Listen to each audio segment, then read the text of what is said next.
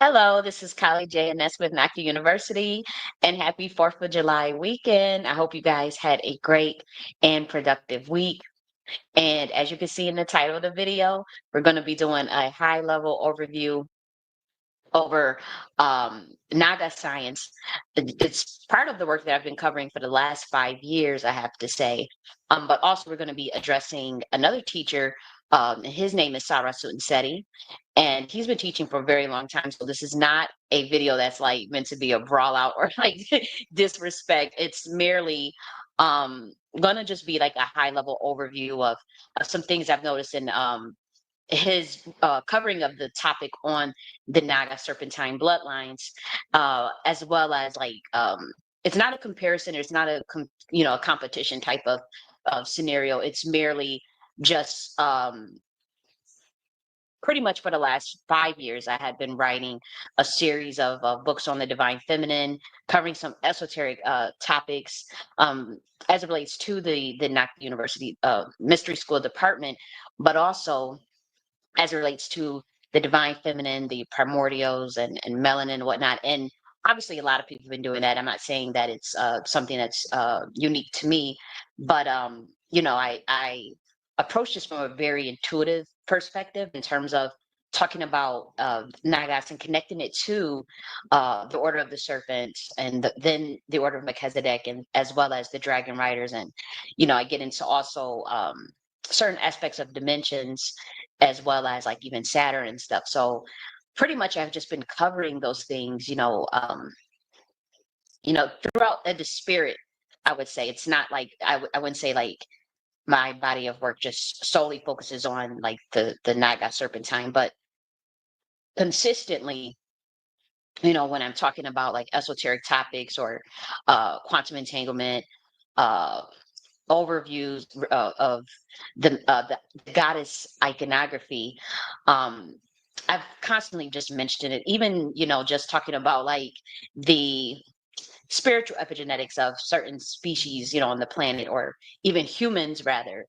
And so, this is just going to be one of the videos where I just do a high level breakdown of my perspective on some things that you know um, Seti has been talking about this week, and he's just started, covering the Nagas bloodlines as it relates to some of the connections within, obviously Kemet and Africa, West Africa rather, as well as in the Hindu pantheon and whatnot. And so I don't really have like a intransigent or like dogmatic point of view on information, just period. So I'm not here to be like scolding or like, wagging my finger, but it's just me kind of just venting and kind of just wanting to bring my perspective in a more streamlined manner, because like in a lot of my videos you'll see me mention serpentine or Nagas, or the connection that it has in the Hindu pantheon from Sudan and Kushite, as well as Ethiopia, and then also some of the things that you see in North America and South America. So when I talk about the Nagas, I'm talking about a specific bloodline that we really refer to sometimes as dragon riders, and that um, they reside. My theory is that this is the bloodline that created the Hebrew bloodline, and it is interdimensional. And so obviously, a Nagas bloodline can appear in human form, but it is something that's spiritual. It requires a certain frequency to understand the information and to even activate the light codes or understand the light codes, because it's not even necessarily about activating. It's just more so of just that spiritual awareness. And so some of this information may seem foreign to some people. When I teach, anything is not meant to try to force beliefs on people. You know, my job is not to like, try to convert or convince. It's just like me. I just want to share and express my perspective on the world, and even other worlds and other dimensions and stuff. And so that's really what I want to do from a very intuitive plane. as a priestess and as someone who is also a scholar in religious studies and in many other studies, and also as a creator of Nakhti philosophy. But what's most important is to talk about the utility of giving out this information. Like, and the utility means like, what is the value of it? What is the productive value in terms of helping people change their lives? Or what can we do when we talk about the information of the primordials and the Nagas and the Negus and all of this stuff? Are we just having like intellectual orgasms, and are we just trying to feel good that we can accumulate or regurgitate information? Um, Most of us would say no. When we are teaching, I would say for anyone, we want to make sure that the constituents are getting something that they can apply to their life. And I'm not saying this to Seti, I'm actually applying this to myself. I'm actually directing that to myself. And I think it can apply to Seti as well.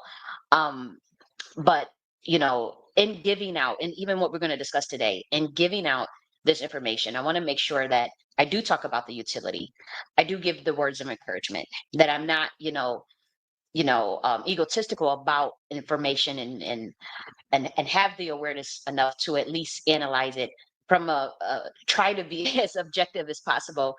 um and then when we segue into the second topic, which is what should Lord Jamar have done, instead of like going on the lad and whatnot. And that's actually like clickbaity, okay? Like that's just like, okay, and so really what that section is actually about is talking about how we can support Black people, well, melanated people, whether there are men and women who can take a pledge, not an oath, but a pledge, to do something like how Lord Jamar did 5 years ago when he boycotted Vlad because of the situation that happened with Farrakhan and Vlad, um, doing some sort of propaganda or smear campaign, and they asked for an apology because they corrected the lie. He didn't apologize until like 5 years later, but nonetheless, they uh Lord Jamar said he would never go back. He asked the entire community to boycott, to never show their face on there again, and many people followed suit. um he also said don't watch it, so many people also followed suit with that. And I did a whole breakdown on that. I did a whole video about it 5 years ago, offering my support. um and so it's 5 years later, and he did go back. And what was one of the things, let me maybe I should share. Right. And I'm actually gonna share my screen while I'm talking, so guys are not just looking at me. Let's see. Well, we could share his. Oops. Okay, so let's see. Okay. And so one of the things one of the clips that I noticed that Lord Jamar mentioned was like this overwhelming sadness that he felt that the community was not serious about taking back the community and doing things, getting as far as self-determination and getting the empowerment and building an empire and whatnot.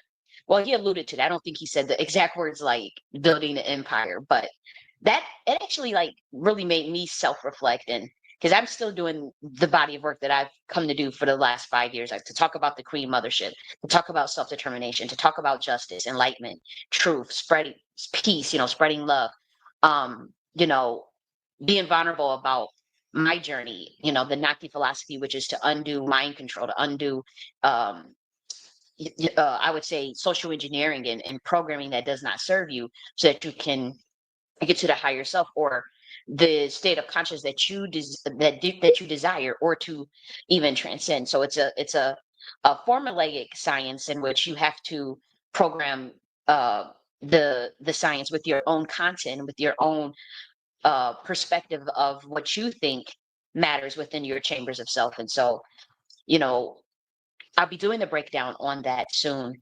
But nonetheless, it made me reflect on, okay, am I still doing the same thing that I agreed to do spiritually, you know, since I got the calling to teach 5 years ago, which I had been preparing for so long, but it was just like, that procrastination, that um, that the procrastination, the disorganization of information, and even probably like the self doubt. And so I had got the urge in 2015 and 2017, and I kept, I wasn't as consistent, and so in 2020, when the pandemic hit, we just had all this time. Everybody had all this time on their hands, and so I said, you know what? Shoot, we might get, I don't know what's going on with this thing. We might all just perish, right? Or it may only be like two humans left by the time this thing is done. So let me, start teaching and take it serious. And so that's when I came on the scene. But I had been in the background, like say, of the conscious community since I was like 19. And so, and by background, I mean like just watching different scholars, listening to different content, consuming different content for better or and for worse. um, you know, Seeking knowledge as well, I would have to say, and learning. I have to say, I learned quite a bit from many sources. I was also in college at the same time. And so it made me think like, okay, let me make sure that I'm in alignment. But what was also important was like, well, what is the solution to what Lord Jamar feels? Because it's very serious. Like we're talking about like people who put their neck on the line, essentially, like people who could risk getting financially blacklisted, socially blacklisted, what else? Smear campaign, sabotage, all types of stuff when they decide to take a stand against the status quo. That's just obvious. That's happened to so many people. At the worst, like you can literally die. Like and in all seriousness, like and in many ways, many of us has faced threats, and or maybe even been afraid to fully live out our missions because of the replications and the repercussions and the consequences of speaking our truth or saying what we feel we would like society to look like, and also trying to just build out something too. Like, and it doesn't necessarily mean, necessarily your voice, but like even some of the work that we're doing um, can be looked at as like threatening. And so I I really came with with this, I really felt this conundrum when Lord Jamar said like, because we all know like, okay, he had to go back apparently because he might have been in a situation where he had no choice to go back, or for financial reasons or whatever. I mean, that's just speculation and that's just gossip, but I mean it could be. I mean, but what was important is that like he he pretty much, he revealed that, he felt like, yes, he wanted to take a stand for the community. He did it essentially, but the support was not there when he did it.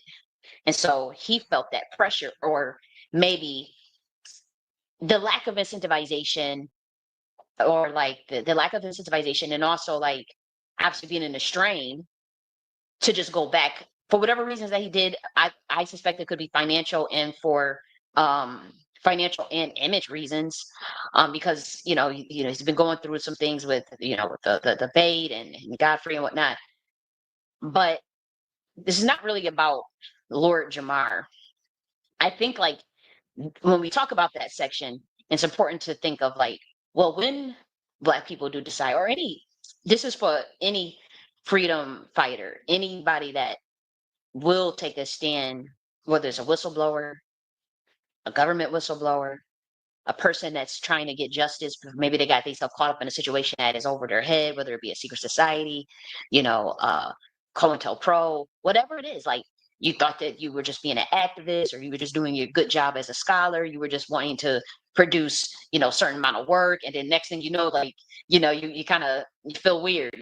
Stuff start happening. You may notice opportunities not there, or getting blacklisted or something like that. But what are the solutions for those people to keep doing that work? So they don't end up having to compromise themselves or feel pressure to compromise themselves once they are put in backed into such a corner by powerful forces. Like, what are the solutions for such a situation as that? And so that's what I want to address. So that's a very holistic approach. It's not, a gossipy like, "Ooh, Lord Jamar." I mean, we already had that moment, right? I'm not judging anybody that dragged him. I'm just saying, like, we've had that moment a month ago. And so this particular video when we dress Lord Jamar, it's coming from a very a very holistic perspective on like, well, what happens to like that 16-year-old, that 20-year-old, the 25-year-old kid, you know, um, who's in college or in school, and they want to, they do something, and they stand up, they take a stand up for whatever it is, like obviously most likely going to be some sort of injustice, and they commit to it. They commit to whatever it is, the boycott, the protests, the organization, the institution, the teaching, whatever are they doing, they commit to it, and they say no matter what, and then say 5 years later, 6 years later, they can no longer sustain. Somebody comes with opportunity that's extremely compromising or directly contradicts what they said they would not do, but they offered a bag or they offered an opportunity. How do we incentivize them to not take that opportunity and to continue doing their work? And how do we look out for them? And so I carved out, some ideas of what I think could work. At least I'm going to try to implement it from a very, very authentic space, because I think it's very important that we have, especially, in America, that we have Americans that are willing to put in the work. And by that, we're talking about the ethic work, the work of standing up, the work of speaking the truth, the work of coming clean, the work of whistleblowing, the work of, challenging institutions, governments, ideologies, things that is going to push this country back, not just the country, but the entire planet. And so as we want to ascend and grow and evolve, we want to make sure that we got people that are willing to stand up and not fold and not buckle. And so, I'm going to personally start something up, but for the first time, because I really don't like when people plagiarize or copy me. But this is if you don't copy anything that that I that I ever come up with, or you never liked me, whatever, I do ask that this particular junction, as far as this solution, that it gets duplicated and replicated as much as possible by any body that also stands in that fight, or stands on the line, rather, because I like to fight, but it's like I'm learning as I get older, like, not everything is a fight. um but standing on business, standing on the line to make sure shit gets done. you know um we want to I that's the only thing that I ask, if nothing else gets replicated or duplicated. I do hope that that does. um and I'll talk about what that looks like, and how to I'll even give like a certain criteria, because we want this done right. No scams, like we want, when these people stand up, for justice and whatnot, we want them to make sure that they're benefiting from it, that they're getting the resources that they need, and that it's in a very authentic space where they actually have even a modicum, so to speak, of control. And so I want to talk about that. And it's very important to me. It was something that I personally need, even at this moment myself, being someone that stands on the line for the Constitution, for melanated people, for the Lion of Judah, for Black Americans, for the American people. This is something that is important for me. My own ideologies, freedom of speech, freedom of religion, freedom, or liberation, rather, limited government, and also fair governance. So if you're paying taxes, you should get some sort of benefits from paying those taxes as the American people. Restructuring governance is something that I like to talk about. And so at Nakhti, University, we have the governance and civic affairs department, and then we talk about like this advisory umbrella governance, which is what the Nakhti order is. And that pretty much is just us, providing this catalyst for change in terms of good governance that people have a say in, and it be structured out theoretical frameworks, right? And suggestions on how to restructure governance, and in terms of voting, in terms of even the branches and spheres of governance, and even like new things that I want to even come up with, like new economic systems. I was coming up with this idea called social libertarianism. What's interesting is that, I think people see the word social and think it means socialist, which is what's scary is that what people literally can't see what's happening is that they're walking straight into communism. And so, I saw some digs, at this, at the idea of social, but what they missed is it says libertarianism. So social libertarianism, this very holistic approach to having the people come up with a communal societal ways in which they want to develop their safety nets within, I would say, structured parameter, that is fair and that is logical and that is actually doable, right, and scalable, even scalable. And if not scalable, at least you can reiterate the framework from local, state, federal, and so I'm developing, like, how do you branch this social libertarianism, like, in terms of reducing taxes at least up to 60% for everyone, and structuring it in like very simple tax brackets, and kind of structuring it into like monthly memberships, that are extremely affordable, for the corporate class, uh, certain income, you know, brackets as well. You know, um, if that's structured properly, and if it's deflationary, and if we can tie it to a great utility and whatnot, um, we can really seriously reduce taxes for everyone up to 60%. As well as another thing I was thinking of was like, how do you redo the social security system to where it's actually sustainable for the next, at least, it's not a Ponzi scheme. This is something that, and it just needs to be restructured. And so I've been developing that as well. Obviously, I've talked too much sometimes, and so I can't give all that out right now. But it's being restructured, and looking to see how do you tie the communal aspects of a updated version of barter economy into all of this. But that's what libertarian, the social libertarianism concept comes in terms of community gardens and things that the barter aspect of those things, but still having that deflationary monetary economic system that we are accustomed to, but transitioning it to a higher level. And so, obviously requires a lot of thought. But that thought is there, and I thank God that I'm capable of doing the thought and putting it out there and willing to put it out there. um Even as it's extremely controversial stuff that I'm doing, is suggestions that the Nakhti order is giving, um as the Umbra Advisory Governance Board over the United States and North America. And so, you know we'll be talking about how to restructure those things, especially the social libertarianism, because when we talk about limited government efficiency, reducing departments, all of those things are theoretically correct. It's just the way in which we go about them, and transitioning and making sure that our most vulnerable are taken care of, but also that our most vulnerable have opportunity and are not locked out, but also the most ambitious are not locked out. The most gifted and talented are not locked out in terms of having to compromise just to showcase their gifts and whatnot. There's a restructuring that I foresee. It's in many ways. It literally needs to be copy and pasted on the damn website. Like that's the work is already done in that regard. It's just like a matter of copying and pasting, um, or and grammar and sentence structure, um, redoing. But other than that, um, it isn't. I can't promise that these things would be like adopted nationally. I do suspect that that work will probably get adopted by other nations, to be quite frank. I say that because, I've come up with the AFES instructional design model for DAOs, which is like changing universities into DAOs. And NAC University is the world's first DAO, um, DAU, or Decentralized Autonomous University. And what I'm noticing is that the AFES book is extremely shadow banned. I've never seen anything like it. Like, even if you Google it, it doesn't even pop up. Like, it switched to Adidas.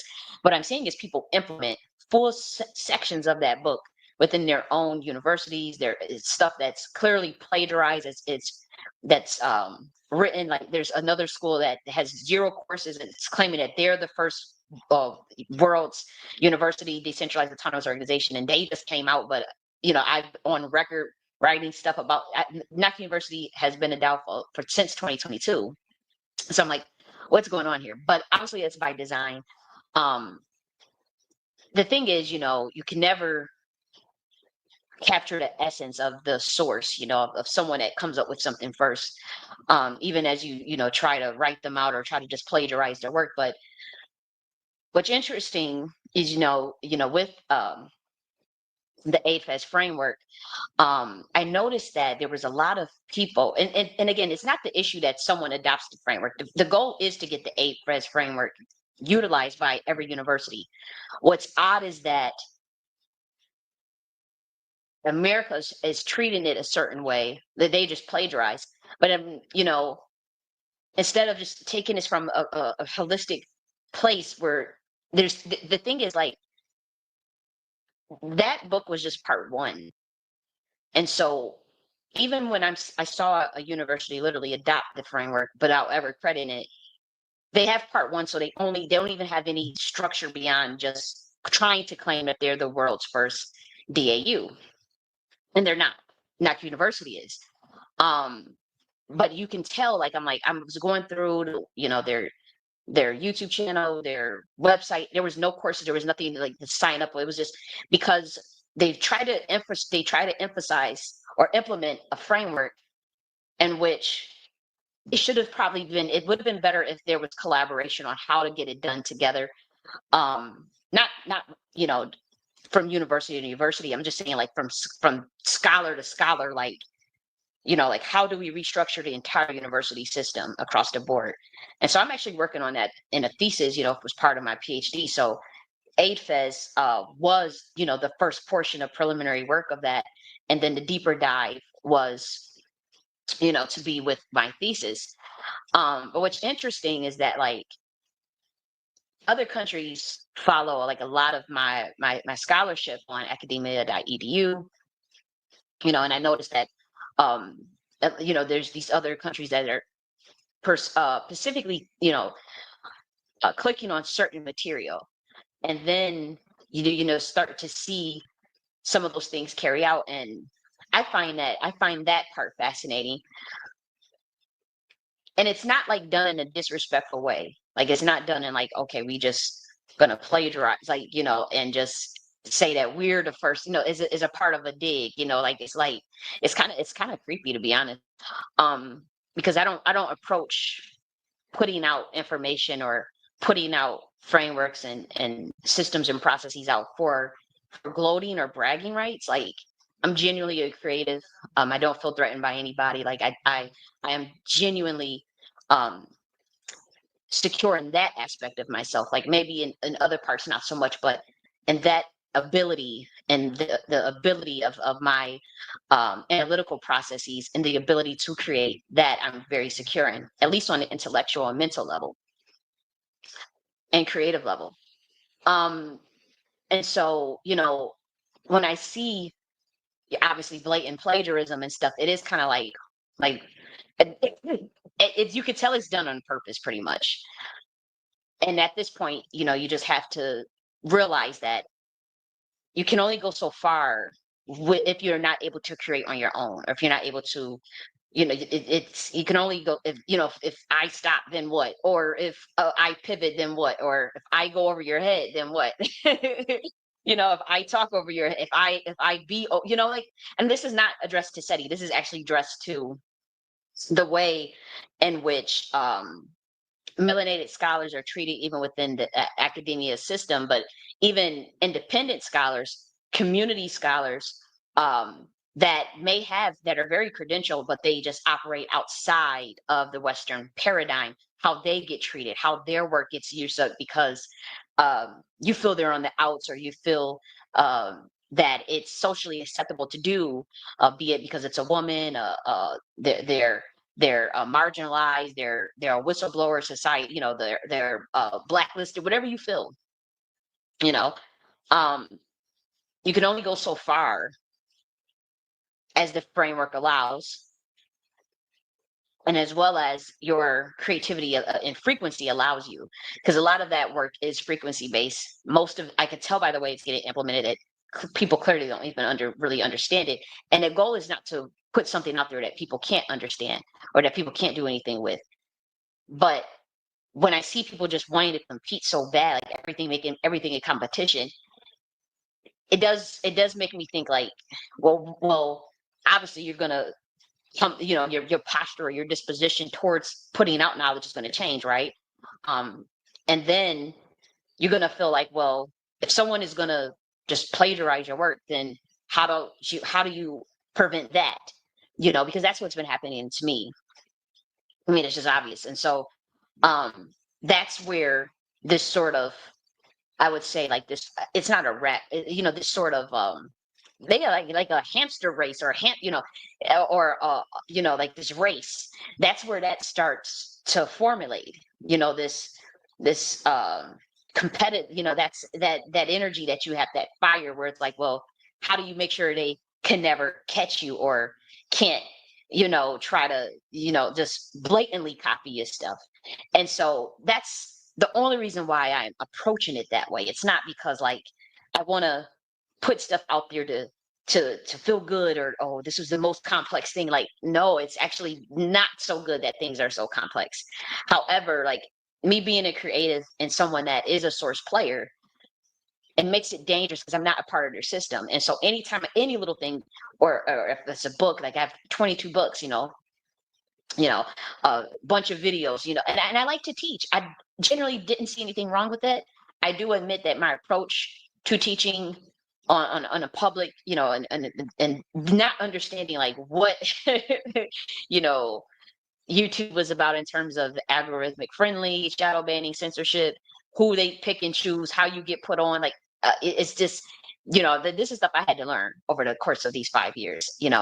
How people will literally work with the government to attack your work, set you up, be happy that you're shadow banned so that they can hurry up and try to see what they can copy, and try to make it seem like it's theirs, or they understand it, it came up with. Yeah, it's a lot of that. And in many ways, that's just the work we sign up for. Like, how can you control all aspects of that? But I will also say, like, well, if you know that it's coming from the top levels, like we talk about, like government, like intelligence, like even military, like, well, what is the way to combat that? And see, for me, when you see me pivot, because you are going to see me pivot quite a bit over the next 4 years, with the core tact, or my base of what I believe, obviously staying intact. Like, obviously, I'm not just going to start switching up and teaching some stuff that I don't know, or that I never talked about. It's going to be very consistent with what we've been doing, but you're going to notice the style is going to be very frequency based at this point. And so I don't have, like, the largest audience anyways, but since I'm concerned with building processes from the bottom up, but also structuring things from top down as well, or simultaneously, at least, or even in a decentralized manner. But I am going to have to drastically pivot the way I give out the scholarly information in terms of writing, not so much teaching. Like, when I do my live YouTube videos, I want the average person to be able to understand me. So I admit that I have to work on my delivery, word choice, bringing things down, breaking things down, bringing case studies, using examples that people can understand, a 15-year-old can understand, 16. So I admit that that's something that I have to work on. But when it comes to structuring out, like, whole societies, and that there's the advanced humans on this planet that can understand that, regardless of their race, their economic, social status, their education, like, they get it from a soul level. Once the new stuff, because I'm only writing like 2 more books, and I'm probably going to do I am going to do a course on the Nakhti esoteric science, and so I have to be very careful on that. But when it comes to, like, say, stuff like that, that's going to be taken up an octave. Like, I'm going to have to, for lack of better words, I have to teach that over people's heads. Not people who's been following and supporting me, but, like, the people that are against me, the people that are competing or trying to copy or trying to plagiarize. I have to do things at a level that's completely over their head. So I'm addressing that solely to them, not to the public, or not to, make anybody feel a certain type of way. It's solely to the people that I know have been plagiarizing my work, trying to build, something off of another person's framework that they clearly don't understand, that they are not creative enough to come up with on their own, to be quite frank. And so, I'm not like, oh, somebody that's like, so, oh, you just want to hold it all to yourself. It's not the point. It's just the way in which people go about things, and then also maybe even sometimes the history with certain people. so, or even, the contingents, the tensions within power dynamics between even structures, like a university plagiarizing, or a intelligence agency plagiarizing a work of an independent author, like stuff like that. Like, how do you deal with that type of stuff? And why couldn't there have been collaboration? Like, if the FBI clearly can plagiarize parts of a book, they could have consulted me, or we could have talked and really built out something really nice for the department. Like, or just for honestly, like, we're not just talking about like FBI, we're talking about any of these institutions.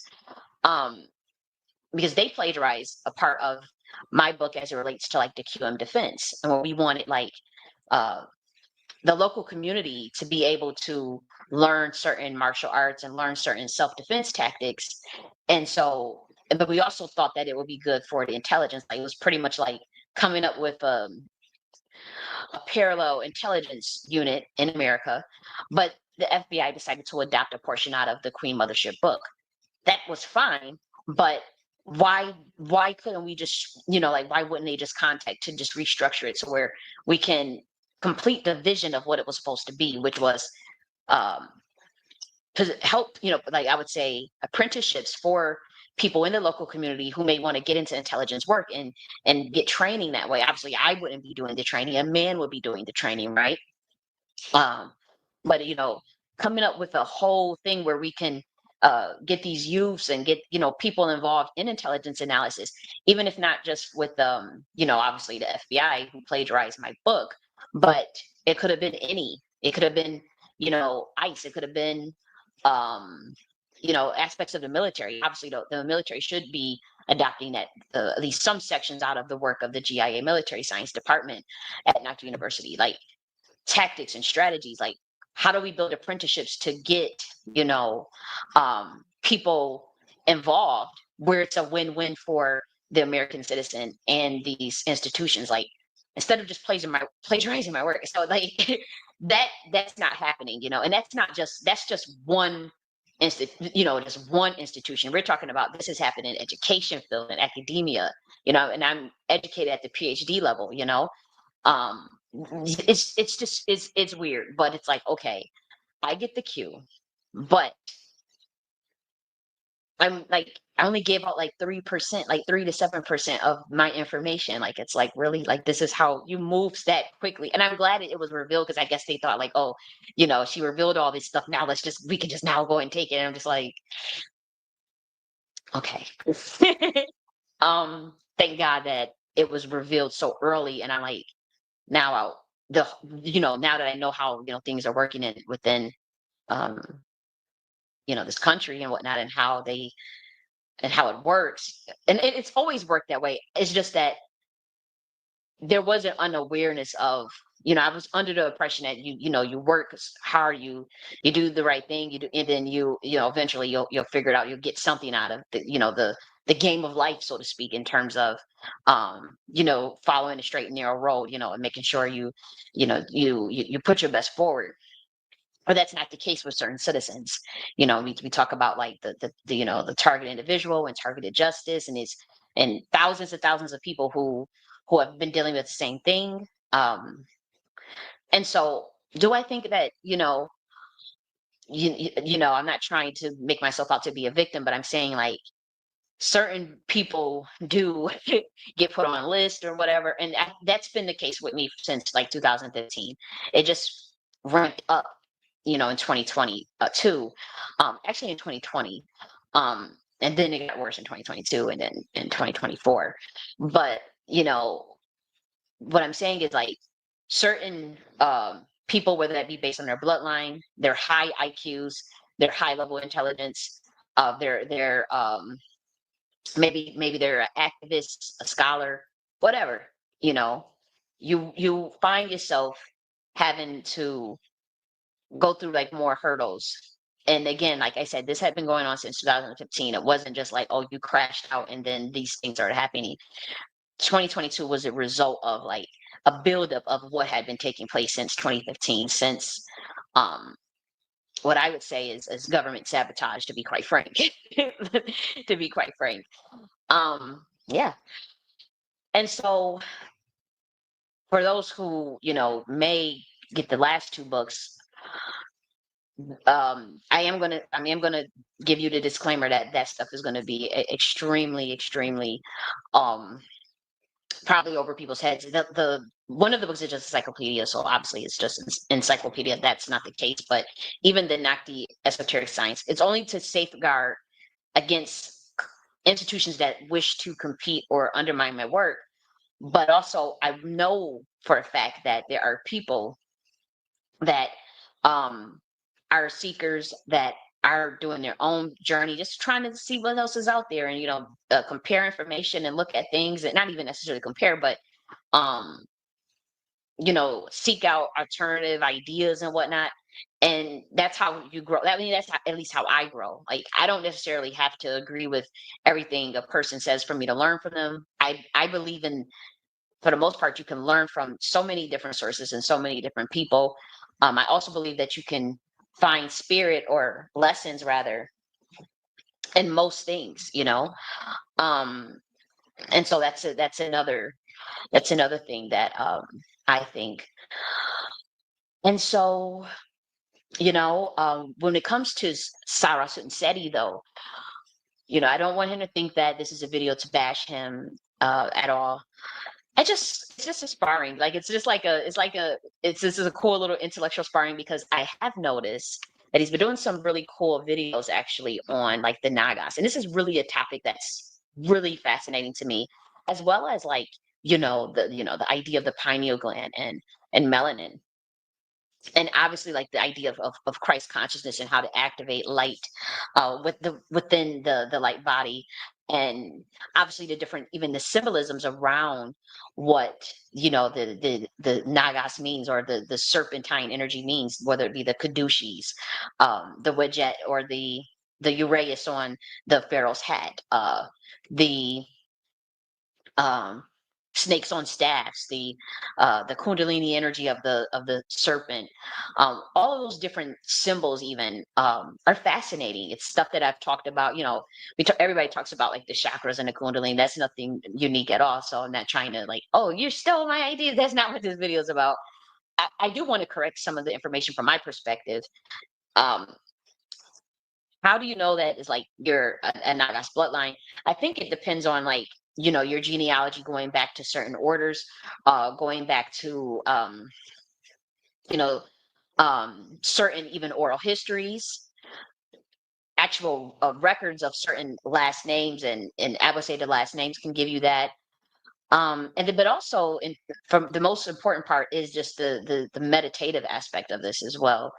But at the very least, there should be some sort of order that you find within your bloodline that can, even if it's, this sort of disparate um, connections between timelines, you should be able, you'll see something like, say, obviously, if you're in certain sets of masonry, or certain sets of the Order of Melchizedek, the Knights Templar, certain things, I think, you'll start to see some connections, certain even bloodlines that go back to, like, say, um the Berber, or the Moorish Roman emperors.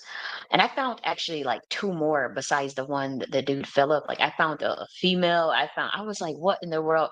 Like, it's like hidden history. I'm like, we actually have to go and review um some of the other Roman emperors, because like I knew it wasn't tripping, because a lot of the stuff I just be saying from like this real intuitive plane, like stuff that you just know, or symbols. But I actually found the money, like the actual Roman coins and all these things with these, and I think people knew about, like, Hannibal of Carthage and all those things, and but we're talking about like some of the emperors that we just don't know about. Like, we always talk about like Julius Augustus Caesar. It was Julius Caesar, and Pompey, and um what's the other, the other ones. Cleopatra wasn't Roman, she was Hellenistic, Egypt. But I'm trying to think of who else. Julia, like, we we know of some of, these Roman emperors, but like to see like stuff like hidden, and I'm looking, I'm like, wait a minute, that's why they're hidden, because they had like a little color. I found one with a whole afro. I thought that was cool, and it's not to just be like, okay, we want to be in this sort of divisive consciousness or taxonomy consciousness. It's just more so like, why? It's for people who have these last names that go back to these orders and whatnot. And obviously, if you're going from Rome, you may find stuff going even further back. Um, or you may, going forward, you may see the dissension from Rome into Britain or Ireland, and then it's not even the dissension, but the migration rather into Ireland and Britain, and then into America. And I guess the reason why I'm using the word dissension was we're talking about like literally levels of civilization declining from obviously Kemet to Greece to Rome to Britain. But we're talking about like even from Kemet going farther from that to from back farther to like Atlantis or Tartaria, and then obviously the higher dimensions. We talk about Nibiru and all those things, and 125D, and uh like once you go, like it's like you could see the dissension even to where we're at now. Um, and so I guess that's why I use that word intuitively, because I'm like, you see a decline in the not so much the civilization, but we're talking about the vastness of the civilization in terms of um the quality of output.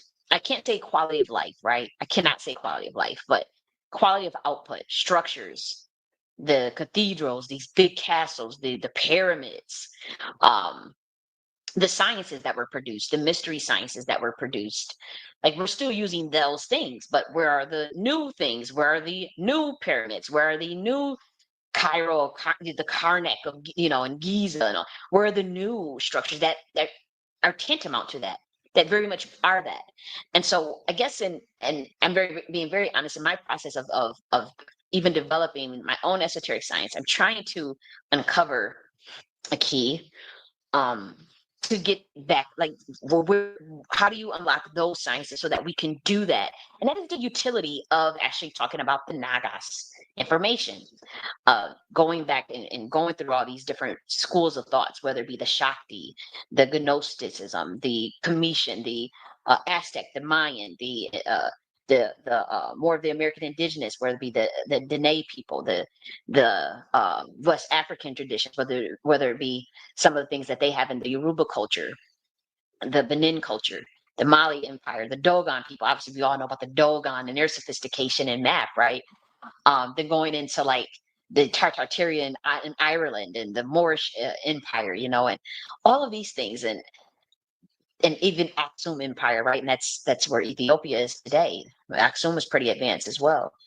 So as I'm doing all those things, I'm trying to uncover like I got this big vast information, and body of work where going through this Nakhti philosophy and trying to connect it to all these other things, the alchemy reservoir, like, and you know um the self redox dissertatum and all of this stuff that I'm trying to like combine with these are stuff that I produced and out of my body, but also the work that other people produce out of their body, um, and going through that information to see if there's that key or there's a way to uncover within oneself how to do those things. Or I would love to do it collectively.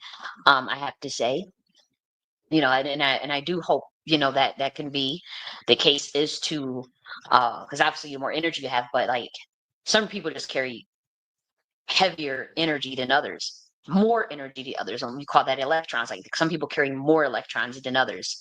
Some people carry more light than others. They know how to generate light, and they know how to generate darkness as well. And by that, we're not putting any values on it, like literal light, like phosphorus, fluorine, literal darkness, like melanin, like like crystal dark, like obsidian, tourmaline, onyx, that type of dark. There are human beings on this planet that can do that from a very internal process, that is frequency based rather. So it's not like I'm saying they're turning their body into like a tourmaline crystal. It was the frequency of those things though. Um, and so I would hope that I think everybody's on that path. Not everybody, but I know there's a lot of other orders on that path. I know there's not. It's not just a Nakhti order. I know that there's other societies that are on that path to trying to see like, well, how do we get that? And my work is being like, I'm being watched like a hawk because of my bloodline, and it's a little uncomfortable, but at the same time, I was reckless, and so I have to take the hits for that. And then I wasn't trained. I'm not initiated, and I don't think I was officially like really prepared.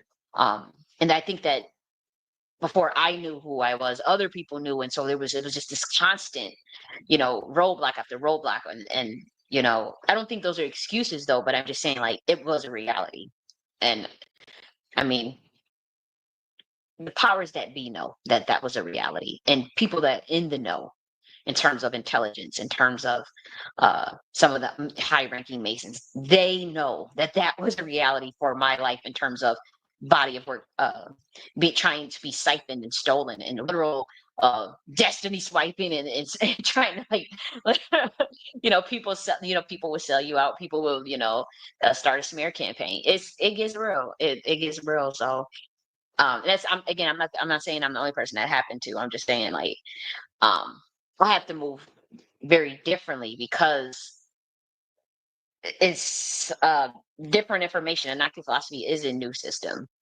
It just is.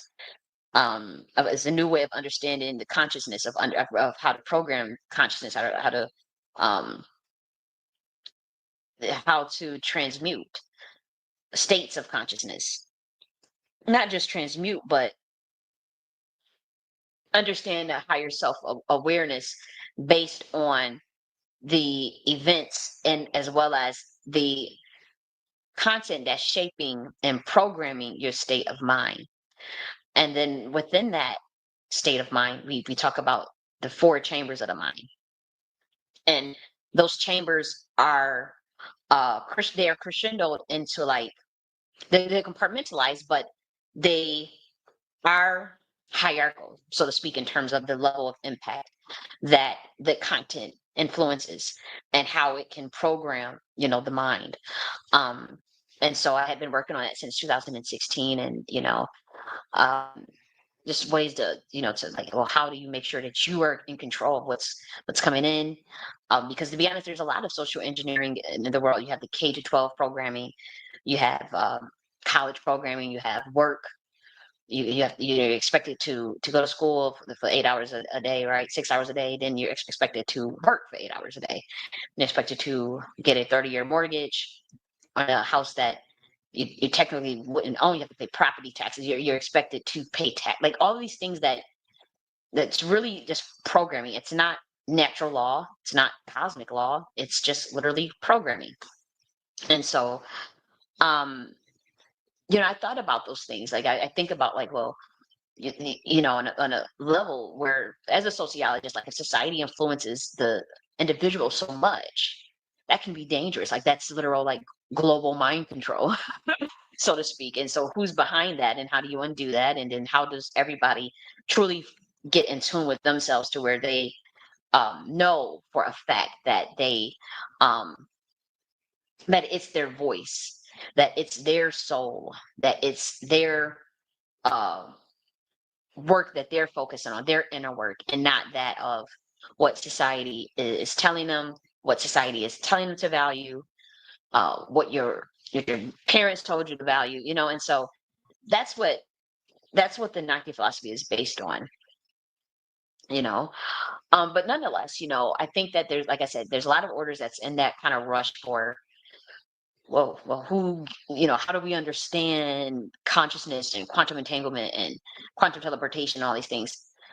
Do you have a soul? Do you have creativity and conscious? Like you can't mimic that. That you can't have the AI study that. Like that's a bloodline thing. It's a frequency thing. So anybody could get there. Some bloodlines are just easier for others. Let's just be real. It's easier for others. It just is.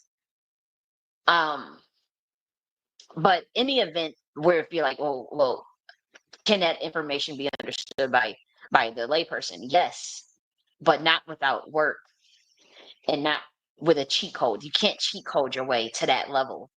And what I'm seeing is that society well, not I would say even the average, but at least these institutions that are the orders that are trying to, you know, because they love to, you'll be surprised how people are monitoring things so that they can just pretty much usurp it.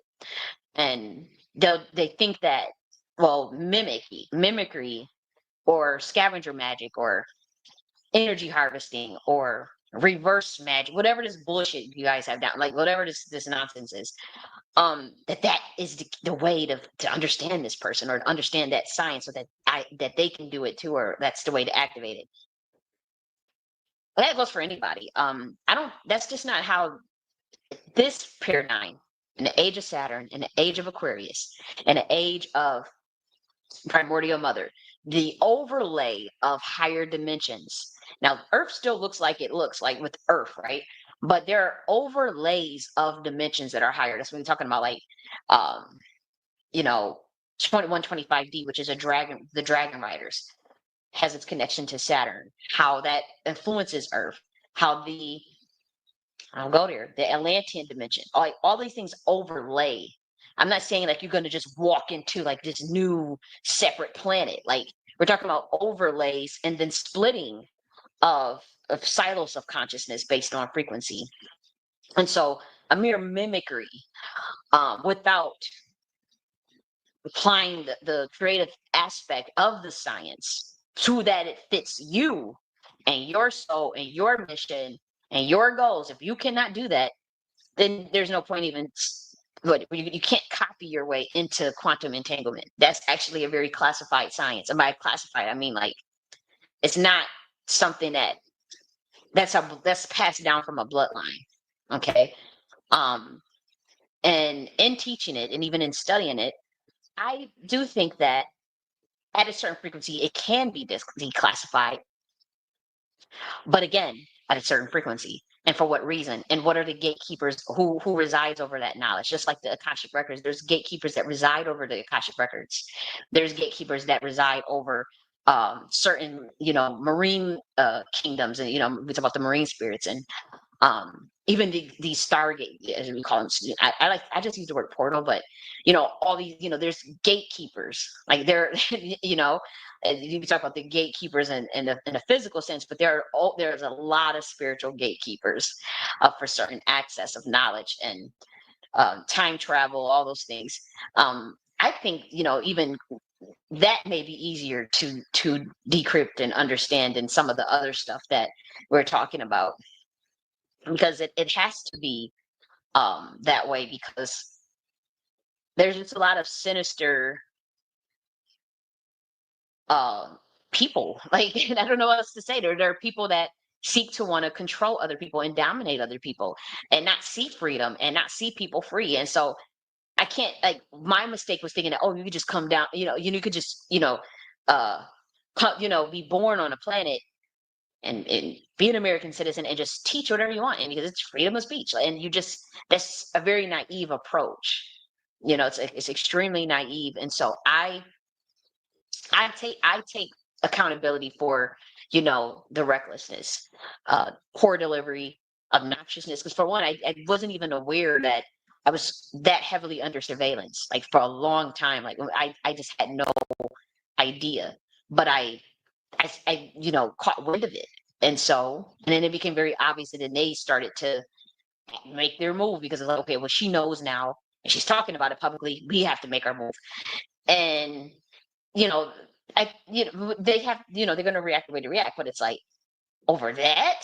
And in my head, we're like, in my spiritual team, we're like, over that, like we literally, wow. So thanks for showing us. You showed your face, as they say, or you showed your cards, and it's like, okay, well, we really not necessarily take our show on the road, but like have to pivot in responsibility, and but also wanting to still help and help ourselves, but like when you are focused on your own inner science and you're talking about you, okay, well, how does one ascend, not even so much ascend, but like get the knowledge based on a mental plane to understand how, like, how these things were built, and how to redo it again at that same level, if not better, literally, if not better. That's really expanding your mind. Like it's like you're really expanding your consciousness. And sometimes you could feel like, whoa, it's like you're stretching it to the limits, and then it doesn't snap. It's not necessarily a snap. It's like I don't know how to explain that. It's not a reboot either. Maybe boomerang? Yeah, boomerang. Yeah, that's what it is. It's a boomerang, like boomerang, and it's like boom. But and then okay, with that, it's like some sciences have to die with you. Like now I understand what Tahuti was saying, or like how orders move the way they move, and not because there are some secret societies they just doing satanic shit. They ain't really got much of nothing going on. You're not learning anything intellectual. The secret is you're pretty much keeping each other's blackmail. That's the gist of it. But then there's other secret societies where they have extremely high level information that they gatekeep, such as even access to get back into Orlantis dimension. Like there's no way that they can give that information to for one, it would be pointless because that is frequency based. And if you're not that frequency, and I'm not, so I'm not judging, I'm just saying I'm not even that frequency, but I felt them. We had contact for like a little, and then it was like my frequency wasn't high enough.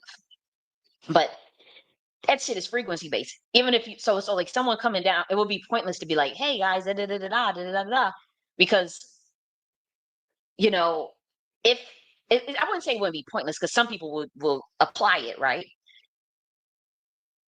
But the gatekeepers of those dimensions pick and choose. Like they pick and choose who gets in and who gets out. And so they can review how did you even get access to the frequency. And if they don't even approve of the process of how you got it, they will still say no. They will still say no. So like that's why we're saying like the mimicry, the plagiarism. That's why it's like, well, what's the productive value of doing that? Because then you do a disservice to your own dimension when you do that, or your own planet, because it's like you're not even able to duplicate it correctly. But let's say you duplicate the process so to an extent, the mimicry to such an extent that you get up to maybe the frequency to get to like a Stargate or some certain portal that you wanted. Those gatekeepers have they make a decision, and if you don't answer certain things right, or the people could see like, okay, did you plagiarize this? This is mimicry. This is not authentic frequency, and they'll just kick you back down. And so that's why I find it strange the way people approach other people's work. Like what is the productive value of teaching these things? Like what is the productive value of you want to help people and help yourself, especially. um I mean, that's at least my approach. um but I do know for a fact that there's such a disservice to just, and again, this is not addressed to SETI, this is addressed to the system that plagiarizes women and melanated scholars and then lock them out, or try to devalue them, devalue geniuses. That system, the system that devalues genius, and the system that starts to embrace anti-intellectualism. There's no way that you could possibly, with that sort of approach, replicate a certain level of knowledge to build the actual vision, to build the actual civilization, or the empire, or whatever, the grandiose, the golden age. That requires the source player, on some level, even if they're just doing nothing merely more than delegation. Delegation is fine, but there has to be compensation, and also a collaboration. And so without those things, it's like it becomes pointless. It literally becomes pointless. um not for not for me, but for like whatever, the putting it out there. But also, like, we still fulfilled. It's like it's not a disservice to us. Like this is not a disservice to like genuine, authentic teachers. It's a disservice to the people that's trying to mimic the light, or trying to teach something That's someone that they know they took from someone else and they don't understand it. They do the disservice to the people that's learning from them. Because what are you just, oh, you're just learning this information? Oh, we feel good. Okay, we're learning about melanin and then what? Okay, we're learning about the Nagas and then what? What are we gonna do with this knowledge? Like what are we expected to do with it? How do we activate it? Okay, you're teaching it.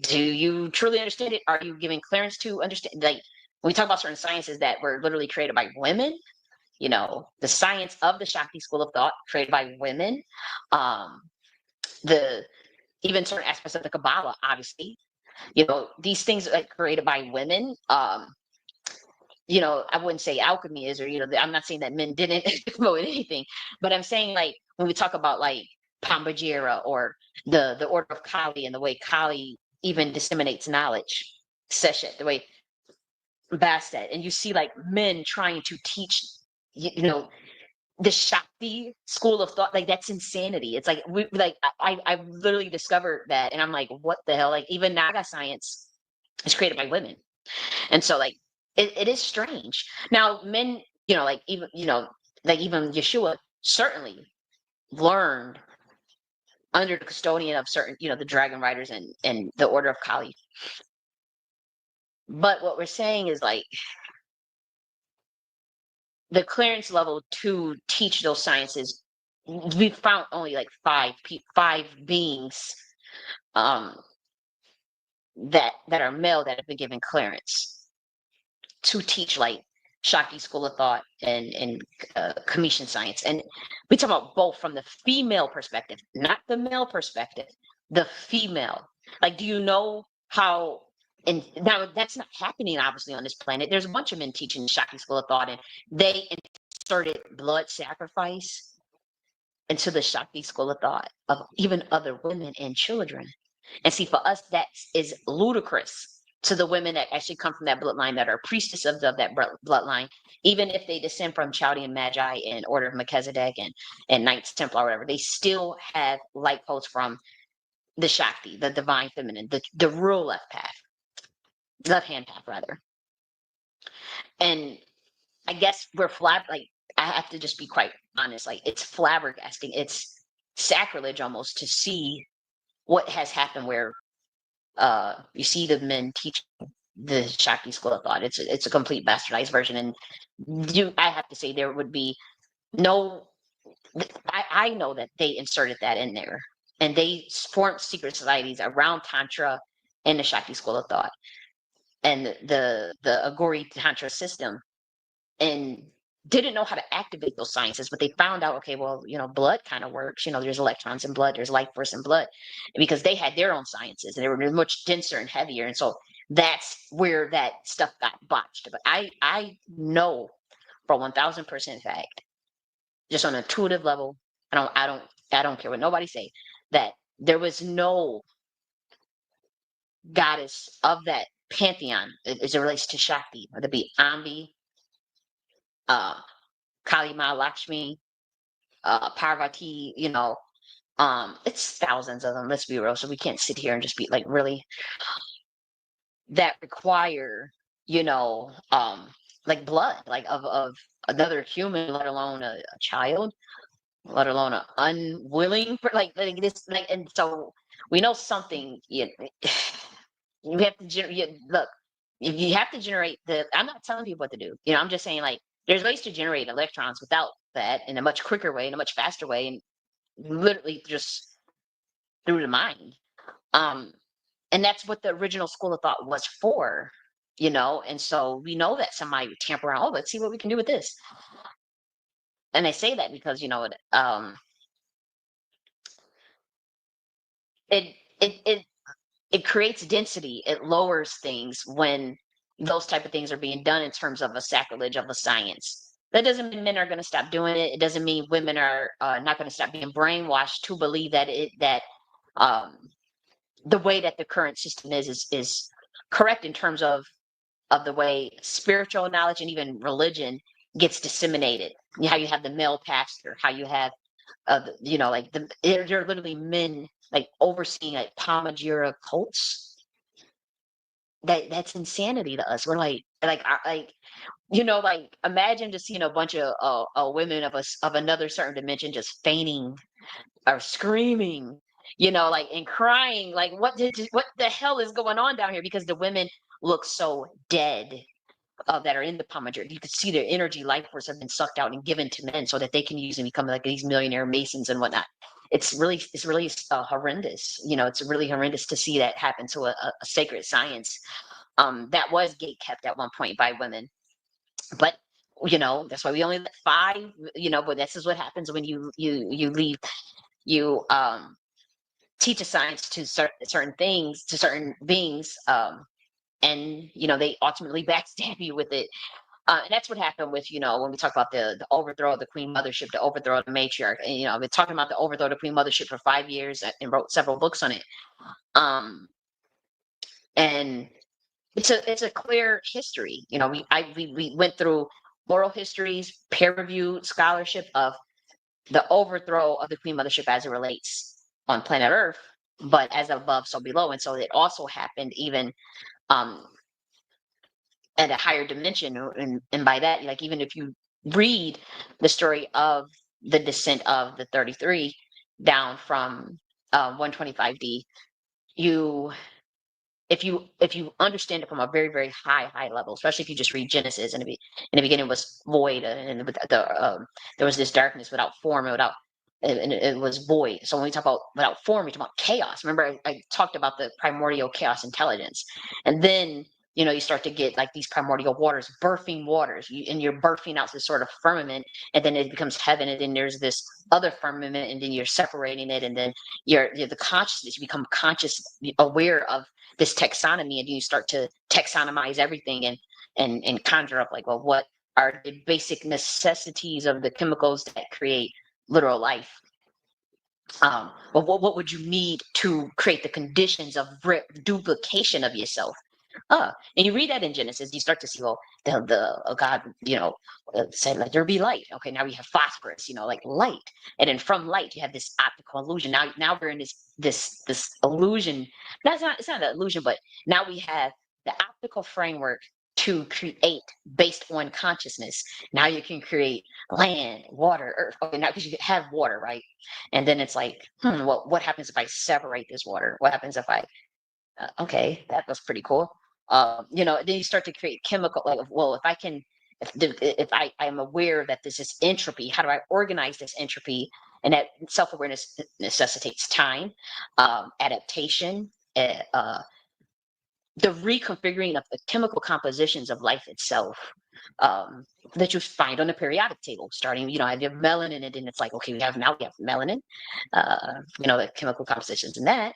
We have water, we have the chemical, at least you can go from those two at the basis, at its very, very raw basis, because that's the organization of entropy. And this was Black women science. Like, this is a science that we created. You can't. I'm not. Like, don't think that. Oh, she's giving out all the stuff. She's giving out all her knowledge. Do not think that. That is not the case. I promise you. Now that's really frequency based. Like, certain things can literally get you killed touching. You guys. Let's just be real. You guys saw what happened to Chief Amachi. Yeah, desecration of that knowledge of the divine feminine science on any court. Ever, I'm not even going to go. Mm. Um, yeah, you know, we all, I mean, those in the know, we know what happened, we know what necessitated. Um, we know the women in Africa that put the foot down, that put the hand, that put the smack down, and when we talk about the eyes turning to crystals and what all that stuff means, and that's very high level stuff. And then it's kind of like, it's like Mati Sig. Like, how like something in crypto is Mati Sig. That's all I can say. And it's Mati Sig on multiple dimensions and on levels you will never ever be able to reconfigure. We don't use binary code. So like, what is there? You're copying. You're wasting so much. I say this to say that you're wasting so much resources to try to block someone, Black women, or to try to stop or to study and study and study and mimic, instead of just focusing on the mechanisms that make up your science, and by that, again, I'm talking about the powers that be, the orders that's like literally trying to, that use women as their sacrifices, so to speak. That science will forever be gate kept. There is no way into the mind of God, so to speak, on that level. And that can frustrate men. That can frustrate uh, Westerners. That can frustrate people that are not of the bloodline, right? Um, it only frustrates certain type of men, right? The deviant male that likes to steal knowledge, that the deviant. Um, but we've identified those who are allowed to understand even some of that, and the ones that do understand it, they are okay with not ever having that mystery, not understanding that mystery, because guess what? We don't understand that mystery ourselves, because God has to keep her mystery. Um, Even from loud mouths and big, and people that get all excited about knowledge and sharing knowledge, and so that's a good thing. And it's a level of genius that can literally crack your brain, and it can explode your brain. And so it's pointless to to really talk about, but also even to the people that are trying to like crack this code or get this holy grail or find out this key, and to, oh, how do we get in Atlantis? How do we get in open that portal? How do we, you know, there are people. There's actually one of the male gatekeepers that oversee the Atlantis dimension. They're the gatekeeper that they get in are men. Yeah. So you can't say, oh, you're trying to, But obviously, the governance is matriarchal, but the gatekeepers to those dimensions are the gatekeepers to 125D, the Order of Dragon Riders, are men as well. But the governance is matriarchal, and um, it's. I think when it comes to melanated women, we still on some level, if you're not from the homunculus class that got their DNA tampered with 15,000 years ago by, actually a little longer than that. Um, Once the males who knew high level science of how to like pretty much tantamount to how like genetic splicing and the manipulation of mRNA, that's very old science, believe it or not. Um, you know, if you're not from that ilk, and we know immediately who's of that ilk, at least on this planet, we know, we know. You'd like to, these women hate us. Y'all know they do, and they have no problem setting us. They always work with men to set us up, and they've been doing that since the beginning of the time.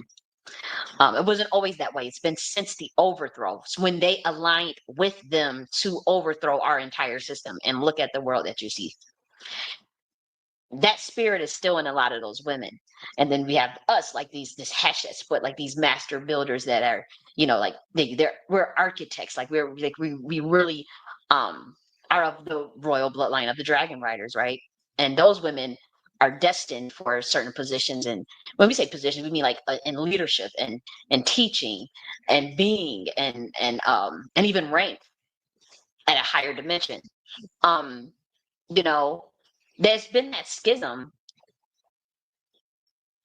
on this planet, not in those dimensions. That's not even tolerated. That is not tolerated. As far as that competitiveness, this cattiness, this not wanting to take accountability, wanting to blame other women for the actions of men, and that it's everything is about this this weird obsession with wanting to scapegoat another woman. That does not exist in 125D. It is extremely frowned upon. And so it's shocking.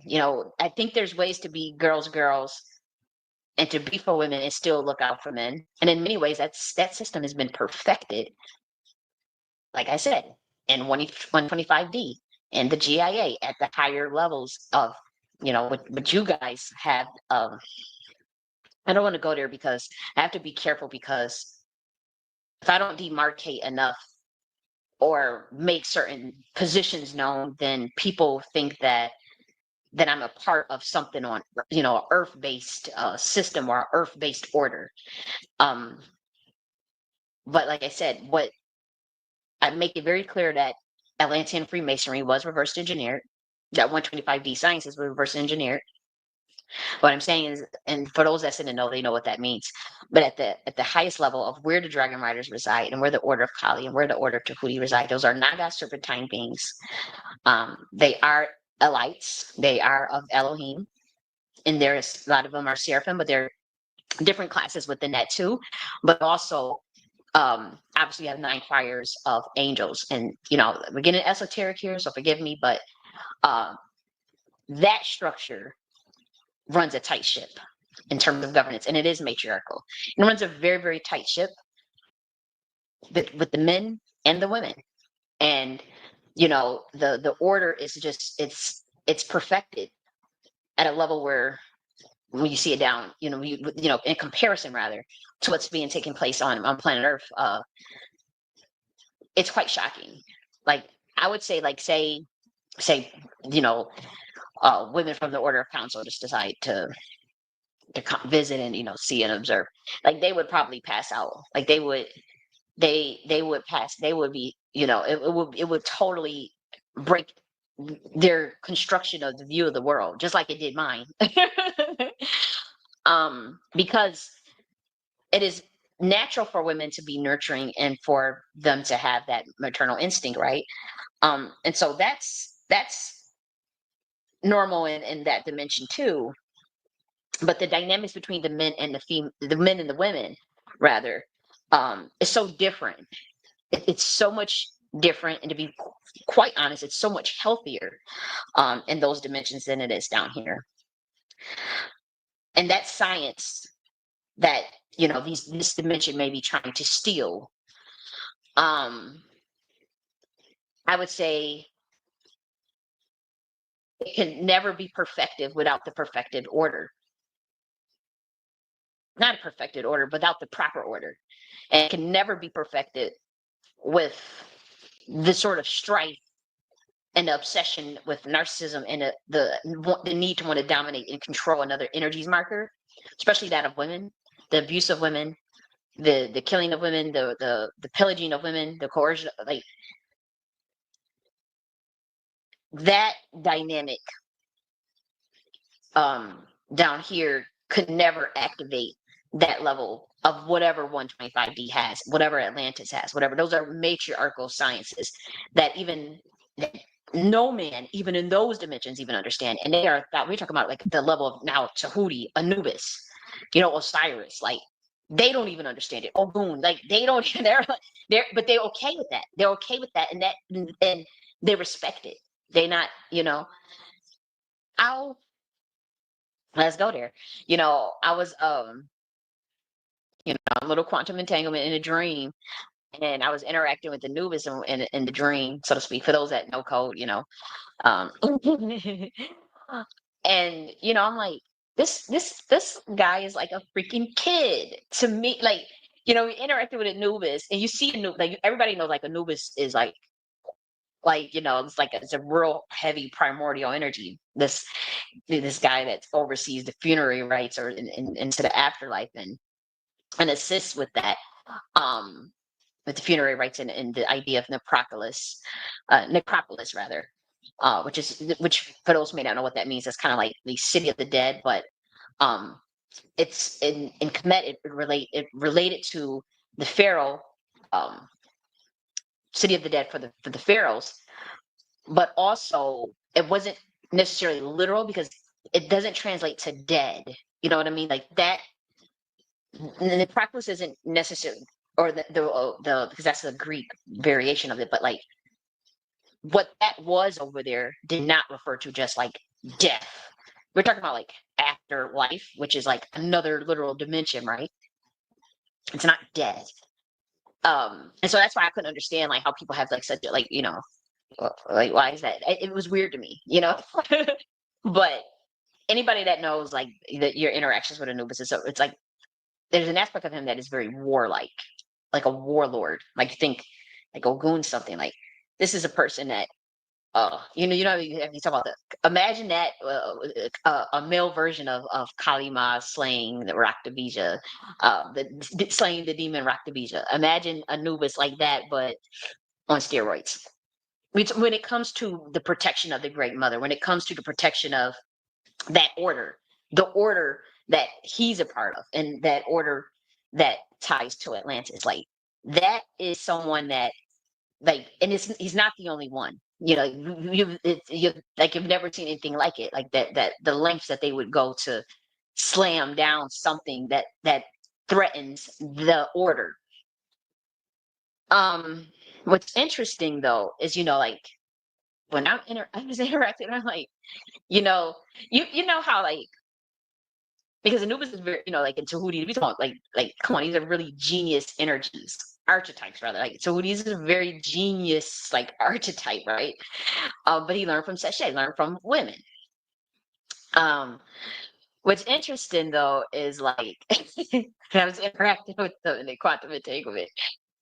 They're like little kids. You ever you ever um interact with a little kid and you say something and they kind of mimic you, like, yeah, like for those who are parents or for those who are aunties and uncles, you ever watch, your little kid, and you know you notice them mimicking things you do, or you notice them like um co-signing a little more than usual, because kids do that. Like kids will co-sign a little more than usual. Like, yeah, if you say you're just in your thoughts, and or you express yourself, yeah, because so and so did it. That.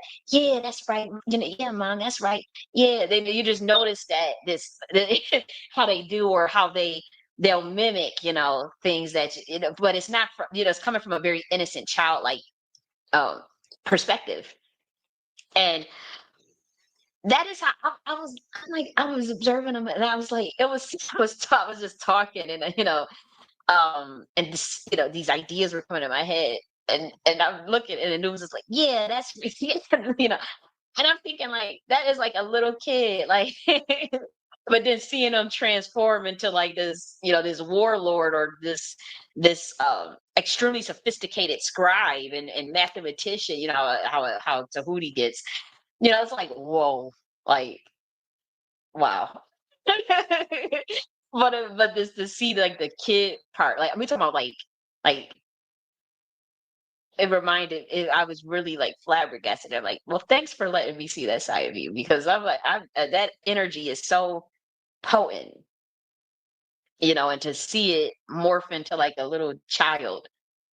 I guess that's like the creativity of consciousness. If nothing more, if nothing of, like people like to sum it up like, oh, that's psychosis, or whatever. If nothing more, we know that it's at least an imaginative consciousness. Like this is a person that, um, at the very least, we talk about, for those who want to analyze or psychoanalyze me rather, at the very least, it's a person with a creative imagination. At the very least. But enough about that. And so, with Seti, I appreciate him talking about the Nagas, and talking about it and breaking it down, in ways where it makes, helps me understand it better. But in some things, that I've noticed, I didn't like, I didn't agree with everything he talked about, No, I didn't. And so, that this video kind of, as you can see, talks about the real avatar, cosmic crisis, black immortality. I like that one. I think all of these videos, it's just like certain information. I'm like, well, this is science that was created by the Shakti school of thought. And when we talk about like the primordial darkness of melanin and whatnot, and how it comes from entropy, and how it creates chaos intelligence.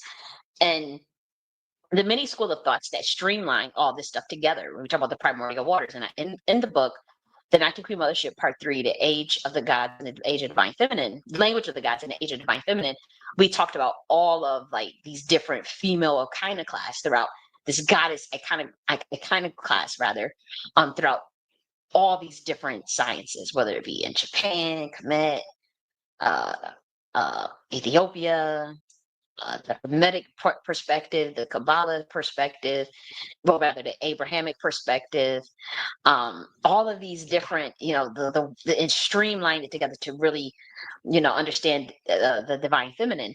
But again, the mystery is the mystery. I am not capable of giving out that mystery. No black woman is. Let's be real. No woman is. Let's be real. Like, no, it has to be shielded. It has to be shielded. and it must, and that comes from Creator God herself. There's nothing anybody can do about it. And those of us that sit on the left hand of God or the right hand of God, or we're real close with God, or we're not talking about like, us being like, the kingdom of God within, or us being the gods. Yeah, whatever. However you want to view that, fine. I'm not here to debate that. But we're talking about like the head of the head that necessitates the highest level of consciousness to have the ability to organize entropy. I mean, a human is not going to be capable of understanding that. A Nagas is barely capable of understanding it. Tahuti is not even capable of understanding that. There you go. Yeah, yeah. Tahuti is not even capable. Ask him. Ask him. Are you capable of organizing entropy? He's going to say, no. I'm a male, and I like being male, and I'm okay with that. And this what he said. I'll crack your motherfucking head at any male if you try to attack the source that can create it, or try to create it. Oh, we got warlords on your head for that, because now you messing with. I mean, you're gonna explode. What, you're gonna explode your planet? Like, well, I mean, that's literally the best case scenario. Is that's what will happen, or there's a war that will, a literal war that will break out. But we're not talking about like physical war. We're talking about a different type of war that has to take place to protect that mystery. The mystery is always protected. The mystery is actually all knowing. So it kind of would know that what was going on anyways. But God has a sense of humor. And so it's like, oh, like Westworld type mode, like watching a video game or watching a movie or playing a video game. So it's like, okay, you already know what's gonna happen, but it's like sometimes you can purposely put yourself in the milk of amnesia to forget, so to speak, and develop and develop a whole game around having warlords, having angels, having, you know, uh, beautiful men's, taxonomizing them, like taxonomizing them, electrons, protons, and then having them come together. Fuck, and it's like, when you read the book of Genesis, you see like this is a mind of, know, coming from void and without form, and to and this darkness. It says it. That's melanin. But that's chaos as well. The without form means chaos. That's literally our definition of chaos. That's why I say chaos intelligence. This is the ingredient within the Black woman. Well, women have the capability of having chaos intelligence, but it's the ability to organize entropy. Not that's required at such a high level. And the homunculus women who had their DNA tampered with, um, that science cannot also be available to them, because they're backstabbers of the divine feminine. They're backstabbers of the original order. And we know who those women are. Pretty much, if you're a woman that will kill another woman for a man, or you're every if as soon as you see a woman walking the road, you're instantly like ready to cut her fucking head off. Oh, you gotta go straight into competition mode when someone has gifts. You feel like you gotta, you know if you're one of those women, then you are most likely the homunculus, and is a homunculus woman with fucked up genetics. Our class of species and beings cannot fuck with you. And I'm sorry, because, and I know it sounds messed up, but those women assisted another order in literally overthrowing our entire system that descended melanated people. And so I'm not playing. Nobody's playing with that are on our spiritual team. And so when we recognize it and we see it, it is the most depraved thing. And we have to get into the perspective, or to the frequency rather, where we won't even interact with it. And we won't see it because the frequency is so high that we just, there's no space and time to interact with it, and we're not talking about a particular archetype of a woman. We're talking about Hey, Royal Deluxe. Hey, Boli. I do see you guys. I have to say this was pre-recorded, so um, that's why I was typing in the comment section. But yeah, I had made this one on July 3rd, because I knew I wasn't going to do a video yesterday, and so I'm just, we're doing it live today. But this part is actually pre-recorded. Let me just make sure you guys can hear me. So, Boli Boli and Royal Deluxe is in the building. I hope you guys had a great day and 4th of July if you guys celebrate. I know not everybody celebrates. Let me okay, so let me make sure I look at all your comments, Royal Deluxe. Yeah, I knew that it was you, Royal Deluxe. I knew that. You said just swing it on and say hello. I'll be on YouTube. Have a blessed day. You too. Thank you. Waters of forgetfulness. I love this. But let me see. Yeah. Okay. And then Bully Bully says, I can hear you. And he said, I ate too much food. Really?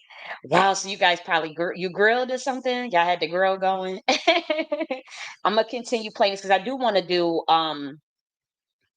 talk about P. Diddy because people gonna act like they had their covens on it to actually get him off. And yeah, the powers that be, they know who made the call to help reduce it as with P. Diddy as being an SRA victim and whatnot. We got to talk about the intricacies of that. I'm gonna do that a little later. Um and because I do want to address P. Diddy specifically. This is not even like a gossip that, oh, P. Diddy. Da, da, da. No, this is like this is my message from Kali Ma to Diddy. We're gonna do that a little later though. But I'm gonna continue to play the stream.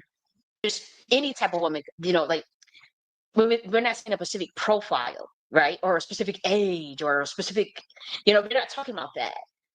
You know, we're talking about beautiful fucking women that have been that have are clicked in with the primordial mother, and beautiful inside and out, beautiful in the mind, beautiful, through um even if you're two-spirited, even if you are androgynous, even if you're not, we're not, when we say beautiful, we're not talking about like, oh, because you put on a bunch of makeup and a little hair or whatever. No, no, no, we're literally talking about beautiful and perfecting, or evolving rather, the soul. Perfection is not required. The state of perfection in our sense would be the realization of that constant expansion of universal evolution, and being okay with that. The nature of this particular reality is impermanence and duality. Some realities it's impermanence and transcendence. Some realities it's impermanence and perception and non-perception. So it's like, that's too, we don't want to go all there.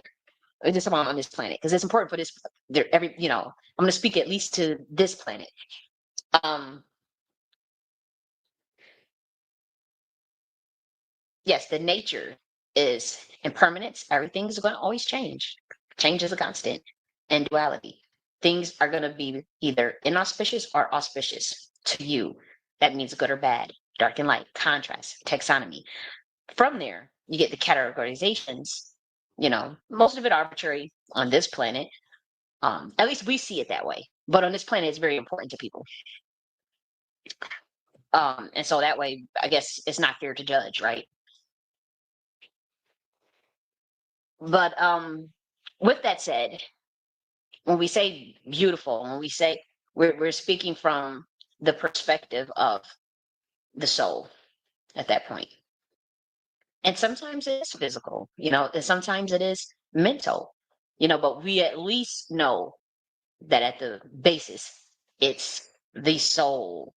And those women, they never ever cower when it comes to the protection of that order. It's not a secret society. It's not.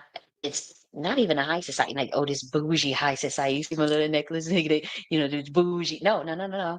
It's not that. It's the order of the divine feminine and the primordial mother, and understanding what those sciences mean. So, I kind of belabored my point. I thought I can get done with this in like in 2 hours. Oh, I talk so much. Um, but let's talk about a little bit about what I wanted to say as it relates to Sara and Seti. He's been covering quite a bit on the Nagas. You see the Black Naga race that creates civilization. I would change that word to melanated, or BLAQUE.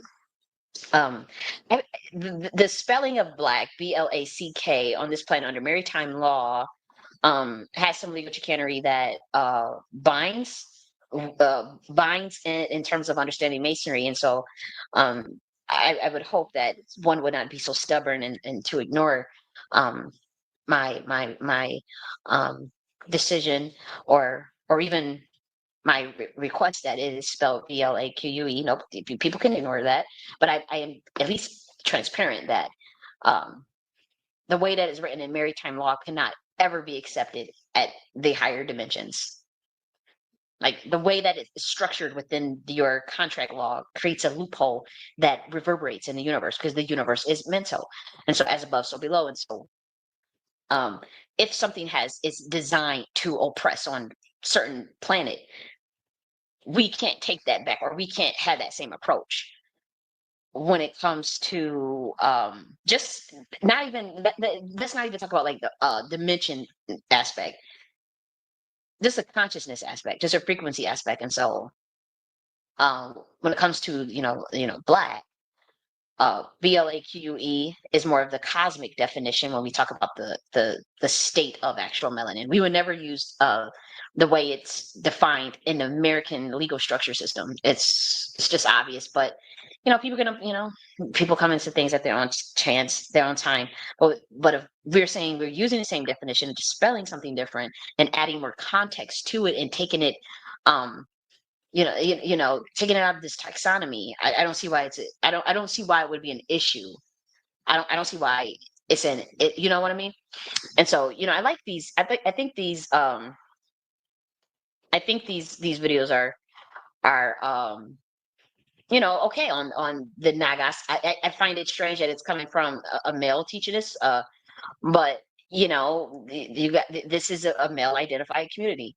It is a patriarch. We live in a patriarchy. Um, but I do know that this we talk about activating light, and even the way Yeshua taught it, he still learned it from he still and it was pretty much ordained because he was in the order of Tahuti before coming down here, and also the order of serpents. Order of serpent is a code for dragon rider. That means that being knew the science, was one of the clearance beings to teach the science of the divine feminine to his disciples, at least within the bloodline of the order of Melchizedek or descendants of Chaldean Magi's. And some of that may have morphed into the Atlantean Freemasonry because that science is still gate kept. And then you obviously have Earth-based Masonry, which is kind of what they say Judaism for the Gentiles, but that is a bastardized version. I guess that's probably why I was saying this is reverse engineers, because I mean, come on, if it's Judaism, so to speak, for the Gentiles, then that it's not real masonry. Like it's most likely something designed to control someone.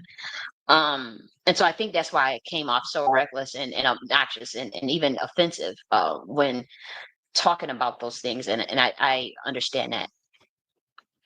And so you can see some things we talk about, the pineal devoid of melanin, Melchizedek immortal, carbon Christ, these different things. The Nephilim dragon bloodline of ancient Egypt, the Nephilim dragon. Okay. The dragon lord Tahuti, god of Moses, origins of the brazen serpent. Okay. So, I think that this is some cool stuff,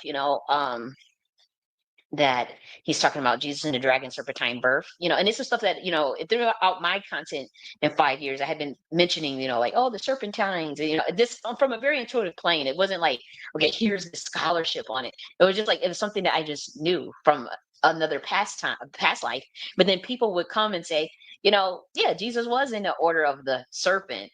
And I'm like, wait a minute. And then, when you're talking about, melanin and stuff, you see the order of Melchizedek, or you're talking about all these even you know talking about even certain aspects of gnosticism, which is just a like a level 1 section of an IPU. We'll talk about that a little later. Again, none of this information is meant to, like, okay, you stick with something for your whole life. I find that approach strange. That's why I find the approach of having knowledge compete with one another strange. I think that the greatest capability of a teacher, at least among teachers, not among the people that we teach or the students that we teach. But among teachers is the ability to create a tapestry of singularity within all information, to remove yourself from the taxonomy, because let's be real, the information comes from uh, the soul of certain beings, whether they are whatever species they are, right? A Naga or a human, whatever. And most, it's a light code, it's a frequency thing. So obviously, um, it's still coming from a human. Um, and so with that being said, the I would say the greatest capability is to create that singularity. Then there's a step after that. I cannot teach about that publicly, but the ability to do that expands your mind in ways where, and it also allows you to connect all of the dots, and that's how you activate the, Sara and Seti was talking about the genie spirits or the genie of the pineal gland. That's how you activate the other parts of the science, that where you can create the egregores, where you can create spirits itself, like that ability, that level of intelligence. And it's not necessarily, I'm just saying, like, among teachers, like, say if you do want to get competitive with your IPUs in that creative way, and you would have to, I would say that step, which is what, that's the level of the teacher, like say the Tahuti level type of teaching, right? Is that understanding that singularity. That's even the level of the Yeshua type of teaching. The stuff is, it's like that level of singularity, because you go through all these different schools of thoughts. Yes, you're learning about Kabbalah. Yes, you're learning about the Shakti school of thought, the Shiva school of thought, the Vishnayu, I'm not pronouncing that right. The Rig Veda, the Bhagavad Gita, Ifa, Palamayombe. You're the tapestry of all of these systems, and there's much more, right? Right? Aztec science, Mayan, uh, what else? Gnosticism, the Cometian science, Voodoo, like all, and then you're able to create that tapestry. That's the singularity. That will help you understand information better. Once you can do that, just the next step after that, then you create your own. Yes, you can create your own. All that's frequency based, though. I mean, you can try it, but then most people are going to just write you off as a bumbling idiot. At some point, they're going to test the systems. They have to test it. They have to test the systems. They'll test you. They'll test your frequency. They'll test your energy.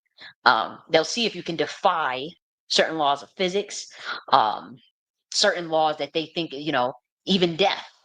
Okay, they'll test you. They have to test it, even if it's a subconscious testing. They'll test it. Um, but that's the goal. And so, that's my encouragement with Seti, because I see like this, wanting the information to compete or fit a cognitive dissonance, and even in the face of seeing all of the sciences exist in certain in every landmass, rather. So let's like look at, we talk about the Nagas, and this is for people who are a little more advanced and have already been, you know, um, who have already been, for the most part, studying this stuff. And so these are variations. I wanted to see pictures of these things. So maybe what I'll do is I'll take these little. Actually, I want to show you guys. I thought these things were so cute. I found these, and forgive me. I'm very girly, but I had found, for the ladies. You might want to get you some of these. Like they got like these little. They're like, they look like nails, but they're not quite nails, ladies. And I like the quick accessibility, how they look really cute. They're really bulky, and I think they could be designed better structurally. I think it's a noble idea. I actually have like an idea of invention that can really like really pop some shit off, but I'm not going to talk about that or even write it down. Um, but like, ladies, like, you get money. I got these from off of Amazon. I forgot what they're called, like, but they're like nail jewelries. But you can just take them right off, and so you no longer have to like. But me, I'm like, I'm one of those. I don't want to have glue on my nails. I don't want acrylic, you know. And so you just take them right off. But yeah, you can get you some of those, and they have like they're like really cute designs. You see, and they have these different colors, and I thought those were so, let me see, where's the camera at? You see that? I thought that was so dope. See that? And so the ladies, if you want to go get if say if you don't like, if you're a person that you'd want to just have maybe some nails outside for a little bit, and then you just want to go pop them right off at home and do your little thing, and maybe it'll wash your ass and all this stuff. Be able to wash your coochie and your ass. You want to get you some of those, ladies, and put those on your, and you could wear those as, you see how I look? Let's see. You see how I look? I look like a nail. And I went out today. I went to the one of these art museums, and so I had these little things on, and then you could pop it right off. But let's get into research mode. And so, and I got those up at Amazon, so make sure if you're interested, you can. But let's look at, okay. So this is one of the feathered serpent in Aztec. So when we talk about Nagas, there's clearly like some sort of streamline. There's clearly some sort of streamline of information about snakes and dragons in pretty much every culture. So this is the Aztec, and this is in North America. I want to make it very clear that I am in no way, shape, or form trying to get this information to compete with one another or say this is superior, Kemet is superior. You got a lot of dragons in China too. China is superior. You got dragons in Japan. Japan is, the Kabbalah. I'm not here to do all that. I'm actually creating that singularity, and I'm trying to like show people, like, well, other teachers, like, this is the singularity. Just and trying to connect the information is more important than trying to separate it and try to pin it against one another, because we're Nagas beings. For those of us that even descend from them, there's no way we know signatures. We know certain signature markers where it's like, okay, well, okay, cool. That's where somebody built the IPU there in North America. Well, somebody built the IPU there in Kemet. Oh my gosh, like let's look at their IPU. And we're talking about Ido parallel universe, like the work they created, the structures, the monuments, and those have codes in them. Look at this could be like the Caducees or something, and we recognize one another within those codes. And so that's North America, and that's how we, and this is the singularity between information, not the mind, just the information, not with everyone else, just information. I want to make that very clear, because I personally don't think singularity is the best for this particular planet, but until I'm treated fairly, I won't be giving out that information down here. At least probably just to to students offline, like real underground. Okay. Unless God says, give it, like, and for one, I do consult with spirit, like, is it okay to put this out online? Is it okay to put this in the school? Is it okay to say this on YouTube? Is it okay? Like that type of thing. For the most part, I do that process. And sometimes even if I'm talking and I get like, it will be like a block, like not like a block, but like something that feels like a wall. So clearance, no. Clearance, yes. In terms of even, and it happens so fast, and we're like, okay, don't go there, don't give out this, don't give out, and so there is a level of awareness within that. So this is the Wajet, and so you can see that now we're in Kemet. So Seti, this is what Seti loves, he loves Kemet. And I love Kemet too. So, like I said, I don't want this information to compete. We're just literally showing this tapestry. This is a whole nother dynasties, time frames, same little Nagas, same little snaky snake, same little serpentine. So, these beings have been teaching humans since the beginning of time. And then they'll say, we don't need no teacher. We don't need no leader. Look at the state of your planet. You could have fucking fooled me. We need you doing this then. We need you doing that again then. Like we need you to do that again then. And this is the type of stuff that, we wanted to teach down here. We still can, but obviously offline in secret, that's something that I have to say, that has to be built up to that. It has to be built up. And in many ways, the beauty of these things is, believe it or not, I know for 100% fact, at least as recent as 60 years ago, that there are melanated people, even within, even Black Americans, that understands this stuff, that know how to decode this stuff. Not just like widget, because that's a pretty easy one. We're talking about the higher level forms of Mejanetter, which is not written out. They know how to decode it. Like as recent as 60 years ago, they're dead now. It can never be decrypted. It just, and it's a baby version of it because you could tell how some of the knowledge gets lost, throughout all of those generations. But what I thought was so beautiful, is just to see that is still there. That it is still there. You know, there are humans on this planet that could totally decode hieroglyphics still. Do they tell your motherfucking ass? No. That's all it is. Can I decode it? No. Um, you know, at least not yet. Some things, yes, but not all of the hieroglyphics. And I guess that's not really my what my interest has been, to study it. Now let's look at another culture. Let's look at another one. Okay. So that was a little modern. And was that Rome? I didn't mean to. Oh, that's Greek. That's Greek. I wasn't looking necessarily for Greek. So they get their stuff from the older stuff. I was looking for more so the the older stuff. And then again, this information does not have to compete. And that's why I was a little disappointed in Seti. I'm like, why is it like, okay, well, this is 75,000 years. You ain't got nothing that's older than 6,000 years. This is our beings. Like it sounds like such a like I'm like, why do you think the Nagas would fight each other? Like, do you think a Nagas from Kemet will fight a Nagas from uh India? Is that the thinking? Or a Nagas from North America who come from 125D? They literally come from the same fucking dimension. We don't care about like let me slow down. They wouldn't care about like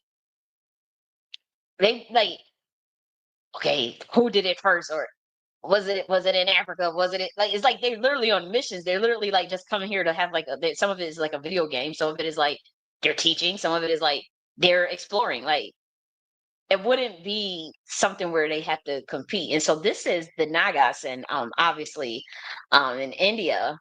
And so you could still see it clear as day. And I'm not gonna hold you. I had experience with these beings for quite a while, since I was 18, but this is real. Honestly, this is some of my first time seeing some of this stuff. And I was in a quantum entanglement and I went to a dimension where this is real. Like I ain't even gonna hold you. Like I saw that and this is actually one of my first time seeing this. And you see my face, I'm like kind of like because I saw Kalima transform into that one of those, one day. And I snapped my mind out of that dimension. I said, I'm not expanding that deep because I don't know what that's about. But what's freaking me out here is that there's pictures the fuck of it already. What I want to do though, because a lot of this stuff, don't think that everything is AI. What the goal is, because I said, God, we're gonna take a trip over there. I don't want to see my motherfucker, so I didn't see it with my eyes. Like I gotta actually go.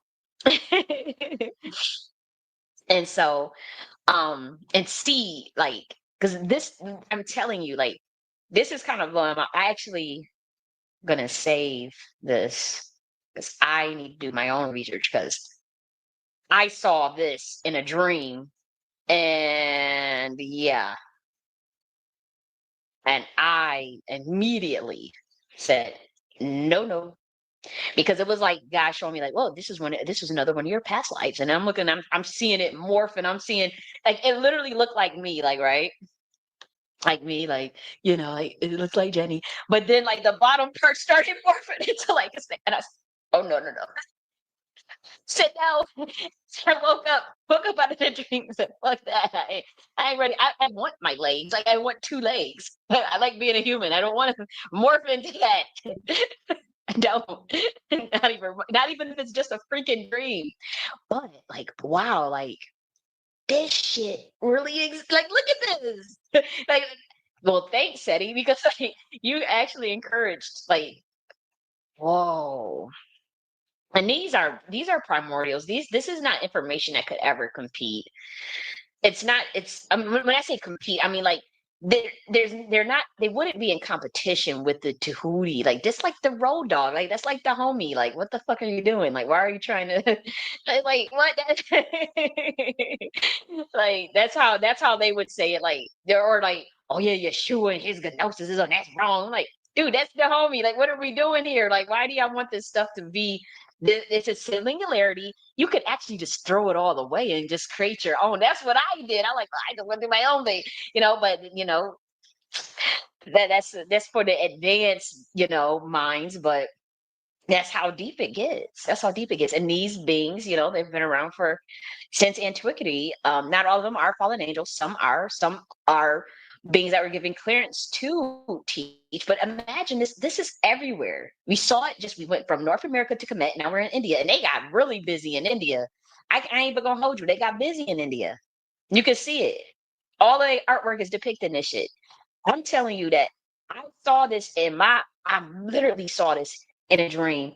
And I'm just now seeing these pictures and I'm kind of freaked out. I ain't even gonna hold you.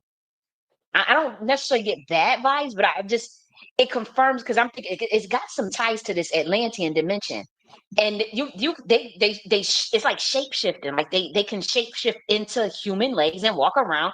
And then when they want to do like they little love calls, and that's why I'm freaking the freak out. Like I'm freaked out, guys, because this is like their little love mating call. This little posture right here, I saw this in the dream. This is when they do this little mating. When they do that, they ready to fuck, fuck, fuck, fuck, fuck, fuck. Look, you see it right? They ready to fuck, fuck, fuck. uh, and so it's fascinating. And then look at this. This is a word for this, and I don't know if we should be teaching this stuff to humans. Like I gotta hold off, man. I'm excited because I'm like I saw this.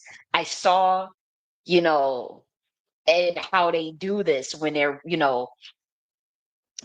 like this sort of heat thing where you see the shape shifting into like this, and it's so freaking creepy. And I'm telling you, in a dream, I said hell no. Like our mind is already stretched out. You got motherfuckers saying I'm crazy.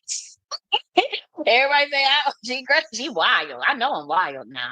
Crazy, but I'm wild. Even if I was shit, I like my, shit. And I think it may be a good thing because I'll tell you this story. I'm sitting here. I had got finally got a damn washing machine. But they didn't know how to hook it up, and I know that sounds like I was like the procrastination to buy a washing machine because I was intimidated and didn't know how to hook it up, and so I did just like let me just look up some things. So I overthink everything. I did the faucet stuff. I think it was like some M22 faucet or M24 faucet. I don't have that. It's like a junior one, and so it was hell trying to get a piece, to get the piece that connects the garden hose, the universal washer hose to the sink. And so I literally went through purchasing 3 different sets of all of these faucet sink kits. Like where the what's it called? They're not aerators, but I guess they like the little screws that you put on. So we're talking about like I would say a total, and I can like literally like I gotta send all of this stuff back to where I bought it from, but I would say probably like 30 different pieces. And I'm one by one going on the sink. Okay, that doesn't fit. Doing that doesn't fit. And so I had like this, I found something that fit.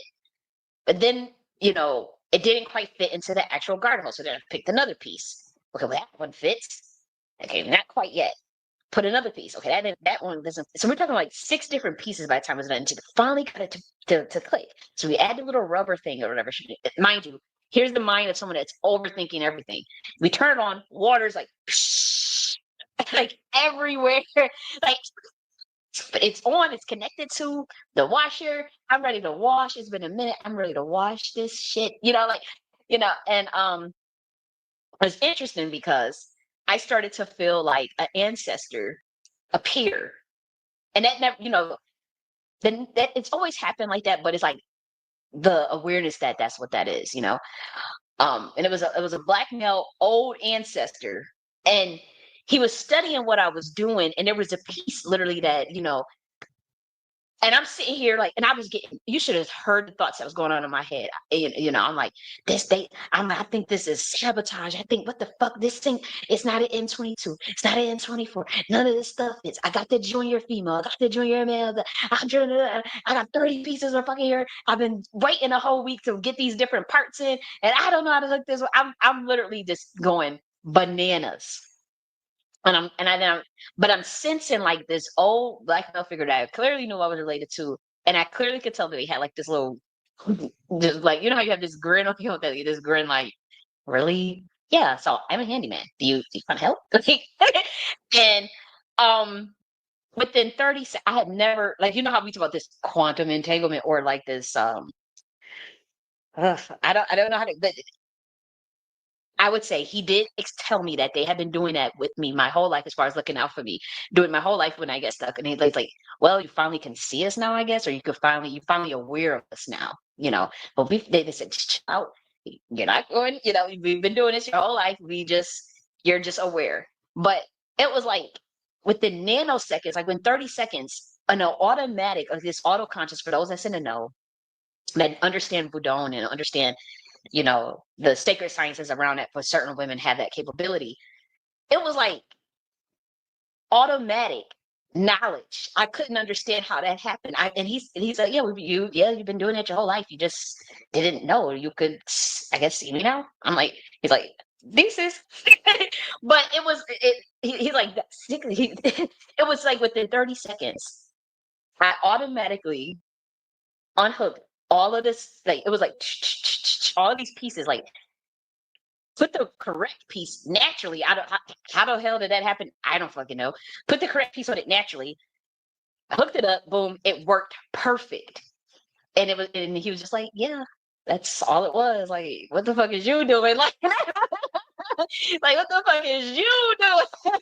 Because I'm like, I gotta take it back and get another piece. I was like about to cry because I'm very sensitive, and I'm like, it's been 3 different packages, 30 different. I don't know how to hook this thing up. The water's still pouring everywhere. It's not, the pieces weren't fitting. It's a really small, So I was having issues with getting the pieces to fit, but I had 6 different connections, all these different adapters. It looked crazy. It looked like the sync was like, it was so, it looked insane. And then just for this black male ancestor, this old, and I knew for a fact that was like, it wasn't like, okay, here's this tranquil spirit, or here's this, familiar spirit of somebody I don't know. Like, it was just, they were studying what I was doing, looking like, why you got all these, and the first thing I heard of, the fuck, I got all these pieces. Like, it was like, dude, bye. Like, there you go. It's fixed now. And it's that, and that had been happening. He's like, yeah, this has been happening your whole life, dude. Like, just don't think so hard into it. But I'm like, damn, like, whoa. I was like, it freaked me out, but I was like, well, it works, and there's no water anymore. I'm able to wash, and that was like perfect. I was like, I was thinking about doing like a maintenance request. I'm like, maybe I have to have somebody come out here and hook this up. I don't know, these pieces, and I got all these, like, spending like all these money like, when it was something so simple. It only required 2 adapters, and like not 2 adapters, 2 pieces. I don't know what they're called, and the damn garden hose, like the little connector hole. That was it. Like, what in the world was I doing? I was all over the place. I'm sitting here throwing stuff over, and I was so happy for that. Somebody was like, ladies, when they be saying, "Oh, you crazy, you this, you that," don't even listen to no shit like that. It is a gift. It is a truly, truly a gift, passed down through your ancestors to you, for women who have that capability to do that. Sometimes it may be a female ancestor that come through, male ancestor, child ancestor, literal god, demigod, a jinn. Like, it could be an animal. Your spirit guide, your totem. You once you get that tapped in, don't let nobody try to take that from you. But also, don't seep into spiritual insanity. Don't go crazy with it. That's why when I saw, in the dream, the legs started to turn into like this little snake, and then, like, you know, me and another this male figure that we the and I don't even get into it. The Atlantean dimension, he's morphing, and oh hell no, mm-mm, mm-mm. Because I'm very aware, like I have a very logical, analytical mind. Anyways, I prefer analysis and evidentialism over just more of the intuitive, emotional aspects. Um, most times. And so sometimes I can't let myself expand that much. I'm like, no, that's that. I don't want to teeter into something that could actually lead to spiritual psychosis. That's all it is. That's all it is. Because without the evidentialism to back up these spirituality systems or the spiritual technology, then it's bullshit. It is. So you see, like, what that means that what you say normally for the most part should come to pass. What you do should make some sort of logical sense. Um, you should be able to replicate the results. You should be able to prove it, and you should. I wouldn't say prove it, but like, yeah, replicate the results. Have some sort of evidentialism. Sometimes that means if you say one thing on this day, it'll come to pass on that day. Which um, there's testimony, there's anecdotal review of the capabilities of your capabilities, even if people try to hide them. Yeah, people will try to hide. And sometimes I guess it's not good to showboat. Like, what would be the point of doing that, right?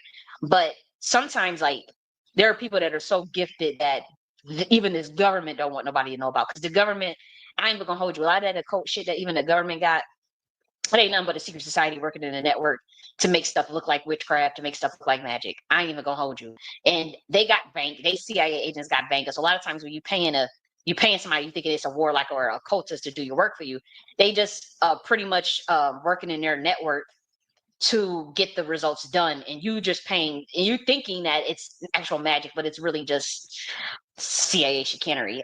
But they are real motherfucking people with real power, and they can make the rain come with their mind. They can uh create fire with their hand and light a light bulb with their hand. They can. Um and that is never going to be showcased or promoted by this system, whether it be in algorithms. No way. Uh Government is not going to promote that. No way. And people that actually do that, especially, don't be somebody that's uninitiated, right? They usually want you initiated, but in these mail orders. But imagine, some of these women that are born with that in them, and they're out here doing this, and they're not initiated. I mean, what do you think is going to happen? You're target number one, and that goes for a lot of these women. So I would encourage women to be careful. You start realizing you're very gifted, you got all these gifts. All I'm saying is, don't. I mean, you showcase certain things, right? But just be careful. What I'm telling you is, like, if you can't be bought and paid for or go under oath, the government will not fuck with you. You will not get a job as a remote viewer at the FBI or the CIA or anything. They will not check for you. They will be very scared of you, and they will try to monitor you and bury you. And so, just be careful with that, because they have their system set up. Now, if you go and you know have them control your power or in your energy, then you'll get a shake. But that's a sad. That's, to me, I think it's kind of sad. I won't say. I don't want to judge people who have maybe had to do that, go that route. So it's not sacrilege, but I would think that it's a disservice. I would think that you cutting yourself short, or you. Yeah, I would say it's more so like playing yourself short if you go that route. It's better to just work your energy for you and to explore your energy for yourself, maybe for even the people that you love, or maybe you want to, heal somebody. You could literally heal someone, or raise someone from the dead. I was watching this. I saw this black kid. He there was a dog that died, and he took his hand, pressed a little chest. And the electric from his hand just brought the little thing back to life, and it was such a sweet, like, it was just like, it reminded us of the Atlantean, melanated beings, and the melanated males in the Atlantean, because they have such a soft energy compared to like what's down here. Like, it's not a male identity, it's a matriarchal society, you know, and in that dimension. And just to see, you know, the little finger like press that, it was a little puppy that was dead. I mean, it was clear as day dead. And just to see him like circling in a little chest, and he did, I think he did breathe a little breath into him, and the thing just came back to life, you know. Um, but I don't even think he, you know, he didn't do the breath. It was just the electricity from the finger on that heart part, you know, and then it brought it back to life. But it didn't take much pressure, you know. So we know that through your hands and even through a certain amount of pressure, you could bring someone back to life. But imagine if you just press the little chest, you know, with just a button. That it can also be done. We're all working to get there, right? Um, so, but I thought this was fascinating. So that's the Nagas. And so these are some of the Vedic, you know, this is more Vedic. This is very, very, very, very, very primordial. And so, yeah, so you can see now that's um, in Hindu. So let's keep looking. Let's look at Monayan. Okay, so let's look at this. I'm gonna say it's is this North America? Monayan? Where's the Monayan? Where are the Monayan people from? Does anybody, you know, I have to search it myself, I guess. Monayan. Oh, Crete, island of Crete. And where is that at? In Europe. It was one of the earliest. Okay, okay, Crete. Okay. So let's look at Monayan. Why not? Let's look at the Monayan snake. Oops. I guess I'll just type it in. Monayan snake. So let's look at that. Oops. No, I'm gonna look at the symbols. I saw that one. Let's just look at symbols then. Okay, so you see that? It's right there. And so again, these are literal beings. There, some of them, again, they have connection to Saturn. They have a base pretty much. It's like having a military base, or like, you know how you have a military. They have a base, or a colony, so to speak, on Saturn. Um, let's see, where's the rest? And they have one, a colony, will you, in Atlantis dimension, but they come from 125D. Let's look at another Kokukan, which is North America. Let's go to North America now. We're in Europe. So as you can see, this is a tapestry of singularity, Seti. It's not so much like something that has to compete, because they're the same being. Like they're recognizable, and so we wouldn't understand why the need to like, oh, that's not that. That's not. You know, we're looking like, what in the world? You know, like, oh, Mammy Wata is also that's Africa. Let's go into West Africa, guys. A lot of us, lot of the women's have the Mammy Wata's energy. Boom, right there. Another Nagas. Like we recognize our people from this is Mammy Wata. And this is very, come on. I mean, it don't get more primordial than this, boy. Now you think Kalima gonna argue with Mommy Wonton? No. The fuck? Boom. Look at this. That's cold. Boom. It'll look just like the one that we saw in the Vedic. I mean, it looks really similar. Now let's go to Australia. Aboriginal, guys. Let's look at Aboriginal Australia. But this is for Seti, you know, because we're teaching this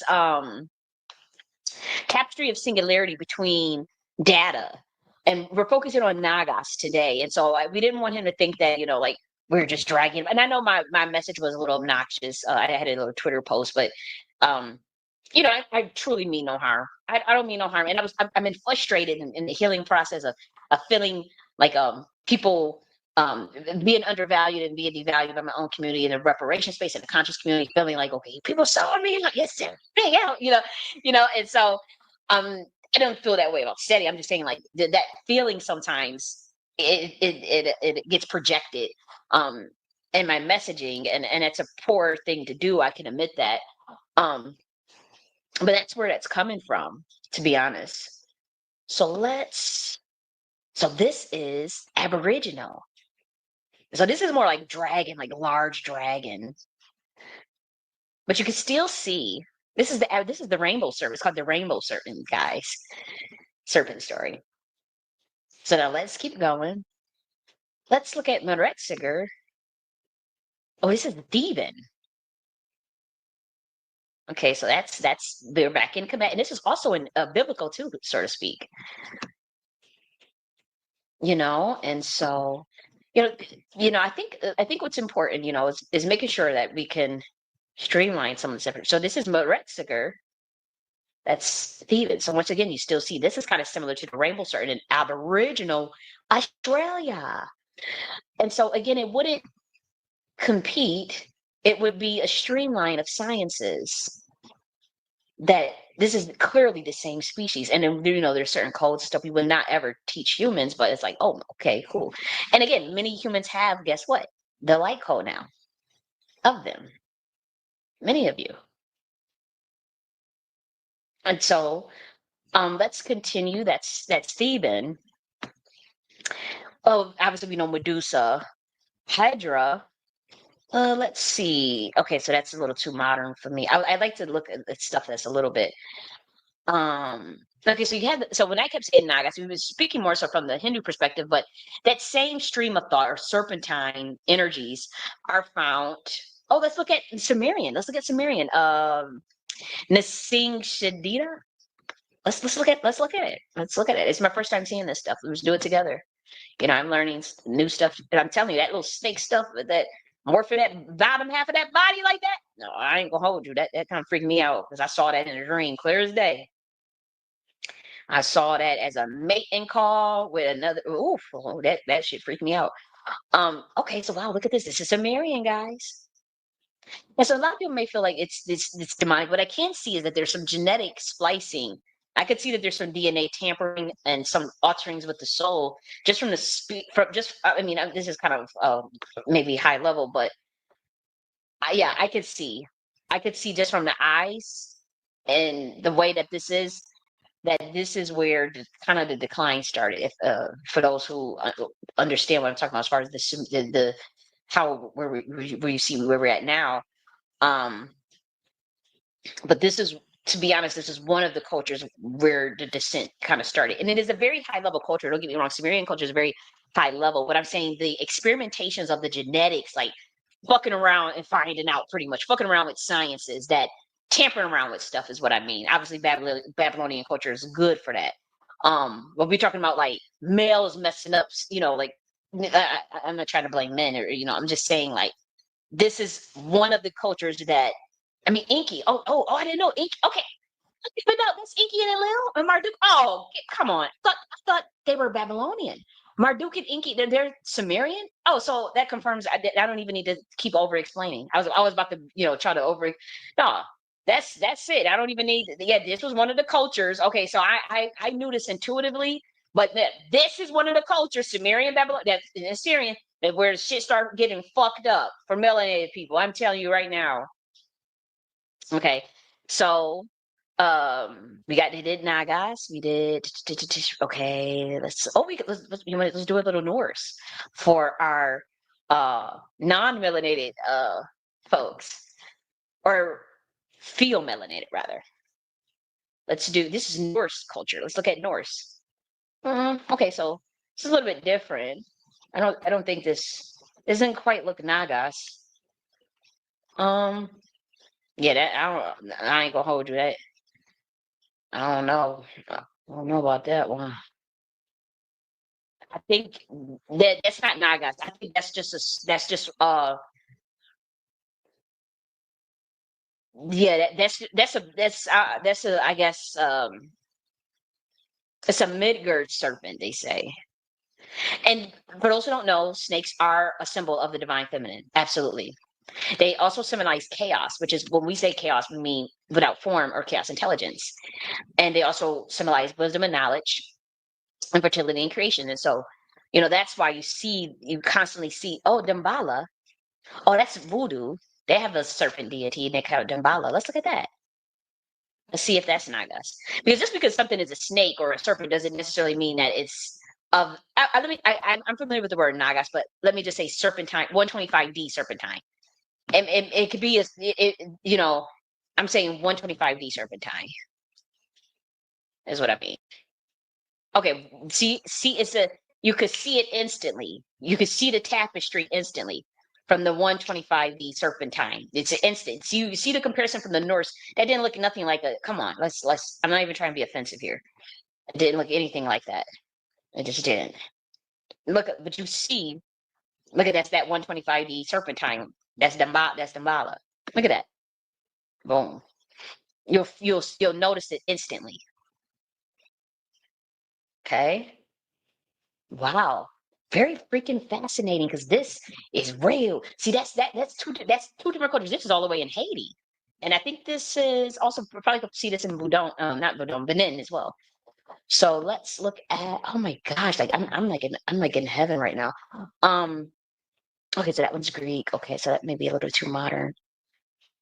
Wow, so I mean you guys see it. I mean, and so what's my favorite? What was my favorite so far that we've seen today? Let's I like the the Vedic Nagas. I just have to say, like, it's throwing me for a loop, so to speak.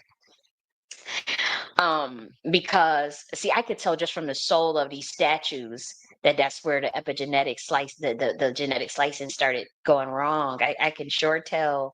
Yes, I can. Where it gets dark, where you're messing with they were creating homunculus at this time. I wrote about this in a book. They started creating homunculus. They started making pacts with these lesser entities.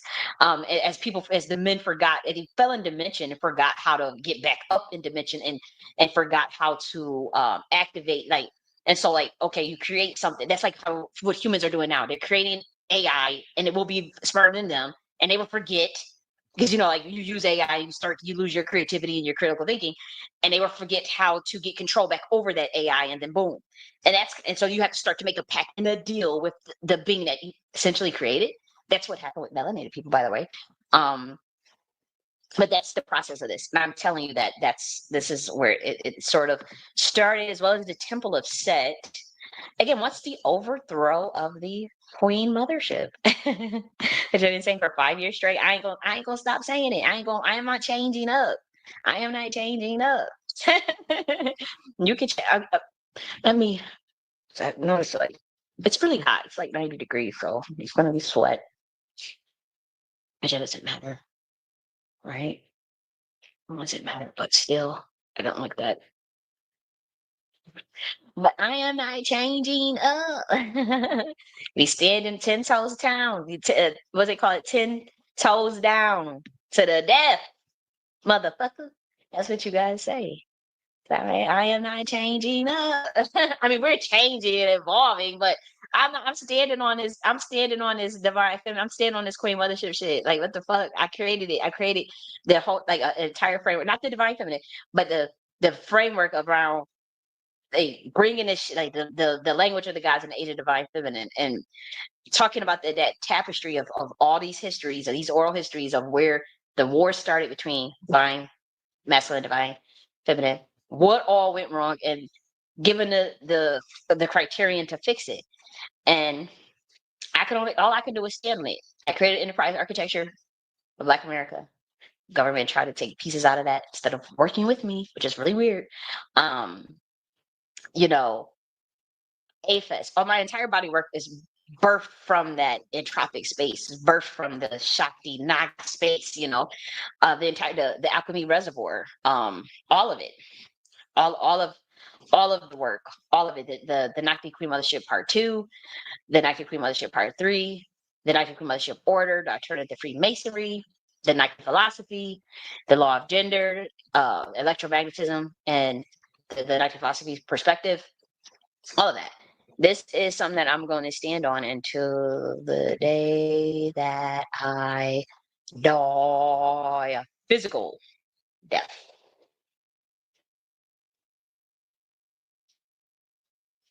And they don't look at this. And so, I like these. This is the Mommy Wata one. So let's, we could do Mommy Wata today. We could do Mommy Wata today. So I'm gonna leave that there, and I'm gonna keep continuing to the rest of this lecture. But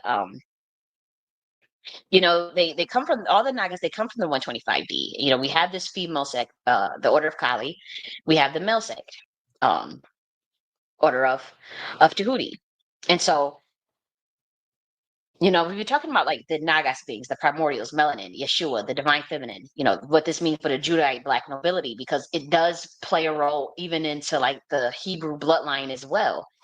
Though a little more obscurity around it for good reason. Um, and we've been talking about that for 5 years straight, and there are a lot of what I say, like I wouldn't say discrepancy. I know that I was harsh on with my little post about Seti's work, and I did feel like I'm like, well, how come this stuff is being taught all of a sudden? Is it to undermine me? And I did think that, is I was upset at the time because I was perplexed as to why was he wanting the information to compete so bad or to downgrade. Okay, well that's not real, that's not original, that's the imposter, that's the. I'm like, like, or then and then when he was saying he's the only one. I mean, you could tell by my level of knowledge on these things. Like, did it do it sound like he was like he's the only one that knows about this stuff. He was like, I'm the only one that's teaching on this stuff, and I'm like, I have videos going years back talking saying Nagas, serpentine, like talking about it in a very, like in today's time, like as if it, as if the average human knows what it is. Um and I'm like, really? Like I just talked about that stuff last week. You just started talking like and maybe in the past, but I don't know. I wasn't around, but it was like, huh? Like that is weird because it was addressing specific stuff that I've been covering. And it made me think like, okay, is this because my work gets undermined a lot, and so I'm thinking like, okay, was this designed to undermine me, or is this designed to complement the material that I'm already putting out? And so sometimes before I go off, I'm like, okay, is this supplementing what I'm saying or trying to just knock what I'm saying? And so I did feel like, I think it's just a matter of what information we have at our disposal and what we have in our agenda to teach, and what is our goal with even giving out information. You know, and I do have to say, I will give the personality about the Nagas. They are very indifferent to human species in this day and time. And many times they do still exist at that higher dimension. You just can't see them. But like when there was that coexistence together, a lot of times it was that indifference. Sometimes they would decide to teach. Um, and sometimes there was a smackdown. Like, here's the royal setup, and what are you going to do about it? It was sometimes that as well. But for those that were mature and respectful, and especially like whatever was in their soul mission and agreement, they oftentimes just taught, but they still were very indifferent to humans. And then some humans have their DNA still. Now, not all Black Americans are connected to the species, because it seems like I thought that was kind of strange how Seti was setting that up. Like, yeah, we all are this, we all have this, like, that's just not true. And I don't think it's fair I think people have to come into that revelations on a own. That's not to like try to, oh, I'm hot, you're not. Like, that's not that type of mode. It's like you literally have to just intuitively feel that. No one can just say we all are Nagas. That's just fucking not true. It's just not true. You could tell by the state of consciousness. You know how to recognize one another instantly. For one, the how you know is if they're too taxonomy based, if they're too deceptive, if they're like, no, we don't operate that way. That's just not, even if the person is very blunt and very rude, that doesn't mean they're deceptive or very direct, you know? Because there's some very Nagas that are extremely blunt and brutally objective, brutally observant, objective, brutally, even with me, and it's like, dude, I don't have any value judgment. I don't even carry emotions the way you fucking do. I'm just making an objective observation. I don't even have a value judgment on it. I'm just objectively stating, like, that's what it is.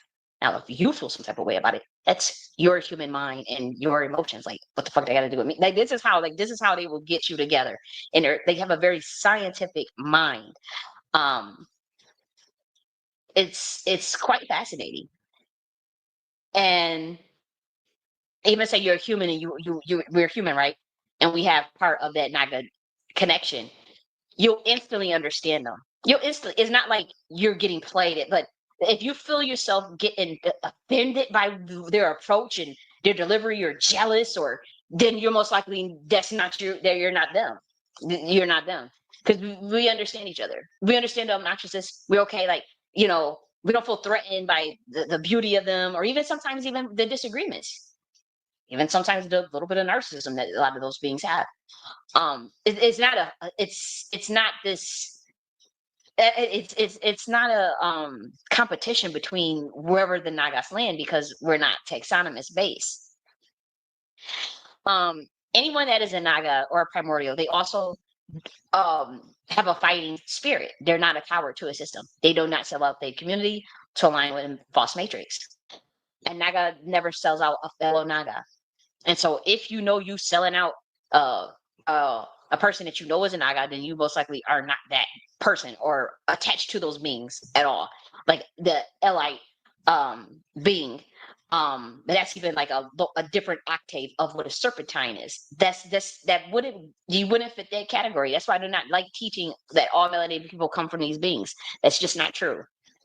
And I don't want to mess anybody else up on their journey and whatnot. We've come to supplement and give them baby micro details, information that's already available. But like, we can't tell another group of people or all of people what they are, who they are. This is it. This is it. Sometimes when we get excited and we are guilty of that, then we have to correct ourselves. But that's not the goal. The goal is not to do that. So Nagas, which is Naga and Negus and Nagast, they are related. Okay. The Nagas do have a connection to Saturn, like we talked about that earlier, like the military base or a colony like on Saturn, colony on Atlantis, a colony and Venus, believe it or not, Venus as well. And 125D, which is chaos intelligence room. That's like, how to explain this? The darkness of melanin is a dimension of itself, and it's extremely primordial. It's not like being in darkness though. It's like set point, create, like being in creator mode, pretty much. It's hard to explain. Or the angelic being in the kingdom of God, so to speak. But a literal I can't explain it. So I'm not even gonna try. Also, we do view Saturn as a satellite for planet Earth. It is also a dimension. It is consciousness. They have their own beings and whatnot. But as far as how you treat it, frequency wise, it's like a satellite, but it's not a literal satellite. Okay, this is a planet on its own. It just has satellite capabilities and high level monitoring capabilities. And so the Saturn is also represented as the old female black dragon, which is like the mother of Nagas, pretty much. And so we noticed that Westerners did use this science, and they slapped Chronos on the Saturn. The black cube that you guys see, that represents melanin. That it's kind of like Fallout, or it still has a satellite connection towards where it fell from. And so, when Seti denigrates Saturn, that's also weird, because if you're really looking into the separate time knowledge, the connection that it has to Saturn. So I don't understand why, in one breath talk about like, the Commission Tahuti and whatnot, or even, the Christ Black mortality, and then denigrate Saturn in the same breath. Not like, if that science goes back to, are connected to beings that, have connection even to the science that is being talked about, and especially when we talk about the Hebrew connection. The Nagas do come from the Dragon Riders. Again, that's that female sect, Order of Kali, the male sect, Order of Tahuti. That's a brother and sister order. They're bonded for life. There are other orders. These are the only two that I'm familiar with. These are not earthbound orders. This stuff cannot. You could see the remnants of it on Earth, but these structures were not created on planet Earth, is what I'm saying. So Tahuti and Kali Ma, they're viewed as brother and sister in their original dimension, and so they'll never fight. Now, for those who are really advanced and is open minded, I suspect that Yeshua was in the Order of Tahuti before coming down to Earth, and the aspect of melanin being important and how you activate light within the pineal gland at that certain frequency that I gave you guys a number for. That is all pretty much coded and hidden in the Bible, and it's something that has to once again be activated at a certain frequency. It's not just you can read it 1,000 times, but if it's not activated, then I mean, what does it mean? Um, so Seti made the claim that Krishna means black one. It does not. And then he said Krishna means Christ. Christ means anointed. That is true, but Krishna does not mean Christ. I'm pretty sure that I mean, I see that the spelling is the same, but it means cow herder. Um, Kali means the black one. And I did make the accusation that I felt like that misinformation was purposeful. I don't have any evidence for that, and so I think that that might have been jumping the gun. But at the same time, like I find it coincidental that like after a week or two of me like going into depth about certain topics, that these topics get picked up, and then they're like the information is like being botched or is being botched or repurposed in a way where it does more of a disservice to the students that's learning it um than it seems almost purposeful. And so Nagas are related. They come to different geographic locations on planet Earth. That means that what can be found in the Aztec, Mayan, and Olmec culture, the we saw earlier, like we went through all of those different landmass, and it's not a competition. You see, the obsession with dragons everywhere. We see the dragons in China, dragons in Japan. And there's like codes within that information to identify one another immediately. And so the information is similar because it's the same bloodline. And so we learn the same knowledge in 125D. However, it's like God only allowing us to give out certain information at a time, depending on what humanity may need, depending on their geographic location. And also, even when you look at like the depictions of Shiva and Kali, they have snakes around their neck. They have pineal glands activated. I don't understand why not Shiva, why Seti was. I actually want to pause that and show some pictures of that, by the way. Let me see if I can show you guys. Let's first do Kali. Um yeah, let's show some photos. Let me just see how I'm gonna share the screen here. Okay. And so this would be, some of the snakes, with on Kalima. So you can see that same tapestry, even from the forehead, the eye, the bindu rather. And so that's Kalima. So when we say like they have, in Kalimas, it means the black one. And as you can see from even the earliest depictions, I mean, you see it right there. This is some of the, just some of the depictions.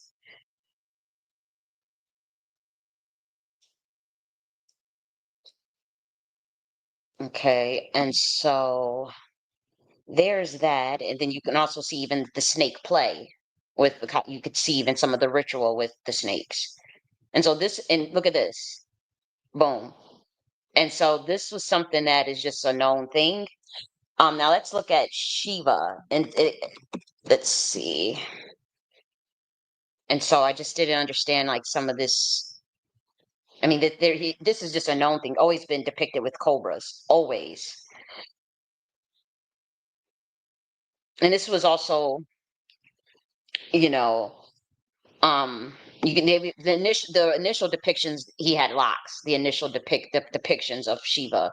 And so things change, but it doesn't take away from the validity of the science or the tapestry of the singularity between serpentine beings. Just because a culture decides to hide information or distort information or change information about what it is, when you look at the early, see, they even show like sometimes with the braids, because initially there were braids, there were these locks. And so in some of them you could still see that, but you know, um, throughout time it changed. And also look at this. This is not Nataraja. Nataraja, you could also see that same sort of energy with the snakes. Okay, so let me get back to showing the presentation. Trying to decide. Okay. Was my sound working with that? Because I know, I'm not sure. I hooked up an external mic, so I just like to make sure that it's working. I never used an external mic before. Okay, there we go. Yeah, so I tried to get a better mic because my sound was sounding terrible a couple of weeks ago. And so let me continue with the presentation. Degraded just to push up commit. Like, you have an agenda, just say that. But it's like, it's weird because it's like now you have to now you have to like deal with cognitive dissonance, and now you have to sort of distort information to fit the puzzle that you want. It's like trying to put a circle and a triangle peg. It's like, what are you doing here? Like, not even that's a little too synchronistic, to be honest. That's a bad example. But trying to put a trapezoid in a parallelogram, and it's weird because it's like, dude, Shiva and Kali, they clearly are Nagas. They clearly have snakes around their neck. They clearly have the dot on their head that stands for the Bindu, or activated light. You see the 3 lines on Shiva's head with the dot. You see all these different symbols, the tridents in their hands. Like, what the fuck are we doing? Like, are you really gonna just say that? Like, why down? It doesn't need to be downplayed. We know that Kali means the black one. We know that, and Kali comes first, and in electromagnetism, electron come first, proton, it gets engendered from the electron, the motherboard principle of electricity. So it doesn't understand. I just don't understand. Like, when we look at, the stuff we was looking at earlier, you see the same symbols, all these different, the body of the snake. But we went through all those different cultures, Seti. Like, we did it. Like, why do you think it has to compete, or why does it have to, um, it has nothing to do with race or location, but frequency is my point. And I think that you limited yourself. It's, because, like we said, we know it goes back to melanin. We know it goes back. Like, you look at Genesis, the primordial beginning. You have this darkness. Read Psalms 18, darkness, and then look at the breath of the nostrils. That's a fucking dragon. And so it's like, um,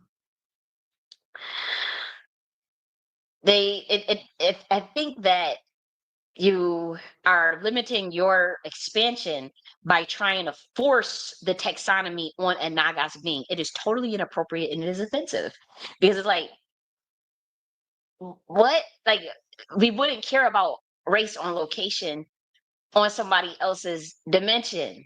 That you should even care about it. That is a false construction that a matrix system programmed into you. It's about the frequency. Not all melanated people is going to make it. Okay. Hopefully you do. But it's like, like, come on, like, it's about the frequency, the love in your heart, the things what you radiate out your soul, the actions, the words that you speak, and sometimes it's not about perfection. Like, sometimes you're gonna be cussing a motherfucker out. You might punch a motherfucker, like, it's not about being perfect, but at the same time, like,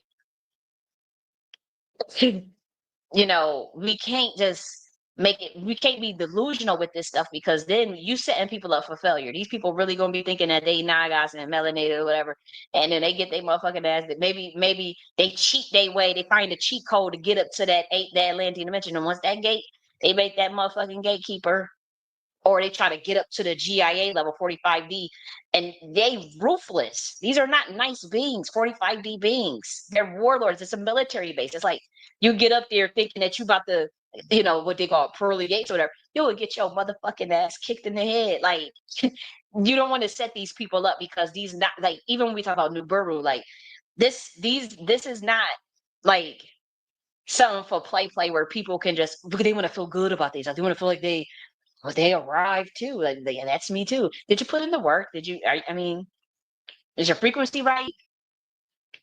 You know, that type of thing. And it don't have to be right all the time. It's just like, I find it problematic when, if people are not going to do the work to go through those levels and just try to put themselves on that level of a Nagas. I think that's insanity. I do. And I do know that, with that being done, that people can become dead, just like how Chief Amati, like stuff can really go wrong with offending certain gatekeepers. Is all I'm saying. And so Yeshua learned in Kemet in India, Nazareth. He's a part of the Serpentine bloodline, obviously. Um, he descends from the order of Melchizedek. Now, what's interesting to me is the conscious community just shitted on this information. They shitted on me for 5 years straight, actually since 2015. Um, but like when I started like talking about like the Kali Ma energies, the like 5 years ago, um, talking about like serpentine and all these different things, it was really frowned upon. It really was. Even in the law of gender from I'm gonna say it's like 5 years ago, I was talking about Tahuti and how he was giving me information. I'm writing books about electromagnetism and shit.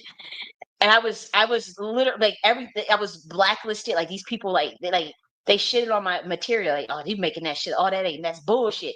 And then all of a sudden, like, okay, now the conscious community is talking about the Nagas and all this stuff. Is like, it's weird, but they say you're the only one, and everybody knows how well researched I am. I'm like, you're not the only one, Seti. Like, get a fucking clue. Like that. It's like it shouldn't be about competing. It's weird, man. And like I said, we don't care about nobody's geographic locations on your planet. Like, it's not about arguing. Like, so Hootie would never, like, it wouldn't be about, okay, you're from Kemet. Kalima's like, oh, I'm from India. Or you're from, tell Hootie's like, I'm from Kemet. Oh, yeah, you ain't about that. We here first. And like, nobody, that's a very low frequency way to approach this. Because he learned from the same order that Seshet is from, with Kali. Like, that is the order. He learned from females pretty much. He learned from women, just like Yeshua, and before coming down here. And so we call it building an IPU, which is that ideal parallel universe. So that's why stuff looks different. If you come down on somebody's planet and or dimension rather, you descend into a dimension, you know, you're gonna want to create your own things and in your own body of work and what that looks like. And so I don't know if this information is really for like even the average human, to be honest. And I teach about it from the very intuitive plane. And but I have to say, just because something is from the intuitive plane, I still have to cross reference it with some sort of evidentialism that within the IPUs that's already on planet Earth. Meaning, I have to be able to find before teaching on it, before um, especially if I'm writing about it, there has to be something that can prove that. And even within my body of work, it has to you should be able to cross reference, you know, uh generally speaking, with something that's already here. And I think that's like that with all information, right? I have to say, even like with how they have like these secret scrolls in the Vatican, you know, even if you look at my body of work with like the language of the gods and the age of divine feminine, that stuff has already been cross-referenced with whatever they have at the highest levels, as well as even within scripture. You can look at it as micro details that supplement material, not necessarily replace it. But even I was reading Genesis this week, and I have to say I never really looked at Genesis or much of the Old Testament outside of the Book of Psalms and maybe Proverbs, the Book of Job, stuff like that. But maybe a little bit of Kings here and there. But also, for the most part, my familiarity as it relates to the Bible is mainly from like the Nag Hammadi texts, the Essene scrolls, as well as the New Testament. So I have to say that, as far as like when I was a kid, that's the stuff I would read. As far as the New Testament was something I was very familiar with because as a kid I read it. Now, when I decided to just like this week, I had got the couple of different versions of the Bibles that I had, like a Hebrew version, a interlinear version that has Hebrew and the correct writing from right to left, or the reading rather from right to left, which was interesting. As a kid, they like it took like teachers to get involved, as well as my granny, to get me to write from left to right. It was very, very intuitive to write right from left. Like I would actually get in trouble for doing that. Like when I remember I was practicing the the letters, the alphabet, and everything I would write would be from right to left, and I'm left-handed, so it was very natural. I'm left-handed, and I was writing everything from right to left. And the teachers would call and be like, why is she doing this? You got to break her out of this. And my granny, I remember getting and in my mind, when I say with 1,000% certainty, I'm like, this is the correct way to do this. Like, this is the correct way. And they were like, no, you have to write left to right, and you have to read left to right like everybody else. Like, in my little mind, I'm like, that is totally not the correct way. It has to be from right to left. And so I would get in trouble.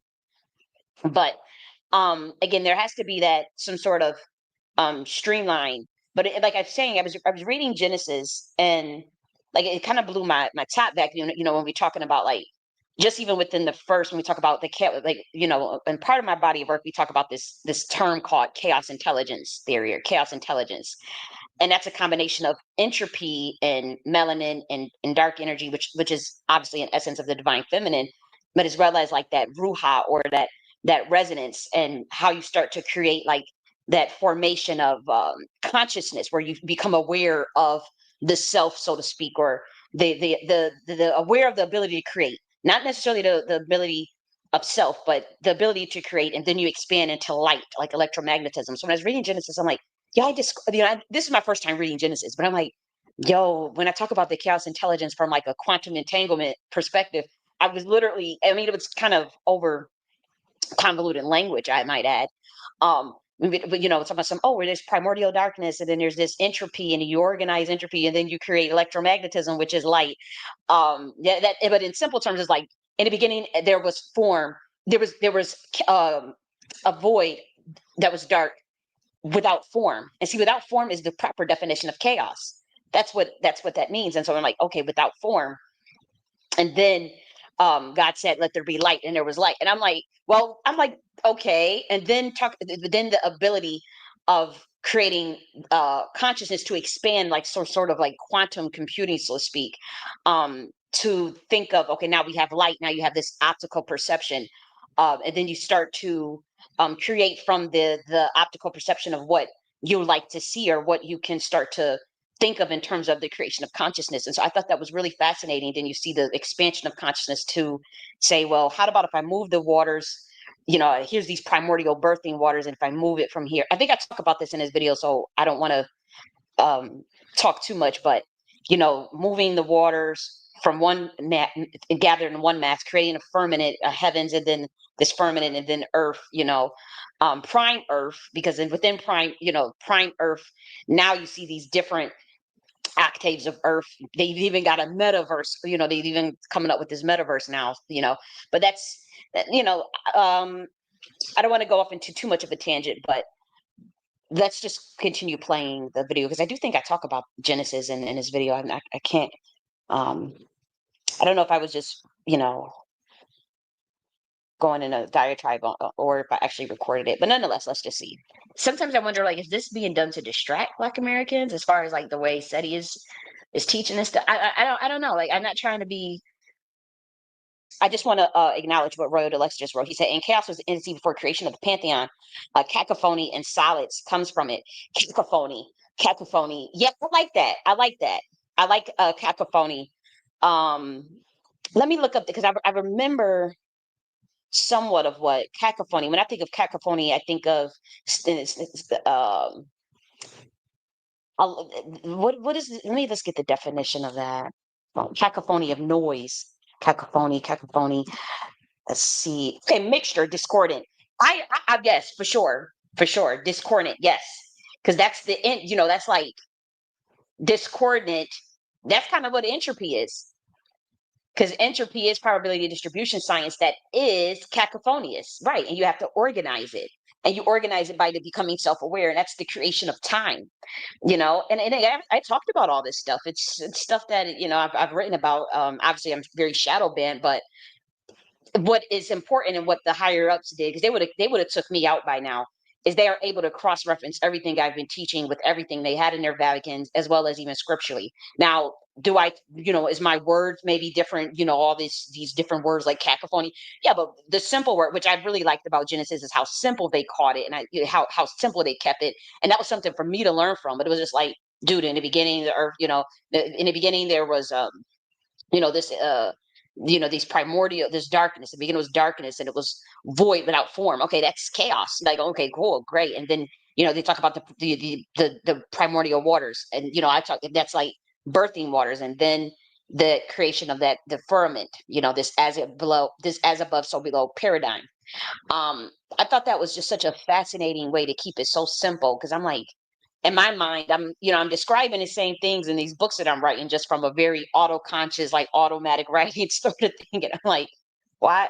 I love the way they did that. I thought it was absolutely brilliant.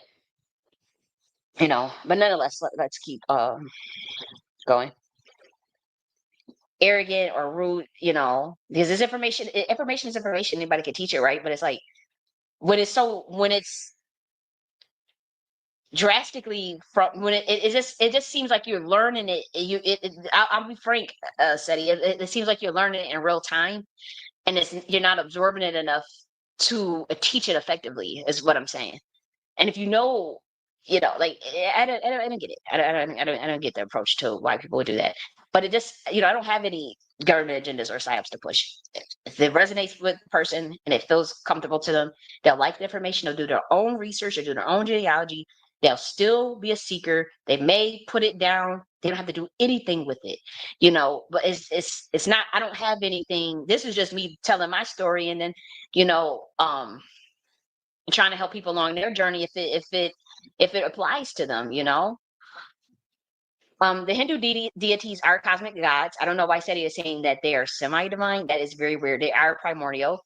Again, Kali Ma means pitch black. Hanuman, Shiva, I mean, really, it's getting ridiculous. Like, it's not a competition. And also, I kind of, again, I was angry when I was writing this, my post on Twitter, but I say, like, the Commission science, it kind of is viewed as being desecrated in America in terms of what's been done and whatnot. Same even with the Vedic gods. This stuff, they're very high frequency, and so I think this would be a good, when I said that the Commission science is viewed as being desecrated, we're talking about even within secret societies, not just say like a non-initiate that understands, that have devoted decades to studying things, or even people who aren't. I'm not saying like everybody is guilty of this. I'm talking about the specific rituals, specifically from Anubis' school of thought into Houthis, as it relates to um some of the things in the Book of the Dead with Anubis. And so I think this is a good segue into the situation with P. Diddy, but like certain rituals around the Ptah sex magic ritual, and how that is done in terms of consent and coercion, and just the setup of those rituals are under certain royal priesthoods that have to be carried out under very specific circumstances. And you know when we said, like, I'm not the one saying that it's desecrated. I'm saying it's viewed that way by the primordials themselves, in terms of, say, a Tahuti and an Anubis. They the one that made the call. They're the one. These are like GIA warlords. They the one that put the smack down on the industry value, not to punish some of the people who may have gotten caught up, say, in SRA abuse, victims of MK Ultra, people who were taught the science wrong to begin with. It wasn't to necessarily punish them, um, but they were upset about certain desecrations as it relates to the low governing force that it was creating, even within their own IPUs, because they create those IPUs. And I can't say that I understand them all the way myself, but when we talk about like some of the sex magic aspects of that, that is what they felt was being desecrated. And so, even, this is a good segue into to the P. Diddy situation, because we do know the same force that put him under ritual in terms of he found himself in with the charges, is the same force that got him out. Everyone in 99 intelligence can confirm that, as well as the CIA, even though they try to act like they don't know who the fuck is behind it. Because I had to develop an understanding of what the heck was going on down here. That was GIA.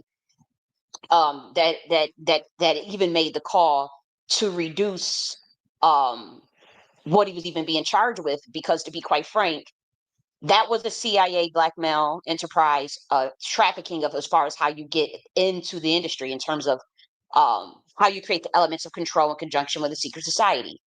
Are people going to play dumb and act like that's not the case? Yeah. What do you expect? It's the fucking government behind it. And so when people say, did he beat the feds? He beat the feds because he is the feds.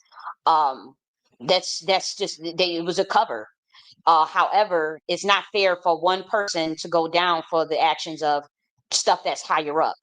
For one, it's not fair also for one person who was born to ultimately be a sacrifice, who had dealt with SRA intergenerationally, who was a victim of MK Ultra, who was inserted himself with the demonic entities, and also dealt with drug addiction and sex addiction.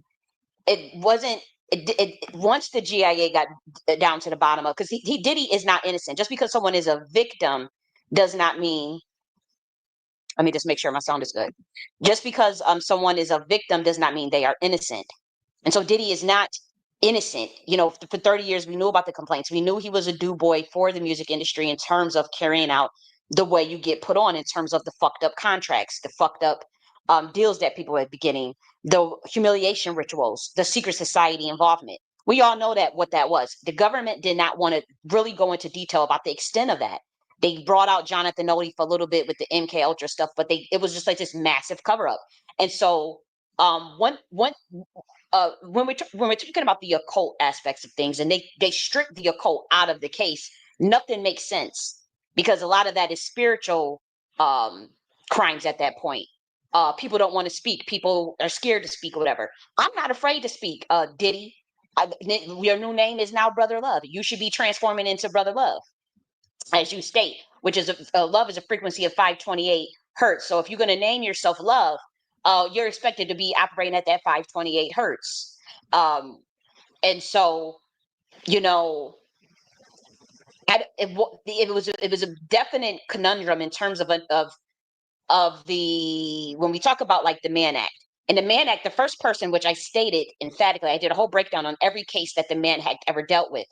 The Mann Act was founded in 1910. The first person to get convicted was a Black woman, actually. Then Jack Johnson in 1913. The last person to be convicted with the Mann Act was a white woman in 2021, which is Max Ghislaine. When you look at just a objective of who's been convicted, there are more white men who have been convicted of the Mann Act than Black men. I think it was like 8 Black men to 20 something white men over the last 100 years. And I broke that down. We got the names, the pictures, the dates, what they were accused of, what they charged for. I actually broke that down on this channel. And so when we talk about like predicate crimes in terms of the RICO, as it relates to human trafficking and the Mann Act, there was a lot of scuttlebutt around how to disseminate that information to the public. And so when we talk about the Mann Act, obviously they're going to manipulate to make it seem like, oh, see, only Black men have been getting. The first person to get hemmed up on a Mann Act was a Black woman in 1910. You can look this up yourself. She was a madam, essentially. But she was biracial, but she was a madam. And then they got Jack Johnson's ass. And also when we talk about like the idea of consent and coercion, you can give consent to someone and then essentially be coerced. It can happen simultaneously. So and how that will look like say, oh, there you have a prostitute agrees to get fluid out or whatever. And they go to the party, the freak off party. They get there, maybe they have to sign something, or whatever. But then they thinking they're gonna get their money and provide a service. What are the parameters of those service? Has that been discussed? No. And so when they get there and then you lock the door and you take their phone and you drug them, which is a bunch of people have been saying that it just didn't come out in court. A bunch of people go and say that, then that's coercion. And was that the specific situation that happened with Cassie? I think in some instances, yes. I do think the Jane person undermined, obviously, but then when we talk about Stockholm syndrome, abuse usually creates Stockholm syndrome. When you're talking about SRA abuse and ritual, sex magic, you can create a bind with someone by um, providing pain and pleasure at the same time. That's why the tie orgasm, the sex magic is usually tied with an orgasm, and then right after there's narcissistic abuse. That creates Stockholm syndrome. I'm not saying I agree with this, or I'm not telling anybody what to do. I'm just saying, me as a researcher and understanding, elements of generational trauma-induced mind control, and all these things, just on an objective level, these are the techniques to create it. None of that stuff this is what the CIA is masters in. Um, and even secret societies that did not make it into the case. Why would it? It will blow everybody's cover and blow the whole thing to shreds. And again, Diddy was taught that, but he was that was inflicted on him when he was a kid, you know. And so it made everything hard. But people like to play dumb. But as far as what Cassie was dealing with and with Jane, this person, it was Stockholm syndrome. Okay, yes, they might have gave consent to get fucked, even do a little orgy, get a little freaky deaky, drink some pee, whatever. But to the extent of you getting your ass beat, you try to leave, and then the secret society and that's gang stalking on you, targeted harassment, blocking you, threats of blacklisting, you can't make no money. Yeah, that would make a motherfucker stay. Obviously, the government is not about to talk about that in the case. Did he beat the feds because he is the feds? What do you think? This is nothing but a cover up. So y'all can stop playing dumb. It wasn't even a humiliation ritual, because the GIA is the one that made the call. Once we got down to the bottom, okay, this is not fair to just, why is one person taking a fall for a whole fucking enterprise that he did, that's way even above his pay grade. He's not way above his pay grade. Right at the time when he says he's trying to make changes in the industry and help people get their publications back, help Black artists, right at that same moment. So that's kind of like breaking the satanic oath, so to speak. So that's where they throw him in the motherfucking jail. Plus, GIA felt like there were spiritual crimes committed. What were those spiritual? Mind you, at this time, nobody knows the intricacies of how that secret society worked. There had to have been an investigation to see, like, well, okay, people were saying it was Diageo that put him in there, and people were saying it was the actual crimes, the case, what happened with Kim Porter, all this stuff.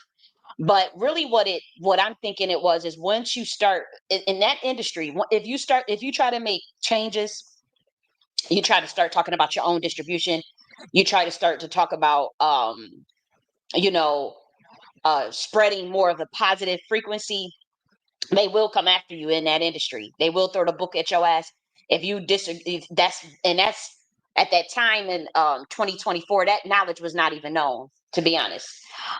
However, the knowledge of him even being an SRA victim wasn't even known.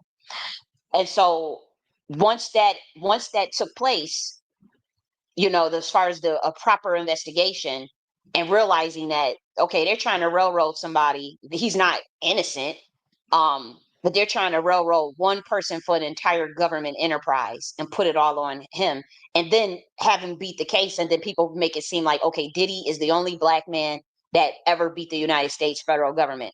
Y'all gonna act like, let's not act like the occult do not know who got him off. It was nobody in that CIA, as far as y'all at your highest level occultists, that can get him off, and y'all know who made the call to reduce to show some compassion for the situation. Y'all already know it was the same GIA. Okay. Okay. Y'all know who made the executive decision to let him off, because he can't take a fall for a whole government enterprise right when you're trying to change the industry. But he is not innocent. SRA abuse victim, but still not innocent. And consent and coercion can still happen at the same time. For one, think about the structures under which human trafficking must occur, where a 19-year-old girl gets trafficked. There's other types of human trafficking. There's human trafficking, literally, of people's souls in that industry through contract, Luciferian, Babylonian magic. That is really the spiritual crime that was committed. But obviously, is the government going to talk about that um, openly? No, because obviously that was the magic that keeps the illusion going, as far as the illusion of fame and fortune and the rituals around that. So why the fuck would they talk about it? Okay, but that's really what this is about. and consent and coercion can happen. Would a woman go into sex work at 16, 15, 17, 18, 19 years old? Those are obviously systemic structures. We don't have to go into that. But say a woman does give voluntarily, goes and says, she, whatever the pay was, whatever it was, 10K or whatever. She goes to the freak off party, signs the NDA disclosure, or whatever, even gives her phone willingly. But then, okay, what is up with the being the drug part? And again, the intricacies of what that looks like in terms of that baby oil, that was all just a cover up. They knew, that they didn't want people thinking too much in terms of government involvement. He didn't do that all by himself. But the blackmail tapes, people get lucky, the tapes that they have, people want to keep things under wrap. You don't want all that stuff getting out, but that's what it is. It's nothing but a blackmail trafficking ring, for the casting couch. You want to get in the industry, that's what the fuck you got to do. You want fame and fortune, you got to go and have your humiliation ritual. Your humiliation ritual is a soul binding before you sign your contract through a sex magic ritual, which comes from the Book of the Dead by a Ptah ritual. That Book of the Dead ritual, when you give someone drugs and they soul leaves their body and they in the dark space, and then they in a sex orgy and a bunch of people is fucking them and they unconscious or whatever, or they even being abused at the same time, or whatever the case may be, that creates the fragmentation to insert the entities, and then once the music contract is signed, then that's where the deal is sealed. How do I know about all this stuff? It's common sense. Like if you intuitive, you can see what they've been doing. Like it's obvious. Like if you're a real spiritual intuitive, I'm not the only person that has ever talked about this stuff. No, I have never been involved with it. But also that ritual is a reverse engineered, it's a botched version of a Saturnia ritual that occurs with the dragon riders only among the royal priestesshood though, and priesthood amongst each other. So we talking about less than 100 people doing something at a high level. Not just having some random prostitute. You would never just do that ritual with a random prostitute. You would never do that ritual with a random prostitute. It has to be somebody within the bloodline. You're never doing that ritual to swipe destinies or to swap energy. You're building up energy, if anything, for a greater cause. What that greater cause is usually governance systems and open up portals, open up dimensions. And so when we seeing that done just for Hollywood and for fame and fortune, yes, Anubis and Tahuti sees that as a sacrilege of their science. They see it as a sacrilege of their science. I don't know what else to say, and so they made that call. They wanted the change of guard. They want cruelty-free artistry. They want artists to be able to thrive without having to suck dick and get sodomized. That's what it is. They want talented people to be able to shine without having to be blacklisted if they don't suck dick. That's what it is. That's what it is. And my thing is like I said, is it right to just railroad one guy? It happens to be a black that has to be the black guy, when who's a SRA abuse victim, and to be honest, put under MK Ultra's entire life through the sex magic and the drugs to be that conduit to bring in souls from the black community. In those contracts and then within that industry. And so we want to see changes, major changes in the music industry where people can, express art. And in many ways, if a parallel alternative industry has to be created for artists, then I hope that they are in charge of that. Not merging with AI. I do not agree with Timbaland is doing with AI or y'all out of motherfucking pocket. We want to see music that's created by humans, human instrumentation, piano playing, guitar playing, drum playing by humans, song creation, songwriting by humans, going into the studio, singing with your own voice, a human voice. That's what I want to see. That's what I want to invest in. That's what I want. I don't want to hear nothing from no motherfucking AI. I really don't. I just don't. I think it mimics the essences of real humans, and I think it's deplorable. I just, to me, I don't know. It's just not for me. I like to see, even when people had a little, what's it called? Them little producer gadgets and stuff. I could see that, but y'all taking this stuff too far. some things need to stay organic and human made artwork, music. Um, those things have to stay. They want everything to be AI. You about to have AI lawyers, AI doctors, AI military. Like this is getting really fucking ridiculous. And it's because they can't compete with the 125D beings that's in the GIA that's overlaid the dimension that overlaid their dimension on this damn planet. And if they could just, do the right thing in 2022, we wouldn't even be in this damn situation, to be honest.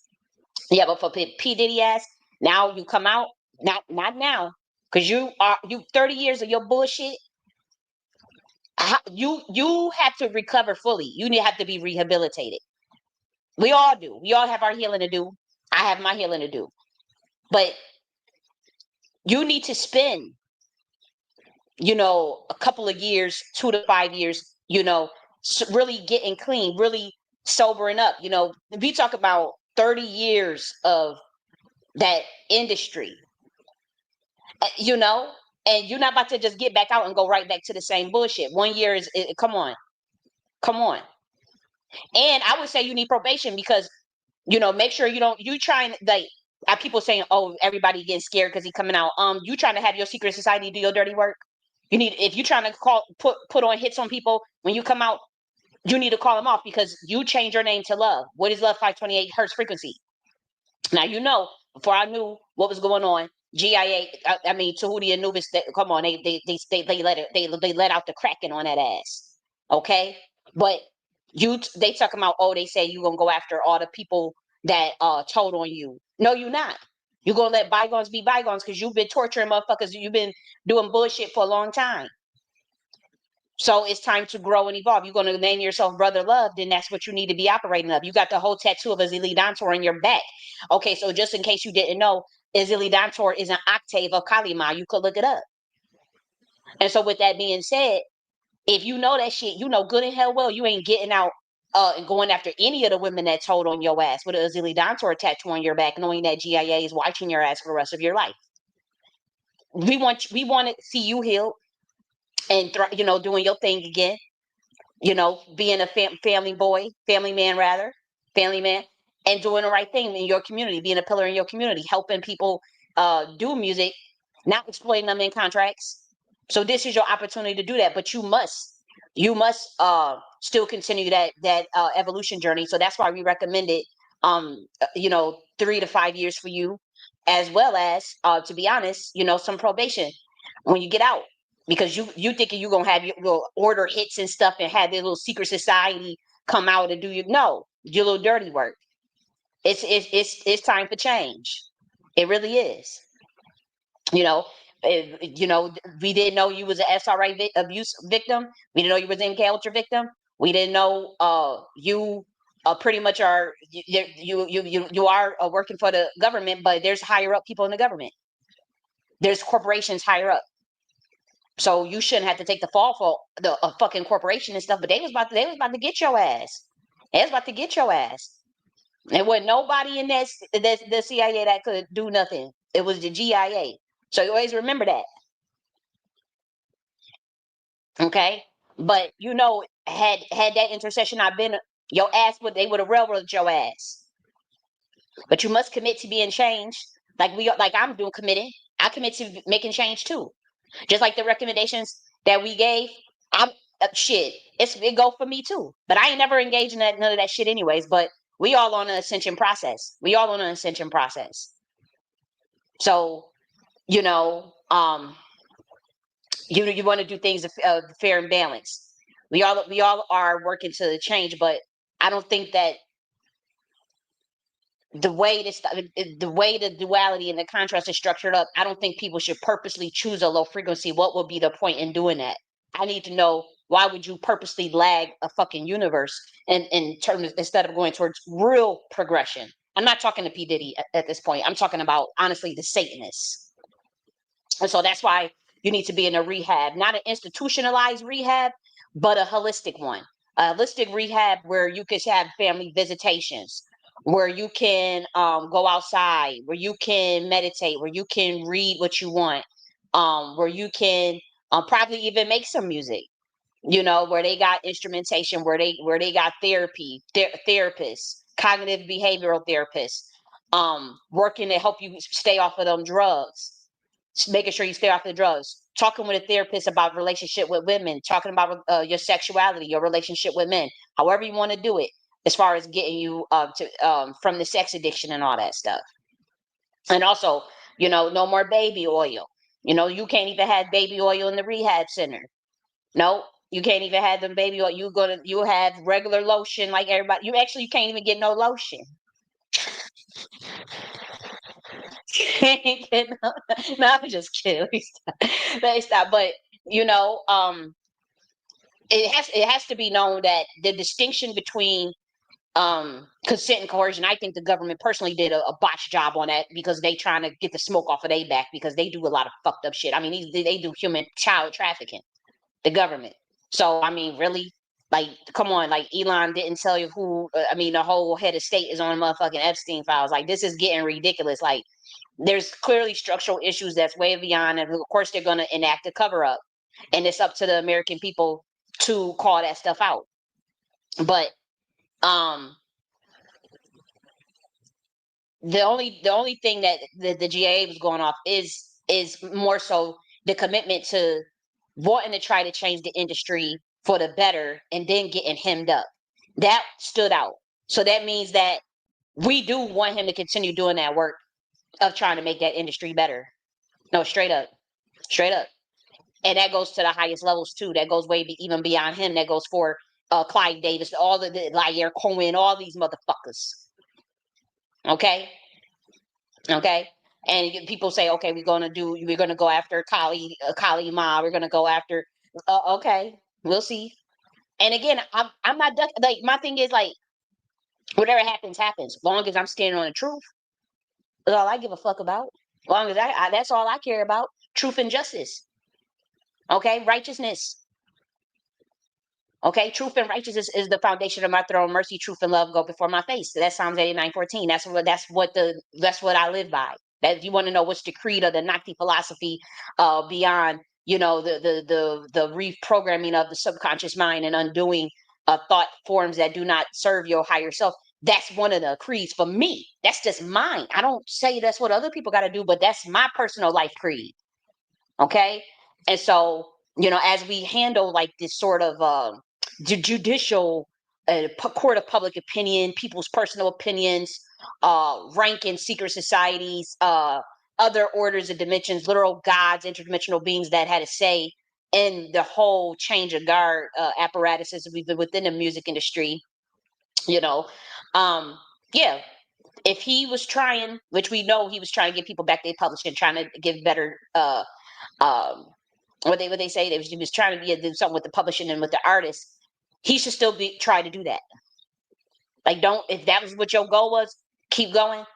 um and don't fold on this concept of brother love, on the concept of having a Zili Dantor on your back. And that's as simple as that. Okay, and my issue is, I'm gonna say this: there has been a secret society in this black community that has been trafficking black women and black men, and they have ties to the conscious community and the CIA, and the government helped them cover up. But what I don't like is there's no offered solutions to the larger problem of government trafficking. And I do think that it was fair for Diddy to be tried in the court of public opinion. Yes, I do. Yes, I do. Um, you know, like, like, that's just common sense, because they didn't want to put it on the trial on air, and then it was a lot of bullshit. This was a massive cover up of the lights I think I had ever seen.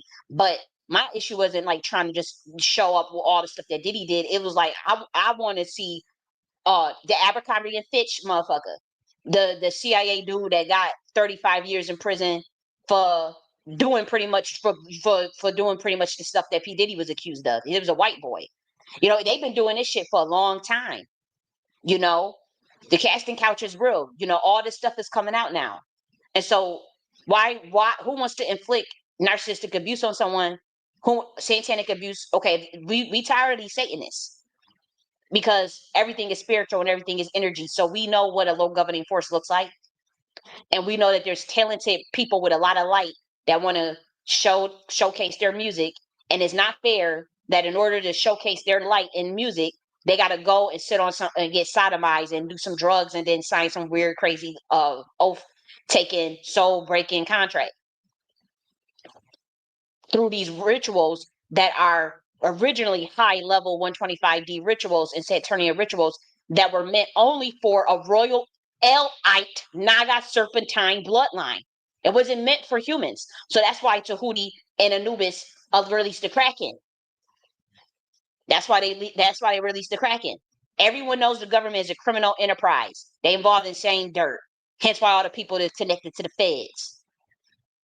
Okay?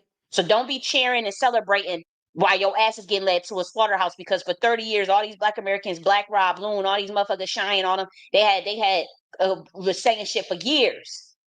So the Black community what is you sitting there clapping for like Diddy did everything for our asses? He better start doing something now though. Like he hobnob with all these white boys, and as soon as things got rough, he comes to get the Black community to offer up free energy in they little ritual, and they little boule, not even boule, I don't know what that is, they little secret society ritual. And here you come thinking, making everything, oh, it's a race thing, it's a race thing. Well, he ain't say it was about race when he was sleeping with them white boys. So what the fuck? I mean, what was the race where when he was making billions with them? Where was the rest of where's our community centers? And so that's my thing. I just don't understand that aspect of it. And also, like, if you got this, if he go back to doing what he was doing, and it's like the government is like covering for the government because he beat the feds, because he is the feds. Even if Kanye West want to defend him, that's fine. But Kanye West, he told us that years ago. Like, this is what they do. They've been doing that shit. Like, it's like, we can stop playing dumb here. And just the way that the Black community, you rallied around somebody who for 30 years was raping and pillaging and exploiting people in fucked up contracts, you need to have that same energy for Wendy Williams. Once again, the male identified community wants to cape and go to bat for a clear criminal who's protected by the government, but you say nothing to advocate for Wendy Williams, who's in an illegal conservatorship. So let her out and let's advocate for her now. Like you advocate for someone who's been screwing you over in contracts for 30 years and sodomizing women and men. Put that same energy into Wendy Williams. Because like I said, the same force that put his ass in there is the same force that got him out. It was not any of the niggas that had that they weren't capable of it. And they fucking know it. They know it.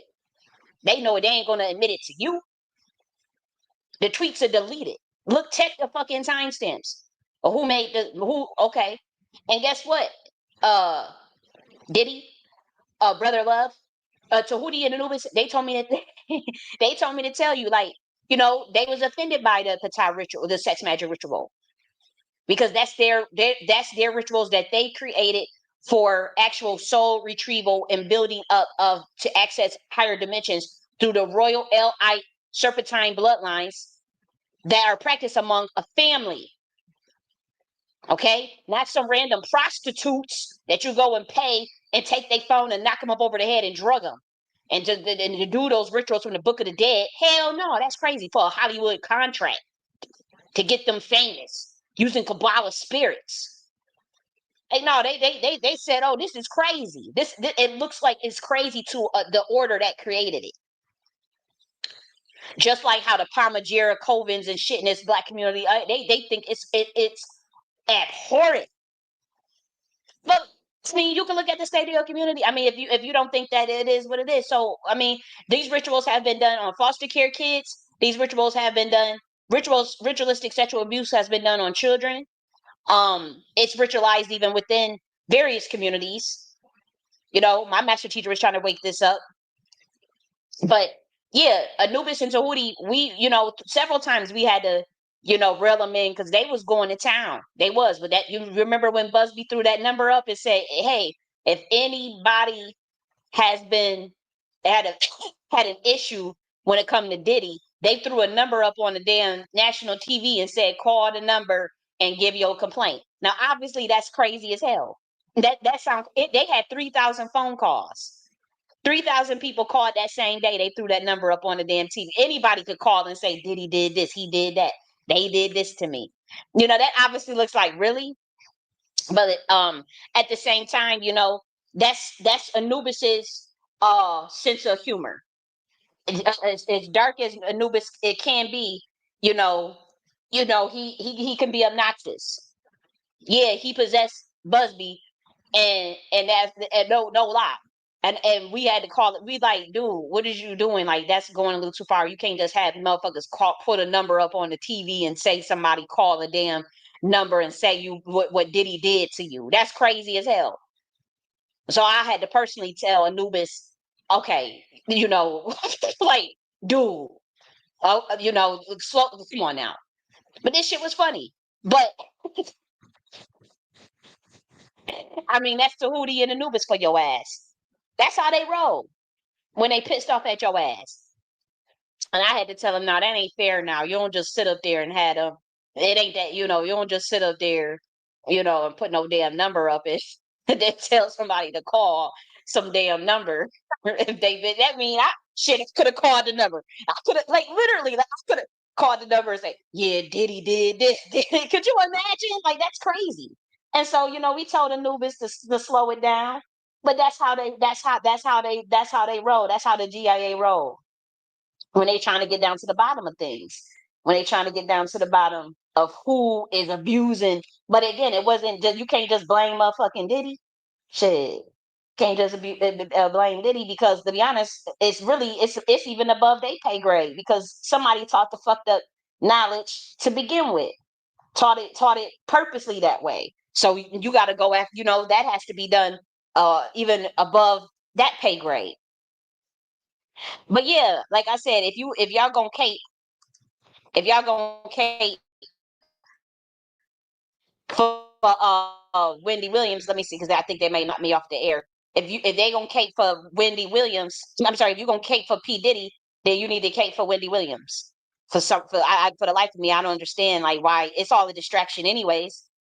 But a lot of times this is just triangulation of certain things that are above people's pay grade. To be honest, it is above people's pay grade, and people getting involved in rituals and shit, where you could be potentially doing something that could have replications for this entire community.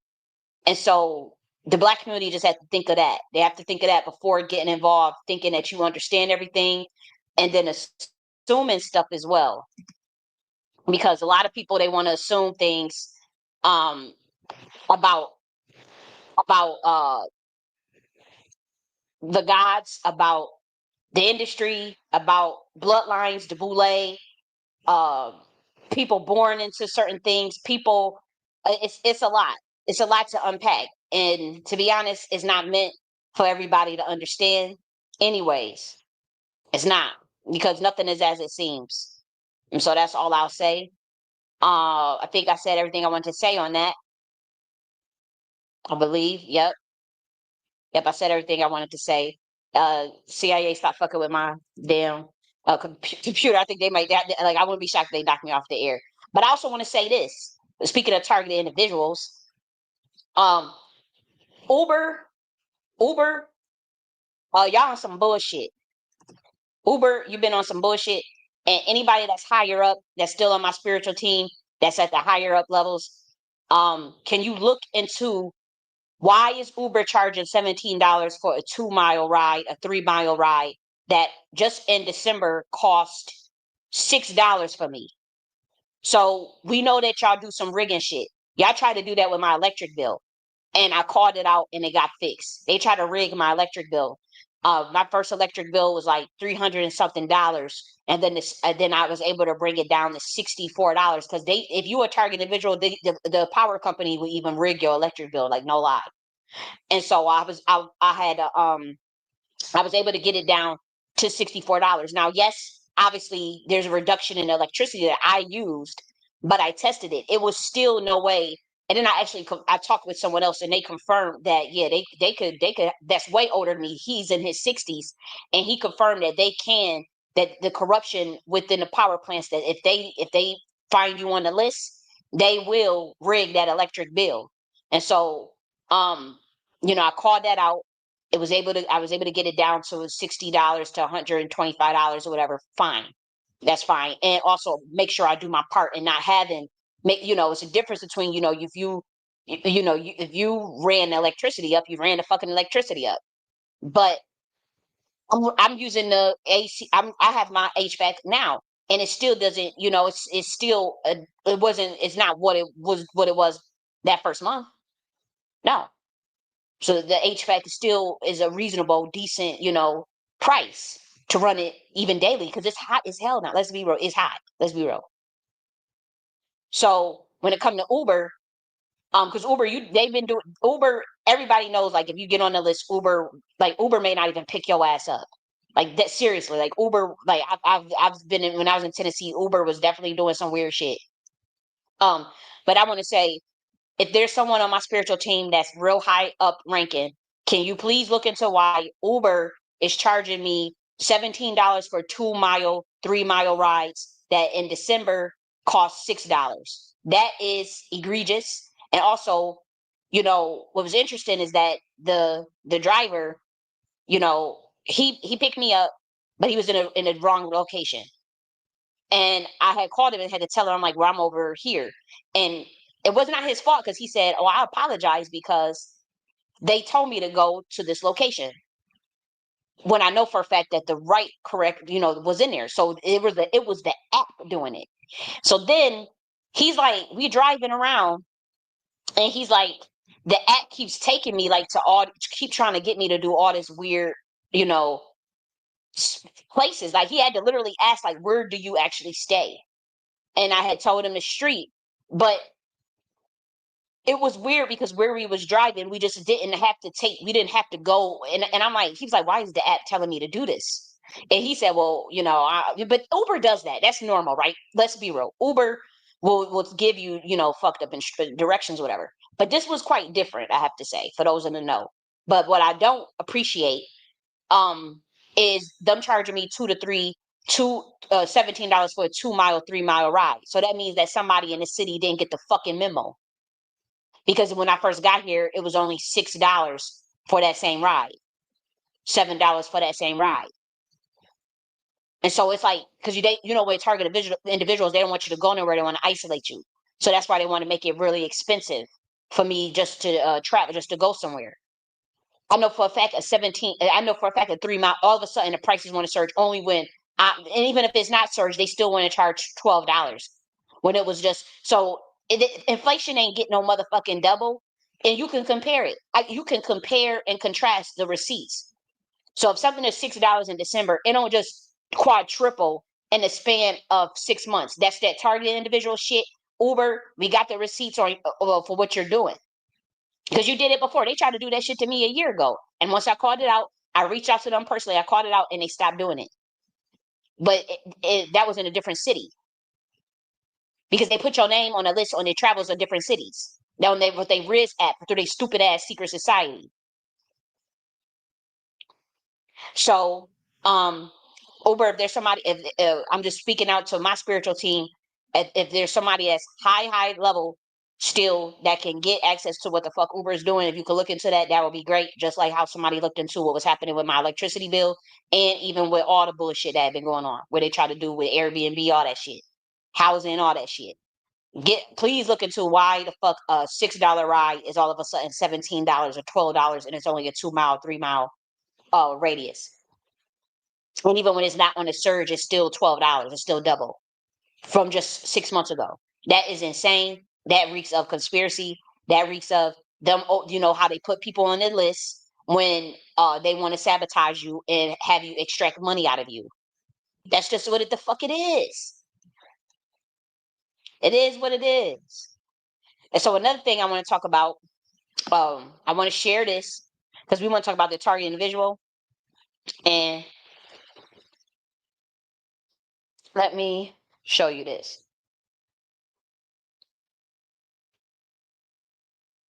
Let's see. Let's see.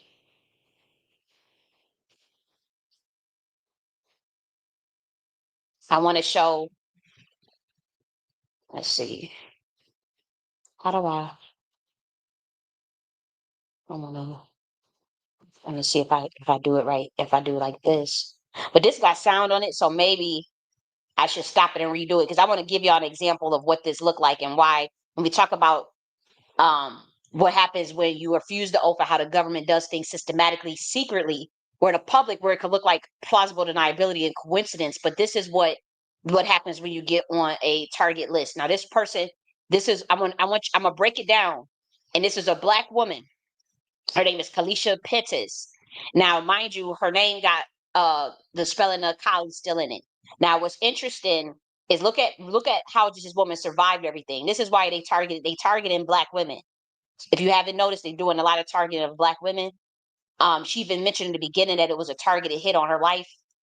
And she obviously survived it. She survived it, but but just listen to the miracle of her surviving it. For those who know in the know, they trying to figure out that elixir as to how come certain black women can move a certain way they can move. And they throw in a ringer at black women trying to understand a high level science that cannot even be decoded even by them themselves because they're working in a sort of trickster Rubik chaotic entropic way that God is in control of, to be honest. God is in control of that. But they trying to study black women, and they love to get black women in these secret societies so that black women can use their godly energy for weird sex magic rituals, weird Palmagera cults, and drain the energy and then give it to the Brotherhood Masons so that they can go up. And then there's sexual ritual abuse being taking place in the black community. So where there's destiny swiping. Now, to be honest, this is happening globally. It is happening even in the broader American lexicon. But for us, me being part of Lion of Judah, we can't tolerate none of that in our community as a pillar of global leadership, as a pillar of spiritual leadership, and the complete and total control over the computational algorithm of this universe. There's no way that the Lion of Judah can stay silent in the face of injustice. And so, yes, we speak out on behalf of women and black women who are being used in these rituals. It's as simple as that. So I want you guys to look at what's happening. We're going to break down what a targeted individual looks like and how the government targets black women. Now look at this lady right here. Let's make sure that it's playing the sound. Matter of fact, let's stop sharing and then let's just reshare it. Let's reshare it so that we can make sure that the sound is playing.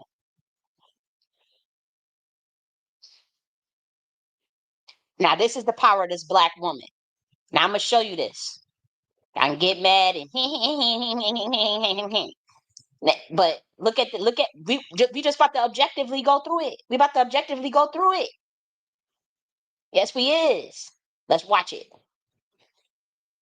Pettis is working to put the pieces of her life back together after enduring the unimaginable on April 29th, 2024, while visiting a friend's house in Chicago's Greater Grand Crossing neighborhood. Like a target board practice, almost like you hear it? Target order practice. She's a gun violence survivor in Chicago. She's a shooting survivor. She was shot 5 times. Now, look at the amount of blood transfusions and the amount of surgeries that she had to have, and she survived it all. And look at how the government got so angry that they started targeting her, and because it's a satanic cult that's targeting her, just like they did me, and they do all spiritual beings who don't want to be a part of a stupid ass club or sell their soul to their system. Or even if you want to leave it, they're gonna do the same thing to you if they can't kill you. Now, they wanted her dead. She look how now. Just let me just shut up and just play the rest of this. Watch this. stomach shots. Pettis's life changed forever when she says her friend's brother, high on drugs, shot her 5 times in the abdomen. She was given a 2% chance of surviving. 2% chance of surviving. I also struggled with my digestive system and had to be totally repaired. Medical records show loss of blood flow led to the amputation of her left leg. So they got rid of her knee, and then she got digestive issues. Now look at all these doctors surrounding her. They did, they surrounded her because they realized she got some sort of Eve gene that something in her bloodline that they want to study and take control of, and they are It is satanic. I'm telling you, I know what this looked like on a spiritual level. As far as that hit that was put out on her, they gonna obviously say it was just high on drugs and all this stuff. But just look at how this story is going. It's gonna get worse. Watch this. 4. The 15 surgeries and So 15 surgeries. 150 blood transfusions Pettis had. Watch that 4. again. The 15 surgeries and 150 blood transfusions Pettis had. So they did 150 blood transfusions. Why did they do 150 blood transfusions? Because they was trying to study the science of her blood. So they wanted to mix it, see what can mix and match, see if they can mix it a certain way that they can mess up her mind and her spirit permanently, mess up her mind permanently, or body and DNA permanently by mixing all of these different bloods in her. And they realized that since she's a black woman, that wow, she's absorbing all these different blood transfusions where she could still function and heal, and it's not decapitating her, putting her in a vegetative state. She's still able to, she's still healing even with 150 blood transfusions. Who would need 150 blood transfusion? Where is this blood coming from? What type of blood type is it? What type of, you think that they really matched it with her blood type, with her bloodline? You know, they was giving her all different types of bloodline, probably even giving her infected blood, blood with the COVID stuff, all types of shit. They was trying to kill this woman. 150 blood transfusions. They was giving her blood transfusions with all types of diseases. I'm telling you, because they wanted her dead. Now watch this. It gets worse. Had to save her life. She did CrossFit. Now watch, after all of this, what you see the black woman doing. Look how big that she's now. She gets out the hospital. She's healed after these 5 shootings, 15 surgeries, 150 blood transfusions, and look what she's doing right on your screen, lifting up this big ass weight and hopping up and down like nothing ever even happened. Even though her legs is amputated and she got digestive issues, and look at this part. 5 times a week and worked in the hospitality industry. I also was back in school for nutrition as well, which I had to stop going to school So she had to go stop. She had to go, stop going to school, and she had to stop working. because I couldn't afford to pay. Her family set up this GoFundMe to help Pettis. She's applied for jobs to work from home, but hasn't been able to find work. I'm on a strict no work. So she's on a strict no work order from her doctors. They did that to sabotage her because she's a target individual. They want her homeless so that they can study her DNA even more. I know, I don't care how crazy I sound right now. I don't care. They want her, how you gonna put somebody on a no work order and then not give them assistance after 15 surgeries, 150 blood transfusions, and being shot 5 times? Because they want her under their custody. They want to study her blood. They realize, okay, we found another one. And she got the power of God on her life.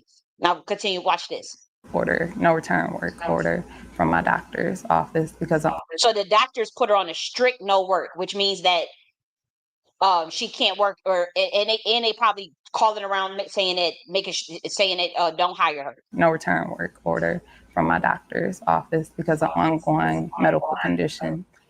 She got an ongoing medical condition. Also applied for assistance from various city agencies, among them the Department of Family Support Services. So she applied for all these. Now this is the part where you could tell she's a targeted individual and was put on a list.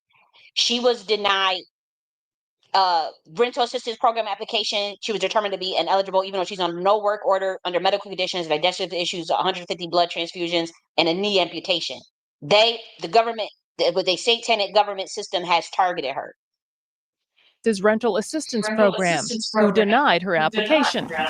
And she was all the emergency systems, all of them, they denied her. And when you say, well, why can't she go live with a family? It's a comply or die system. If her family helps her, they will take away their substance and whatnot. So that's probably why her like, you would think like, okay, why is she trying to get assistance, and where's her family? She's a target individual. Emergency Supplemental Victims Fund, who she says also. So they didn't even qualify for the Emergency Supplemental Fund. After 150 years, after 150 blood transfusions and 15 surgeries and a knee amputation of being shot 5 times, she's still walking around. She's still cognizant, and they don't like that. And she still got a soul in her body. They don't like that. So they trying to, okay, we taking away everything. They don't want her to work. They don't want her to find nothing. They want her homeless. And she did. That's why she's saying she's gonna have to go to a homeless shelter. But it's like, well, why can't she go stay with family and friends? Because her family and friends probably turned on her or sold her out because she won't sell her soul to the government. So denied her application. Pettis also applied for benefits through Social Security and was They denied her Social Security benefits too. by them too. They told her she didn't qualify for benefits and was And they telling her she's not disabled under our rules. You do not qualify for benefits because the reason why they're saying you are not disabled under our rules is you're not disabled if you won't take the satanic oath. That's what they're telling her. It was something that that happened, and she walked away from it, or she pissed off the wrong person that is powerful, or she got assault. To be honest, it's the government does this to target individuals. It's as simple as that. not disabled under their rules. Do you feel you've been re-victimized? Absolutely. Absolutely. This is re-victimization all over again. As if So she is being victimized, and she is being re-victimized all over again. Now here's the thing.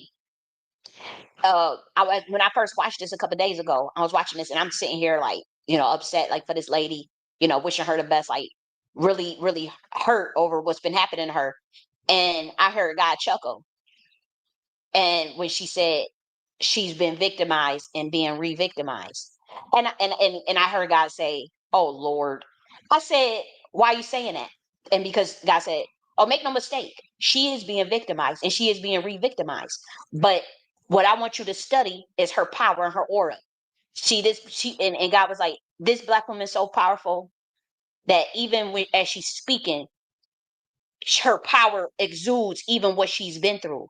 Even through them trying to victimize her, you could still feel this lady's power on your screen. You could feel the power in her aura and the power in her soul. And that's what God was letting me know.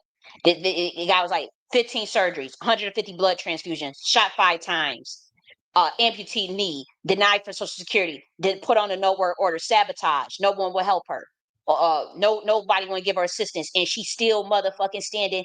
And God was like, they trying to break her soul, but what do you hear? Is her power. Now, even look the way she say it. See, that's why society is so jealous. That's why society is targeting black women's and melanated people, period. But I'm telling you, they letting the cracking out on our ass. And it's because of the spirit.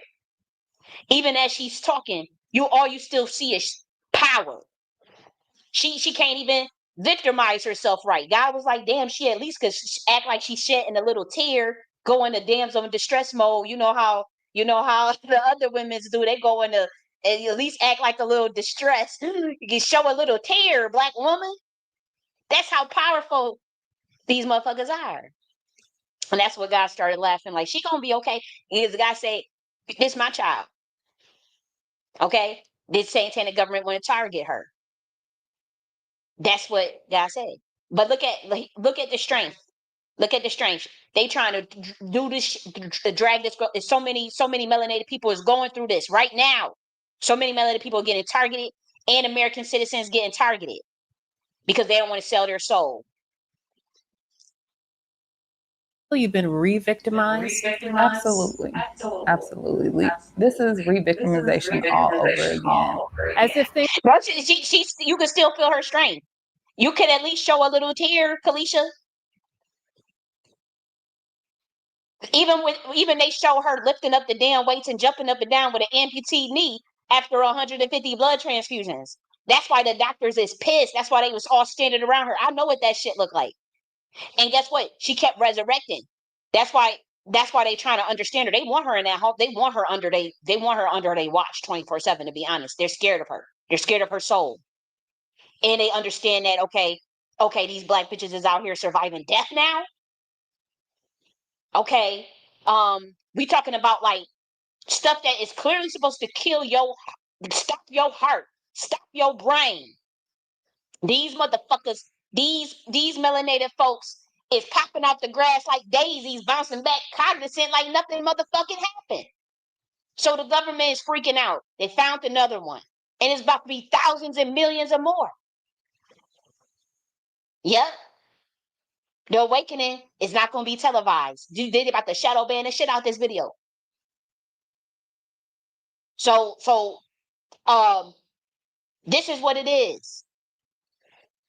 And anybody know that come on. This I'm telling you, they want to study her scientifically. They got all these different bloods. They took 150 blood transfusions. They mixed 150 different blood types with her blood, and now they on some Henrietta Lacks shit. I'm telling you right now, this what they on some Henrietta Lacks shit. And they want to they it's a jealousy. You know what? As I was, listening to how she got denied, let's finish. If she was getting denied all these things from the government, from the things that she's qualified for, I started to feel the spirit behind it. There was a black man who had something similar happen to him, but they threw him in jail. He was talking about against contracts and against a brotherhood. He wants to, against that, and they threw his ass in jail. He's praying to the Holy Spirit. For those who don't know, the Holy Spirit is a feminine spirit. This is my feminine. He's praying to the Holy Spirit. He gets out of jail.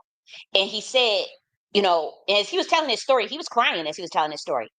He said, as he got out of jail, like he's feeling the energy from like the state towards him or the system towards him. Like he said, he could feel the energy from the system towards him.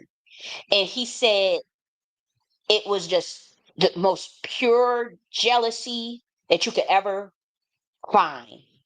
He said it was like just a horrific jealous spirit.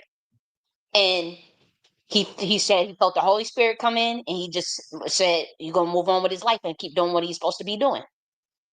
But that was really interesting that he said that, because I'm thinking like that sounds weird. Like, how I didn't doubt the validity of what he's saying. I just didn't understand it, because I'm like, I don't know what that means. Like how did you feel the system's jealousy towards you, as far as, because as far as how they don't like certain souls in a matrix, how they don't like certain souls walking around.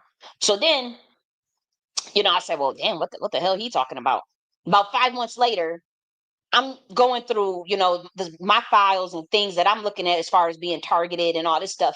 And especially like when it comes to the censorship and the shadow banning and whatnot, I started looking at it from that perspective. I'm looking through it. I was just looking at my analytics, and I was just like, I'm like, damn, like this is really like high level censorship. Like this is really like hot. Like this is like shadow banning the likes I've never seen. I know it's coming from the top, but as I was looking at, just assessing things, that extreme, like that spirit that that other black man started talking about, I felt that as I'm looking at my analytics. I'm like, that's it. That's what he meant. That's the spirit he was talking about. That's the exact spirit he was talking about. I felt the extreme jealousy towards me. And it made me cry. I ain't even gonna hold you. It made me cry. I was like, damn, like that's like a level of jealousy. Like that shit is incurable. There's nothing you can do to fight that. You must walk away. You have no choice but to ignore that and walk away. There's no way you can mingle in with that. You a dead motherfucker. You mingle in with that type of energy.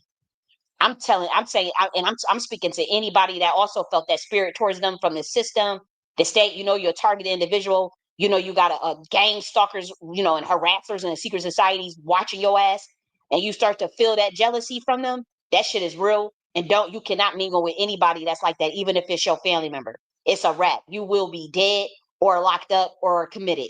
You cannot play around with that. That if you start to feel that energy from someone, that insane jealousy where it kind of tear your eyes up, where you start to cry, or you start to feel like, oh my gosh, like what the fuck is this? Because even that black guy, as he was talking about it, he was crying. But he was also had joy because he realized that the Holy Spirit, that God was, watching over him, you know, or whatever he believes in. But he did mention Holy Spirit specifically. He did mention Holy Spirit specifically. He did.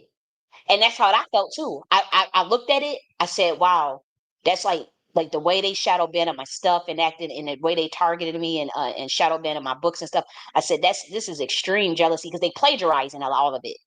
And I said, "Damn, that's because you would if you can't act like you don't know somebody, but you still copying their shit. That's weird. That's jealousy." And so I was just like, "Damn, like that shit, like." Yeah, y'all motherfuckers is really fucking crazy. Like these people are. It's like jealousy. It's not psychopathy. They're not. This is on a level that you'll never see. That's what they feel towards a lot of melanated people. And to be honest, that's the way the system feels towards black women. I'm gonna be very frank with y'all. That's the way they feel towards black women. And they because they understand, okay, these bitches is defying motherfucking logic now, physics now, with we trying to knock a lot of these women off. They've tried to come after me multiple times. And I seen how it was 50 doctors standing around me taking pictures. And I know that I was supposed to, they was looking like how this can't be. This can't be. And first thing I felt was that there's, how they talk about the blood, some with crystals and all that stuff. There's some truth to that. There's some truth to that. Where when you look at the frequency of an actual human and how they look like a crystal, how they have this crystal thing, for those that know what I'm talking about, that there's truth to that. But that's what they feel in towards black women. And to be honest, it's all women, but unfortunately, black women, you're the first cause. You have you have the Eve gene, melanated. I mean, what do you expect? But guess what? You already know. You already know. So you don't have nothing to worry about at all. At all. So don't be scared. Don't be sitting there doing, you have to rise above all the haters. You have to stand tall, stand on truth, stand on righteousness, take accountability as well when you're wrong, because black women got issue with that. But other than that, keep being, the beautiful self that you are. Intelligence, all those things, creativity, but also work on supporting one another better as well, and stop being jealous of each other. But other than that, yeah, keep standing tall, standing strong. Like even this lady right here, after all she's been through, all you still see is strength, and her soul will fight. Her soul will fight to the very end, and she will win. It's a guarantee. It's a guarantee. She will win, and she better keep God first, because even if they try to get her, they want to bring her to homelessness so that they want to offer her that dumbass deal. They asked me to sign a contract 6 times when I was under illegal detainment on a 1014 by the federal government. Illegal. 6 contracts, but I'm supposedly so mentally ill. So which one the fuck is it? How I'm gonna read some 40? I'm sorry. It wasn't like a 6 contracts. It was like they kept asking me to sign something 3 times, and I said no, no, no. But I'm strapped down. I can't leave. We're in a restricted access area. Why are you trying to get me to sign something I can't read without a lawyer that's like 60 pages long? And they kept asking, and they felt it was a demonic energy coming from them. Then they had this black lady in a suit come and ask me, what do I want? What can they do with Nakhti University at a motherfucking hospital restricted access area? And before that, the doctors, 50 doctors and all this shit all around me. Oh, hell no. Hell no, this the devil. And they gonna lie. They will lie. That's y'all better be on game. Y'all could think of this as play. Oh, that's schizo. Oh, that's wrong. You gonna fuck around and find out. Like many of these motherfuckers is finding out. And so people got to stand strong and choose their motherfucking side. They're gonna have to cover. These people get a deal and reward, and the more souls they bring in. So are they gonna tell you the truth? No, they're not gonna tell you the truth. Why the fuck would they? It blows the whole system up. So you gotta just read between the lines. She is a targeted individual. The government is targeting her. How does she not qualify for SSD? Even if it's only for 5 years, she still qualified for it. How does she not qualify for this emergency supplemental fund? How does she not qualify for no work? How now they say no work. How does she not qualify? Because she's a targeted individual by the satanic government or a satanic secret society that has ties within the government. And once you on that list, they all make they inferior classes call each other on the phone and say, don't do this, don't do that. And they do smear campaigns and make up horrific lies.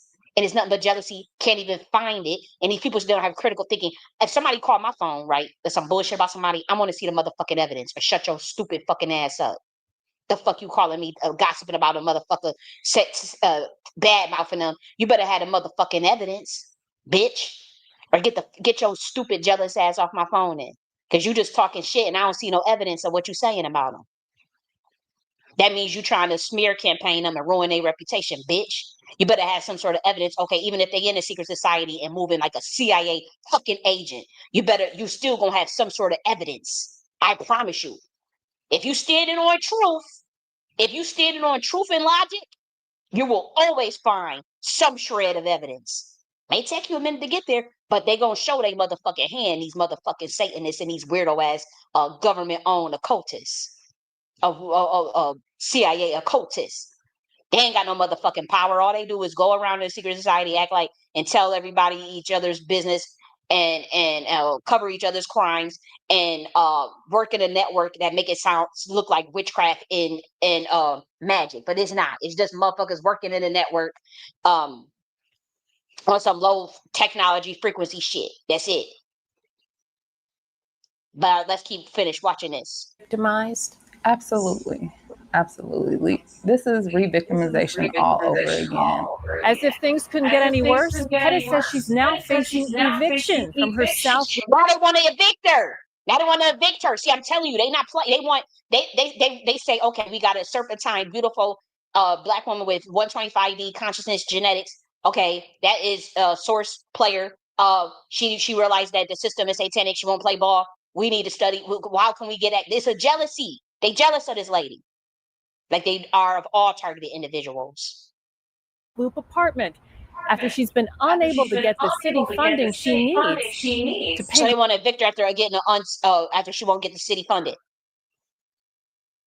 What does this look like? Everybody knows that is the government targeting her or a secret society targeting her. That's very obvious. Her rent. If I don't get the funding, I have nowhere to go. She had nowhere to go because her family sold her out most likely for crumbs on it. They on the comply or die.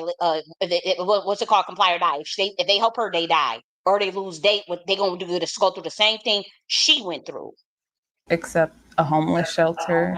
The 31-year-old is starting a nonprofit called Heal and Thrive to help others. So yep, she want to start a nonprofit called Heal and Thrive. She's only 31 years old. They're survivors. I feel like God put me in this position for a reason. A woman who has other survivors. Yep, 1,000 pieces. Yep. So she's facing eviction. She worked hard to see all that furniture in the background, and she worked hard to get settled in where she's at. Where's all her furniture gonna go? But they see her strength. You see the power in her eyes. She looking like, bring it, bitch. And she's gonna win. Because that's a fucking shame. This is how jealous they are of this black women's. And I'm telling you, they've been doing this shit. They've been sacrificing black women's. These fucking black satanic Mason cults in the black community been working with the CIA to sacrifice black women's to the system. Acting like they not. We caught your asses. And the government wants the blood of a 125D black woman. And God is protecting her. Shot 5 times, 15 surgeries, 150 blood transfusions. Amputated her knee. Put her on a no work order. Evicted her. Say she can't get Social Security. Say she can't get emergency housing. Say she can't get none of that. And guess what? Y'all can laugh and say, ha ha, we hate black women. We hate y'all because we so jealous of y'all. Okay, bitch. What happens when it happened to you? White people, Asian people, Latino. What happens when it happened to you?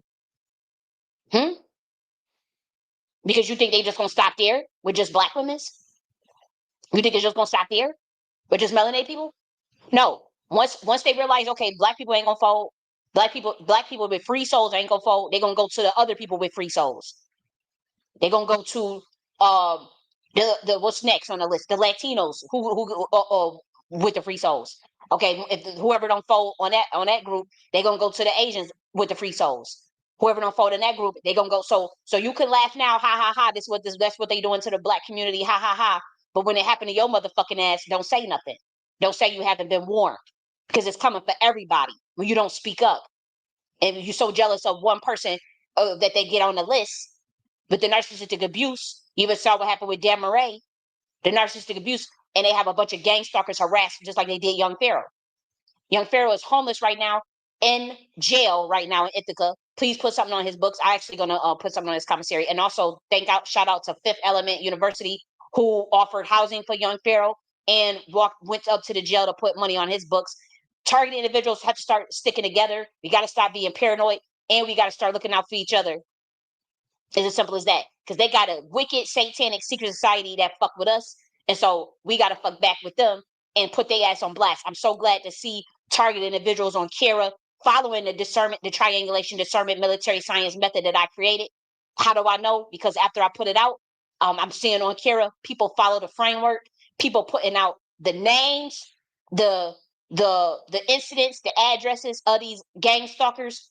Even if they work for the government, they put in the first name, last name, and pictures. They were saying out what they did, the dates, the times, and they triangulating it. Please try to get 3 incidences if you can, from that same person.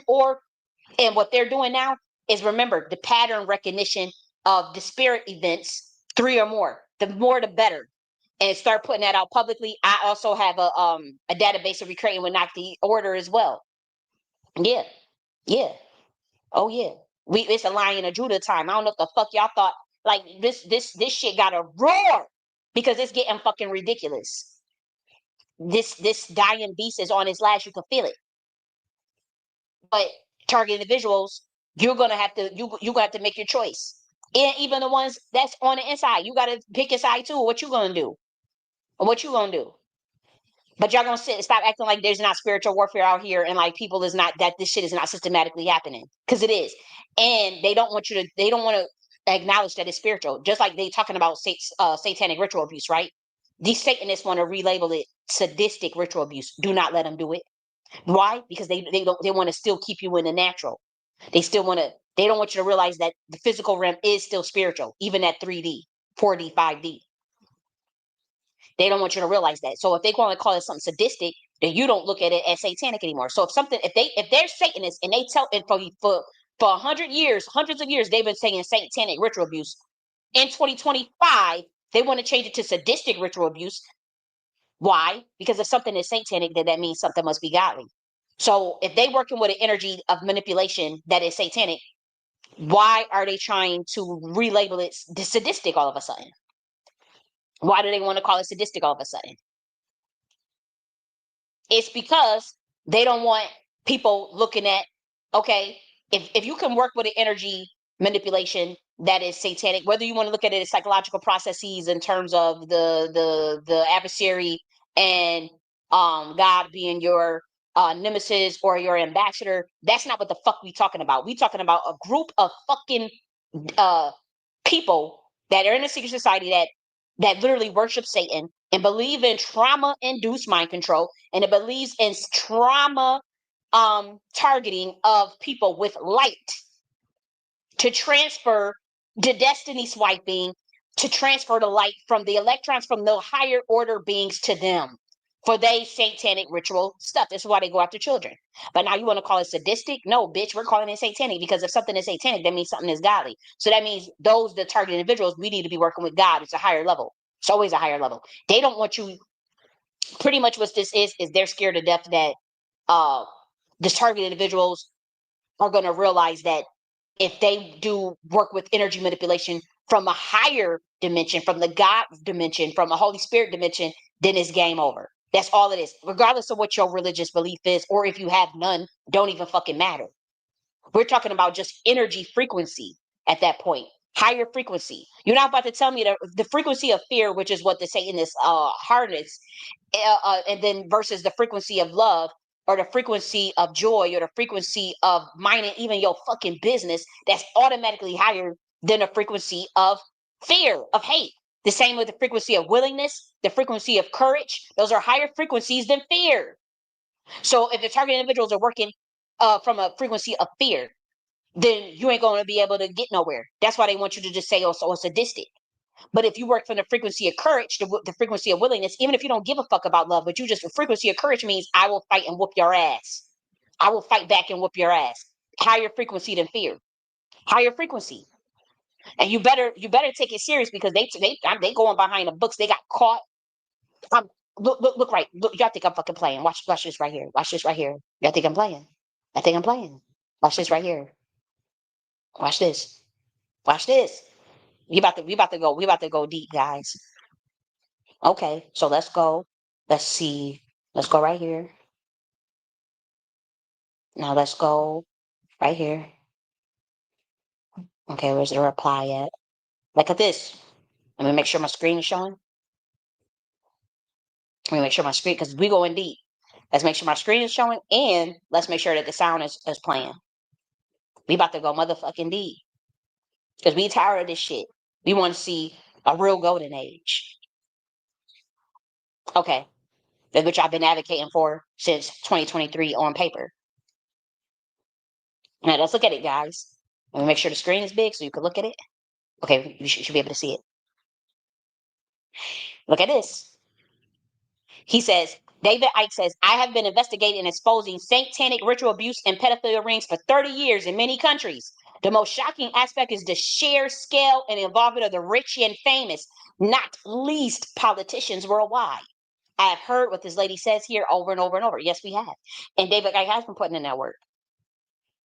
There's the common origin for all of this. And that origin is not human. Cue laughter, except that is true. Who are the gods and demons that these rich and famous Satanists worship and serve? Answer that, and you will have who really controls human society. Boom. And look what I said. I said facts. They still low-key want to cover up what they are doing, but the Lion of Judah is back. The highest ranking angel has clearance of the lights this planet has ever seen. Wait till bro come through. We thank our earth angels for defecting and helping us. Sick of the wickedness. Now look at this. Notice how they want to call it sadistic ritual abuse now. Call it what? Now look at this right here. It says, let's back up and let's read this. Let's read this. It says, oops, let's go right back here. Let me get rid of that. Okay. It says, Yael Ariel, an Israeli woman who survived a sadistic ritual, a sadistic sexual ritual. It's a satanic sexual ritual, and you know it. Told the Knesset that senior figures, including former and pre-Net Knesset members, were involved. And then another attendee replied, I can give you the names. That's right. Give them the names, ladies. Give them the motherfucking names. And this is a satanic ritual abuse. And I said, notice how they want to call it sadistic ritual abuse. Call it what it is, satanic ritual abuse. These people are Satanists. They also want the abusers to label narcissists instead of Satanists. No, no, no. Just call it what it is. It's to cover up the spiritual aspects of this. They don't want people to know how energy manipulation in the occult works. It's spiritual warfare. They pretty much do not want those that are light to use spiritual warfare against them. That's what I was explaining earlier. They pretty much don't want your ass using your mentalism to fight that. If they are using Satan, then the people should be using God and love to fight back as their energy conduit to destroy their system. You must do it through the spiritual. They don't want people to fight against their God, Satan, hence them wanting to change the definitions of words now. Yep. That's what it is. And I am real Judahite royalty. And this ain't nothing that would ever be sanctioned by no 125D L8. Especially with no children and no women's. Nobody. It's not necessary. Real power, it don't require no blood sacrifice, no stealing from somebody else, no jealousy of nobody else, no targeting nobody else. No. If your motherfucker ass got it like that, you're gonna have it like that.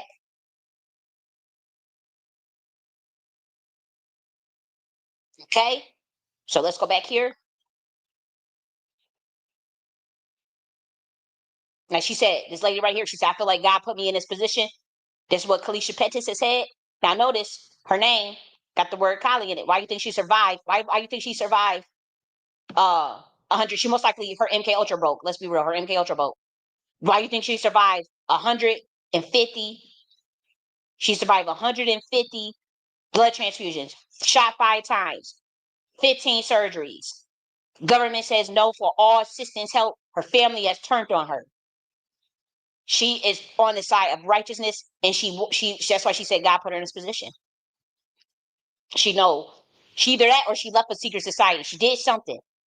Or they asked her to join and she said no. Just like what happened with me. They didn't ask me to join, so to speak, but it was unspoken and they all surrounded me. They all surrounded me and they all tied back to who I called out. They all of them in 2022 and 2021. They surrounded me in 2021 like a pack of fucking wolves. And I just thought it was some reparations black activist conscious shit. And it wasn't. They don't come. They gonna move clever now when they want you in that fucked up ass contract,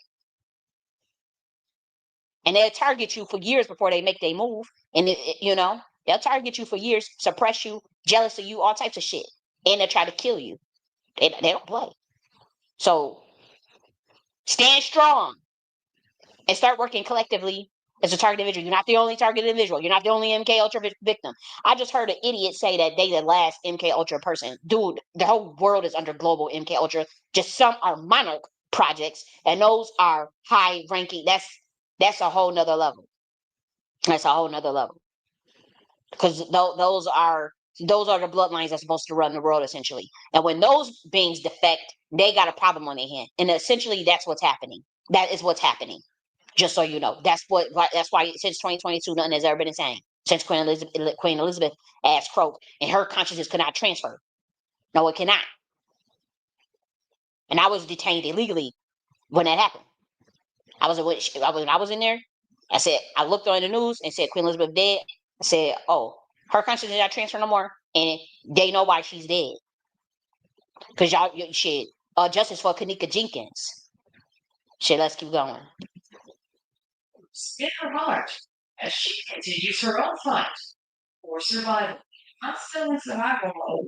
I still haven't been able to properly heal or process what has happened to me. Suzanne Lemieux, CBS News, Chicago. So she hasn't been able to heal properly. She hasn't been able to, she's still working on her healing journey. Okay? Now let's look at this. Now this is Undisputed, coming out in 2002. And got Wesley Snipes, Ben Ryan's motherfucking ass. Wesley Snipes wanted to start the Royal Army of Amun Ra Guard, which has ties to Tamaray and the Wabi. Now he got caught up. Obviously, they did the okey doke on his ass. He got caught up with the IRS too.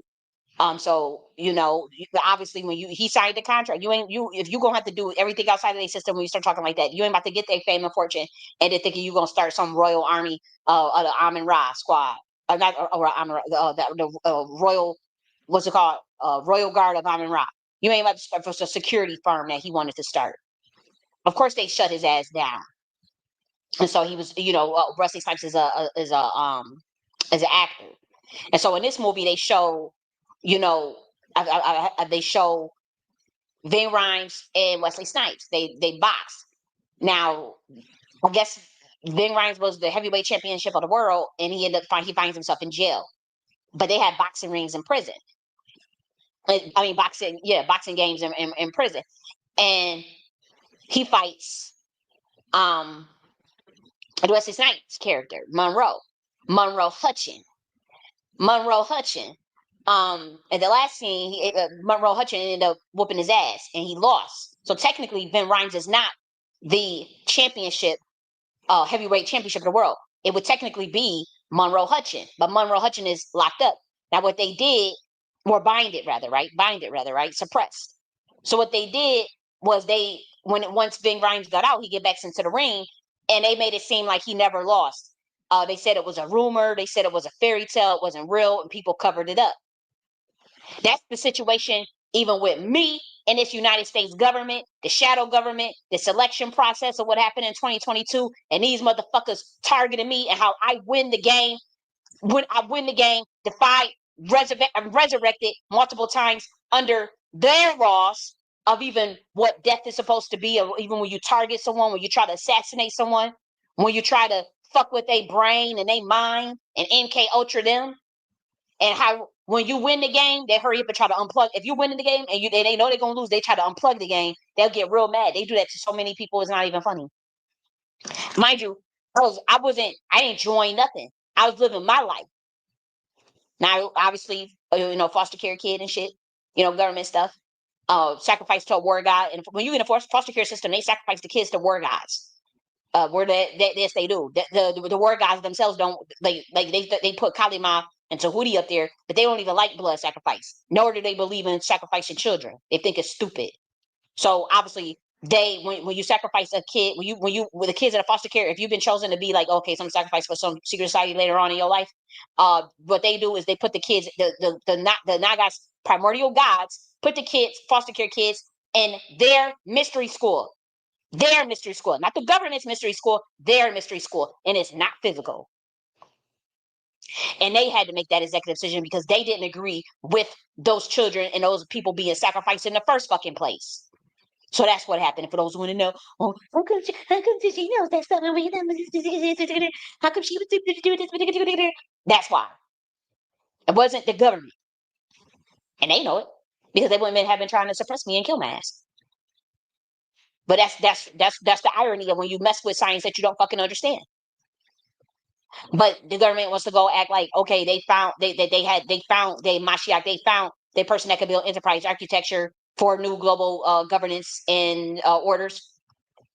But they copying my shit and suppressing my shit, even after winning the selection in 2022 under Masonic and Masonic law. Whether you want to look at that as Masonry for the Judaism for the Gentiles, but also under Hebrew law as well, or under the actual science that's we all know who won the selection. And so they want to suppress me, act like, shadow ban me, act like I ain't shit. When really, I'm the real champion. And that's this scene, remind me of this. Now guess what? The dude named Monroe Hutchin. This movie came out in 2022. This movie came out in 2002, which is what, 23 years ago? And guess what? When I was a little ass kid, I used to watch this movie a lot. I used to watch this movie so much. And I know the spirit who was always telling me to watch this movie. If I gave y'all the name, you would fall out. Yeah. We talk about mystery schools and shit. When I was a little ass kid, yeah, sure, you say, well, watch, you sit your ass down here and watch this movie. So I used to watch it. And guess what? When I went to Hutch Tech, this dude name is Monroe Hutchin. I went to Hutchinson Tech. Now everybody that know, we have those stupid ass MySpace, right? Pages. Yeah. But guess what my name? Guess what one of my users' name was? Guess what I used to want to be called when I was in high school? No lie, Monroe. Yep. If I'm lying, I'm fine. When I went to Hutch Tech, my little Sherry Monroe, Sherry. First it was Sherry Dior. I wanted to be called Sherry Dior, and then it was Monroe because I used to like Marilyn Monroe. Why do you think I used to wear finger waves and stuff in 1930s hairstyles in high school? And I was calling myself Monroe because I had really liked the little the little 1940s like finger wave stuff, and I showed those pictures on my channel. And so the dude's character name in this movie is called Monroe Hutchin.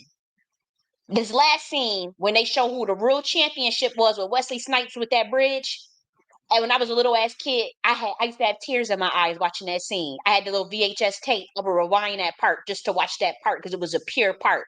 Watching to see this is the real motherfucking champion. This is the real president. This is the real motherfucker. This is the real one. This is the real selection. Monroe Hutchin in the movie. And so when I was a little ass kid, it'll bring tears to my eyes. Yes, it did. Yes, it did. And so I want to show that part right here. If a playback value may have to remove it, I'm not sure. But I just want you guys to see this part. Look at it right here. Deny that they ever targeted me. Deny that they ran up and got done up. Deny that I didn't defy death. And deny. That's what they do.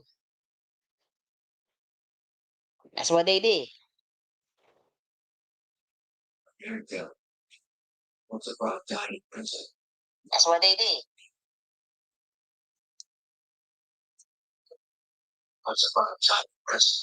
That's what they did.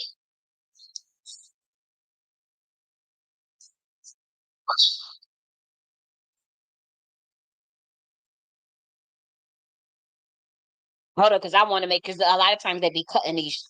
I want to make sure this shit playing. Hold up. Let me make sure that I can hear the sound on this bitch.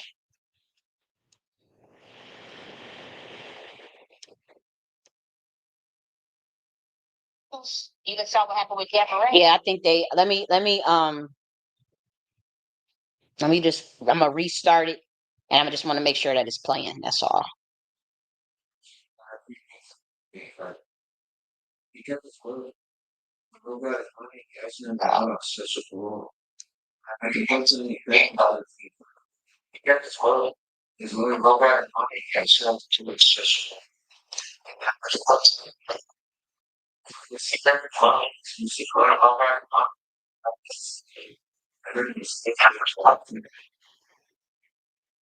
You know what?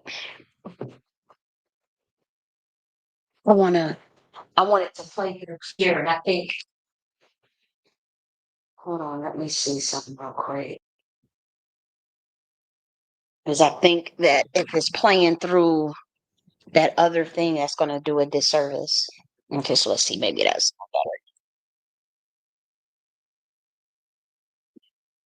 better. Okay, I'll stop sharing it, and I'm going to do it again.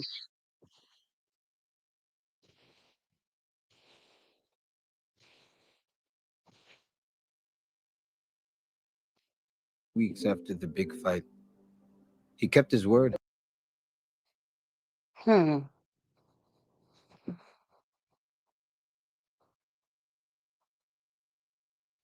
Hmm. Okay, let's do this. See if it does it again.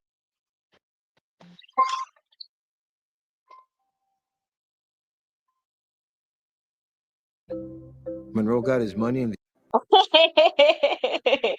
Now, see that? They saying that he's Vin Rames is the champ. But watch this part. This is the part I kept rewinding and crying when I was a little ass kid. And then I didn't even realize when I was, in high school, I started calling myself Monroe and I put it on my MySpace page and I was at Hutch Tech. And this dude's name is Monroe Hutchin. Now watch this part.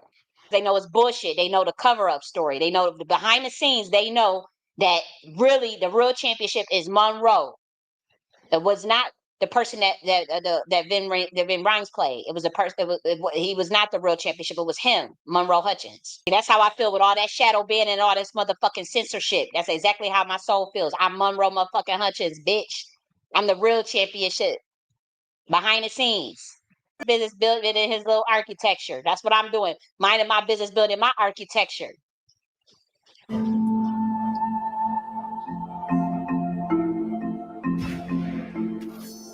No losses. 69 wins, no losses. Monroe Hutchins.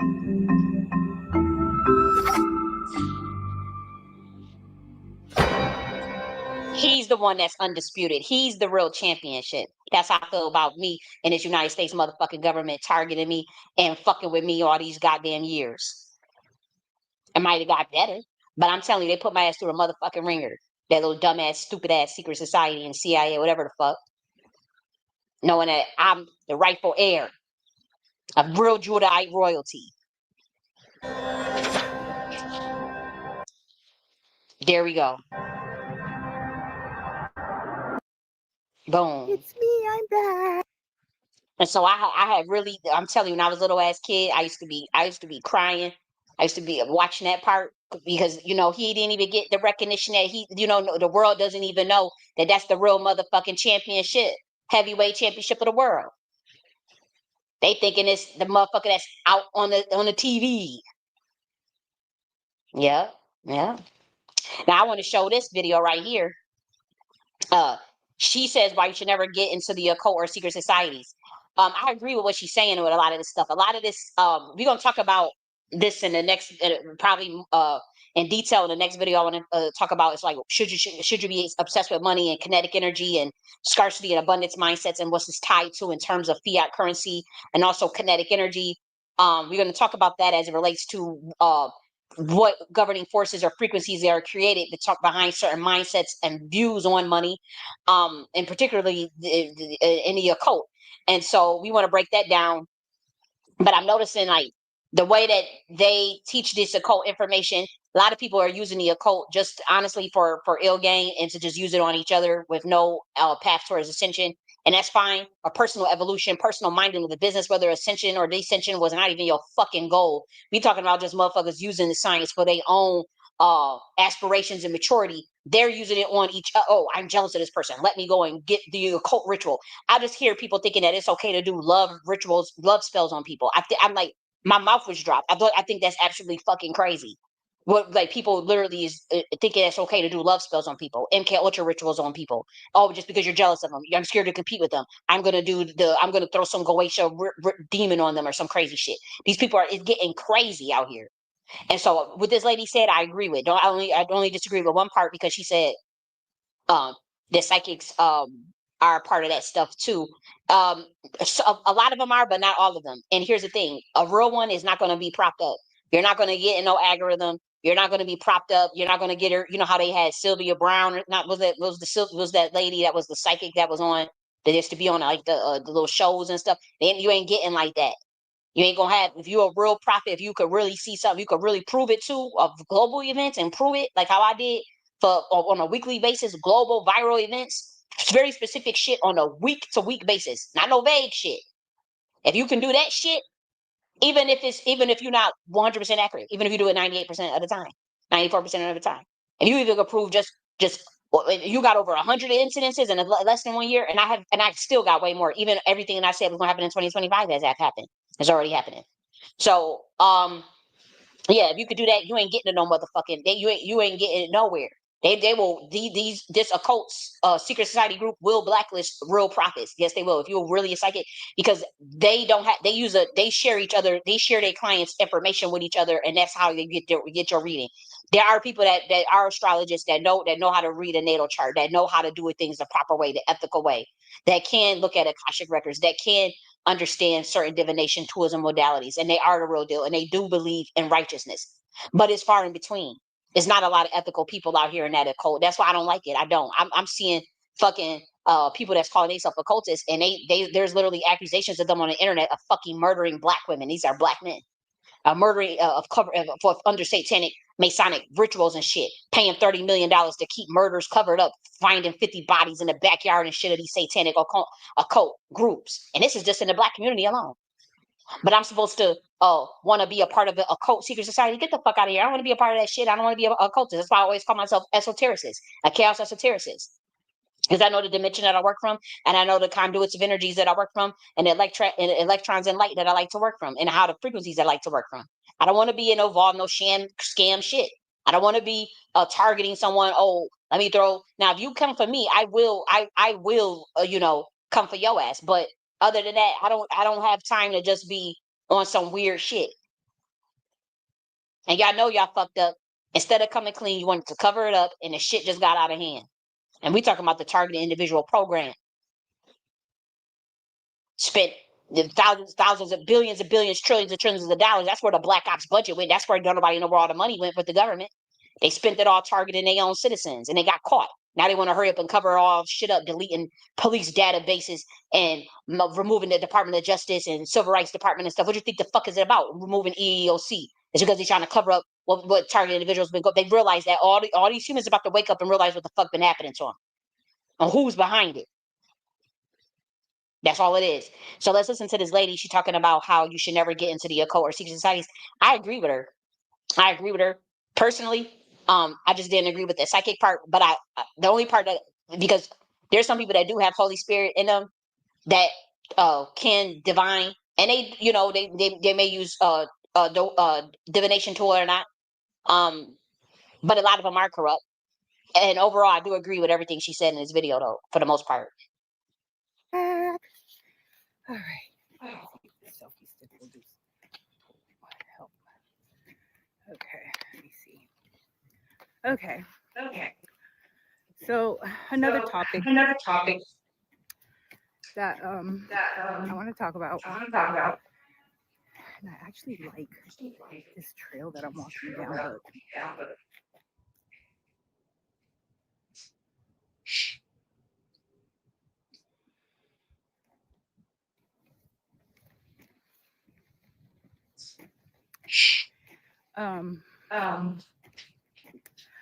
I wanted to talk about something that is really serious. It's getting worse and worse and worse, and people have no idea what the outcome and what the consequences are of what they're doing. And it's not about being afraid of energy manipulation or esoteric sciences and mystery sciences. That's not what this is about. This is literally a bastardization. Like what people are doing are using occult information in very haphazard ways. That's what we're talking about. And to the point where it's not even worth,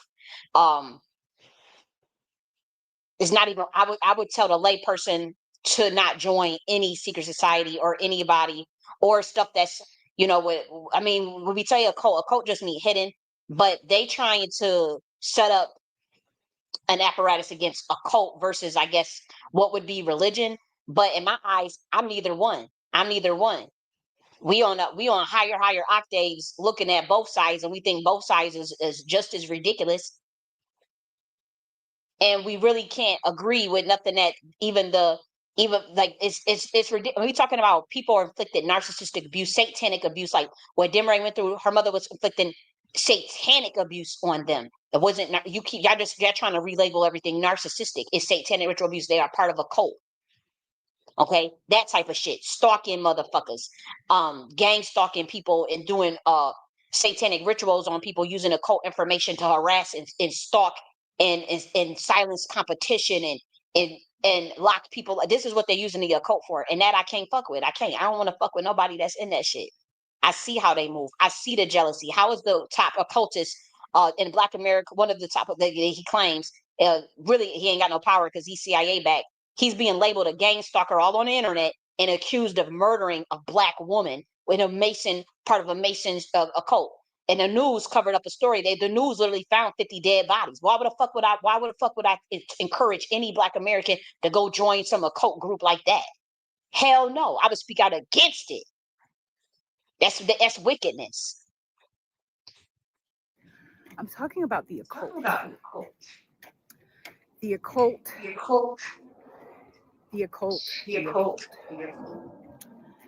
So let me just tell you a little bit about my experience with the occult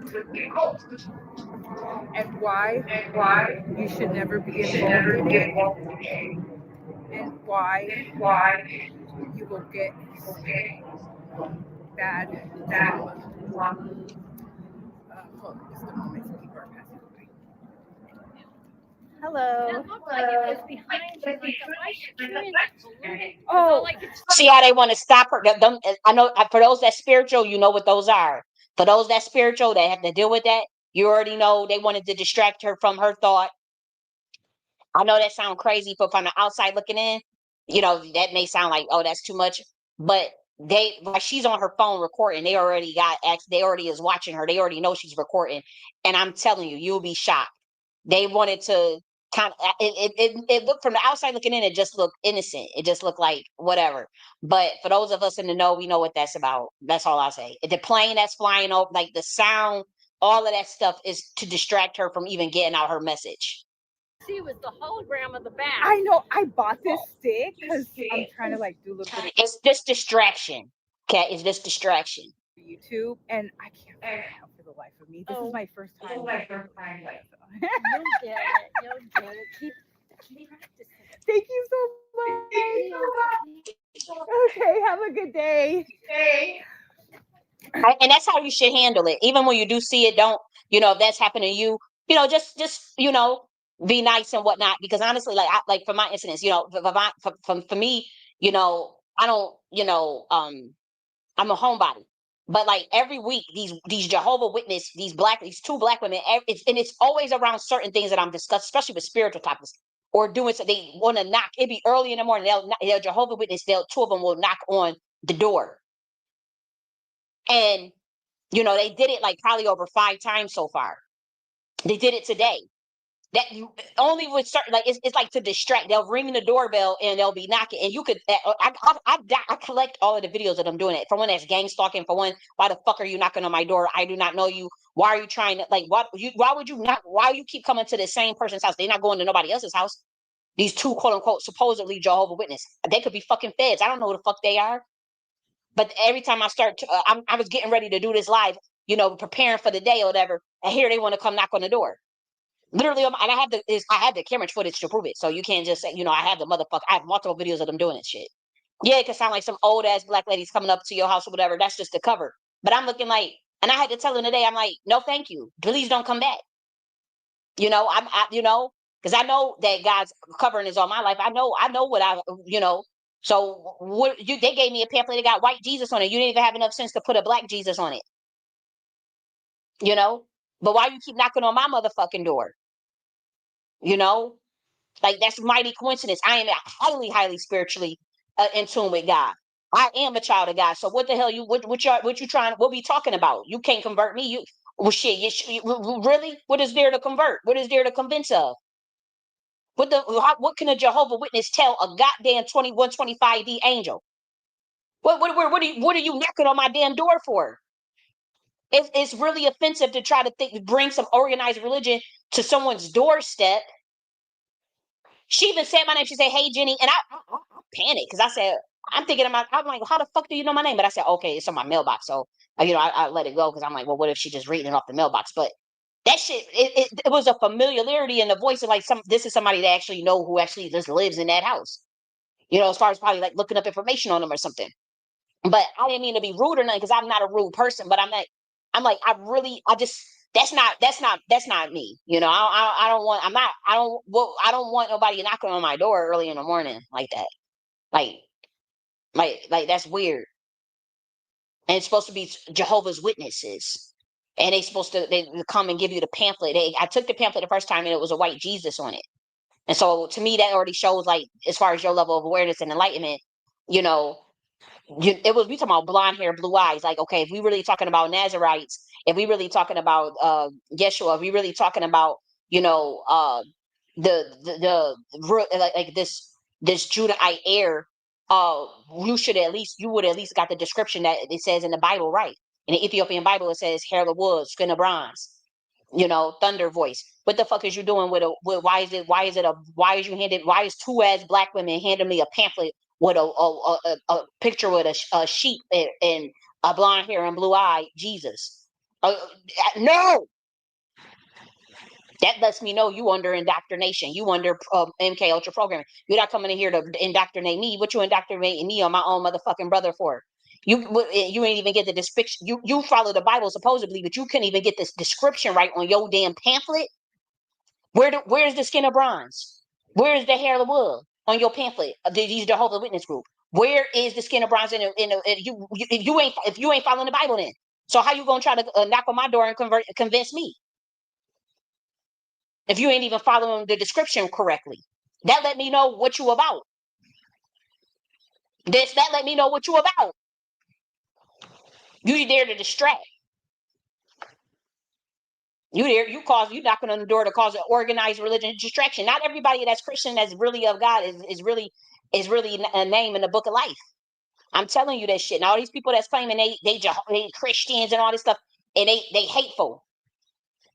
You see how they act? They practicing racism.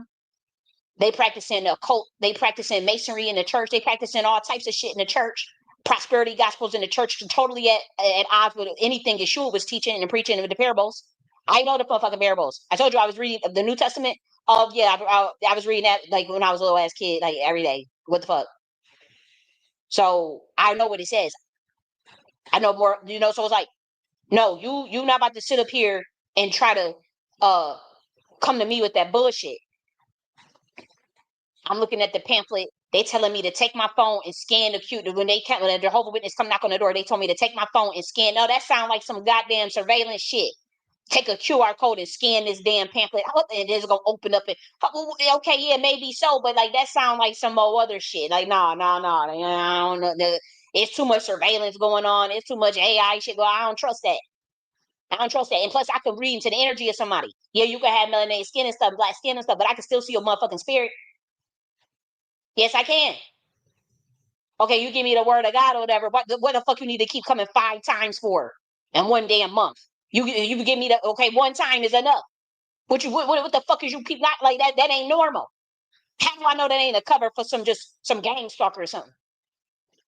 Y'all could try to say it's schizo. Oh, that's crazy. Oh, that's but y'all know I'm logically speaking the truth. The pamphlet didn't even match the description in the Bible of their belief.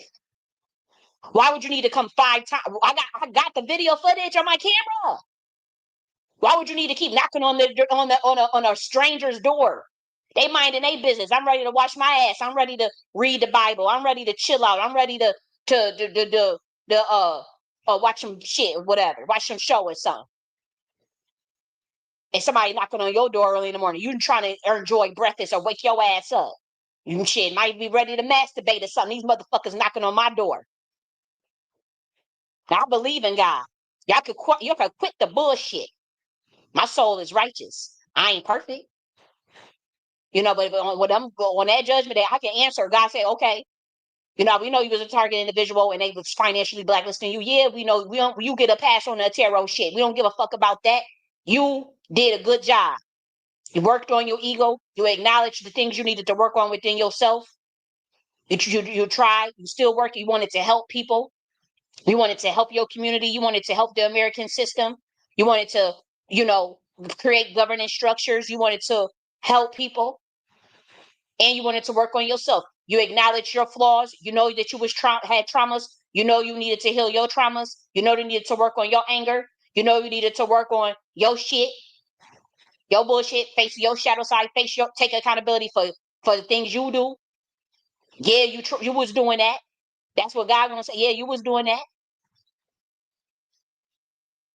And yeah, you got the Holy Spirit in you. From Acts, what it say? What did you say? I lead the Holy Spirit. Okay, that's the divine feminine spirit. That's primordial mother. What the fuck? Y'all didn't know? Yeah. Boom. Now you know. Your equations better match up. Your equations better match up. They say on X on high. You get the Holy Spirit. You start speaking in tongues. That's 125D angel language. So yeah, I can speak on tongues. I can speak in tongues. And when I do, when them little weirdos around me, they skedaddle. They skedaddle. I have tested it. I've been in a grocery store, man. You be seeing them parasitical. You can see they look like a human, but you can see who they really are in the spiritual realm, and you'll know. Start speaking in tongues. They'll in your head. You don't say it out loud. You say it in your head. They'll run. They will back up off of you. Because anybody that's a target individual, y'all know what I'm talking about when it comes to the gang stalking. Do you know what I'm talking about? So let's keep going.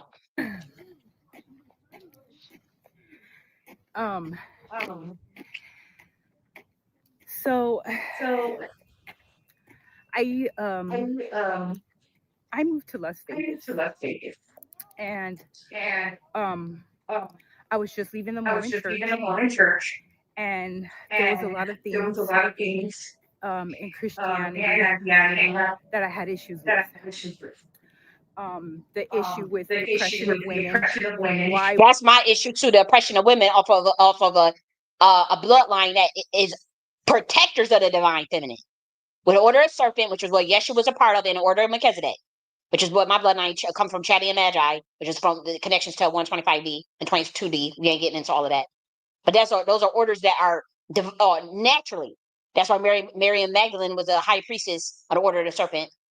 And remember, they removed all those books out of the Bible, the Ethiopian Bible, talking about these things, as far as Yeshua referring to her as his next in line, as far as teacher, and correcting the disciples when they was devaluing women.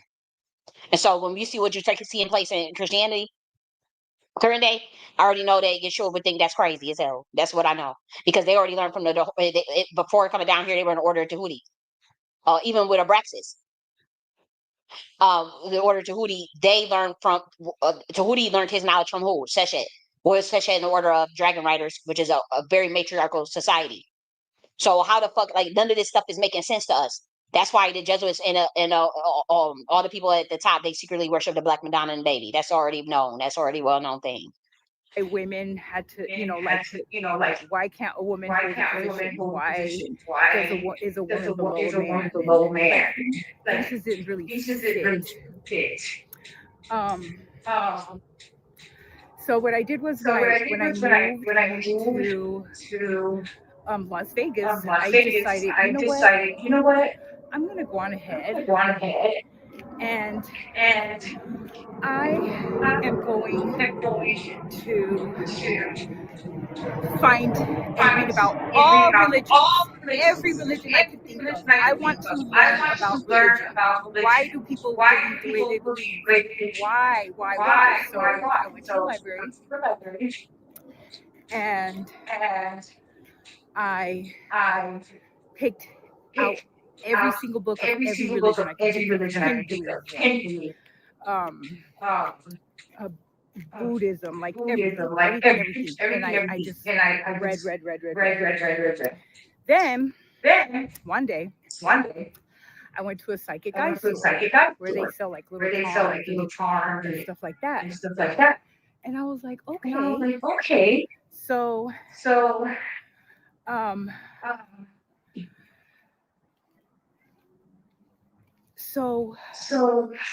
that was my beginning into occultism. I started reading about Wicca and started reading about nature religion because I love nature. So I was reading about nature and the nature religion and Wicca.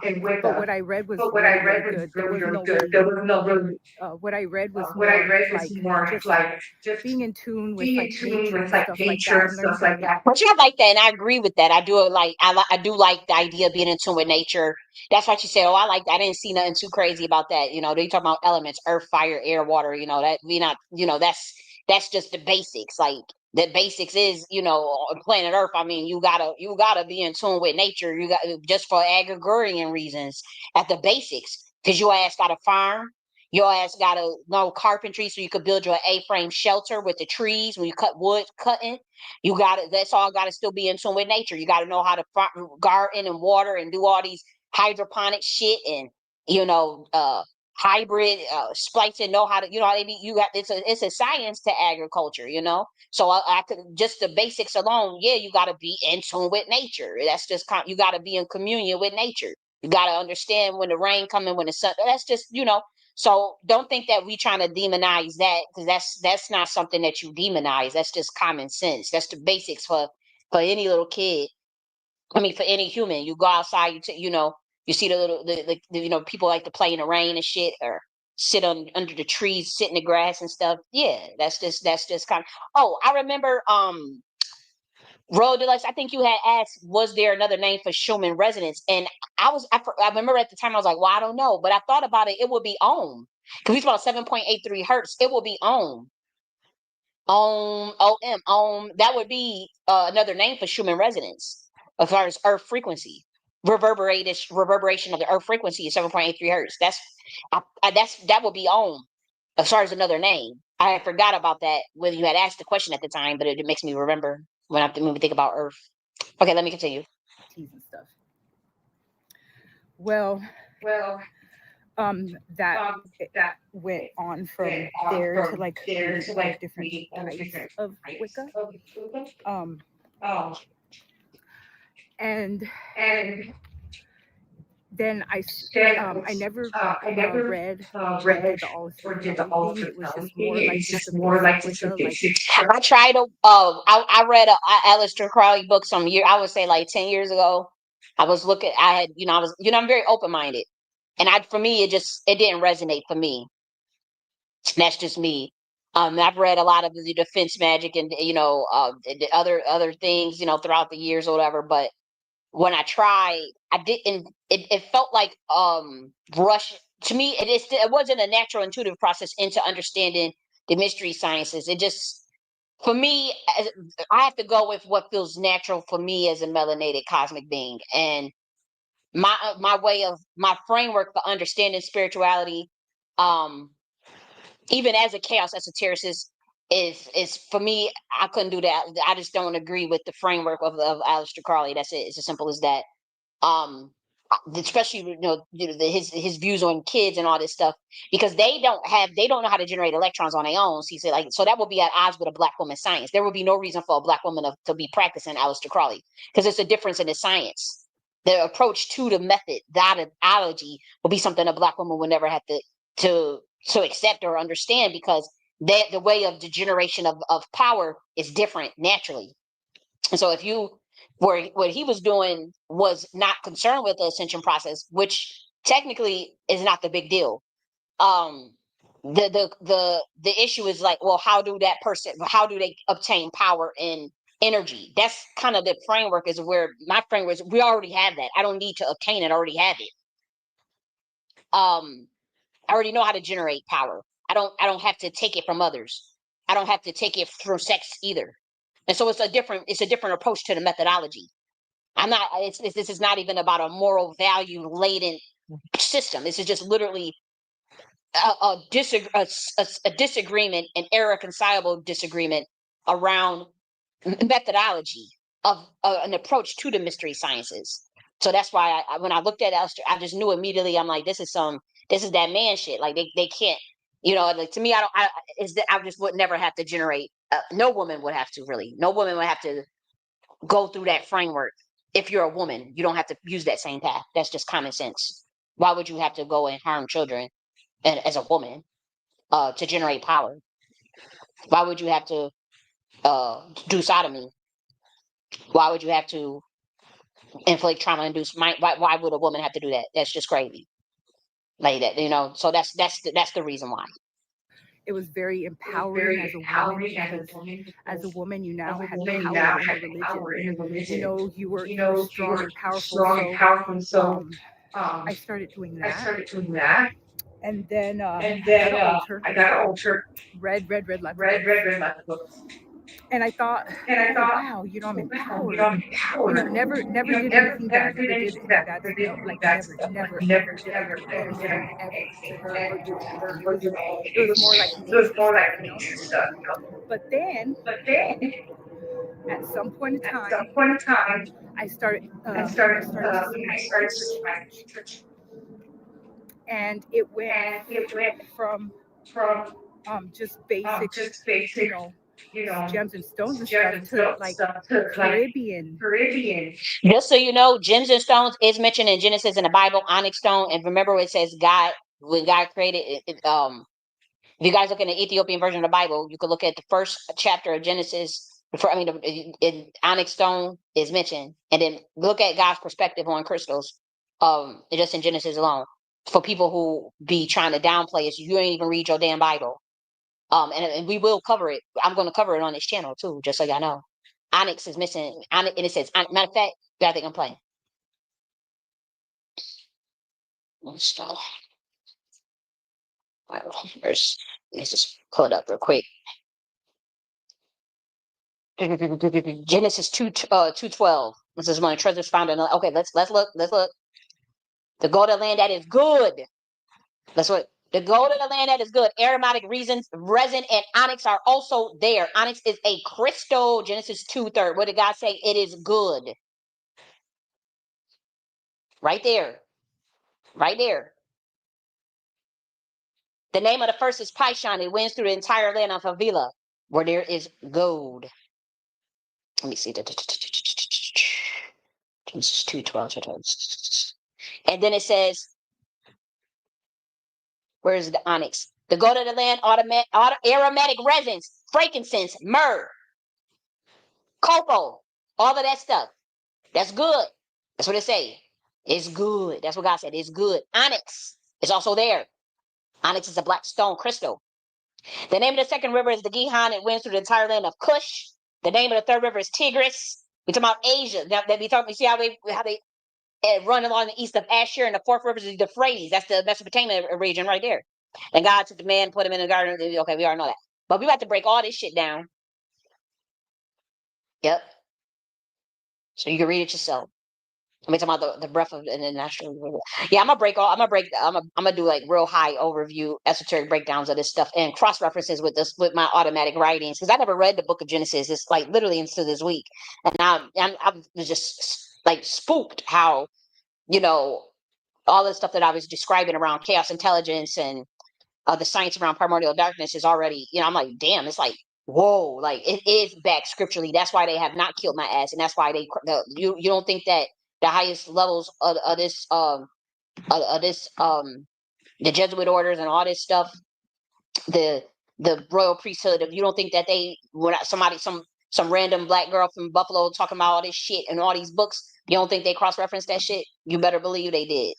Whatever they got in their Vatican, they had to. They had no choice before they make it. Okay, if this bitch is, she out of here.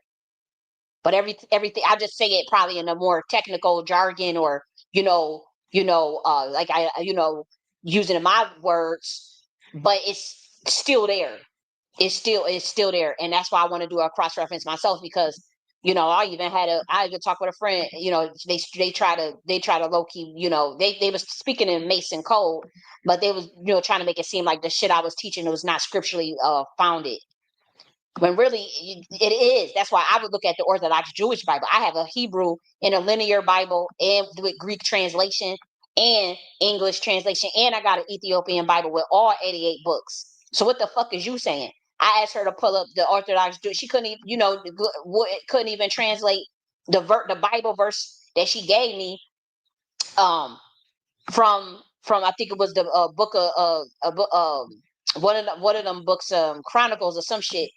And you sit there on this religiosity shit. You want to give all this religiosity shit, and you couldn't even break down the verse that you motherfucking gave me. I'm pulling up the Hebrew and I'm breaking it down. I'm like, but you supposedly the Christian with all that religiosity shit. That's why I don't allow them to come around me, because I already know that's like when Jesus was cussing the Pharisees and the Sadducees out, because they was trying to use religiosity on him.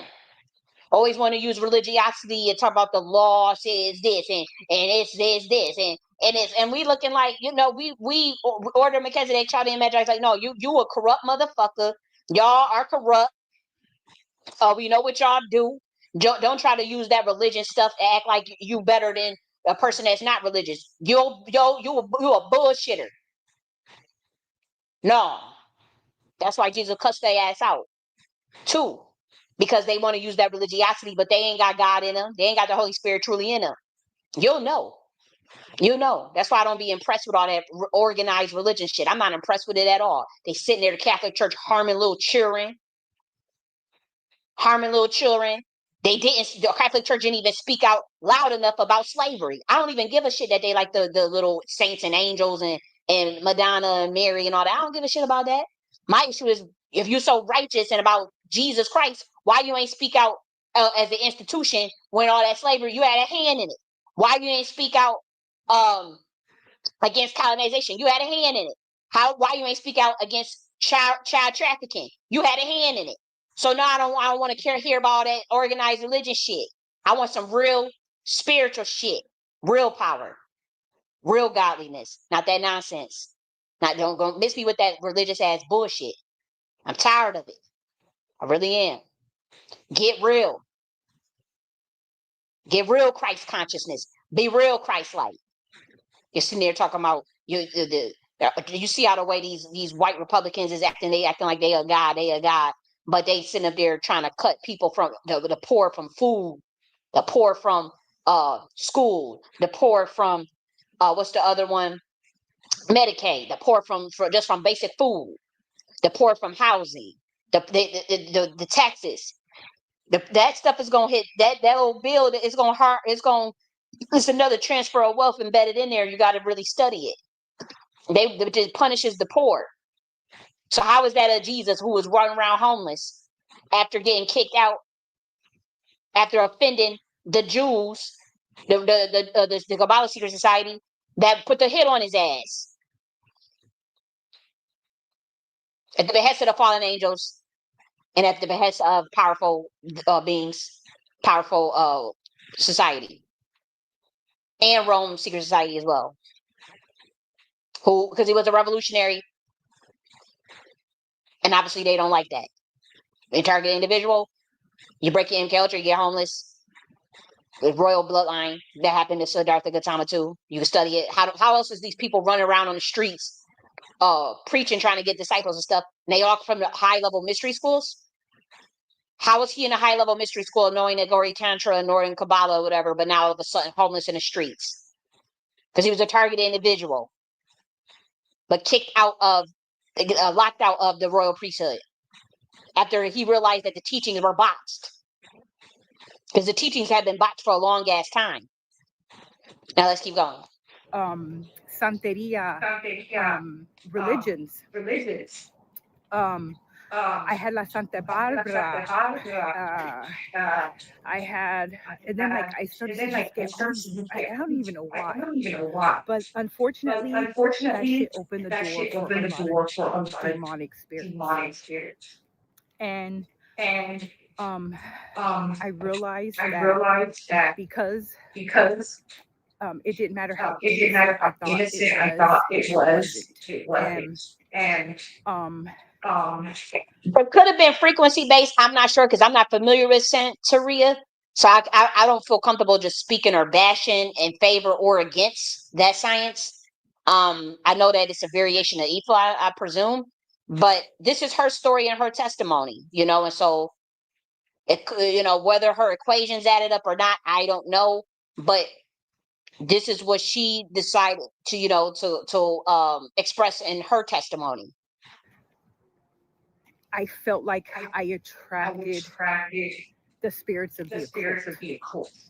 And I started to get like really bad energies, and then I realized I was like, this is not me. This is just not what I'm trying to do. Like I'm trying to be a Christ-like person, and I'm trying to like do things the way God wants it. So I got rid of everything, and I got pregnant. So I had, you know, my son being hard or whatever, but that never left. The occultism.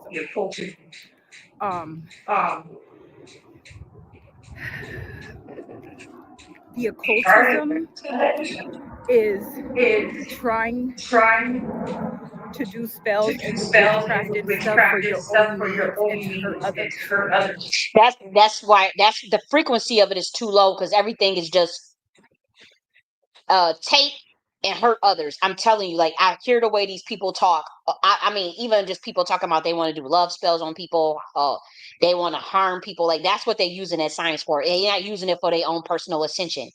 Because even if you want to use it for your own gain, okay, it's still at the material level. It's still at a lower frequency. It's not for. That's why. I mean, there's some real people with some real power around here. You know, don't get me wrong. There's some people, but they not. I guarantee you, they most likely is not using that science to just harm. We talk about not justify harm. We talk about just, oh, I'm going after this person because I can't compete with them and I'm scared if they rise that they're gonna take business away from me. This is how these people is thinking. They on some real low level shit. It's low frequency. So whether people say, okay, we can do whatever you want, we're on a free will planet. It's a difference in the frequency. So she didn't like the frequency. The frequency was too low for her. That the frequency is too low for me. That's why I don't fuck with it. Because I'm like, the network of the people are too unethical. You can feel the jealousy, or you can feel like how they think, and it generates a low governing force for me. The obsession with shit that don't matter. That's just not the path that I'm on. I come from a different methodology of the way a bloodline or a priestesshood is supposed to approach a science, and it's not that way.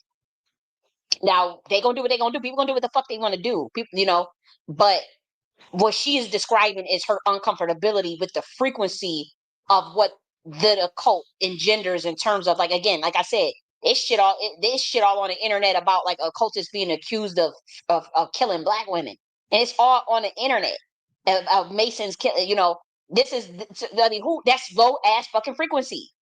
We talking about people screaming and crying about, you know, so oh, somebody had to hurt, some of her sister got killed so that another rapper could get famous up in the game or some shit like that. That's very low level for me. And so that's what this lady is also referring to, like the frequencies that the occult spirits, like that type of stuff. I get it. And I noticed that more and more people are doing people doing that spells. They're doing hurtful things to people.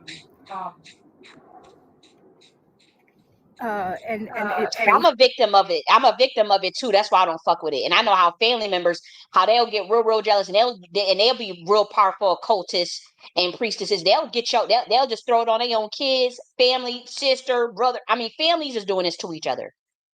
Yes, they are. Yes, they are. And so that's another reason why I don't like it either. He's on the mentally ill, the mentally challenged. And I even noticed now that in the occult, they're mixing Christianity with occultism. Like there's a guy that I used to watch, and he claims he's Christian, but that motherfucker is in the occult, and he preaches God for money and for views and for, you know, he does it for the wrong reasons. But you hear him talking about, Like honestly, most Christian pastors are Masons, and most of them are secret occultists. That's why you only get up in the game. I mean, them big mega churches, what the fuck you think that's about? They made their deal. They're there to lead you astray and teach prosperity gospel. That's it. And by behind the scenes, they doing blood sacrifices. So yeah, you know, that's why I'm saying, like, I'm telling you, that's everybody that's claiming this stuff is not name is not written in the book of life. And a lot of Christian pastors, they are on some bullshit. about God, and then They used to make you pay usury. They used to make you pay. Even the Catholic Church used to be able to pay. It wasn't called usury. It was. I forgot what it was called, but you used to be able to pay to get rid of your sins and stuff. That was just for the way for the church to generate money. Like I said, Yeshua did not create Christianity. So, I mean, used to start questioning the organized aspect of it and does it really serve in terms of mind control. and he has the number 7. He's into like numerology and the number 7. And the number 7 is an occult number. And now that part I don't agree with. I don't agree that the number 7 is a occult number, because the number 7 is mentioned in the Bible so many times. 7 days to create the earth. 7. Actually, let's just look it up. The number 7 is not an occult number. Number is actually a very number 7 is mentioned. It signifies completeness, perfection, and divine order in the Bible. And let's see how many times it's mentioned. So that part I don't. That part I don't agree. How many times is the number 7 mentioned? It's over 700 times, sweetie. The number 7 appears in the Bible over 700 times. Okay, so that's the number 7. And when you look at what it's, and then now you got to study, because again it's a code. So now you got to study each time 7 is represented in the Bible, and then you could probably mention I mean, you look at the topic and the context in which it's mentioned in, and then you start to see that tapestry of singularity within the Bible itself. 700 times ain't nothing to ignore. The number 7 is not an occult. How is if it occurs 700 times and occult means hidden, that means that the number 7 is not an occult number, sweetie, because 700 times, that's very much not occult. That's very much covert. I'm sorry, overt, right? That's very much not hidden. That's very much out in the open, to be quite frank. And so you want to study what number 7 means in that Bible, get the context, and start to create. When we say tapestry, start to study, okay, every time the number 7 appears, and write down the context, and then just see the patterns. Okay. And that's when you know the number 7 is very, very powerful. And so that part I didn't agree with. So let's keep going. And so now they're mixing Christianity with occultism, which makes it even worse. Now they probably misinterpreting this 7. Yeah, they probably doing some other crazy shit with it, but it's not occult. That's number 7 is that's just common knowledge. Number 7 is a very powerful number. Like many of them, 22, all of which number 7, that's one of the big dogs. It's like number 8. But to be honest, numerology is definitely in the Bible, and even Moses was a Chaldean Magi. Yeah, I mean, to be honest, not like just because somebody is a Chaldean Magi and that's related to the bloodline of Christ, a regular human, a lay person that's a royal priesthood, that's a royal bloodline. Why would the nobility class explain our science to lay people? Like, it wouldn't be something that you would understand. You're not supposed to. That's why we're upset that science even got into the hands. Like, look at the mess it created. It created a mess. It did more harm than it does good. But niggas is gonna be defiant. They defiant and they don't want to admit it. So look at But you ain't gonna tell me that look at that is it that. I mean, look at how melanated people are globally. So you ain't gonna tell me that stealing other people's knowledge from other orders and overthrowing that cream mothership ain't have motherfucking consequences, because it did have consequences globally for melanated folk. Occultism will not let you ascend. It will not. It won't let you ascend. It's not yeah, because just because you in a occult path don't mean that the goal is ascension. That's true. She's right about that. It don't even necessarily mean descension. But you can't assume that just because you're in a occult that it's a path of ascension. Because it's not, especially if you're a Satanist. A Satanist goal is not a path of ascension. It's just a path of power and self-worship and ego. And concerned with more so of the carnality of understanding even some things with nature and whatnot, but energy manipulation. But it's more so concerned with it's a different path. It's not a path of ascension. The path of Satanism is not a path of ascension. It's just not. Even the occult, those that say the occultists, their concern may not be ascension. So you cannot assume that. I used to assume that. And that's why I couldn't, they don't think like that. And that's why I said, well, I'm not an occultist then, because my path is not money. My path is not just to, be obsessed with money. My path is not to harm other people. My path is not to, throw witchcraft on motherfuckers.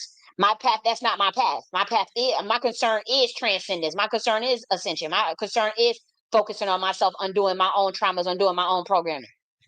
And running empire, building civilization, and coming up with things I like to do, which is structures and systems and shit from a high level. Understanding intergalactic mentalism, understanding the science of the mind, and understanding consciousness. Understanding what it means to work with primordial energies. That's my understanding. So that's my path is more an ascension. So I wouldn't fit in that category anyways. You can't assume. Now, are there occultists that are concerned with ascension? Yes. But what I'm saying is you cannot assume that the occult path is inherently one of ascension, or else you wouldn't have a bunch of idiot motherfuckers in there that's so dishonest and jealous-hearted, signing deals, taking oaths, doing sodomy, doing all that bullshit. The music industry is the biggest example. Bring the Holy Spirit in your life. But you can't assume that the current modern day religions, to be honest, you can't assume that that's going to lead to ascension either. Because that honestly is not, they're not concerned with ascension either. Hence, prosperity gospel. Hence, motherfuckers that's 30 years in the church and they a gossiping, lying ass, criticizing ass motherfucker. That ain't got no God in them. Ain't got no Holy Spirit in them. They done in 40 years in the church and you still don't feel no Holy Spirit through them. So you can't assume that religion is on the path of ascension either. It's a soul thing.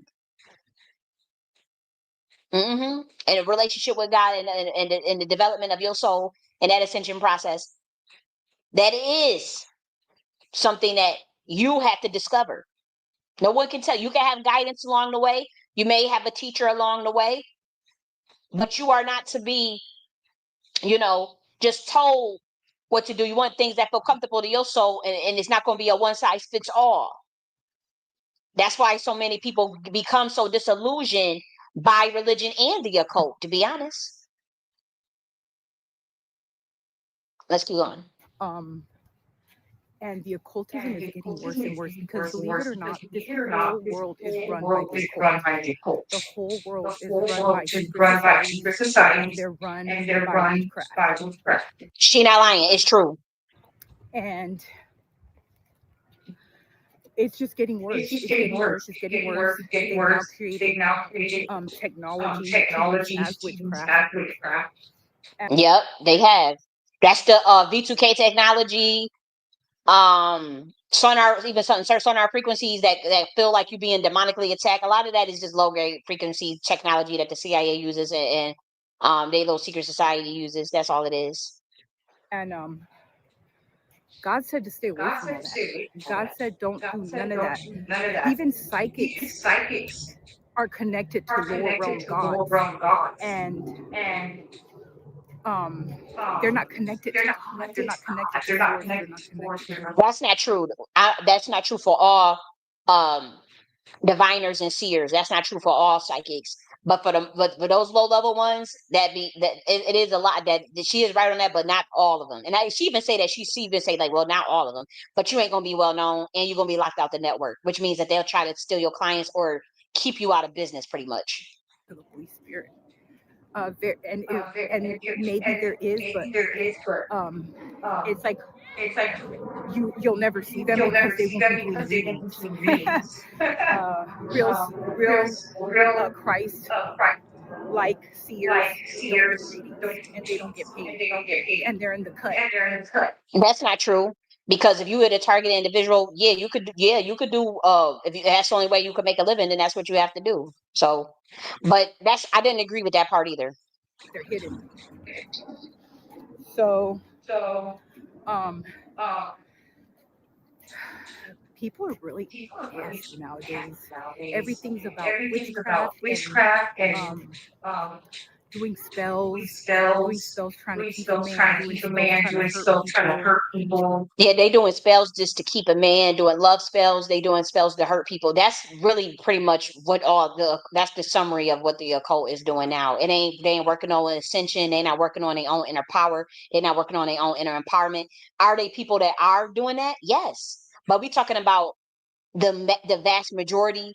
That's not what is happening, and that goes for there is not a path of ascension and inner awareness and developing of the empowerment through your own psychic awareness or your own psyche awareness. That's not what's happening.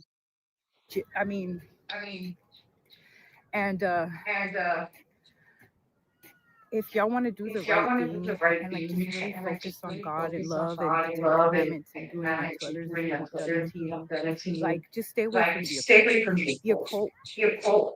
In the beginning, it might make you feel powerful, but in the end, it's just going to ruin your life. It's going to ruin your life. It's going to bring in bad people. It depends. Like I don't think she's initiated. Because if you're not initiated and you practice this stuff on your own, they still come after you.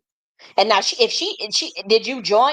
I want to know did you join a secret society or did you get initiated? Because the way she talking, like, I don't know, like I'm not in no secret society, and I do know like if you got real power and you're not in a network, they will come after you. They will. So that makes me think like, were you a part of did you get involved with did you get initiated in one of their societies? Or did you get around other people than the occult and the witch coven started attacking you? Did a coven just come after you for no reason?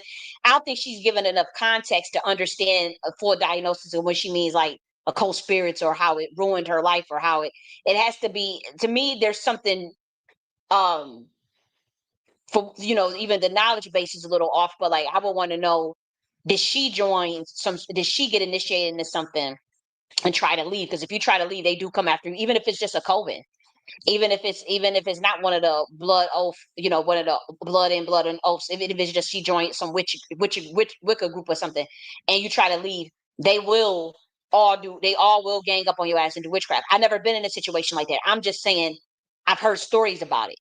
I've never joined the coven. I never joined no Wicca group, none of that. No, none of that stuff. But what I'm saying is I've seen other people go through it where they'll get attacked. And so that make me think something like that happening with her too. I would want to know more about her journey in terms of who was around as far as the people in her circle. Because I'm telling you, these people do witch wars. If a person will get jealous of another woman that got more power than her, they will have a whole covenant team to just attack her. And so that could have happened to her. And then she got so scared and like seeing all this witchcraft shit, it could have been a secret society that targeted her. And she's like, oh shit, well, let me just go back to Christianity or God. Because that's what happens to a lot of people, especially if you're not initiated. If you're not initiated and they know that you got power, they will target your ass. Absolutely. At spirits. And that is why God said don't mess with it. Because the evil people mess with it. They've been messing with it for thousands of years. And am I going the right way? Yeah, so stay out of the occult, y'all. Don't do occult stuff. Don't do none of that. Just stay holy. Stay pure. And yeah, that's what I have to say about that. Yeah.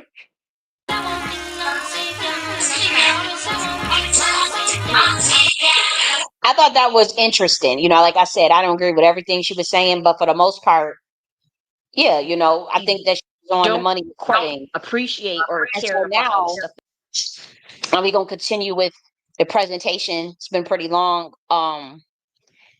Yeah, let's continue here. It's kind of This is my presentation that I had for those who's new. I pre-recorded this on July 3rd because of the holiday, and so we're just now streaming it here.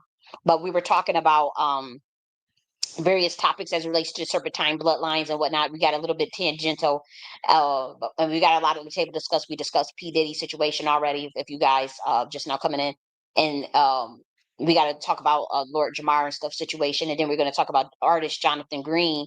We'll be covering Jonathan Green's artwork. I went to the art museum to see his exhibition, and I was fascinated with his work. I thought his work was really beautiful.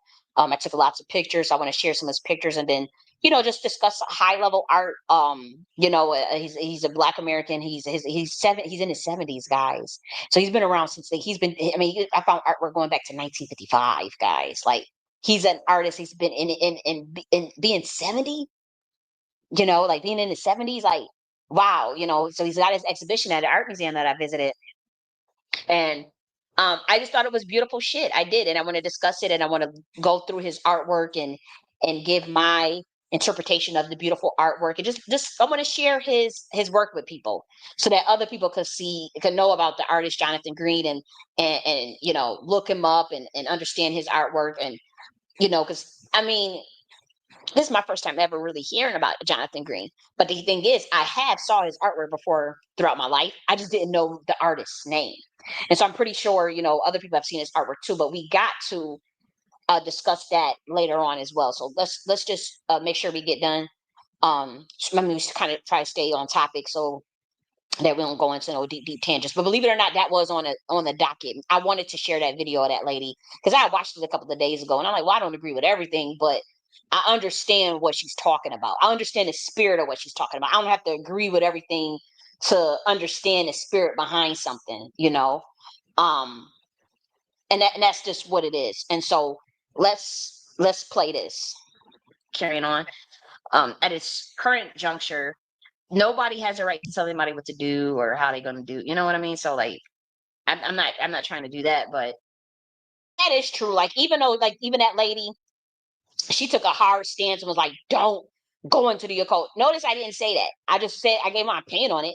I gave my opinion on it, but I don't I I can't just emphatically tell a person what to do. Well, unless you ask, like you we in private and you ask me what, which I don't think people should with them type of life journeys, because if you say yes and something go wrong, they blame you, and if you say no and they feel like they missed out or they didn't discover something, then they blame you. So that's another reason why I don't tell people don't do this, stay away from that, do this. I have strong opinions, but that's just me talking my shit. I don't give a fuck what nobody else do, to be honest. But I have strong opinions about stuff that's going on in the occult, and I call it out. Absolutely, I will call it out. But let's continue. It does go back to melanin. That is correct. Nobody wants to admit that. I've talked about that 5 years ago. And I've read a course on it, on melanin and whatnot, and did videos and stuff. But everybody has, like people. When I say everybody, I'm talking about people in the conscious community, people that were Black, that are independent scholars. They do talk about melanin. And so I also want to talk about like your information about Gnosticism, Seti. So Gnosticism is looked at as a kid version of an esoteric science for the Hebrews. In terms of understanding Jarmar and how prime reality separates into subprime reality and then creates like even more virtual fake reality or just a lesser dimension. And that's what the Jarmar looked like. And you have Sophia and all those things. But this was a baby science. Like it's like a kid version of Kabbalah and the Emerald Tablets, before understanding some of the higher level stuff. And it's for the bloodline of Judah, but it is a level. It is not the end all be all. Like, oh, I'm a Gnostic and that's it. I'm very familiar with Gnosticism. very much so, and I actually like a lot of the teachings. I don't believe in all of it, of course not, especially the stuff about like the Sophia shit. Like that's when this stuff started going left, to be honest, with the morphing into the weird views on the divine feminine. But Jesus didn't have anything to do with that, or Yeshua rather. But that is a beginner's level in a mystery school that my bloodline created. And I have to say, that was when the melanated people considerably descended. They were considerably descended, I have to say. And with that, I'm talking about in terms of having to deal with the overthrow of the Queen Mothership and having to deal with colonization and slavery and the black nobility, the black nobility having to go. Sorry, it's some shit with the CIA. The black nobility having to go underground. They was fucking with this damn computer. The black nobility having to go underground. That's what I mean by ascended. Descended. And said like they're still figuring out. Like this was a kid IPU to start to get them thinking on like, well, what do you think the Derma urge is, and what do you think? How do you get out of it? And what, with these archons, and how do you organize it? Or is this stuff from within? Is this a mental process? Is it external process? How do we do the script writing? The script writing of as above, so below, or like the idea of predictive programming. And this is a whole secret science that, we don't get into that. But again, a lot of these things are just not meant for the average human. And I'm realized that, like, I don't want my stuff desecrated. They say about like, don't give pearls to swine and stuff. And so, I've done a huge disservice to myself with just like any little thing that pops in my head. I'm just out like a little kid, like, and in many ways I've learned from that. But I have to say, my approach is different, going forward in terms of just spewing, knowledge out like that. I totally had no idea about the way it would be perceived or received, or even how I was perceiving myself, or that, and that's comes with growth. I don't beat myself up too hard, but it is what it is. So the baby serpentines, they learn Gnosticism first in a certain bloodline, not all bloodlines, but at least some of the Hebrew bloodlines, some of the tribes within the Hebrew bloodline, rather. And then you go into the higher science, and it's not about like I said, it's not about following one path for your whole life. You go to these different mystery sciences, whether you learn from the Shakti school of thought, and it will go back to primordial melanin. You can't just throw all that stuff out. You will learn maybe some of the Commission science, the Kemet path, and all. You can't just, it's levels. And so that Gnosticism is just a level. And Yeshua was also well versed in that Shakti school of thought. And so you don't want the information to compete. And people steal melanated people's information. Idiots have stole knowledge and then watered it down. I'm not saying that about Seti. I'm just saying like literal idiots have stole very powerful knowledge and watered it down, didn't understand it, experimenting with it. And the Vedic gods, they do teach about melanin. And then because maybe the Indians today don't, they're very, they have this you have some of the Brahmin caste, they're very stratified on a caste system. They don't treat the Dravidians the way they deserve to be treated, and appreciate them the way they deserve to be appreciated and stuff. So things get lost in translation, but that doesn't take away from the validity of the science itself. Okay. And so taxonomy means categorization. It means like it's categorization, but it's not just cataloging. Let me look it up because I'm trying to go off the dome, but let's actually just look it up because I want to make sure I get this right. It's taxonomy. When I think of it, it's like comparing classification. There we go. Classification, taxonomies. Yeah. So taxonomy is very important on a free will planet or on planets such as this one, but not so much in higher dimensions, I have to say. Okay. And so it's an earth-based concept, and Nagas do not go by taxonomy. So the species are one, regardless of where they're at on the planet. But humans like taxonomy, and there's nothing wrong with that because we have to like understand contrast, understand duality to understand transcendence at a higher level or at a deeper level. But I do have to say, like, we rock with the people that rock with us, regardless of, the superficial things that people have going on, with race and all this stuff. But we are unapologetic about where it comes from, the affinity, the melanin as a energy conduit. That is just where we stand on. And so if someone was like, well, I don't fuck with that, fine, but that's your prerogative, you know? And so that may or may not refer to a person's actual skin color, because again, it's frequency based. So there was a doctor called Dr. Airhead. He was a white man who was trying to teach people how to grow melanin in the 1800s. And it wasn't about growing melanin, so to speak. It was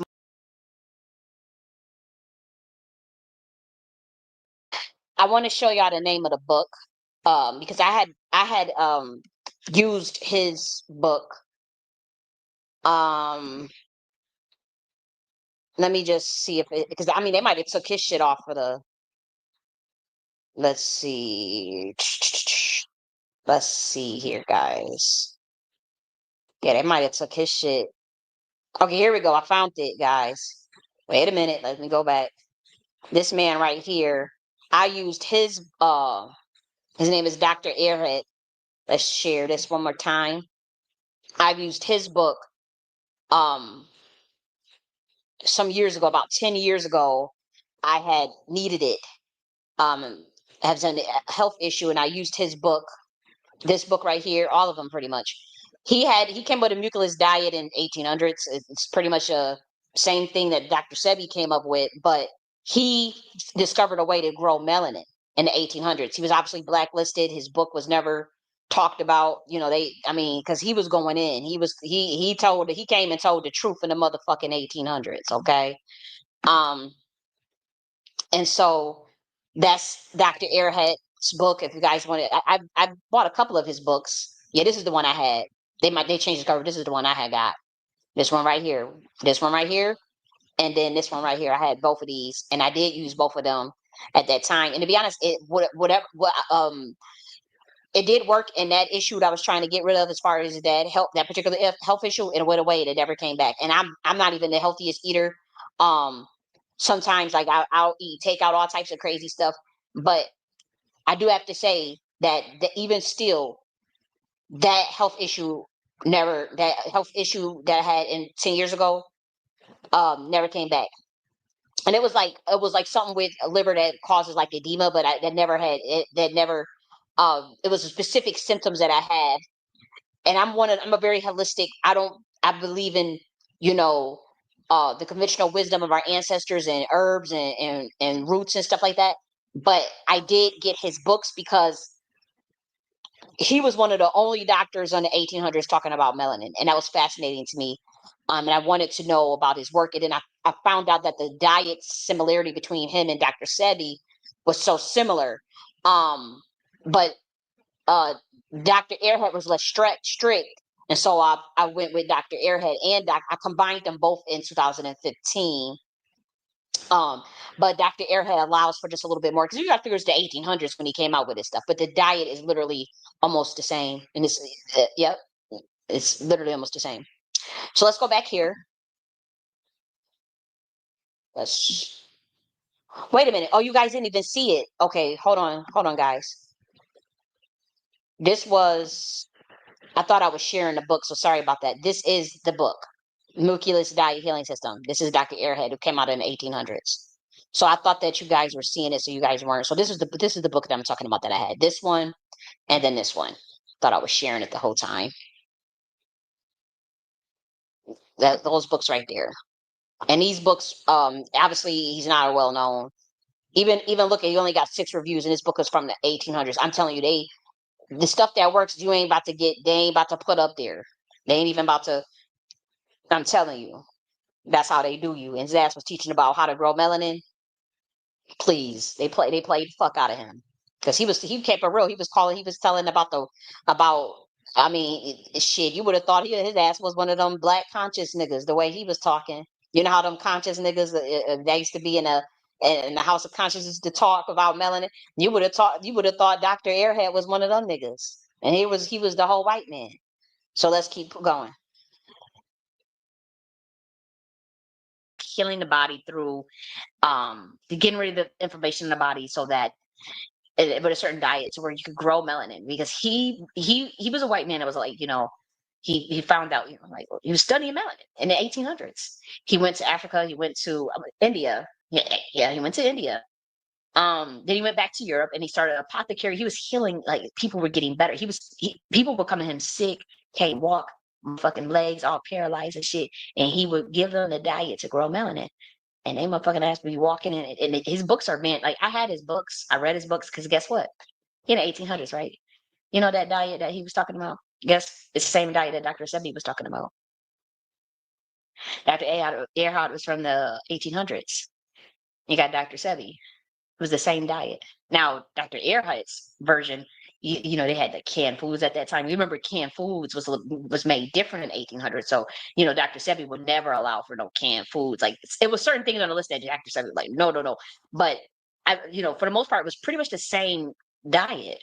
But Dr. Earhart did give a little bit more room. It was a little more things on there. And so I was introduced to Dr. Sebi, and first, and then I'm like, this is the same stuff that's in Dr. Earhart book from the 1800s. I mean, when I read Dr. Earhart, that's the same shit from Dr. Sebi, with albeit a little differently, because Dr. Earhart was 1800s. Obviously, his community thought he was the biggest fucking quack, but and he said people was like, yeah, you left white, but you come back from India. How did you get? We're not talking about tan. They were looking like, dude, you look Negroid. Like, what the fuck? What did you do? And he was still kind of like olive skin, but what it was, he said his hair, his eyes, like how he tested it, that he was actually correctly growing melanin, was his eyes turned brown. His eyes turned just like my color eyes. Okay. And they weren't that color initially. The hair turned darker, the eyes turned darker, and then the skin, because if the skin turns darker, that could be a tan, right? That could literally just be a fucking tan. But he was testing it through the eyes. He's like, my eyes get darker, then I'm actually growing melanin. And it wasn't about like a race thing for him. Like his mind was really fucking expanded. Like he wasn't thinking of like, you know, it just was different. But they did not like that shit, because at that time, slavery was going on, and he was actually referring to, he was like, the white race gotta realize that, and you know how they was like, look, we about to set up a whole new structure. Like you doing the most. We are not about to go and tell our people we got these niggas on a plantation. We are not about to go and mass produce your work and tell these people that they gotta go and look like these people we got so that they can heal and get to do this and have these powers. Get your motherfucking ass on that. They kick your ass. Slap your motherfucking ass. I didn't tell Dr. Aaron his books was hard as hell. They took his shit. That's like they do me today, right? Like it's like, get your motherfucking ass. You talking about some Nagas and Kylie about the age of the divine feminine and and the overthrow of the Queen Mothership, and the Lion of Judah is back, and we need to be ever on Empire, and you talking about the Nakhti or to get your motherfucking. That's literally how the government treats me. It's funny. It's not funny. It's actually, you have to laugh to keep from crying. To be honest, that's all it is. But Dr. Earhart, and so it's interesting. Another thing I want to talk about, Seti, is the information about gens. It's about gens, which is DJINNS, or some people spell it JINNS. But gens are not primordial. Here's the thing: the Nagas, or serpentine, means they create the gen. Right, and the gen is a class of spirit, but it's activated through it's activated through the mind, obviously the pineal gland, but these beings know how to actually create spirits, Seti, like egregores. And there is I'm going to teach the formula on the equation on Nakhti University of how to create the actual spirit. But I have to talk with goddess in terms of like what sort of prerequisites or screening should we have before people just come in and get that information? Should it be given offline, online? How do we do it? But I do know that I was given clearance to give it out. And in many ways, I think people could figure out how to do it on their own. But like there is a formula, and then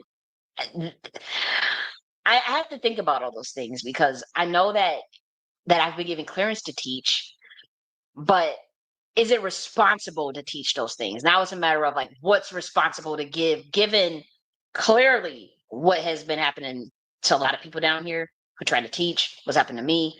How crazy people get over trying to control human minds and how they don't want people knowing certain stuff. And then when you give certain stuff to certain people, what the dangers that they can do. I have to really think about that. I really do, because it's like, yeah, you teach these people how to create a spirit, and then what? And we're not talking about like, again, all I can do is all I can say is, if as far as the agreement with God is that this stuff is frequency based now, and that's all I do know. And so I'll have to make that call. But a jinn is not a primordial, and it's not the same thing as a naga.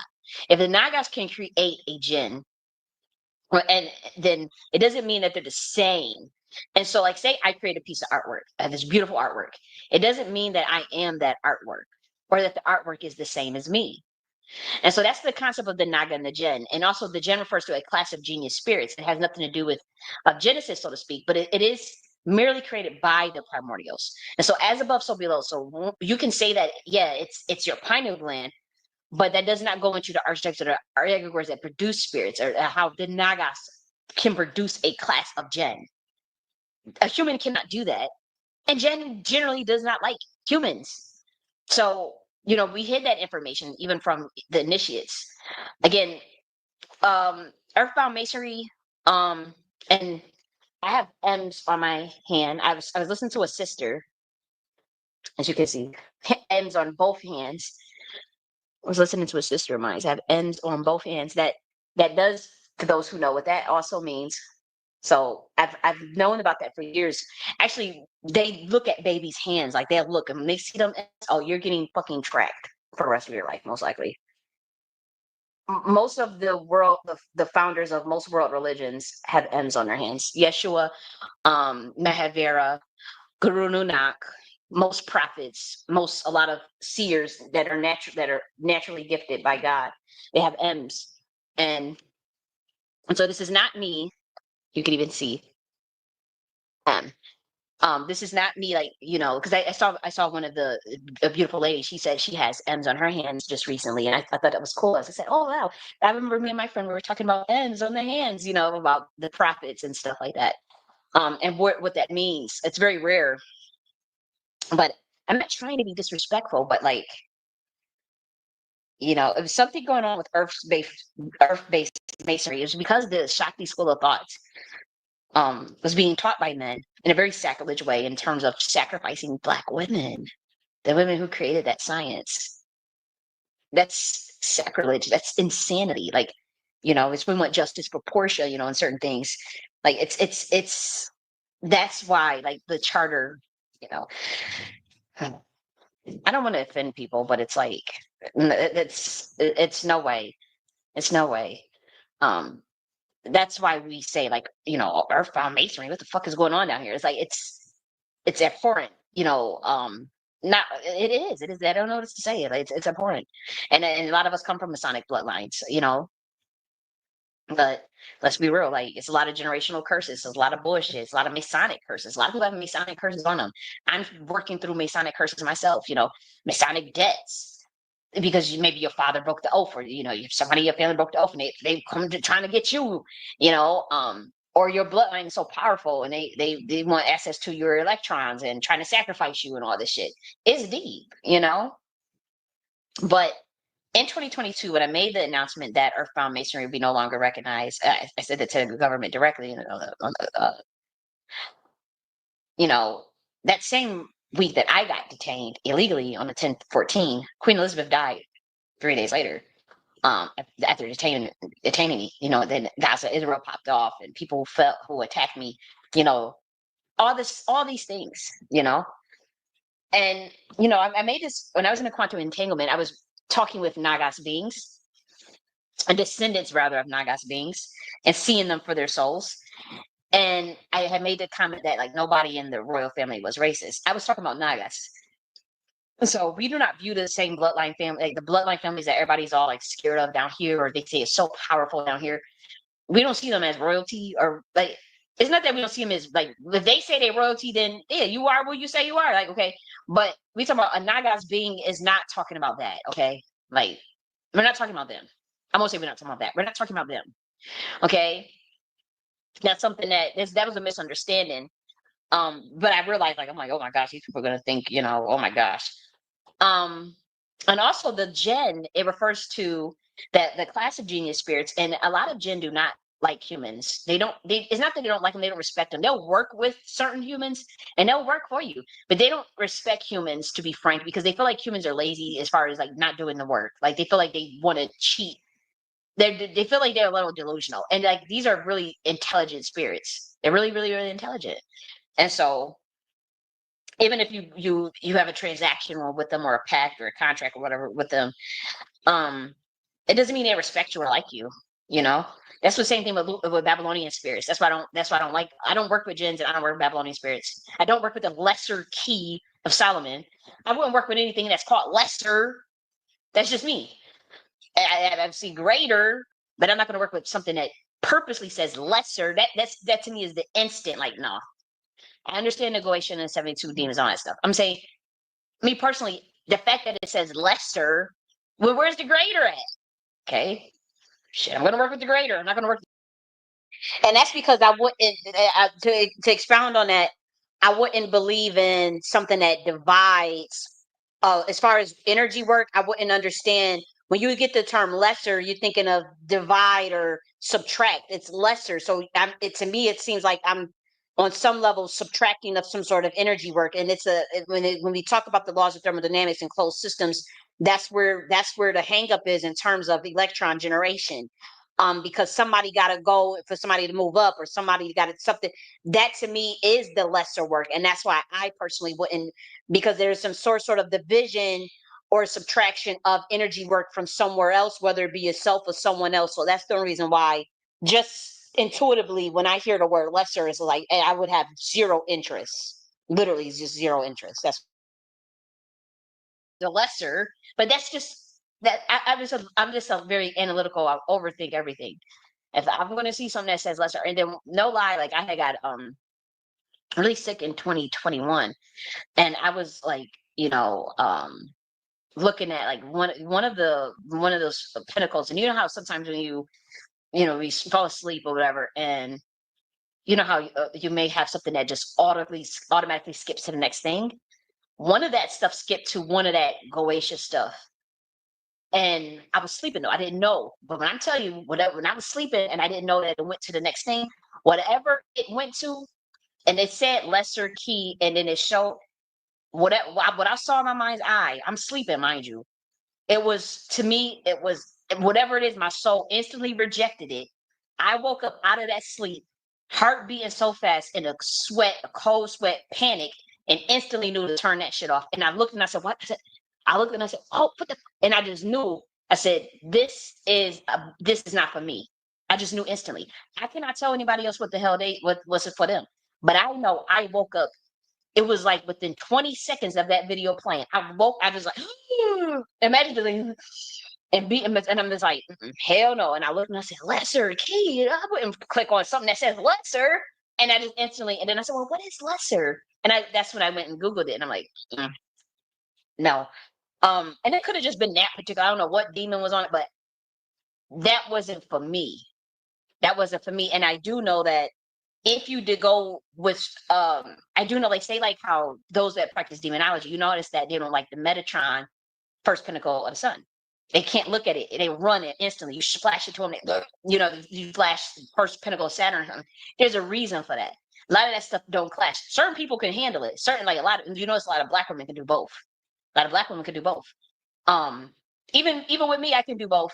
Not with that though. Not with that class of the lesser key. There's other beings like you got the whole class of come on, like the Sierras, like really.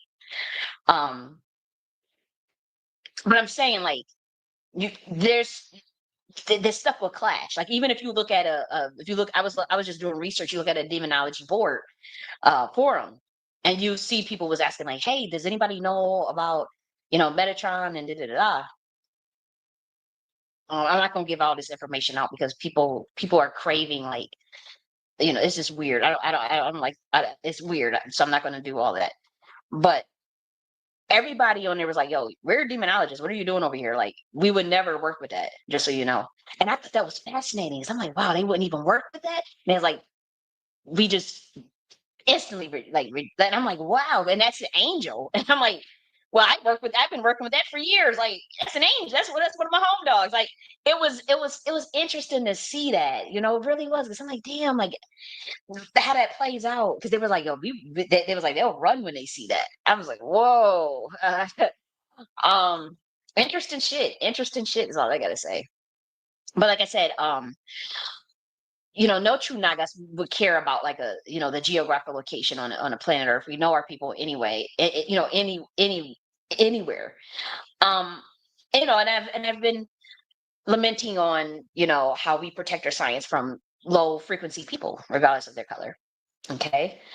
Um, we know that we are not from here. We know that we know our bloodline. We do have connection to planet Earth. Um there's prime Earth though. You have metaverse. People say they call it the Dermerge. You have subprime reality, you have prime reality. And, like then you have this like Mother Gaia healed Mama Earth. And we're trying to get back and to activate that. It's not even activated, but it's to get to that octave. You don't want to be at the octave of the metaverse with the AI. Everything is AI. Please limit that shit. Like that AI stuff is not. I'm telling you, you want to get up to the Gaia Earth, the real where it's frequency wise, it still look the same. Don't get me wrong. It still look the same. The ley lines still the same. The grid lines still the same. But it's that the resonance of it is Earth. It feels like Earth, even when you in your motherfucking house, even on your computer, it's Earth. You see, I was outside, I see that lightning bugs. They said they was getting rid of the lightning bugs. No, the fuck they not. The Luciferic lightning bug, that light bug, that thing always been following me. No lie, I had felt so bad. I had one of them light bugs they snuck inside it.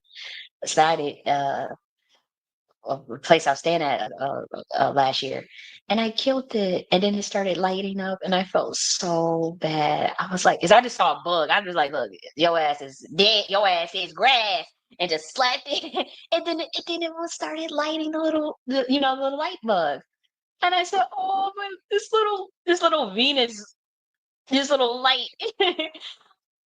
Felt so it was like a sign. Like, what is the chances of a light bug being in your motherfucking house in your motherfucking bed? Really? Really? And everybody knows that, but like, really? And I remember even Tennessee was like I would say hundreds of them. Like imagine just a light, like you feel them. Yeah, I had went out to a place called Deer Park Lodge in Tennessee, and it was like way out in the middle of nowhere, like woods. And when I say there was hundreds of lightning bugs out there, I was trying to walk because I was going through like a lot of spiritual attacks. But as I was walking in the woods and in a grass, it was hundreds of you would have thought it was Christmas trees, and it was lightning bugs, and they were everywhere all over me. And I didn't know much about them. I never had any experience with lightning bugs at that time, but they were everywhere. I thought that was some motherfucking Christmas lights or some shit.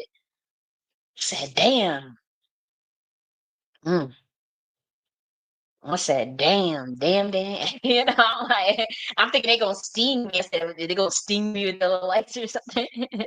I also saw like a little tiny baby. I know getting all of that because that one I felt really bad about. But a little what a little serpentine. I got found his little way up here.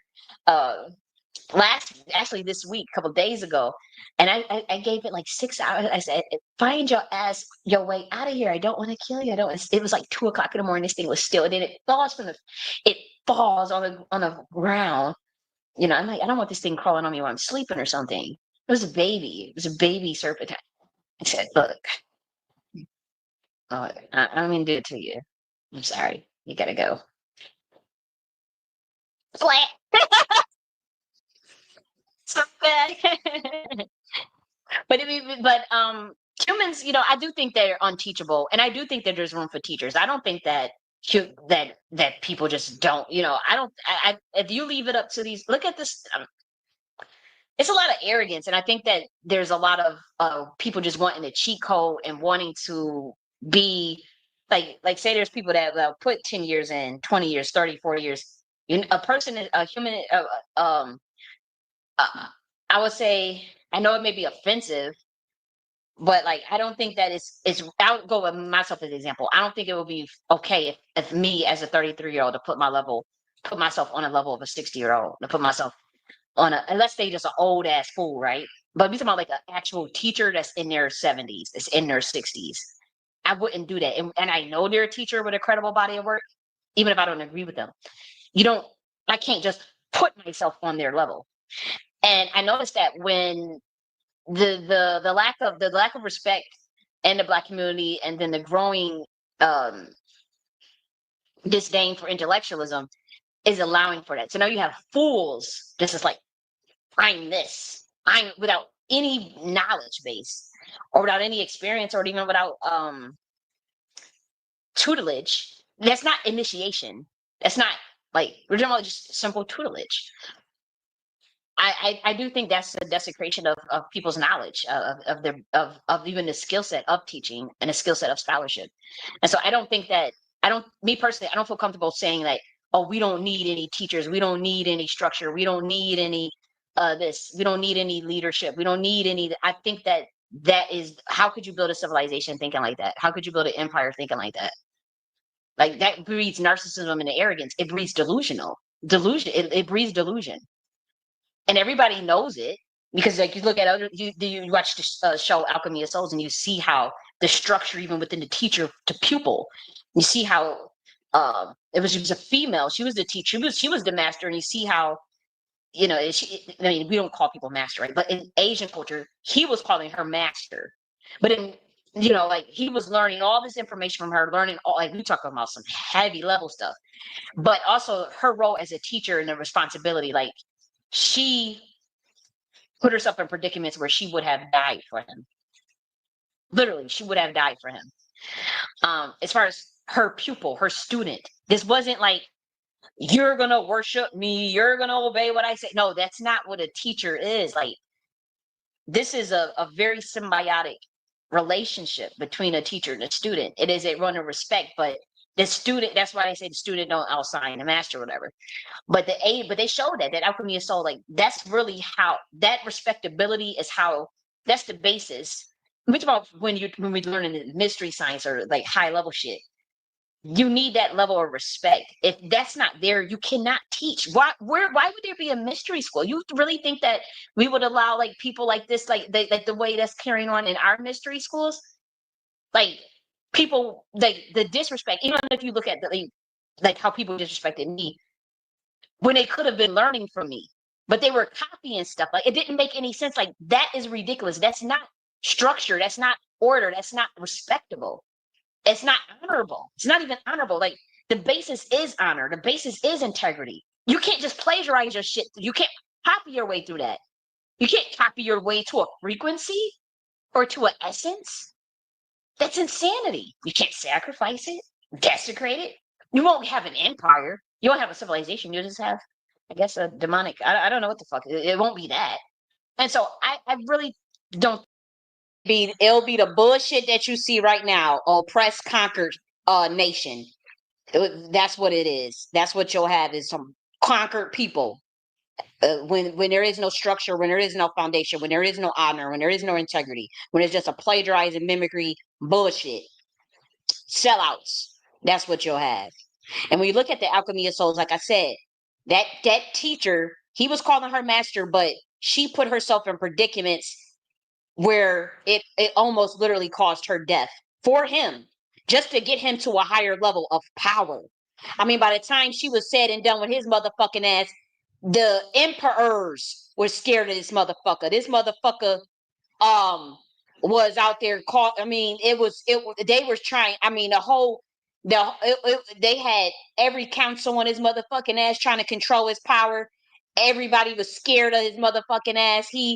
I mean, anything. By the time she was done with him, dude raised himself from the dead.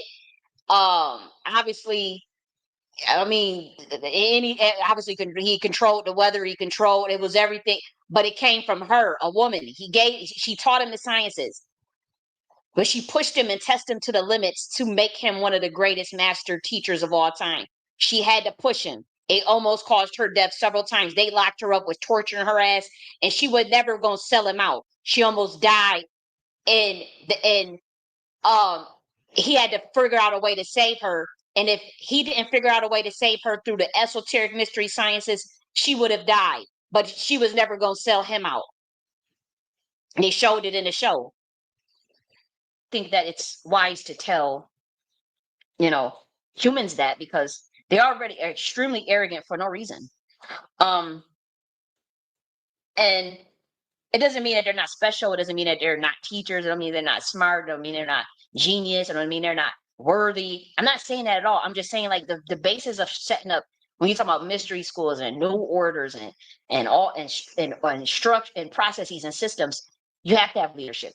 You have to have teachers. You have to have people that can follow instructions, that will not be arrogant, that can just say, we don't need that. You don't need that. Okay. Yeah. And you'll be on a sinking funky ship. And then the people that are smart enough to get off of the sinking ship and build their own ship, oh yeah, you're gonna be waving, you're gonna be going down. And then if those to say, well, we'll just align with the white people. The white people don't want you on their ship. They see they shit, they got they shit full, they trying damn near barely can't figure out how to work a little shit. So they not gonna allow niggas on their ship right now. So if niggas can get their shit together, then you're gonna perish.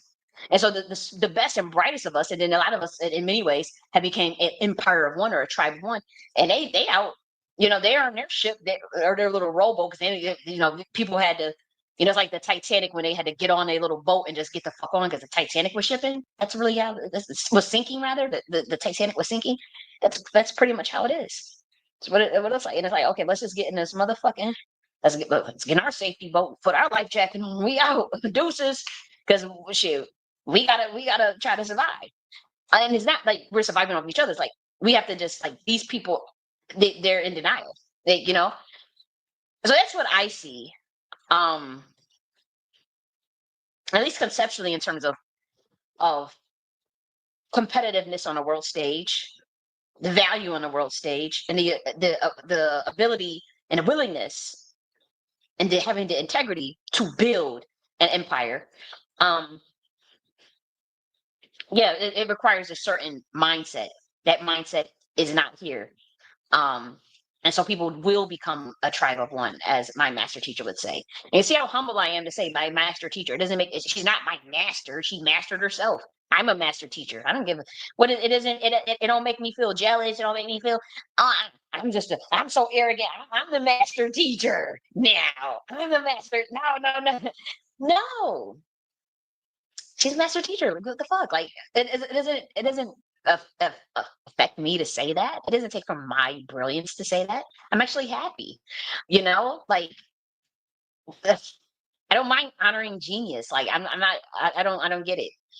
But we'll see. I'm telling you guys, it's a slippery slope the way the community is heading.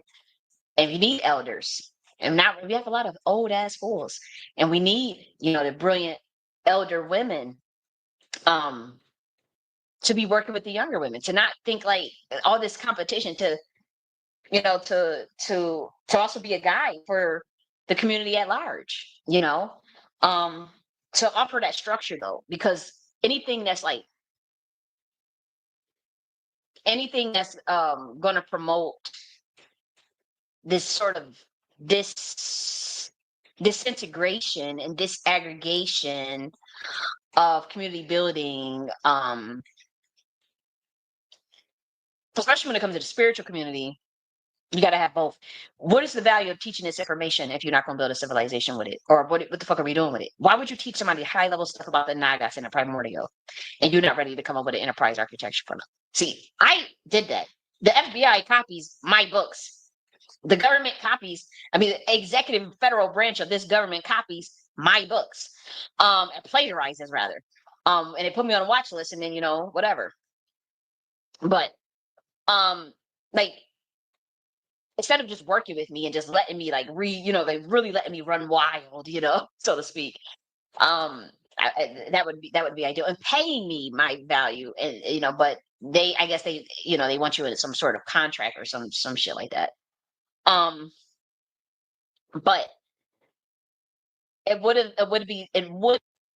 there's no point of teaching this type of shit unless you're gonna show this community, look, we the Lion of Judah, we're gonna build this Nakhti order. Yes, the streams are based on 125D, which is why you see Hindu and Kemet and Kabbalah, and because I'm pulling from the IPUs of Nagas beings, no matter where they're on the planet. That's it. Doesn't mean I believe it. Doesn't mean here you gotta believe this. You gotta believe this, or else you're not getting to the pearly gates. My thing is, shit, you sold me out. I ain't got nothing to fucking say to your motherfucking ass. That's just common sense. Like it is what it is. That's just common fucking sense. Sold me out. Or smear campaign me, caught me crazy, I'm oldest, talk shit about me, help blacklist me, and socially want to isolate me and financially blackstrap me. No, I don't. No, I'm not putting nobody. I'm not recommending the name for the book of life, but also I don't reside over that. Tahuti does. Tahuti does. But so it's not just me like saying, I have the power to just erase somebody's name from the book of life. No, no, no, no.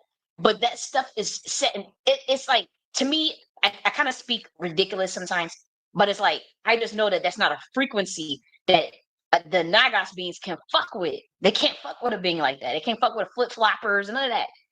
Jealous motherfuckers, like, no. That's all I'm saying. That's what I meant by it. But it was very, very obnoxious.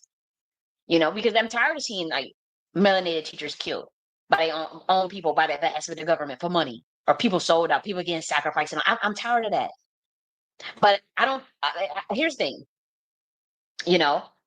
When we teach humans that gens are primordials, it's going to mess them up, because I'm going to be real. Most gens, some gens do not like humans, and some gens will lie to you. And the primordials are a higher frequency than the gens, and they activate that science. So it's nothing to really debate, We're gonna debate a Naga's god on their own shit. I guess. Good luck. And so now I'm gonna talk about like the information about Yeshua. And so, Christ does means anointed. And then the verse in Psalm 23, I did break down on my channel about like the secrets of the Psalms 23 in terms of the pineal gland and the anointed head with oil verse. It does stand for light, but that's the optical expression of melanin. The optical expression of melanin, of light, you need the chemical composition of you have to understand melanin, but it's not quite the same. Its darkness is the prerequisite. So, and you see that in Genesis, you remove the first verses of Genesis. So to anoint the forehead with oil means to activate that pineal gland. And remember, light is the expression of melanin. So it's just one expression though. And so remember when Yeshua talks about light. So read Psalms 23. And then if you do have time, if you're interested, for anyone watching, there is a video about the esoteric breakdown of Psalms 23 on this channel. And we talk about, that may help you, that may help people along. And I gotta probably rewatch it because, it hasn't been the easiest for me, to maintain frequency, just in the circumstances that we find ourselves in with with what's going on just in society, it affects you on some level, even if you don't. Like, there's people that just like, I find it so cool when I find somebody that's just like, I don't watch the news, I don't watch politics, I don't do social media, I don't know what the fuck going on. I was listening to one of his sisters, she said, I didn't even know what's going on in Iran and Gaza. I don't know what's going on. I believe it or not, because I'm so I tune in, and a lot of that stuff is fake news, right? Like even the YouTuber stuff. But I do like that fresh of breath air. Like, I will look for some, because I'm such a primordial heavy energy. Everything I do is just heavy, like so you know, even though there's lightness there, it's light, but it's like it's still an aspect of the feminine that's very primordial. But I've listened to one of the sisters. She's really, really, really, really light. Like, it's not heavy, because she's more from the Venus perspective, the Venus being. And so, you ask her about Gaza and what's that? You ask her about, and she's like totally living in her own world, this fantasy world. She's talking, for some reason I admired it. I'm like, you know what? That's so fucking dope. Like, I may not even agree with everything you're saying or whatever. It's not the point. It's like, I think it's such a fucking contrast to like how I operate when someone's just like, oh, what's going on in the news? What's going on? I didn't even know what's going on with Trump. What's going on with I didn't even know what Elon was doing. People don't even know. Like, and I love that. I'm like, you know what? I'm gonna try that, because it's so different from what I do. Um, and I actually watch the stuff actually knowing, like sometimes like, oh, yeah, I don't buy into it, like believing it, like, I know that it's a game. I know it's an illusion. And sometimes I do throw stuff out, codes and stuff, and try to see if I can program some things. And I'm talking shit, and it's honestly like you might as well look at it as reality TV. Yeah, but seriously, love and politics. They had love and hip hop back in the day. It was love and politics. They got baddies. Elon is a baddie. Elon is a baddie. He getting punched in the eye, just like on baddies. Like, let's be real. Trump talking about on TV. They don't know what the fuck they doing. That's some love and hip hop shit. He talking about I know what the fuck they do. That is ghetto. The ghetto.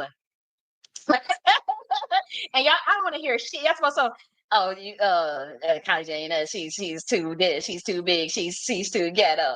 And y'all talking about Trump.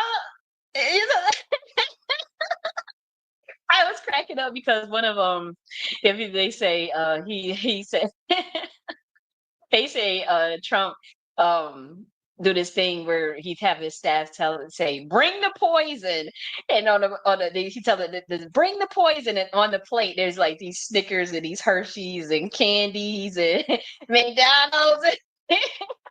And then he eats so much of it, and it tells them. But y'all like y'all really think the president is like Obama? Them days are gone, boy. Y'all remember when Roosevelt was, when people would come on, and they all, professional. He had the Obama look and the Obama tie and Obama all postured and shit. He crazy as cat shit behind the scenes too.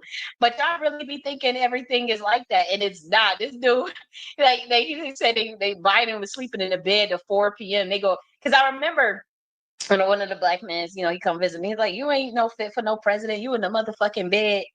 And I'm like, dude, they get Biden out the bed at 4 p.m. Like, they literally get his ass out the bed at 4 p.m. They go, remember Trump said it? Like, they get him out the bed at 4 p.m. They go sign an executive order and put his sleepy ass right back in the bed. I'm like, man. But I also get it, it's, you're trying to see, man. But I don't want to be dictated to. Ain't no way in the world somebody gonna be telling me what So I have to just. I'm still studying how the system work. I thought it was you work hard. No, it ain't that way. So I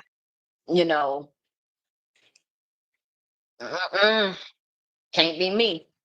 But I thought that was funny how like people were like, oh, they oh, you're sleeping in a bed. How are you gonna be our president? And you talk about it, and Trump talking about some bring the poison. I cracked up at that, man. It's a tray full of Twix and Hershey's and Snickers and McDonald's, and he just in the dish, and then tell the servant to go put it back. And he talking about fuck on TV and Elon showing with black eyes and telling motherfuckers who's on Epstein list and they cussing at and but I can't be president. Okay. Mm, okay. Mm. Shit is hilarious. Them days are gone. I kiss them Obama days goodbye. But it is about good governance and leadership. You know, I do believe in being a sharp cookie. Like you better be a smart, okay, get it together though. Don't let things sink now. I'm not even active. I'm only like 7% activated. If I was in that presidential, oh man, shit. Man, it should be in Atlanta. Oh, yeah. See, they want me to do all that work for free and then they take it and steal it and just lock my name out. And that's why I've been, that's if you notice, my mode of production has been slower. And that's by design because I'm not letting that happen because that's their goal. I've seen it. And so that makes me uncomfortable because I don't deserve that. And it's been happening for 10 years. So, I mean, why would you expect anyone to keep working for free or anybody to be working for somebody for a system that's unappreciative of you, that hates you, that devalues you? Nobody would do that. That's stupid. So that's why. Um, and so, when it comes to the Nagas, I'll get back on topic. It's a species thing, and you will learn that melanin is native to the earth, but it's also melanin is related to the cosmos, Seti, not just Africa. And guess what? The sun shines everywhere, right? So that necessitates melanin, right? And also the weather in Florida is hotter than the weather in Kenya. Kenya's in Africa, Florida's in North America. This is documented. There are more tropics in Florida than Kenya. So, Seti, when you say, "Oh, melanin is only in Africa," melanin comes from out of the motherfucking sky. When a black cube is melanin, Seti, it does not come from Saturn. Hmm? How did it get black? Is it not melanin? You talking about something the mind is trapped in a cube? That same Masonic shit. That's they botched teaching. That don't have nothing to do with us. I'm not teaching that. But when you say, oh, melanin can only go to Africa, how come there are black animals with melanin that are only native to just North America, Seti? Once you realize this, I mean, that's literally a koan. If a black animal is only native to North America and cannot be found anywhere in Africa, but they have melanin, that means melanin is everywhere. That's the logic. Your equations have to add up as a teacher, or you won't get checked on your shit. Especially if you're trying to, cross-reference some shit I'm teaching and then telling your public, I'm the only one that teach this. I'm the only one that will go there. No, it's like you're not. I'm like, dude, really? Like, we could have collaborated, we could have, shoot the shit or whatever. And I would have loved to ask questions for, and I wouldn't been trying to like teach your, I've been because the Seti is considerably older than me, and that's inappropriate to do that. But I would have loved to, to learn that knowledge. But I just noticed because because I remember even one time I commented on Seti's channel, and he read my comment. He's like, "That's bullshit. That's bullshit." And I'm like, dude, why are you coming at me like that? Like, I know for a fact it wasn't bullshit, so I went and broke it down, of course. But it's like, damn, maybe it sent you to undermine me or something. Like, what the fuck? Like, look, I run from no debate. Like, I run from no smoke.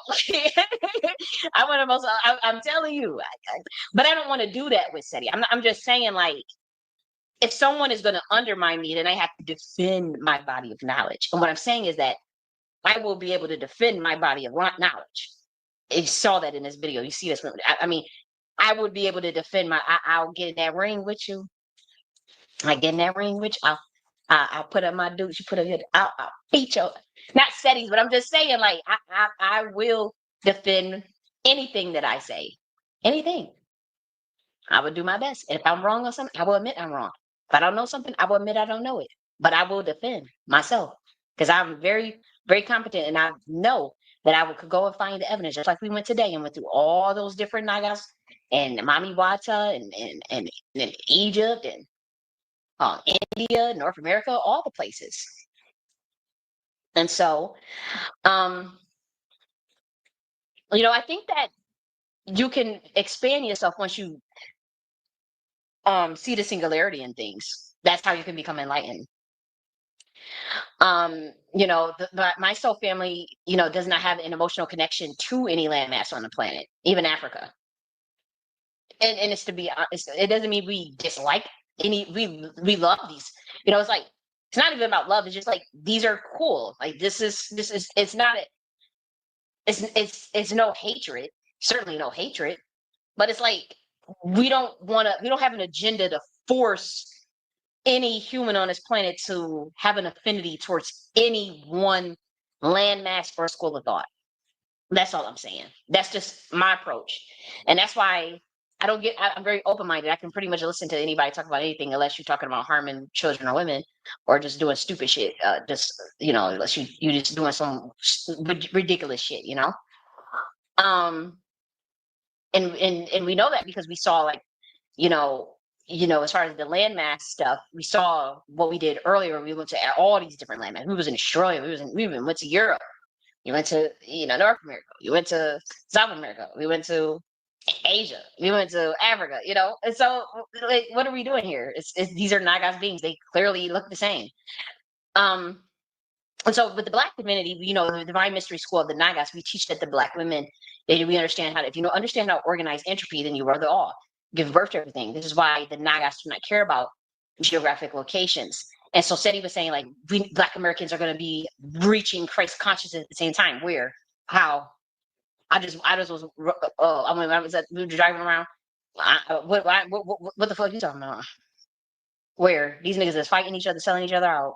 What Christ consciousness at the same time? Where? How? Because you see how they did me. I mean, and y'all see how y'all did Darren Sills. Y'all see how y'all did Young Farrell. Y'all see how y'all did Sandra Bland. Y'all see how y'all did. I mean, what Christ consciousness are y'all reaching at the same time? All I see is bullshit. All I see is niggas desperate to be part of the system. That's all I see.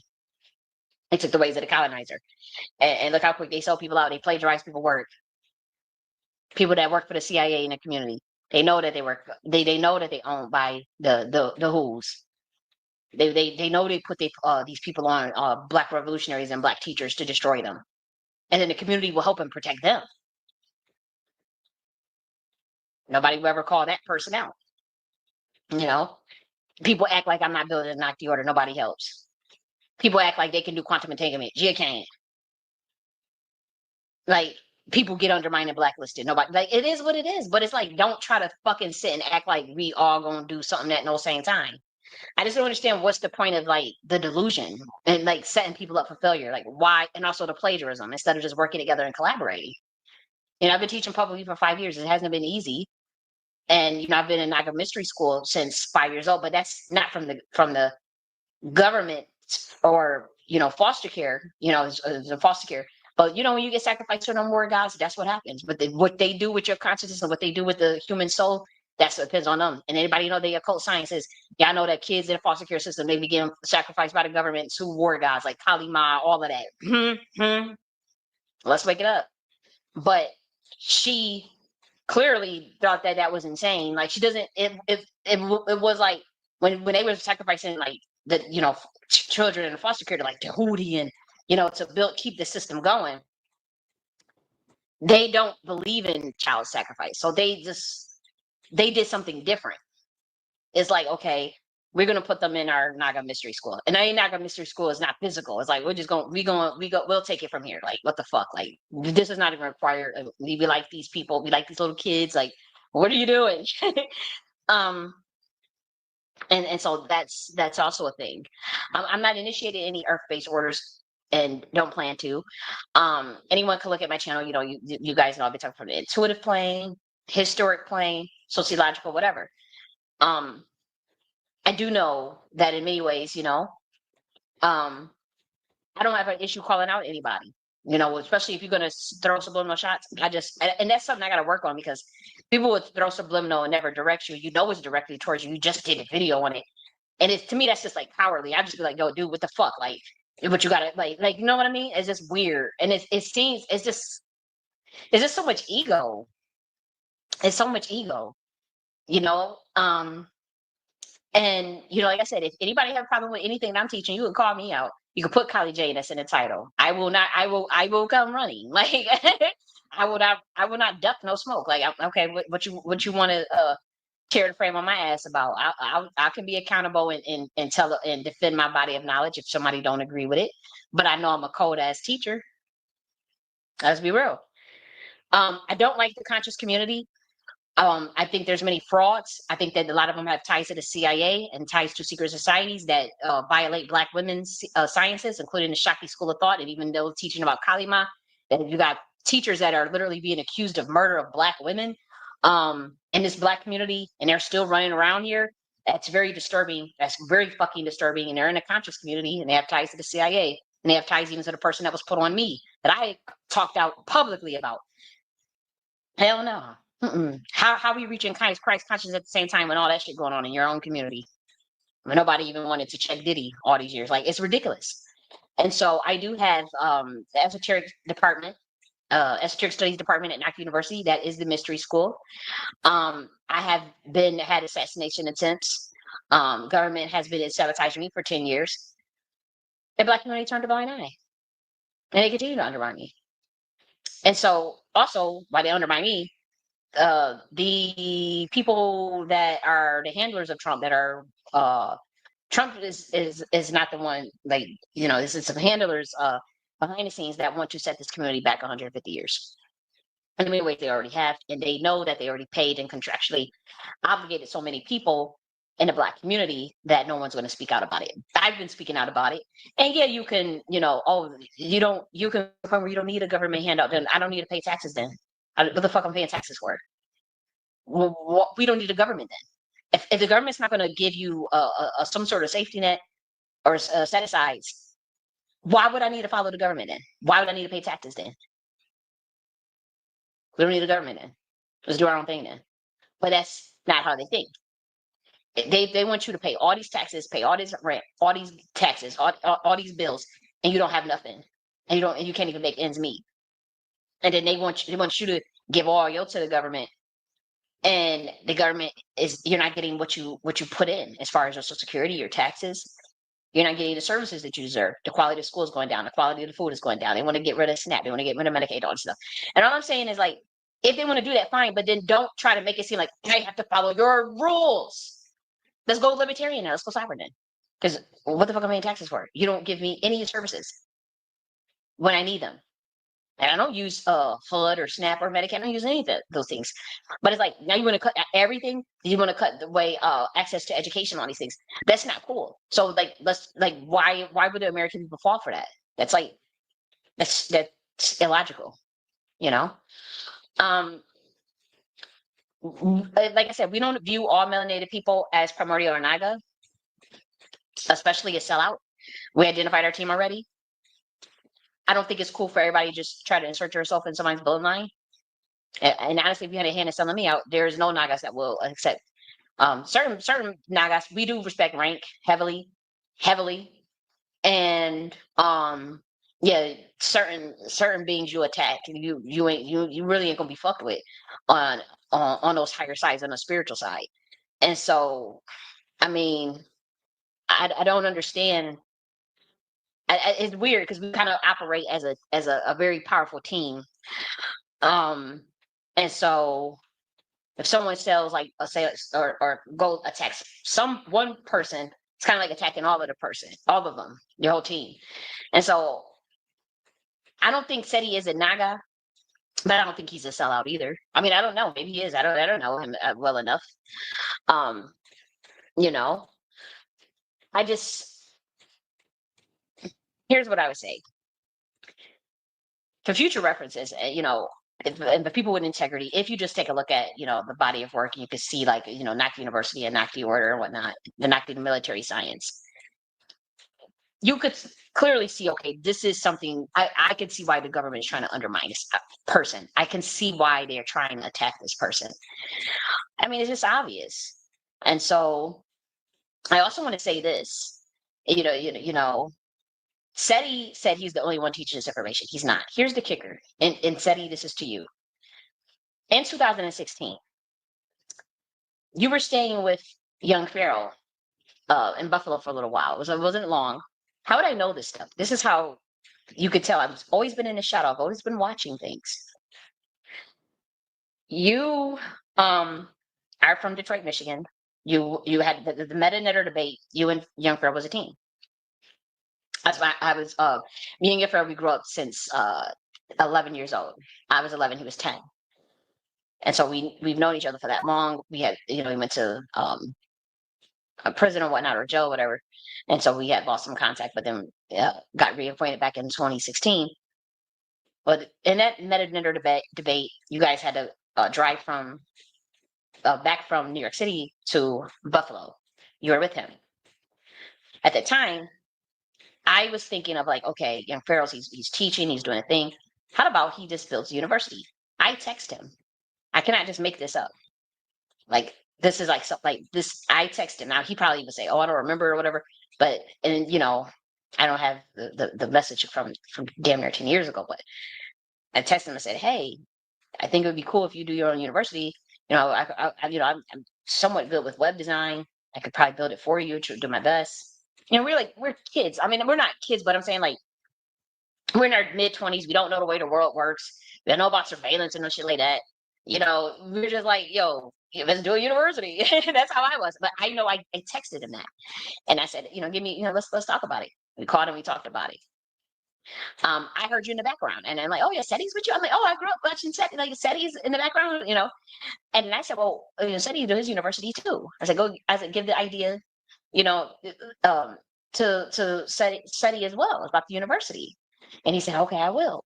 But that was me in the background. We were talking every day for hours on end, me and Young Pharaoh, and we would hear Seti in the background. And I think it might have been there maybe a month or two. I don't know, maybe less than that. I'm not sure. Doesn't matter.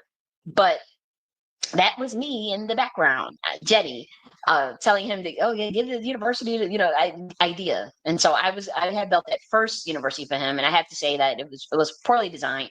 And so, because I was, we just used a LMS, a typical LMS system without the bells and whistles and whatnot, and we didn't. I don't think we really formulated a plan that fit him in terms of doing that university, but the idea came from me 1000%.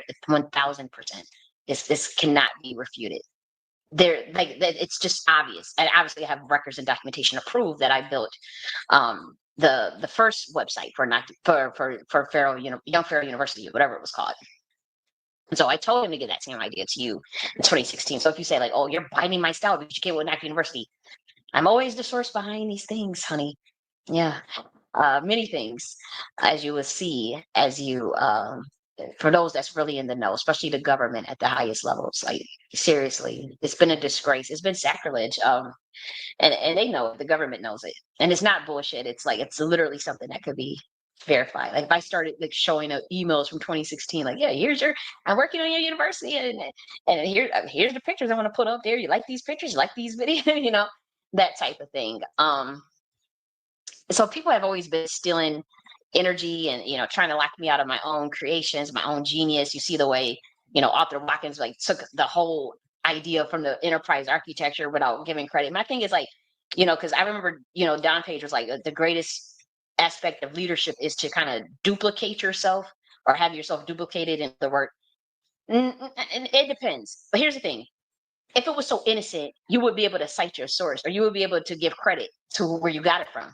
When you don't do that, and when you plagiarize, it's very sinister. It means you trying to create competing institutions that are duplicates of a source, and it can't get anything off the ground that way. Don, like that's the stupidest thing that you're doing, and I'm glad April called you out on it. To be frank, like you got 6 different organizations that's mimicking each other, but they don't even know, they don't have the source or the intelligence to do what the ideas they got it from, but they won't source where they got it from. And you're saying, well, okay, that's the greatest source of leadership is to have yourself duplicated. No, that's mind control. But 2, if it was truly innocent, then you wouldn't have any problem citing your source. You wouldn't try to plagiarize it. That's how you know it's wicked. And that's how you know it's COINTELPRO shit. That's how you know. Because if it was no issue, you would not plagiarize. You would say, yo, we really got our own organization, but we got this idea from this person. It wouldn't be a big deal. And so I mean, it's disgraceful. I mean, we all know what's going to happen, but it's like that's not how you build an empire. So it's like, I mean, it's obvious that's just not how you do things. I know that even when you see like how the Western Empire did theirs, you don't understand how the true Western Empire was actually created, and that's where you go wrong.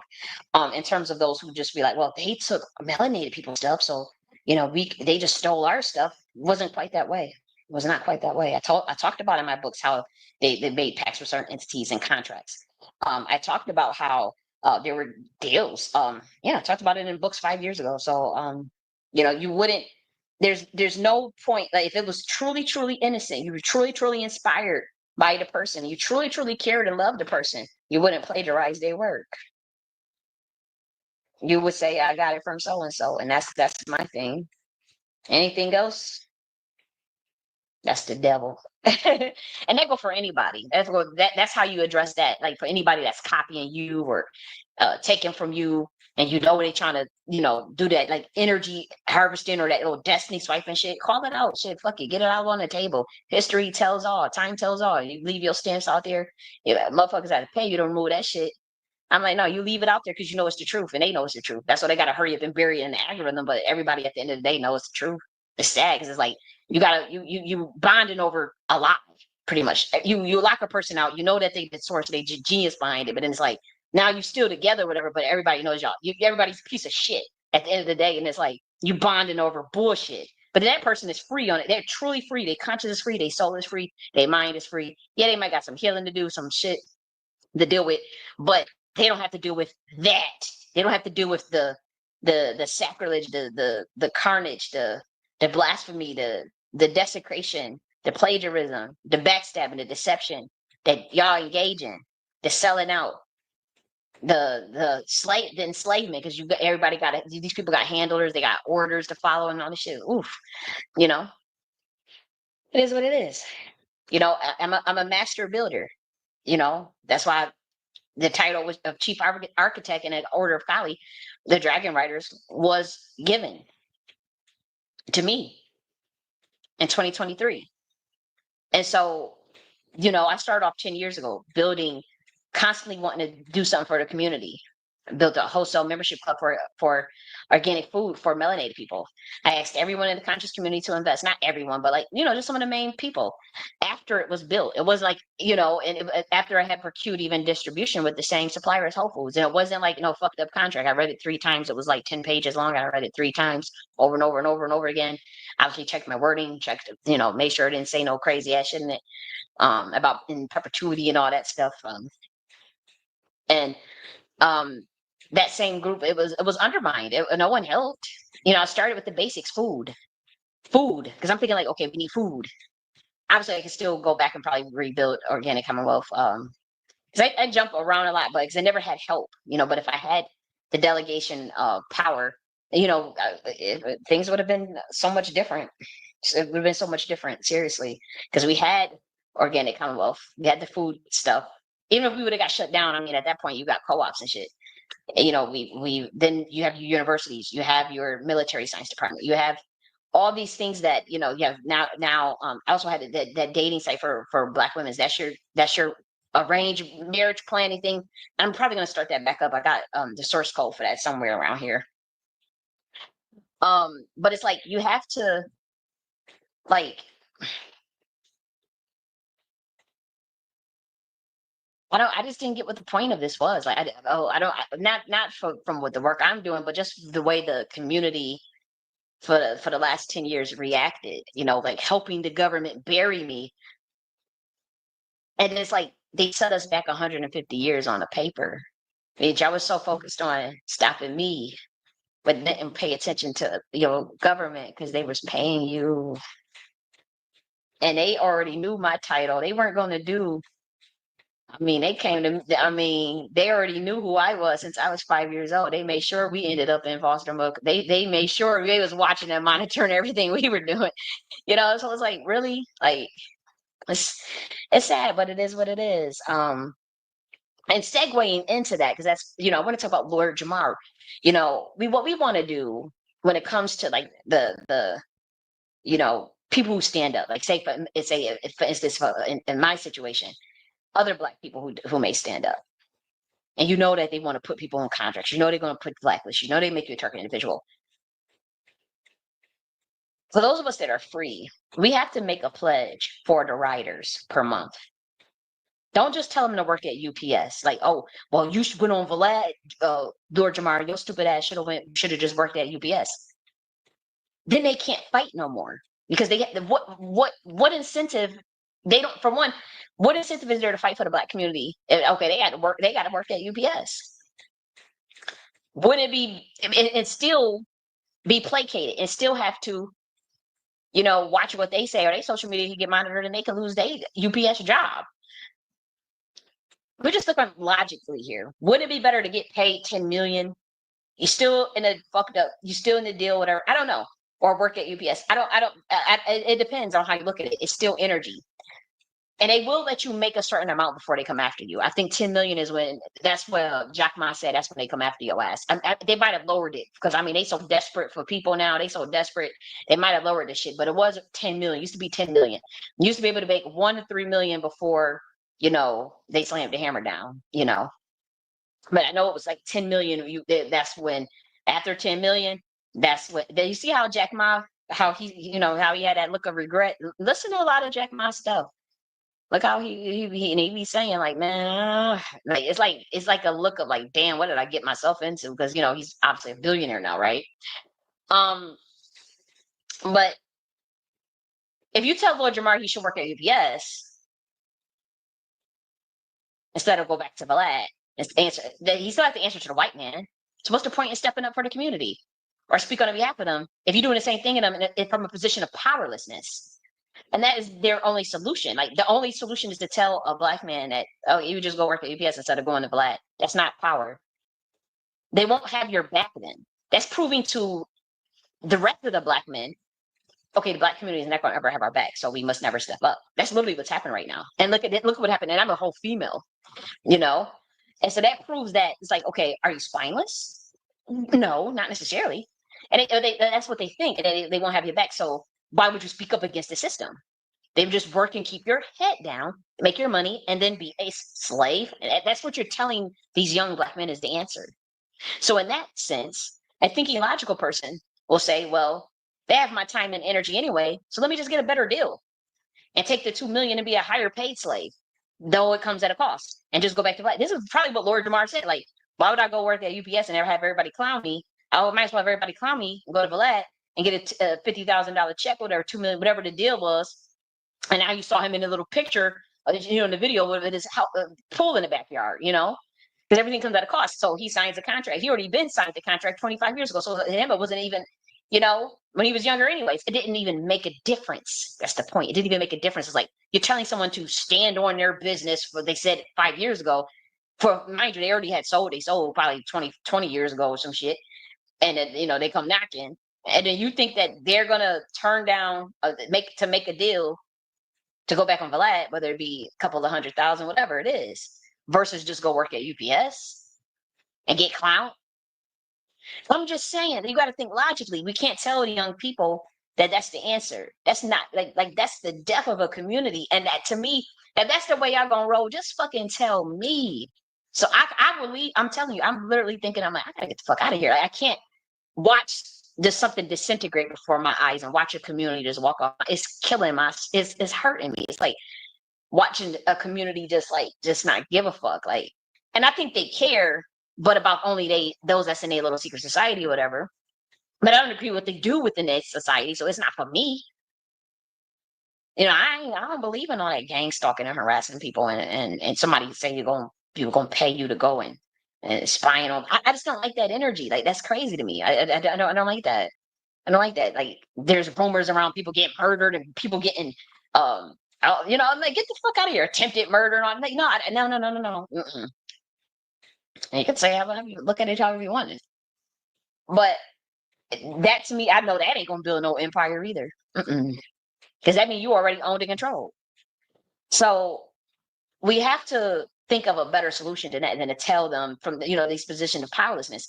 And so we had Dylan, who was from Making the Band. He did an interview on part of the dialogue, and he was saying that, you know, he was working at Lowe's. And they said they want him to wear a dress. And he said, no, that's stupid. Now he went to go work in, you know, just a job at Lowe's, you know. I think they said it was a captain manager or some shit like that. But they wanted him to wear a dress. When he said no, they threw him in jail. So getting a regular job does not solve the issue of slave wages and exploitation of capitalism and the issues that melanated people have. You can't just tell someone, well, shoot, if you know, you don't. I agree. Don't take those deals. Don't join that system. Don't do that either. But we can't also tell them to just go work at Lowe's, go work at UBS either, because then they lose their fight. We talking about people who are revolutionaries. We talking about people who are thinkers, teachers, scholars, shamans, spiritual people. You can't just tell them that. They have a gift. You gotta help foster that. Why you want what's this crab in a barrel mentality shit for? It's disgusting. And so when they told Dylan to go wear a dress and he wouldn't, he ended up in jail. Go look at the interview. And so, you know, when we talk about setting up this new boule infrastructure, it requires that you build an infrastructure, not just any energy harvest and grift off your community. That's the difference. I'm gonna do a video on old school boule versus new school boule. It was a totally different science. It's a totally different group of people. So what you see as boule now is not boule. Like, this shit is ridiculous. Old school boule, all them people, they're dead or they still class as motherfuckers, and you won't see them in the public. You don't see them in the public eye. You know, but what they trying to set up is this new boule structure through the Trump stuff, and they don't have the backing. They don't have no pure spirits backing them. I think a lot of them, in many ways, they've tried to just plagiarize my work, and in many ways, we talk about this new boule group that they trying to form. They ain't shit. I'm telling you, they do not have the capability, because a lot of them are high school dropouts, or like they scold intellectualism. They hate intellectualism. They denounce it. They make excuses. They degrade like high level shit. And so there's no way that you can make it with them as a community, because the old school boule, they were educated. They believed in setting their own infrastructure without the power structure. They have did it. They done it. They built the infrastructure from a scientific level, from the mental level. We talking about the Benjamin Bannekers. You know, like that's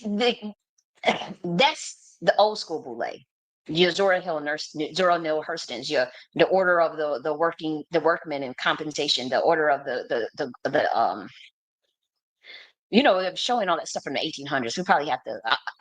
This is a pre-recorded, so we'll go back and I'll show it when I actually stream this live.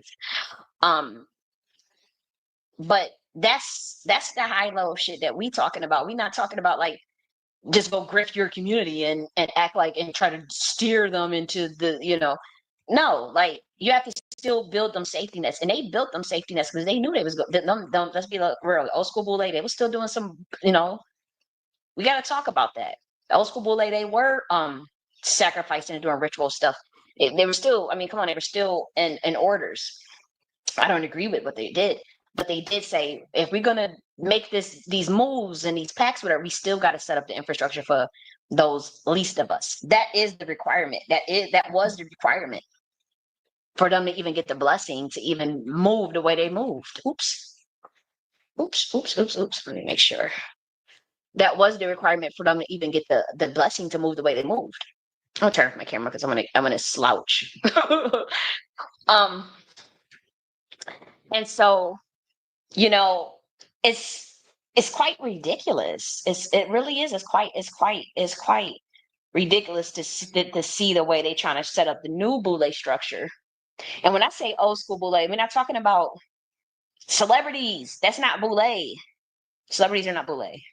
If you guys didn't know, they mingled in. They worked their way in, but that wasn't what it originally was supposed to be. And I've talked with some real boules that are very well unknown, but very powerful infrastructurally. And they told me that out their mouth. They're like, dude, we don't view celebrities as boule. They'll never be boule. Like, they can be, you know, some, you know, but some might have infiltrated in, but it's like, it comes, you know, I think they only named one. I think they say only Beyonce would be qualified.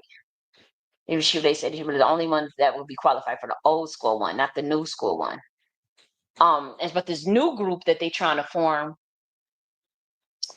they were going to be owned by the Jews. That ain't. I mean, let me. I probably have. They're going to be all bought and paid for. And so, I mean, you ain't gonna get nothing out of that.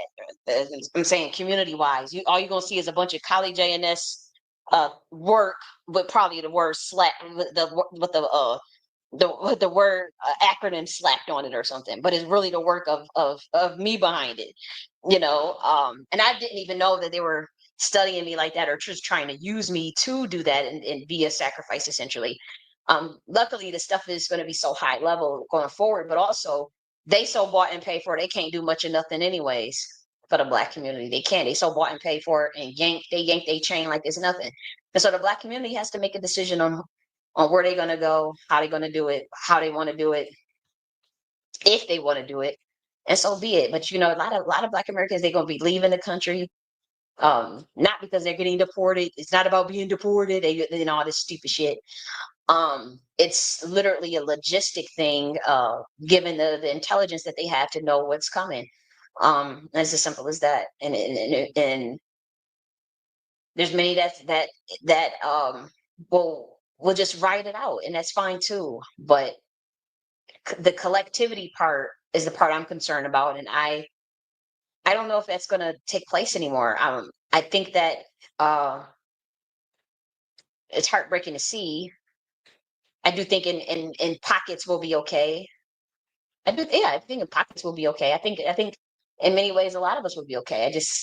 I just think infrastructurally we're not. That's all I'm saying. I think infrastructurally that has bothered me only because that's, you know, I thought that's what we were trying to do as far as the conscious community, or even like, you know, reparationists and scholars and activists. And that's not what they were trying to do. They were just trying to get a deal and get money, you know? And I didn't know that. And had I known that, I wouldn't have wasted so much time, is what I'm saying.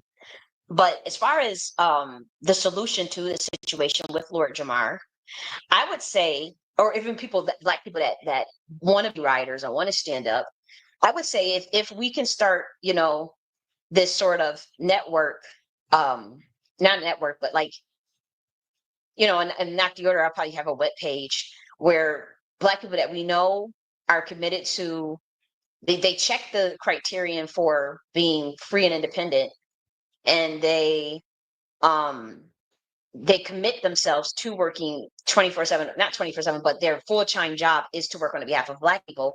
You know, I would say if you can just get 1,000 people to pledge $5 a month for them, 1,000 people, $5 a month for them, and they could continue their work and produce their body of work. 1,000 people, $5 a month. That's it. 1,000 is 40 million Black people. You can't get 1,000 Black people to give a revolutionary or a writer or a scholar or an activist or a teacher or a spiritual shaman or a priestess or a priest or what, you know, an elder teacher, $5 a month. We have to do that. We're the elders in this community. You have to do that for your people. Like, then that way they can continue their work. You can't just tell them to go work at UPS or go work at a call center. Then they can't fight. Then they in the same boat as you. Then what?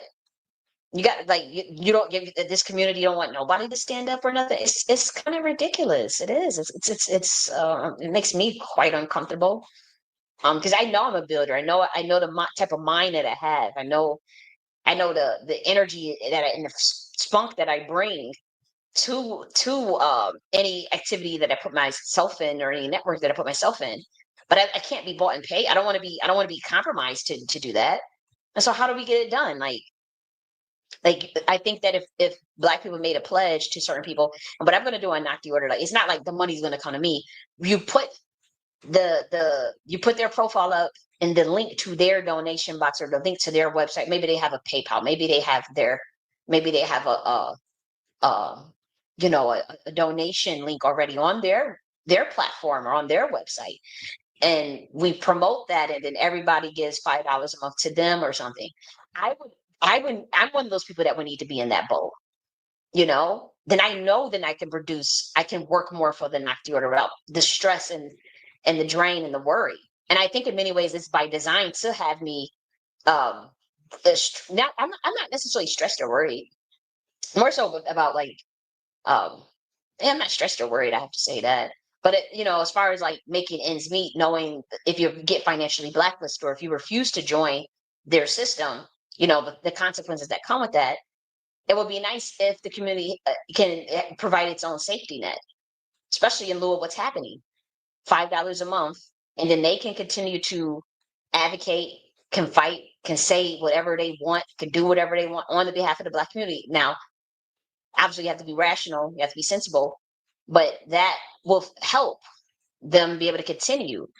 So they can, and now mind you, they have this is not just like giving random money to some random person. You're talking about somebody that already has a body of work, that has a message that they have been teaching, that maybe they're getting locked out, but it prevents the situations like what happens where Lord Jamar has to go back to a lad, or or anybody has to they feel pressured to make a deal. They feel pressured to join a secret society so they can move up in the system or whatever. That eliminates that. And that's what's needed. Your political prisoners, you have to, like, this is not something that, I think it's deplorable the way we're doing our best and brightest and teachers and priestesses and priests in this community. I really do. I don't like it at all. But I come with solutions. And all I can say is I know I will set that up on Nakhti order and put like the actual maybe their profile picture and a little bio about them that links to their platform and their website or their donation button, and give that $5 a month. And you have 1,000 people giving that $5 a month to those individuals. It doesn't have to be the same 1,000 people, but just pick and choose what you like the most. Okay, I like this person's work. I'll pledge that $5 a month. Maybe you can only do it for 1 year, but make that pledge for that 1 year, that 2 year, that 3 years that you're going to do that $5 a month. And that way they have that sustainable, or whatever it is. Maybe you have a tier, maybe $1, $5, $10, whatever, or any amount. That can help people stay out the system and fight.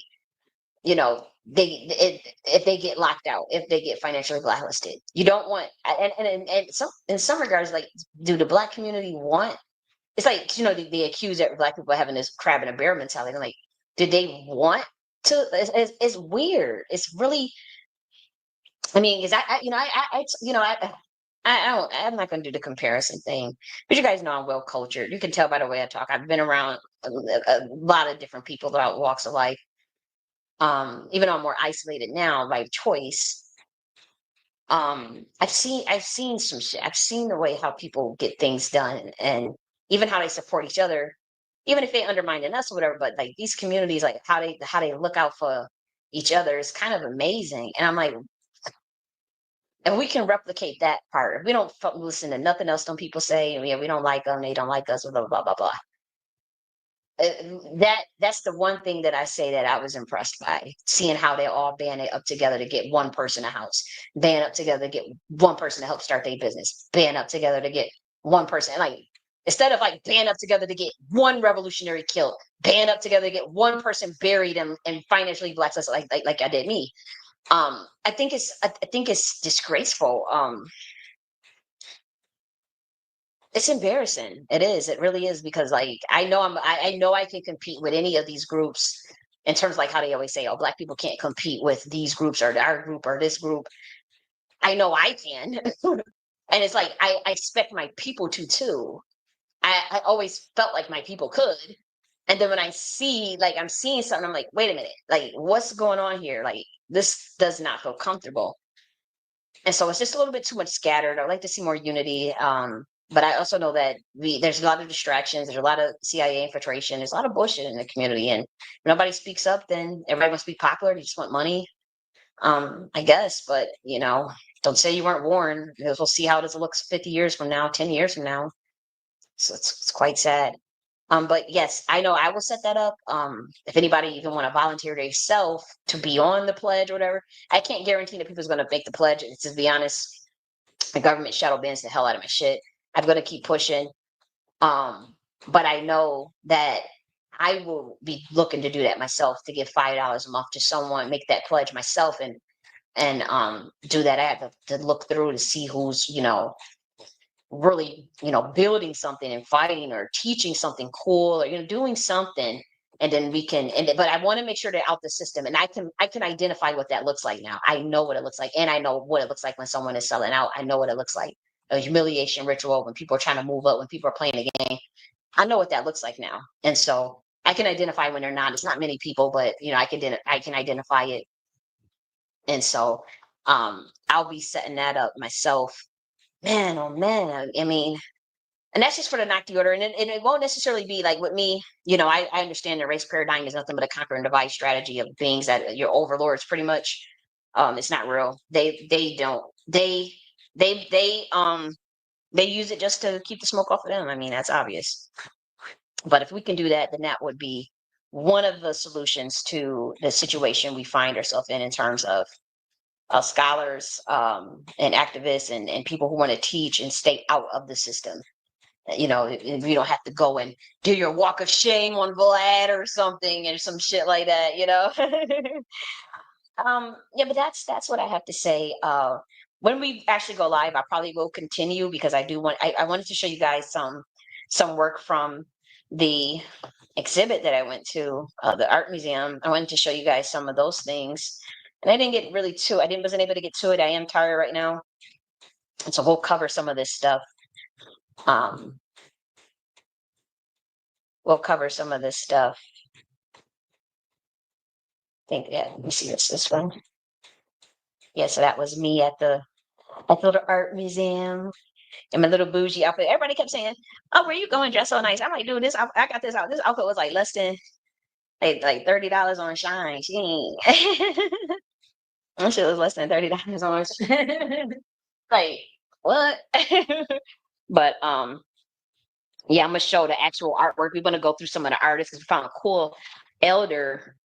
He's in his 70s, and I thought some of his artwork was absolutely amazing. And so I actually want to go through this in a more, methodical manner, like reading his bio and whatnot. So I had like this little dress, and so I was feeling myself. Yeah. But we're gonna go over this when it's actually streamed live because this is entire too long. I have to say I'm tired. I'm not tired, but I don't want to sit here any longer. And so I think I said all I wanted to say. And so God bless. And when we actually do the live, we'll listen to some music. We'll cover all this artwork, and I'll make the announcement that it's actually live. And so God bless. Have a good 4th of July weekend, rather, because I think we're going to stream this on Saturday. I don't think I'm going to do a live on Friday because everybody's going to be doing. Maybe you know what? I need to go to. I mean, I wanted to, but it's like they have this event tomorrow, but it's too early. I ain't even gonna hold you. Like it's only from 10 to 2, and I ain't. I don't care how crazy I sound, but that's too early. I mean, I'll be up by 10, but like to be at the event by 10, like I don't know about all that. So I hope it's on. I hope maybe I feel compelled tomorrow and be like, let me get my ass up and just go. But if not, I'll see you guys. I definitely see you guys on Saturday, but I'm just trying to figure out what I want to do tomorrow, as far as like 4th of July and shit, or if I just want to chill out, take a chill pill. I don't know. Okay. Goodbye, guys.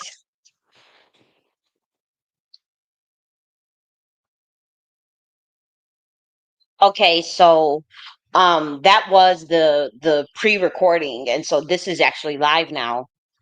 I know Bully Bully said thank you, have a good weekend. Yeah, you too, sweetie. We are gonna do the cover of Jonathan Green's work because I want to go over his artwork and introduce him as an artist and whatnot. And so that's what we'll do now. I do have to say I want to take a powder room break. I did take a powder room break earlier, but before because I do want to go in depth in terms of this artist's work.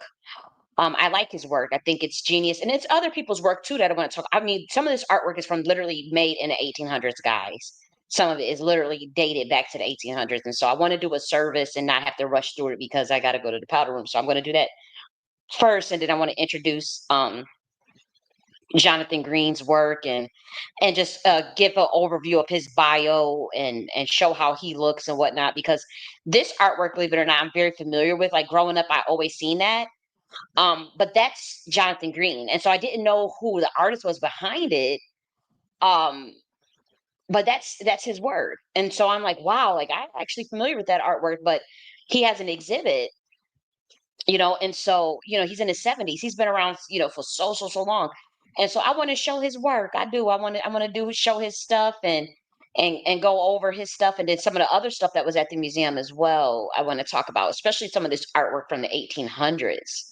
It's very old artwork, and I just think it's dope stuff. And so I'm gonna go to the powder room. What we'll do is, I love to play a skating video, and so what we'll do is we'll play a skating video. While I go to the powder room, and you guys can look at the skating, because I love to see the skating. I look at that as an art form. It just brings me joy, because it's a skill set that honestly looks I don't know how to skate, and so I like to watch I like to watch other people skate. Okay, and so we'll play that. This is a game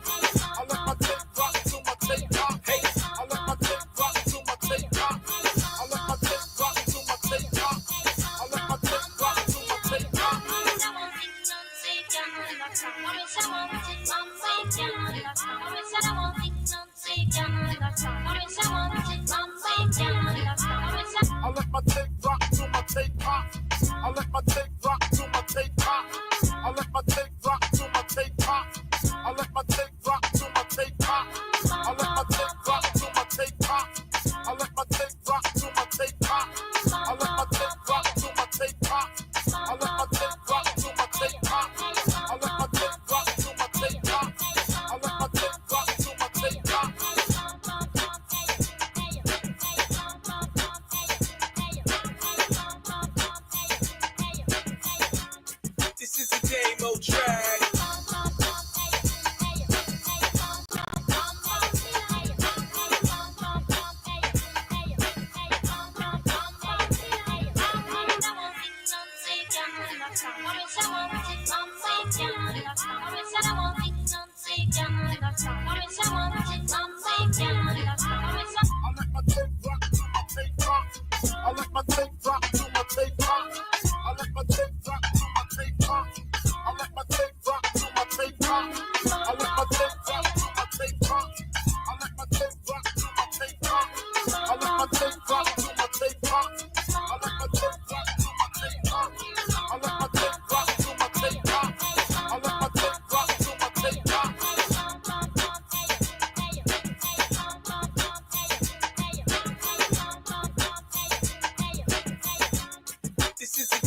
track.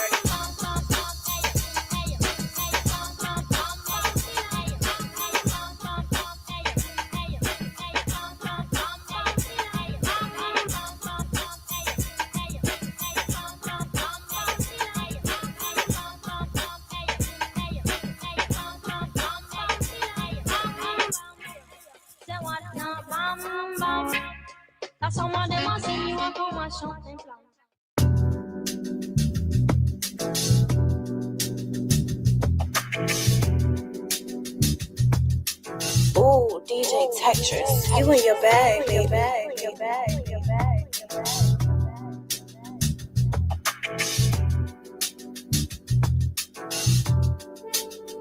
Team me up, Tech.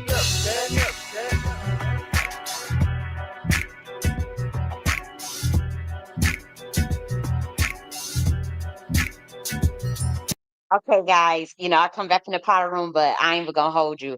We gotta play it from the beginning because I actually want to see this myself. So we gotta play it from the beginning.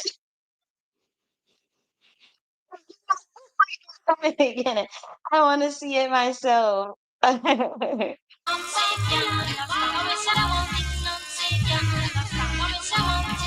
is a game on track.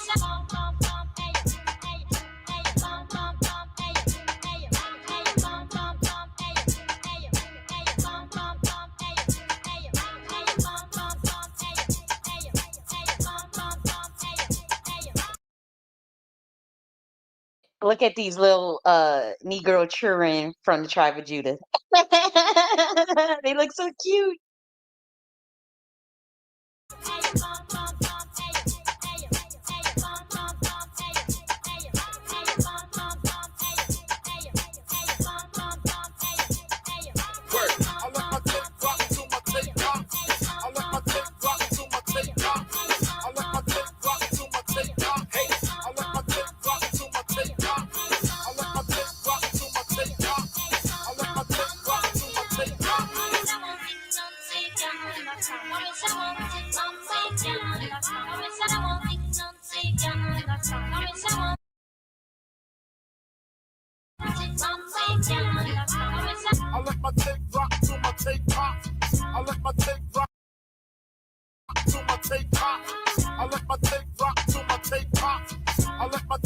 I had my phone. I had the thing muted. We got to rewind it. I was shouting out the Miss Lady. She killing it. She's showing out.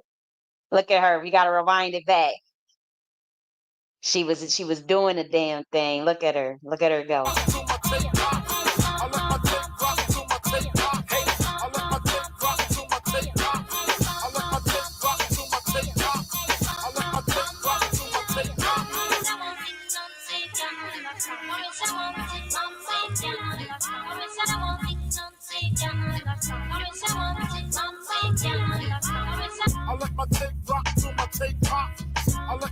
You see that? You feel that energy? You feel that energy when he did that turn? You see the sis? We got sis. She killing it. Go on, girl. But look how when you feel the energy when that dude make that turn, you feel his power. Watch that. Watch it again. Everything is energy to me.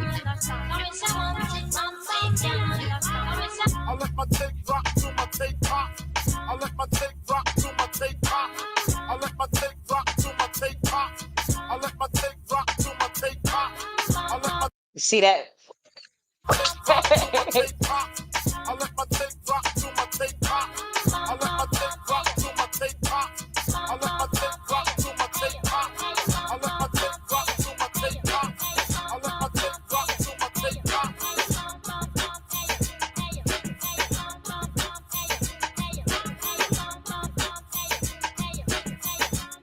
This is a game on track.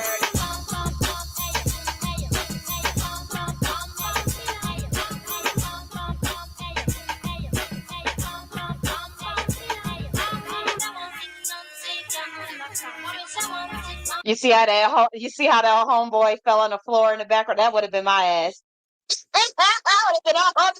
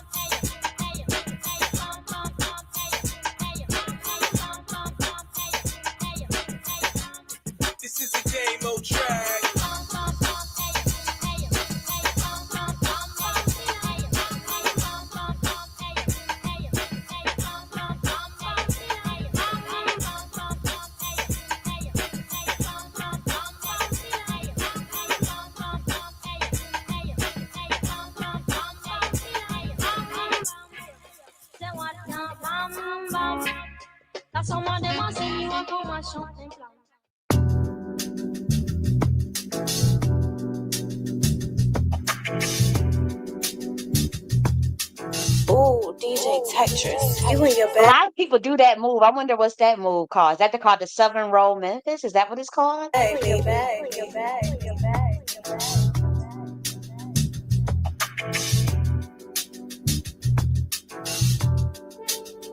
Team me up, Tech.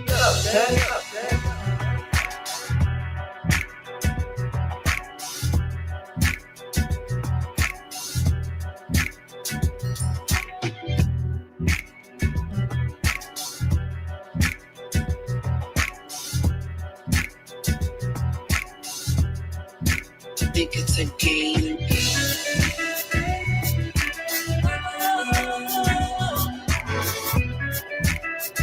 Did you just see she got 2-3, that equals 5, but did you see the other person that just skated by and then he also had 5 on his? Watch this. The other person they had 5 on their shirt.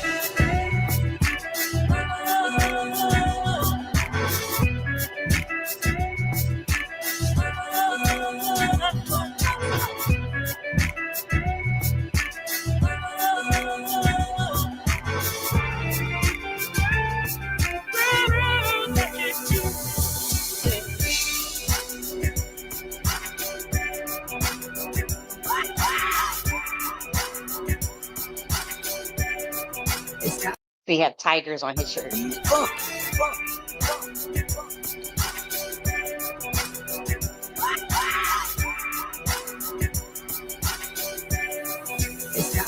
me up, Tech.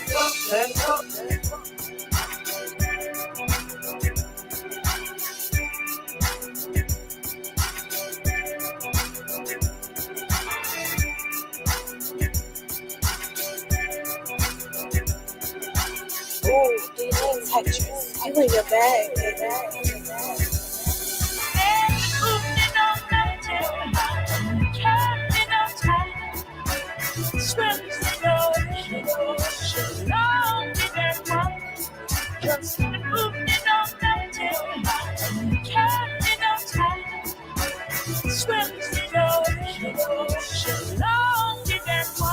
Look, he got a whole motherfucking wheel. Jesus takes a wheel. You see him? He got a whole wheel in his hand. I always like to watch him skate. He be in the zone, boy. Team me up, Tech.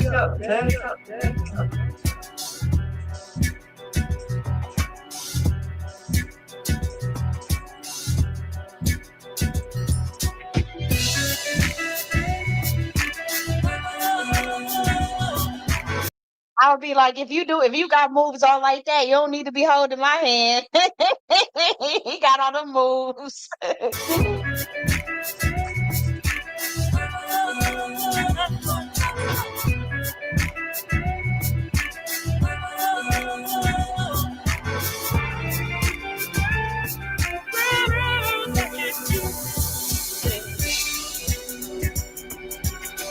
I like her skating style for some reason. It's really light and bouncy, but for some reason the frequency of it is extremely buoyancy is the word. It's a lot of buoyancy in her skating, and the buoyancy in her skating is fascinating to me. I actually want to rewind that.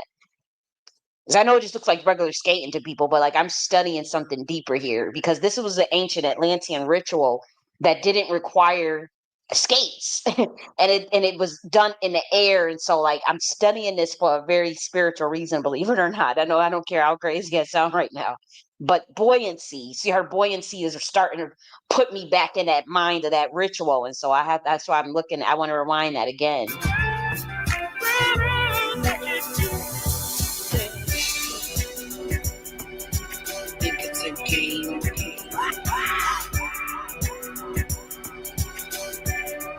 It's got to be fun.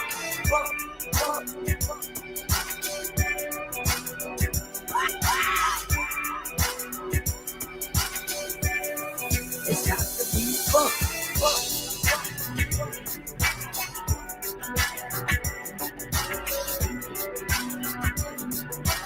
Oh, DJ Tetris, you and your bag.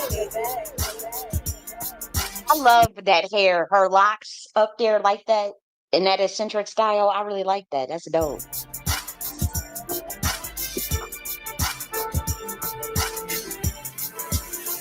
Team me up,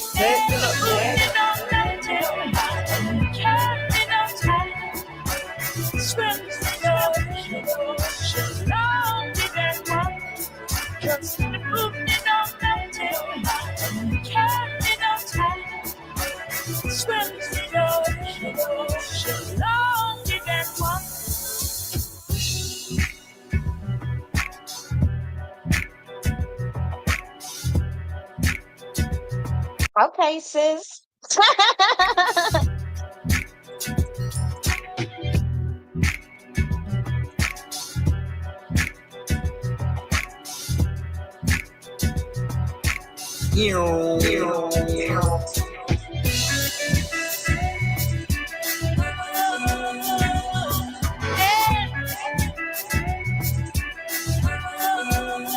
Team me up, Tech.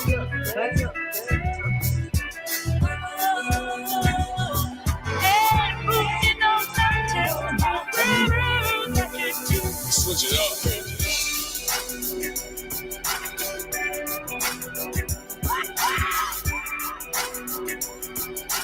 Think it's a game. It's got to be fun.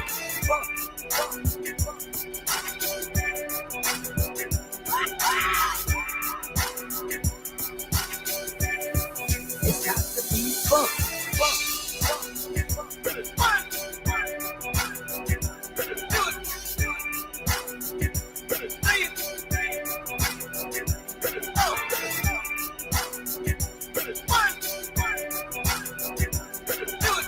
Ooh, these textures. You in your bag, baby.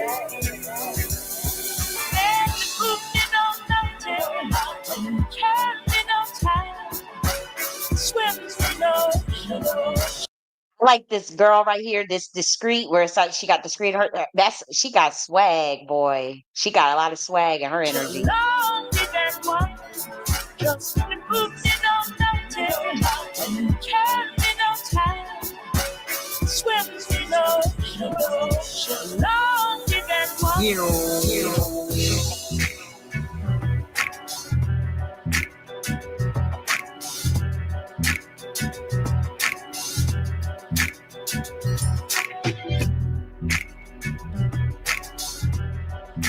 You see that one white boy? He holding his own.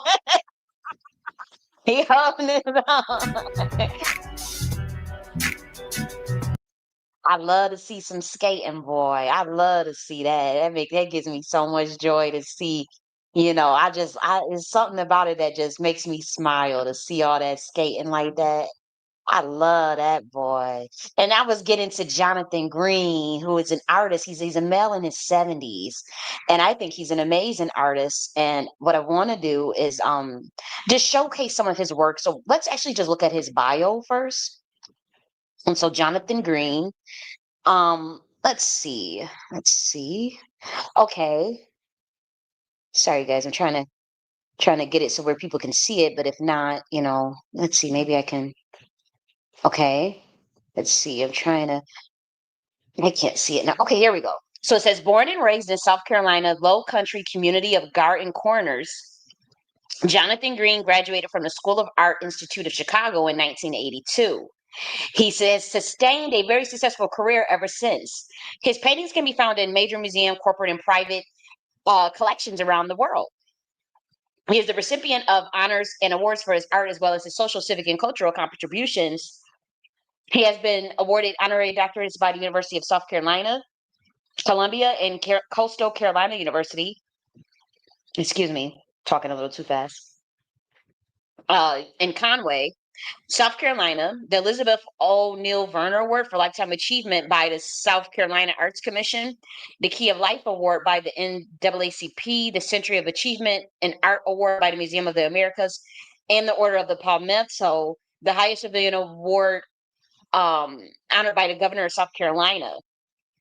And so his art has been incorporated into productions of ballet music, theater, literature, film, and video documentaries. Off the wall and onto the stage, dancing, the art of Jonathan Green has been a noteworthy success. as part of the repertoire of South Carolina Ballet. And in 2016, his designs for the sets and costumes for the 2016 Spoleto Festival USA production of Porgy and Bess garnered lavish praise from press and public alike. Considered by many one of the most influential and important painters of the Southern experience, Jonathan Green captures a sense of time and place in all of his work.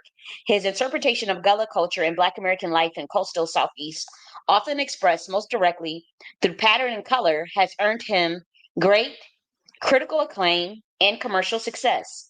Although Green may occasionally take poetic license with his low country subjects, his paintings reflect an authentic understanding of Gullah tradition informed by a deep appreciation of African, Haitian, and symbolist art.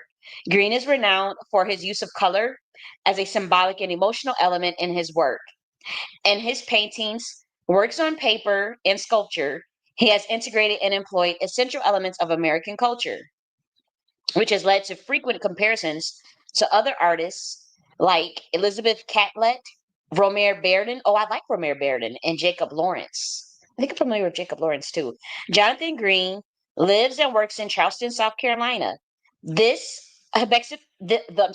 the exhibition remains on view through August 31st, 2025. And so, I was happy to go see it, and he's going to be actually at the museum soon. And so I want to go check him out. Probably, I don't see why not, because they're having some sort of ceremony. But Jonathan Green, the aesthetics of heritage, that was what he does.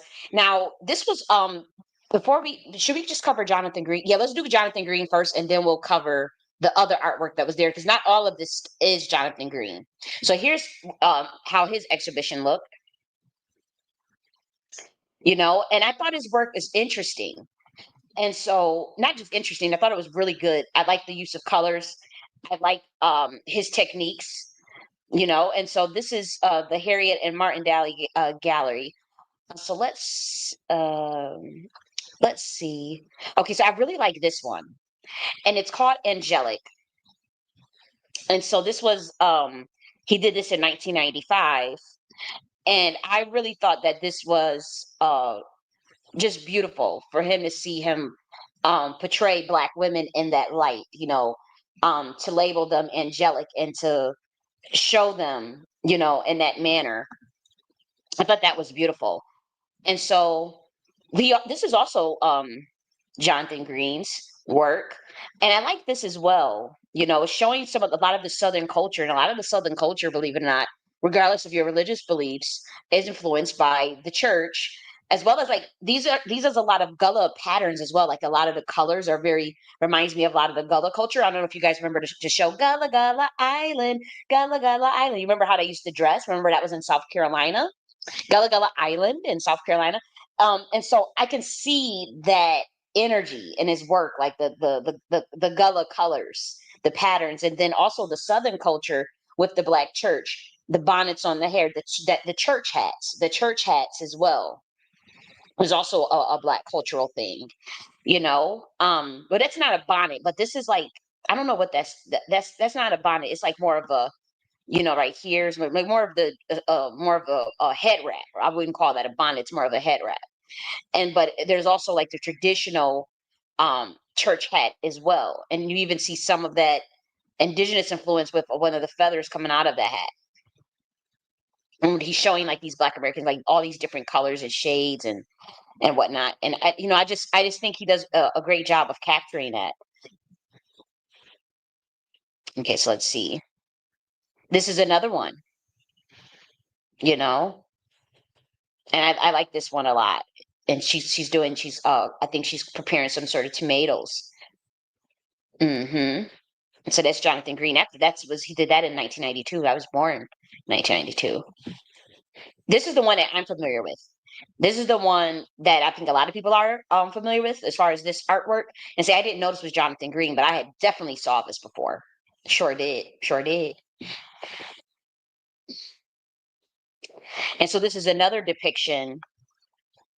in the Black church. You know, a lot of us grew up in the church. So you see some, once again, the cultural aspects in terms of the church hats, the choir, you know. And so I thought that was, you know, I thought that was nostalgic for me. It was very nostalgic to view. And I also like this one as well, you know, showing the jazz scene. I thought this was beautiful. And then, you know, there's more of that it's called, it's not ragtime, but it's like this it kind of reminds me of the jazz jazz scene. And I can't say that I know like what, you know, what he meant or what the artwork means, but nonetheless it just puts me in that mind. Okay, so let's see. So that's not Jonathan Green.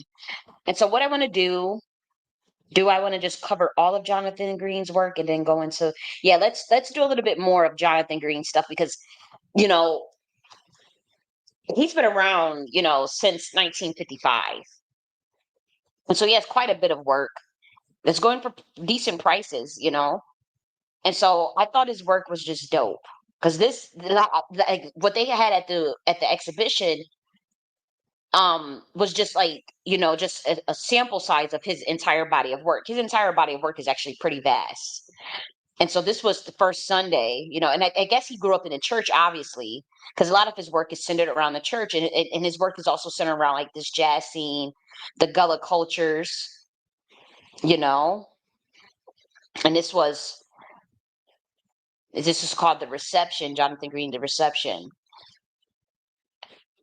Wow. And this is called The Escorting of Ruth in 1993. And this one is called Jonathan Green, Father and Son. The Proposal. You see, I like that one as well. And then this one is called Gladiolus Harvest. So this is a artist, you know, and he draws abstracted figures. This is the male figure. This is called Cyrilla Scene, Untitled. I really like this one because it looks like some angels in the background, the triangle. For some reason, it's like this looks like some legs, and then this black guy is holding it up, and he's naked. Interesting. There's another abstracted figure. There's another abstracted figure. And it looks like a body of a plus size woman. I think it's really pretty. It's just untitled.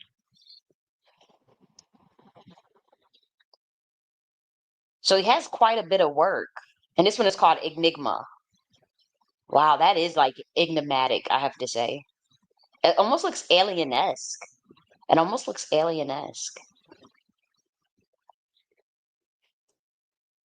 Let's see, is there any other new ones? Okay.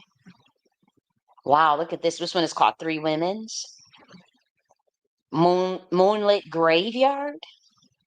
Okay. Well, look at this piece is going for $45,000, $45,000 and $65,000. This piece of art. Wow.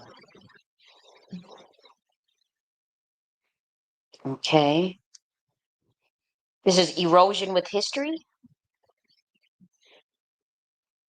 Oh, this one is Daughters. Oh, I thought this said Daughters of South Litho. Oh, Daughters of the South Litho. I thought that said Daughters of Lilia for some reason. I was about to say, what? Okay. Oh, wow. Lady Sunbathers. Wow. And they're butt naked.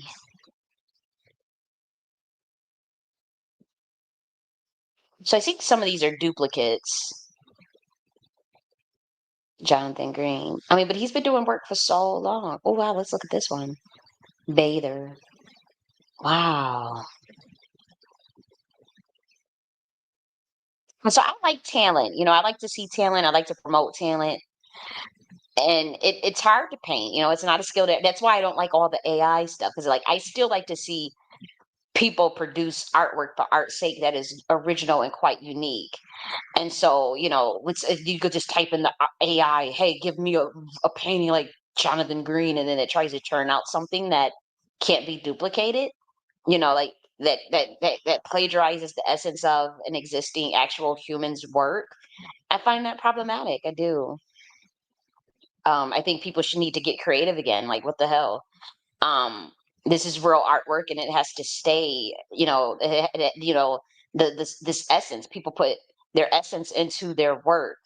You know, oh, look at this one, burning sheets. Okay, wow, innocent water, white breeze.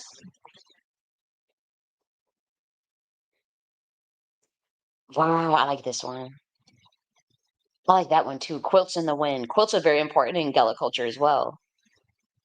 And so, like I said, I think his work is quite fascinating and dope. You know, I really appreciate being able to see, you know, his work. This one's called Ocean Beauties, Escorting Roof. I think we saw that one before. Dressed in white. That's also cultural too.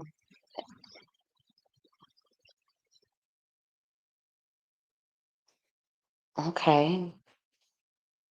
So he has a lot of work. He's produced a lot of work over the years. He's in his 70s. And so I like his stuff. I do. I think I was really like happy. I got his book. They had he has a book with all his artwork in. So I did buy the book.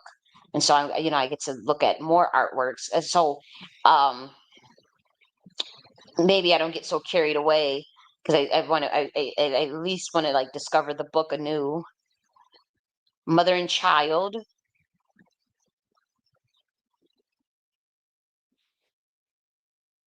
Okay. So that's that. And now let's look at the actual artist. So that's Jonathan Green right there, you know. And like I said, I really thought that artwork was dope. I did. So that's him. And he's in his 70s, so he's an elder. Oops, didn't mean to do that. So he's an elder now. He does have that Gullah look.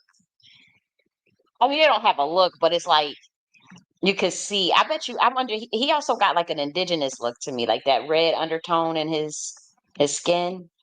There's a lot of red undertone in his skin.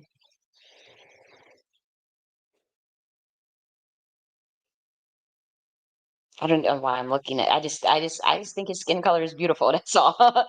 Don't mind me. But yeah, so here's more of his artwork. You know, wow, wow. Wow, look at that. Wow, look at that. Is that the same? Yeah. So people would dress like his artwork too. And that's talent where people could find outfits that look like your artwork. And I think this is the book that I got. Yeah, this is the one that I got, I think.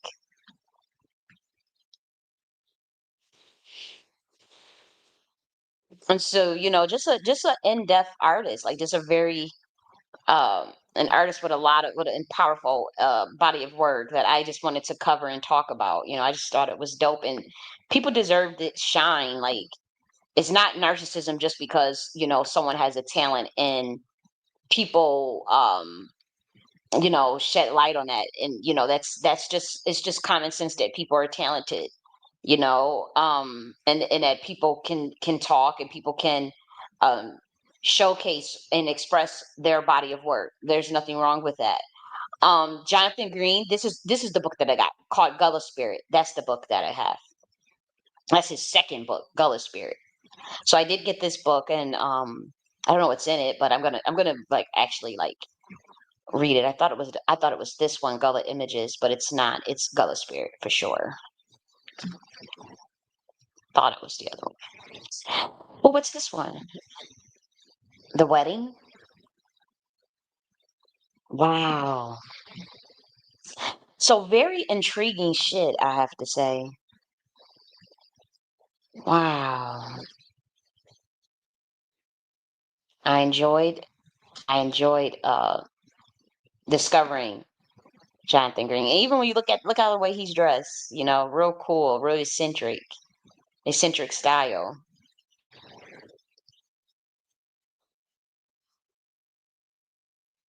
Yep, very eccentric. And that is dope. It is dope. Okay, so now I want to show like some of the other artwork that was there because again, what fascinated me is that some of this artwork is literally from the 1800s. Like that's when it was produced. And so when you first walk in, like to be honest, like these photos here, whoever and I did get the name of the artist. Like what was interesting is that all of these paintings were produced in Ireland. And when I say this, the heaviest energy walking in this room because the eyes I have never seen, and again, this is doing it no justice. I actually, I'm a little upset that I didn't get a better photos, to be quite frank, because this does not do these photos justice in terms of the eyes. Um, like the eyes on these photos were, it's like they captured the soul in those photos. And again, this is a terrible photo. Like I wish I could have got a better photo, man.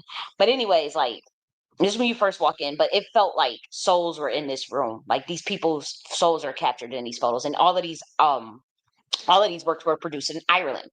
So I thought that was really interesting. Now, here's another piece of artwork that I thought was really beautiful. And let's see if I can get the name of them. Might be. Oh, I can't read that. It's a little too blurry from the photo. But nonetheless, I thought like this was dope. And so let's go to this one. I thought that was cool. There's another one. And I really like this one. This one's called Uncle Josh. This one's called Uncle Josh. And I believe Uncle Josh was 1930s by David Savet. This was another one. That was also, I believe, in the 1800s as well. This one was 1800s. 1889, guys. 1889. It's called The Sunny South. And they said the artist is unknown. Aw. So I want to, whoever she's at in time, space, dimension, he or she, in time, space, dimension, they say it's unknown. I hope you get your credit. I hope that it comes to light of who produced this artwork in 1889. And that, this is a dope piece of work. And so this one was, let's see, this was another one. This was 1887, guys, by Delphine Juliet Bratt. Like this one too. This is more of my style. I had like this. For some reason, I was drawn to this particular piece. I was just drawn to it. Like I really had like this piece. And that's me. Now, I had like this one. This was also 1800s.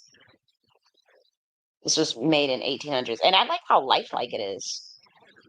Well, so they say it was made in 1800s, but I mean, why not? It's 1885. It's called by William Atkin Walker. That name is very familiar to me. William Atkin Walker. That's very familiar. I think, because let's just read this.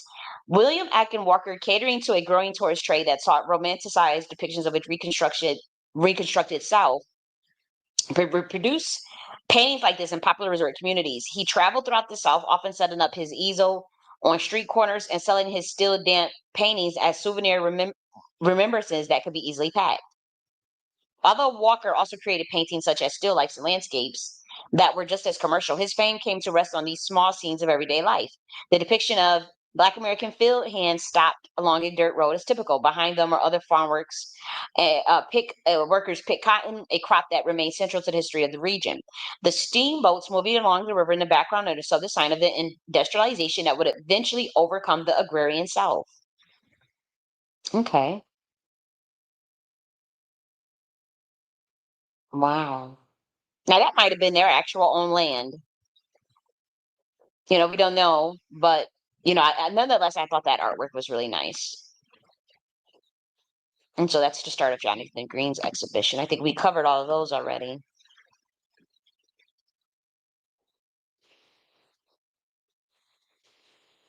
And we covered all those. This one, I mean, I like this one. I didn't remember much about it though. I thought that was cool too. And I like to look at vases, so I thought the vases were dope. I like to look at vases. or vases, however you want to pronounce it. Yeah, this was one of my favorite ones though. I like this one too. This is called Medusa chair. Yeah, this was called Medusa chair. And for some reason I knew it was like this. I said, this is this Naga shit. I just knew this was something with like Medusa or snakes or something. And then to see the name of the artwork was literally called Medusa chair. Now this one I thought was interesting. You know, this artwork right here, because look at this. This is a portrait of Major Archibald Butt, and it was drawn by Francis Davis Millet in 1848 or 1909 rather. And look at this. It says born in Massachusetts, worked as a newspaper correspondent after service in the Civil War before turning to art. In 1876, he assisted John Lafarge painting murals at Trinity Church in Boston. Later enrolled at the Royal Academy of Fine Arts at Antwerp. Died in the sinking of RMS Titanic. Died in the sinking of RMS Titanic. And you can see some of the regalia, you know. And so they wasn't playing when, you know, because a lot of the people that were bankers and whatnot, they all died in that Titanic too. So they went after a very systematic way of making sure who was who on that damn Titanic boat. And so when I saw this photo and I read that caption, I said, "Oh wow." And so for some reason, this was one of the ones that I had caught. His eyes were kinder than the other photos there. In that particular room that I showed with all the other photos from artwork from Ireland, his eyes were one of the kinder ones, and so I did take it up close. But I'm telling you, the energy in that room was the heaviest out of all the artwork, out of all the exhibitions at that museum. This room right here, hands down, was the heaviest. I literally at some points, because I'm telling you, it was like the souls were in those photos. They're portraits of people, but like that was on some other shit. I don't know if they prayed over the photos or if the families prayed over them and did rituals on them for the spirits to travel and all those. It was really freaking creepy. I didn't even get necessarily bad vibes from some of them. Yeah. Like like some of them. Yeah. But some of the photos, no. Like that's why I took a photo of the one white dude. Some of the yeah. That's why I took a photo of his eyes because I didn't, I didn't get all that heaviness from his eyes. And oh yeah, so this was Thomas H. Egan. Thomas H. Egan, he must be one hell of a fucking painter. He was born in 1818. This is Ireland, and then he was active in Charleston, South Carolina. Mary Aldridge Millhouse, 1852, 1852, 1852. It was like these photos were looking at me, I'm like, dang, but like, I actually want to look up this dude, Thomas Egan, because I'm like, how the fuck did you capture them eyes like that? Like, how did you paint that? Thomas Egan, the artist. Let's see. I can't find much on his artwork. I mean, Thomas Egan from Damn Power pops up. Is that really how you spell his name? Maybe I spelled his name wrong. Thomas H. Egan. Let me just see if I can put the H there. Will it come up now? Okay, we found something here, guys. Is that his work? Always had a respect for art, like an artist, I've always I always liked to learn about art and whatnot. I remember I even took an art class. I never wanted to necessarily do art, but I enjoy learning about it at least. And then like dissecting it and conceptualizing it and thinking about things. Yes, I can't find Thomas H. Egan too much on him, but that work was quite staggering. I thought this was also pretty cool. I know what that was. And this was interesting because these are like all the presidents, like I'm on this like little kick of of presidents and all this weird stuff in my own little world as Kali J.N.S. But look at this. I want to play this.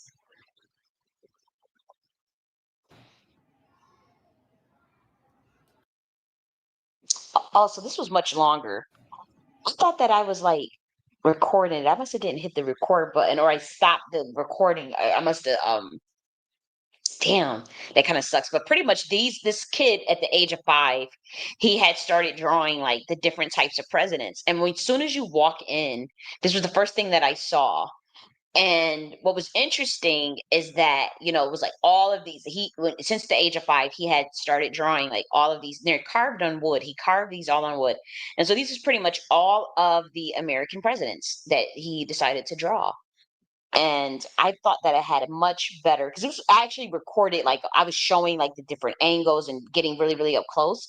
But for some reason, that makes me think like my hand might have hit the stop button by accident, because didn't quite. I mean, this video, from what I thought, it should be considerably longer. It should be considerably. It was supposed to be. I was talking for like 2 minutes, going around it, around it and showing it.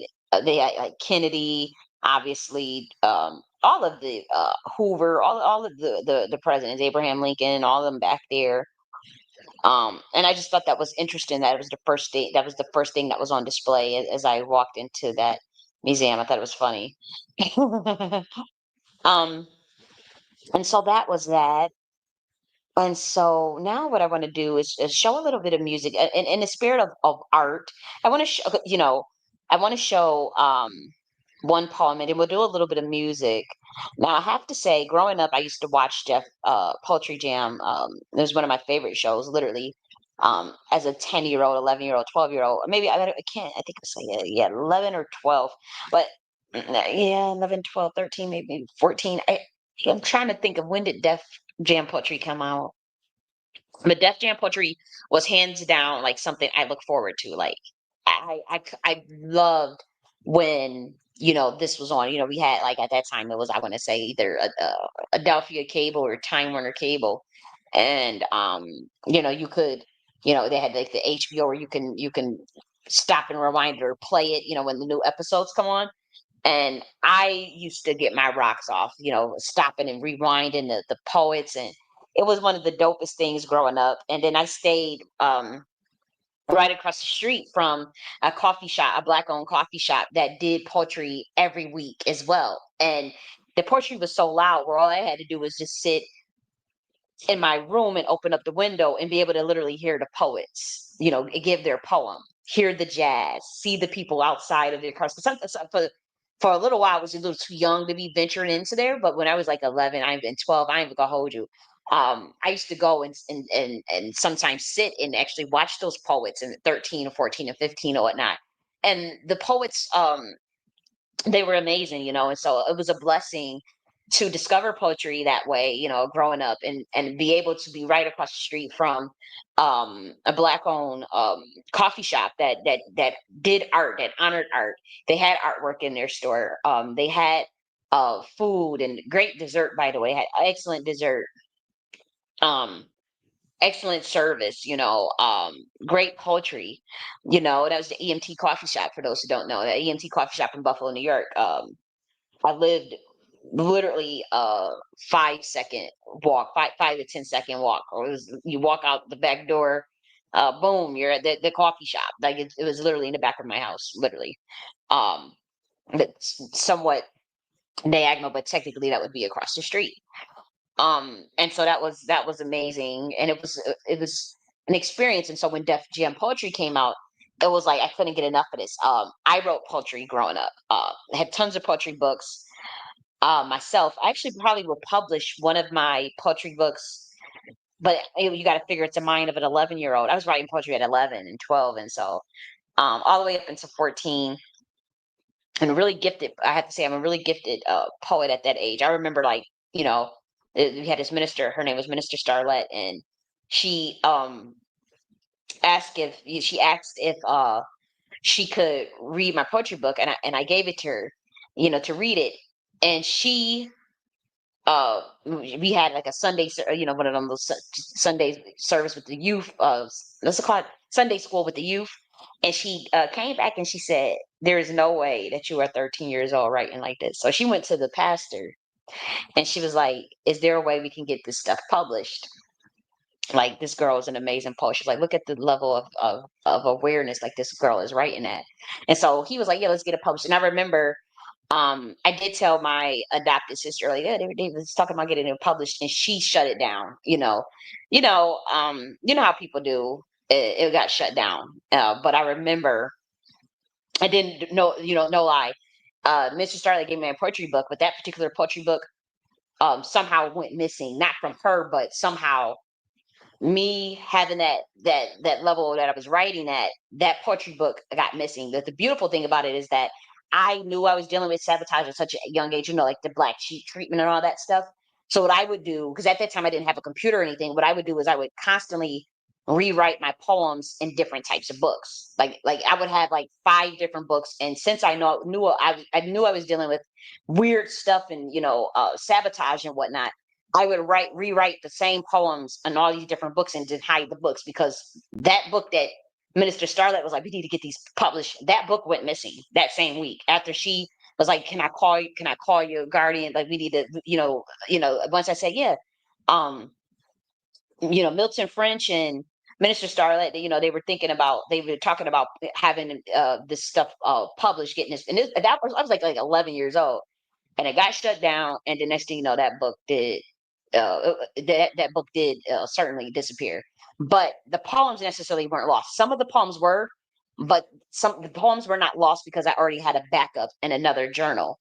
And I actually still have one of those journals to this day. And so, like, some of that stuff from like the mind of 11-year-old, I want to keep. I want to see if I publish maybe I'll publish the book retroactively, retro in retrospect, since it's like it's so long, and I haven't even myself looked at those poems, but like I remember one of the poems was called Salutational Greetings. I was like 11 years old. You like Salutational Greetings.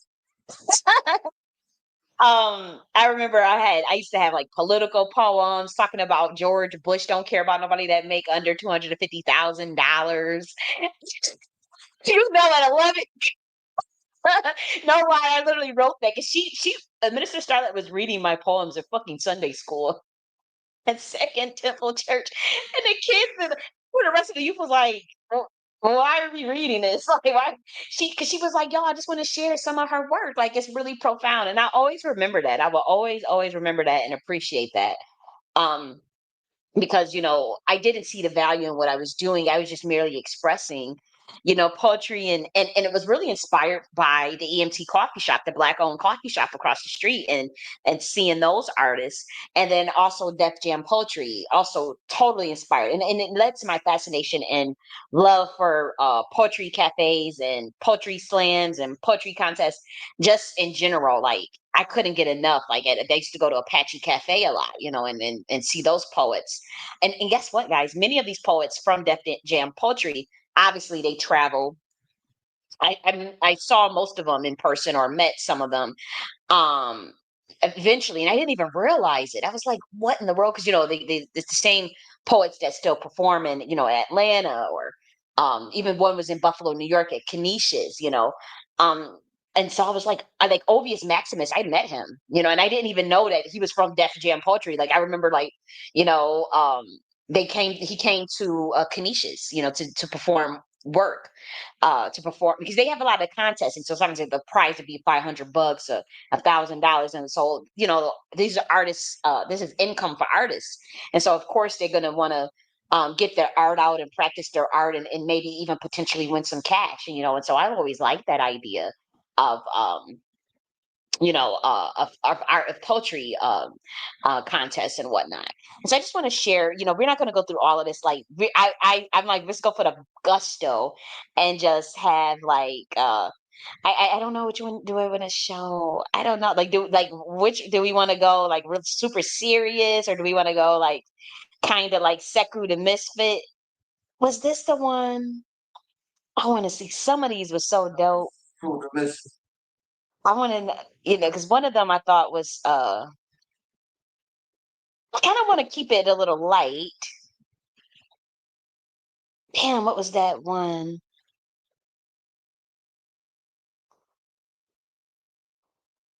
Whew. You know what I want to do? I want to look for it. I don't think I saved it because it was so silly. It was such a silly poem that I just was like, okay, because I'm such a serious person. But now that I think about it, I actually want to keep it. I want to keep that, some of that silliness, instead of just, for today. Because a lot of these poems, some of the poems are really, really, really Def Jam poetry. Let me see if I can find it again because it was really intriguing. I have to say, let's see if I can find it again. Okay, guys, give me a moment.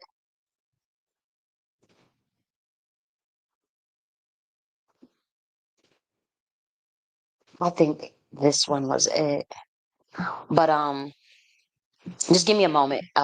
Bear with me because I want to look for a very specific poem that I thought was just like really, it was so silly, but it was brilliant. It was genius because it was like this dude was like, saying he's everything that, that society would deem taboo or would deem valueless. And then like he put himself in his position to say, the complete the complete opposite. And I just thought that it was something fascinating to see a human being embrace, you know, uh, the things that society throws away, and then to put himself in that sort of mold, because technically what he was saying it's stuff that the human experience can relate to, but they and are in denial of those aspects. And just to see, let me see, I know I have to be able to find it somewhere, so maybe we'll go here. And this is the thing, I didn't save it because I was like, well, I wouldn't show that to my audience. But now that I think about it, I'm like, I totally should show that to my audience. Oh, if I can't find it, and I'll try to find it for next week. But then I wanted to find mm, mm, mm, mm. I would know it when I see it. For some reason, I'm having a hard time finding it. I guess in the meantime, while I'm finding it, why not play something? Why have you guys sitting here while I'm trying to look for something? Let's do Obvious Maximus. Yeah, why not? Let's do Obvious Maximus. Matter of fact, Our next guest once united the Apollo so many times as opposed to the meeting stop competing. That's just let me share the right screen. My bad. Okay, so let's see. Okay, so let's do it now. Our next guest won Amateur Night at the Apollo so many times with his poetry that they made him stop competing. Now that's some shit. When Harlem be like, enough, nigga. All right, you dope. From Washington Heights by way of the Dominican Republic, please give our warmest deaf poetry welcome to Obvious Maximus.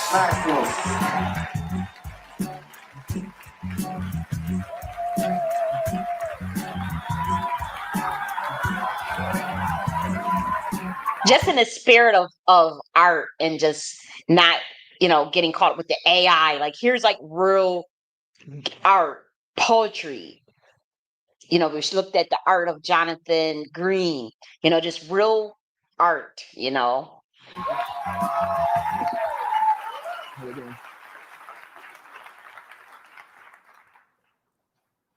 True story. Me and my mama was walking down the street, moving in rhythm through NYC concrete, and me and my mama, and we was happy until this brother decided to think that he could whistle at my mommy.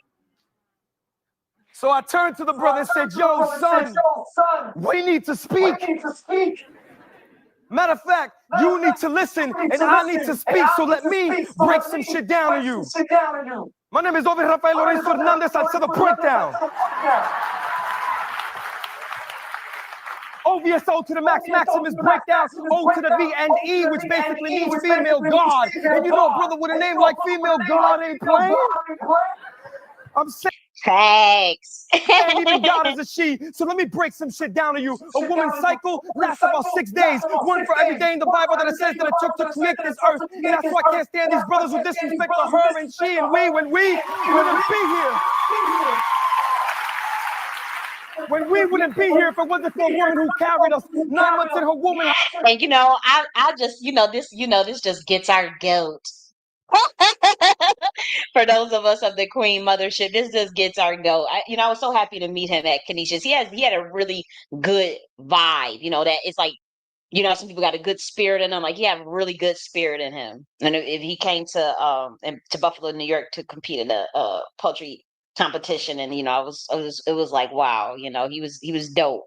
How easily we forget to bow to her. I'm just trying to break this shit down to you. I'm sick of these pussycat women, their foo-foo, no clue ever having, standing on the corner of the block, whistling for catcalling strategies that don't ever work, my brother. Why don't you get some real work for a change? Music and video games have replaced your education, my brother. Your PlayStation credits ain't gonna earn you no diploma. Misleading are the images you fed your eyes. So go find her a new light, breathe her a new hope, paint her in new eyes until you realize her true worth. I'm saying I'm not the most perfect man on the planet Earth. If for what it's worth, I was raised by a woman who reminds me to keep trying. And I'm lying if I tell you that I never used the B word in vain. My mama always told me there was room for change to rearrange the frame and keep the reputation in my goddamn name of Ovidio, female god, calling out any of these suckers who want to whistle like girls in the corner. When you need a personal lecture, come see me. I'll be more than happy to break this shit down for you. I really like that. Okay. I always remember that. That was one of my favorites. Like I showed everybody, I'm like, look at this, look at this artist, Yes, I really, really, really liked that.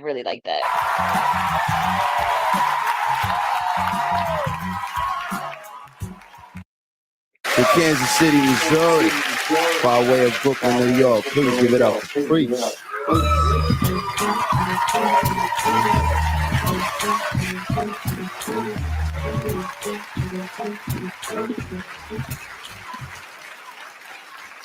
Looking at my Rolex, it's about that time. Dry clean my green guys because they cotton line. A label connoisseur stay dressed to the nines. I'm cash sighted for small change, have to squint like blind. We built this shit here. We built this. Ankles locked and whipped, yeah, we built this shit. Shucking and a jobbing and a cotton picking niggas. Back broke, sunstroke, neck stretched like a hard dick swinging from a rope, like a human wind chime. Kidnapped, raped, separated for a lifetime. Slavery was real and it still is. Young bucks, the touch, the feel of cotton, it's the fabric of our lives. It's a new time. These are good years. We've arrived now. No oppression here. Look at us now. We all fashion plates, trendsetters, #1 consumers. No one does it better. Balling, hustling, robbing just to get this cheddar. Herd it up like livestock, living in high-rise boxes. Bentleys, Benzes, Liner Project parking lot. Sing a song of bling bling, all the rappers sing. Jigga Master P. Diddy, money ain't a thing, and we built this shit here. We built this. While the man's taxes shake our poor asses down and fatten the pockets of the rich. Balancing budgets on our backs and still we cotton pick. Oh yes, from store racks now instead of fields. And yes, capitalism kills. And America don't give a damn about the poor. No, not for real. Study cracking the whip on the oppressed masses while we work to death to pay the bills. No proper health care, no welfare, prisons in abundance everywhere as we build and build and build. Yeah, we built this shit. We built this shit. Dress it down. Ice out. Still slaves. That's it. The touch, the feel of cotton. It's our lives.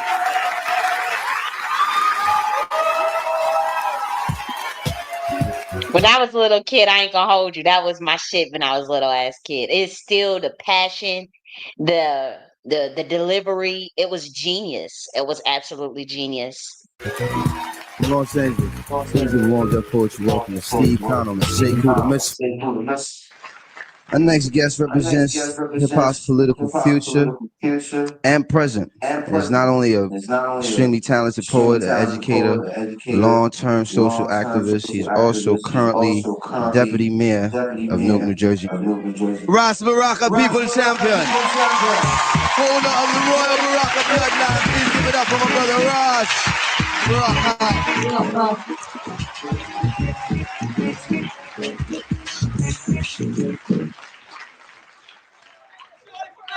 Are there any American poets in here? I want to hear an American poem. Something American. South Carolina slave shouter, Alabama backwoods church shack, calling them spots. I want to hear an American poem. An American poem about sharecroppers on the side of the road, or families in cardboard boxes, not about kings or majestic lands or how beautiful ugly can be. I want to hear some American poetry about projects and lead poison, poverty and children in jail. I want to hear a poem about a picket liner, Joe Hill Ledger, struggle for an 8-hour day. Hey you, where are all the American poems about Harlem number runners and barbershop conversations about colored faces on colored TVs? I want to hear an American poem, something American as jazz, or South Bronx burner, Brandon Stone, an abandoned building, a scrap tune, a break beat, a backspin, a beatbox, a rap song in Congo Square, niggas beating on buckets on Broad Street. As American as the Zulu Nation and the Latin Kings, I want to hear an American poem about a dead girl on Chadwick Avenue with a bullet in her neck from a cop doing his job ordered by fascism and crack cocaine. You know, something made in the USA, something American, an Afro-Cuban, New Yorker, Latin tinge beating Bombay Plena, sprawling out of wide open tenement windows in the middle of winter on the verge of East Harlem or North Newark. Poems of brown collies of Albisu being tortured for breathing Taino blood, screaming African tongues, dialoguing in Spanish for being in Puerto Rican self, and worst of all, loving it. My God, where is all the American poetry? Just death marches and stoic laughter, niggas being funny. No more American poets. No, I won't boost your morale or play your songs or make you feel comfortable or build your ego or play my part. I just want to hear an American poem, something native like the Trail of Tears, Wounded Knee or Smallpox and Blankets, you know, American. Something that represents us. A colorful rainbow, a big bright fist, an uncorrected sentence, improper English, as American as COINTELPRO. Peekskill, New York, Robeson sing out of the back of a truck, Nina Simone playing at the Village Gate with Baldwin next to her on a piano stool and Amiri and Amina Baraka in the audience, air filled with cognac and Mississippi, goddamn. Capture that moment, write something about that, an American masterpiece, you know, an American poem, something strictly American like Red Summer, Strange Fruit, Pomerades. Hey you, you, something American USA, American USA, American USA, as American as the KKK. A poem about Emmett Till, Tallahatchie River, church bombings and child murderers, about Alabama red dirt and boycotts in Montgomery, about families migrating north with dignity and shotguns. I want to hear a poem. I want to hear a poem about a beautiful black boy. Can't you see him? A beautiful black boy colored into the night, his eyes the stars, his hands I will. About a beautiful black boy in the middle of a project playing checkers with glass and stones. He beats buckets as drums and plays the horn in his sleep. I want to hear a poem about a beautiful brown girl, an incredibly beautiful brown girl with an aged mahogany smile and flower petal for lips, and a beautiful brown girl with a poem in her eyes, and a gun in her hand, sitting in a puddle of tears in Clinton's women facility in the Garden State, in the land of the free. You know, something American, something that represents me. That was amazing. And that last part, that actually like relate to my freaking personal life. Like, what the fuck? Wow. Give it up for Sekou the Misfit.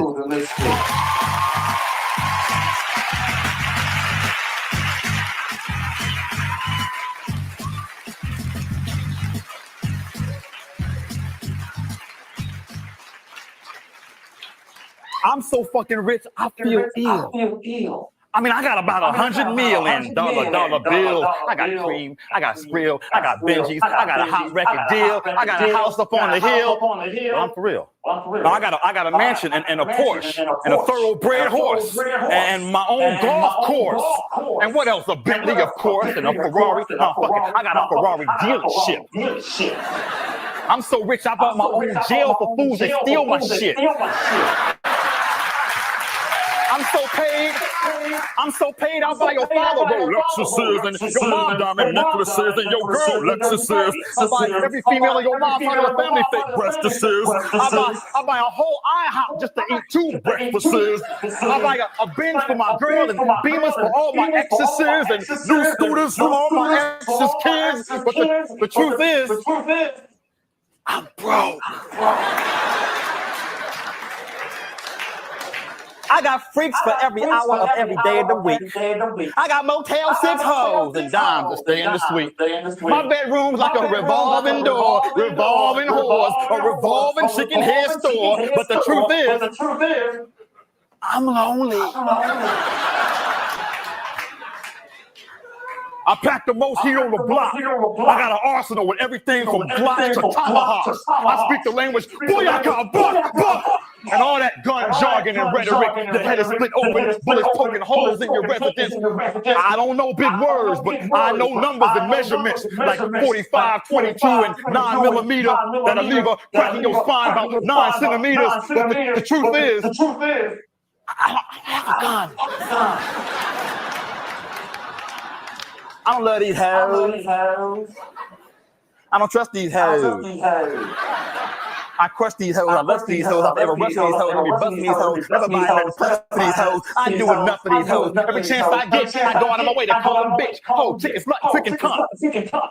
Seems to be what the average hip-hop consumer wants. But the truth is, I respect women.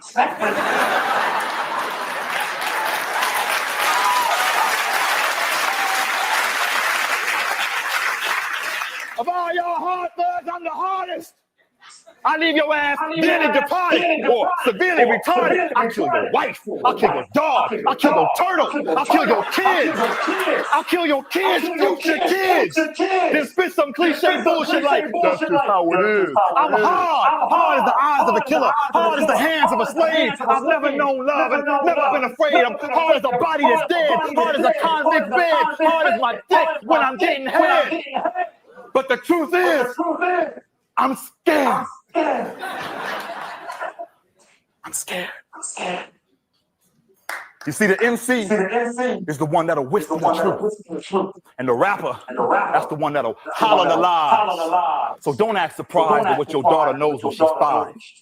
Just blame it on the bullshit that you buy. Look what you've done. I'm a rapper.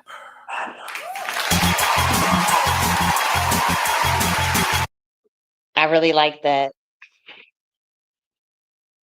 I thought that was dope. Los Angeles, California, 20-year-old Pat Justice. Now he's 20 years old. Now look at the depth and his experiences of his words to write what he wrote at 20 years old. And look at his name, Pat Justice. They say the 60s was crazy, but the 80s was worse. Cracks fucked blacks and gave birth to a curse. The moon's bright, the sky's misty. Know my future because I know my history. My life predicted by a gypsy. Murder she wrote at the end of the story, the streets get me. That's why I live quickly and always keep a pistol with me. Ghetto prisoner. Won't stop fighting until I'm free. Raising a city of fallen angels where niggas ain't scared to bleed. If money's the root of all evil, then greed's the seed. This ain't living. We take it because ain't nobody giving. America's a rich man's vision, but a poor man's prison. So don't expect these politicians to give us a pot to piss in. Preacher man, stop preaching, cause niggas ain't finna listen. Folks done lost hope and stop trying. Life's a bitch from the start, that's why you come out your mom crying. The world's dying, and the people have gone mad. I take a shit on the White House and wipe my ass with the flag. When will the evil end? Too many browns and blacks in the system, victims of legal sin. And court praying for mercy when condemned by evil men. Ain't no love in the heart of the city. If it's a God, where is he? My homies dying over 150. I sit back, sit yak, and analyze the situation. Ain't a person alive today with the monster we face.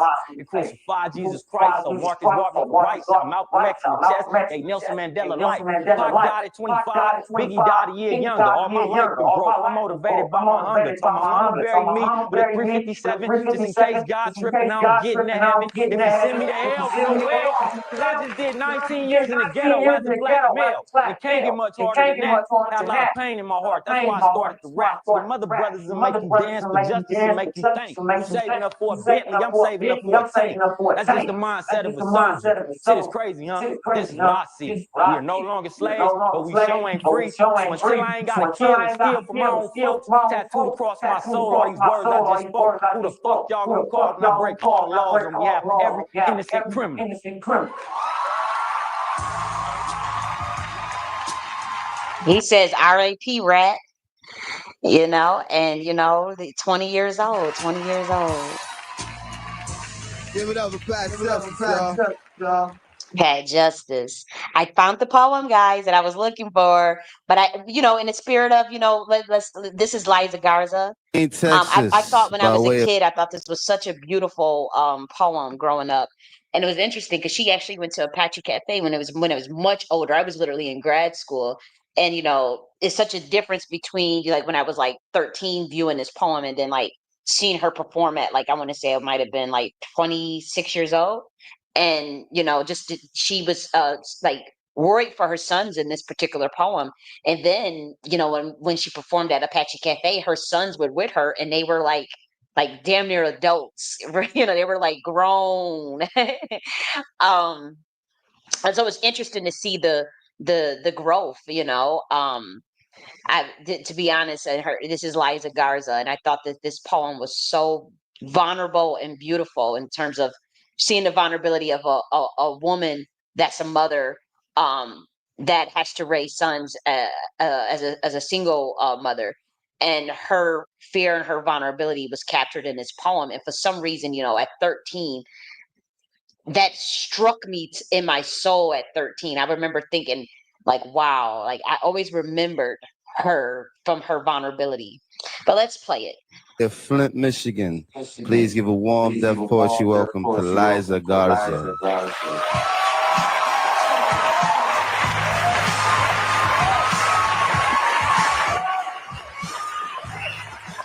And you see, she was dressed Muslim. When I saw her at Apache Cafe, you know, she wasn't dressed like that anymore. And then, you know, I actually want to play after this. I want to play another poem that's like, I want to say like very, very recent, just so you guys can see the growth and the juxtaposition from something that's like damn near 20 years old.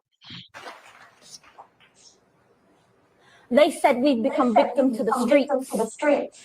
They said we'd become victim to the streets as if the concrete could creep up and catch us.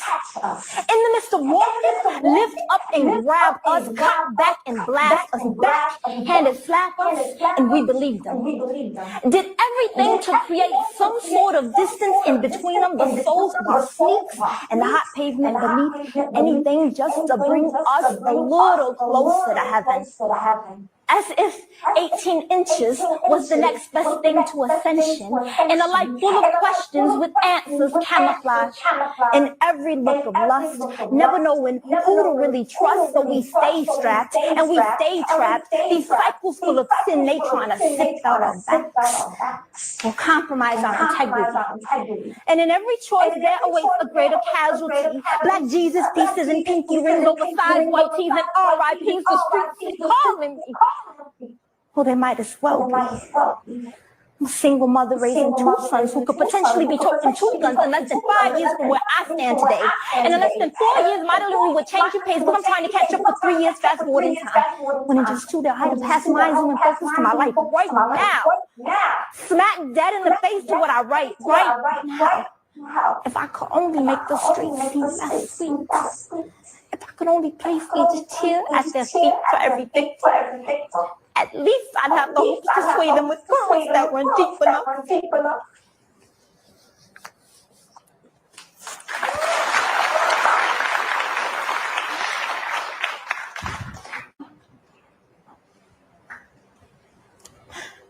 Sweep them with stories of misplaced trust, waves of lost love, and seasons that my body won't forget.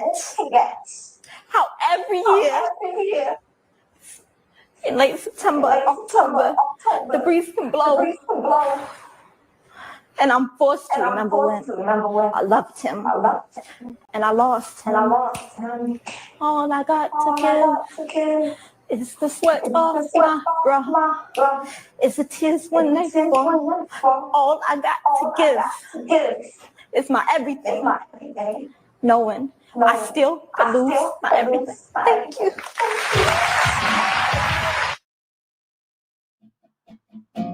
I just thought that really touched me at 13. Actually made me cry even now, just seeing that vulnerability, like, you know, because that, you know, when I first witnessed that poem, I for one, it was a stunning poem, and again, I can't stress enough how,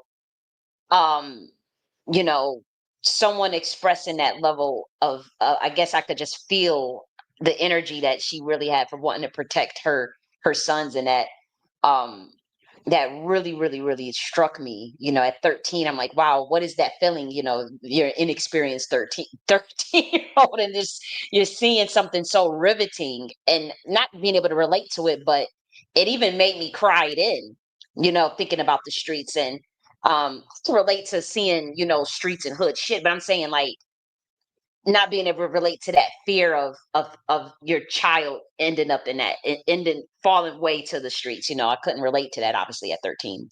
It still can't relate to it because I don't have kids.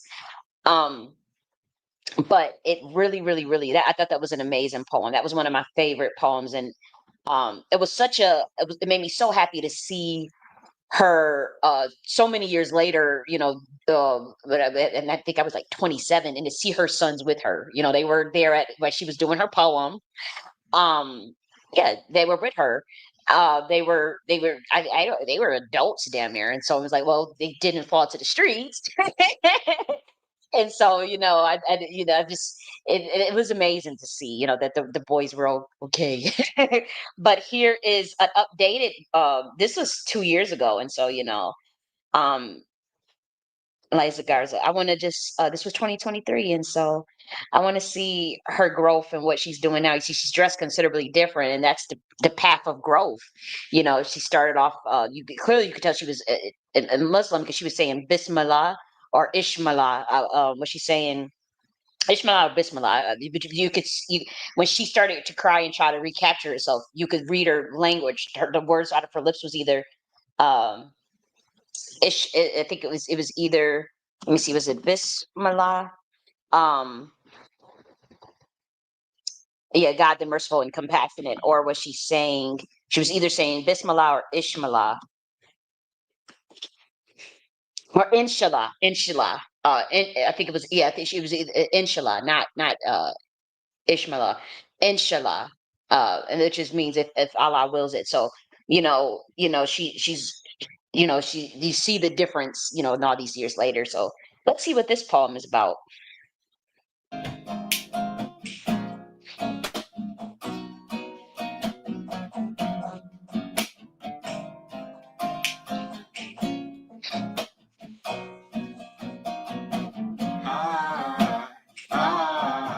I love you, I do. I love you, I do. I love you, I do. Love you, I do. I give thanks to you. What we have is true. How you show up for me, that sacred chemistry. I give thanks for you. What we have is true. How you show up for me, this sacred chemistry. I love. It might be her son. I just want, I was looking for a description. It's, there's no description, unfortunately. But this looked like, honestly, this looked like one of the boys that I saw that was her son. And so, I mean, I don't know if it is, and I wish, we had a little more context into Ellie Lakes, who that is. But it might not be her son. But I mean, let's see. Maybe if I can do some research and find out.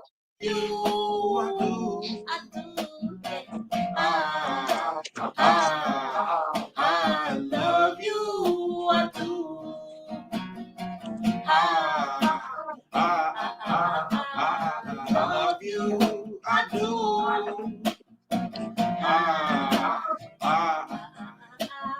Love you, I do.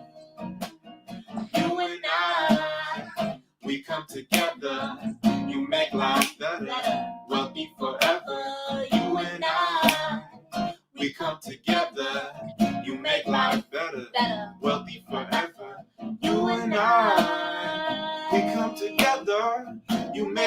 life better, wealthy forever. You and I, we come together. You make life better, wealthy forever.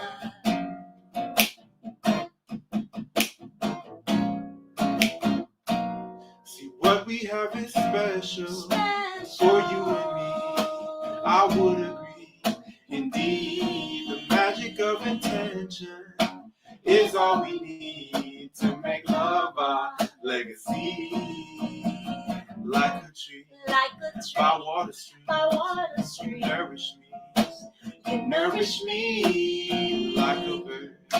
I spread my wings, forever song, I'm free. I love you, I do.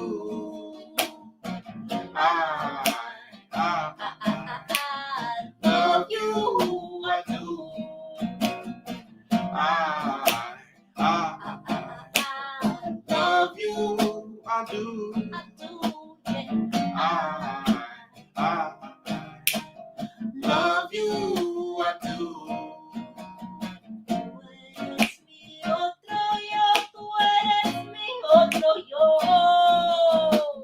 Tú eres mi otro yo. Tú eres mi otro yo.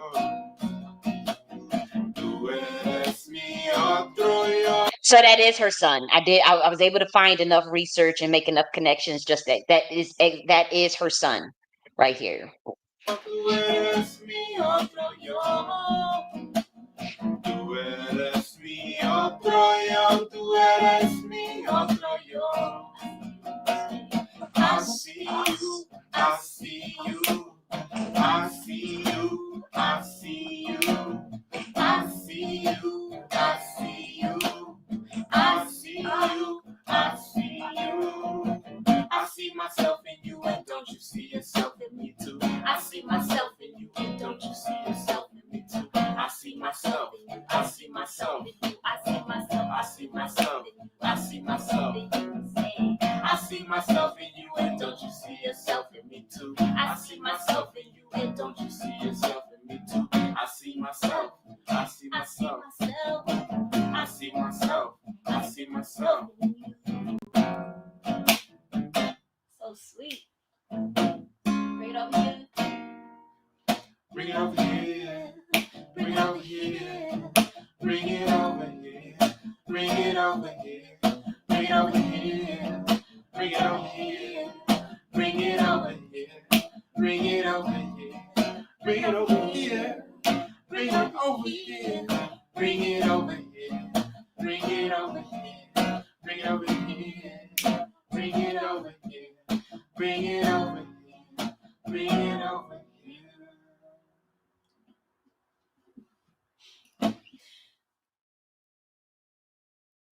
So I want to do 2 more poems, and then we're gonna do a little bit of music. I'll play this one next week. Yeah. Obviously, this is DMX. This one is called The Industry. Now watch this one. Yeah. That's what's up. I appreciate it. What I'm going to speak on is the thing that's on my mind the most. You know what I'm saying? The thing that we all got to deal with every day, but don't really know. The industry. The industry. Man, it's not the same. Doesn't have to do with talent. It's about playing the game. The industry. Real niggas is dying to get in. The industry. Justifying they don't fit in. The industry ain't what it used to be. The industry is trying to control the way you MC. They want you to dress like this and talk like that. But I'm going dress like this and talk with the back. The industry got your word meaning nothing. The industry, fuck what you heard because he's bluffing. The industry, money, bitches, hate, for a day to try to take a fucking thing off my plate. The industry like, wait, but in the streets we like, get them. 17 up in that thing, catch them sleeping and hit them. The industry, if you ain't got a strong mind, the industry will break you down, it's a matter of time. The industry, vultures with nothing to feast on. See me, I'm getting my beast on. The industry. Stay in the dirt, play in the dirt, test the wrong one in the industry, and you will get hurt. I'm not an industry artist. I'm an artist in the industry. So I do what the fuck I want, because nobody can finish me.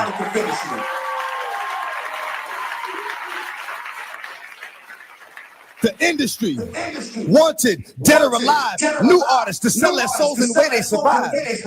The industry. See, you talking about, he already know them soul selling contracts. Don't give a fuck about you. But the industry couldn't make a dime without you. That's true. They can't make a dime without you. The industry. I'm sick of this industry shit. The industry playing them like a industry bitch. They try to finish me quick, but I am long, so I stand strong. Fuck a beat. Listen to the words of the damn song.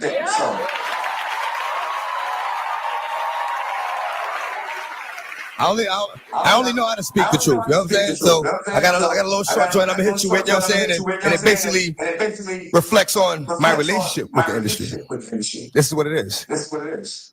Often my words fall on deaf ears. Motherfuckers be listening but don't hear. Talking to a nigga, he be sitting right here. I be like, where you going? Nigga be like, yeah. Thank you. There you go, the legendary. That is the legendary DMX. That is the legendary DMX. Act like you know. Put some respect on his name. Act like the fuck you know. Yes, R.I.P. DMX. He was a legend even when you was in motherfucking Buffalo, New York, walking them streets. You know, he wasn't, I'm telling you, he got arrested. DMX is off the street. He was on living at the bar, Golden Nugget. We was like, what the fuck is DMX doing at the bar in Buffalo New York? He's going through things, but that don't take away from his legendary status. You know, he is a legend. He is a prophet. We honor him and in his integrity. You know, he blasted the industry a minute ago, then told motherfuckers that they was selling souls, they was doing bullshit, they was playing the game. He been said it. He been trying to wake it up, and you know he had to pay a heavy price for that. I'm sure, because he was getting sabotaged. But you know, nonetheless, we pay homage to DMX, and you know, many people respect DMX. Now, this was the poem that I was initially looking for, called "They Call Me Drama," and his name was Flow Mentals. Now, again, I thought the way it's just a very silly poem, but it is genius in the sense into what he's calling himself, you know, and the things that are just so everyday life that everyone knows, but it's the stuff they don't like, they don't accept, they label taboo. And I just think that the way he switched it around and was like, well, these are the things that he is in terms of his characteristic in this poem. And he says, they call me drama. And I just was like, whoa, like, you know, it's art. And I just really like this. So let's play it. Flow mental. This joint gonna go out to all my Brick City North cats and all my P-Funk Plainfield cats. I'm that used condom under the bed that your mate found. I'm that last breath you take before you drown.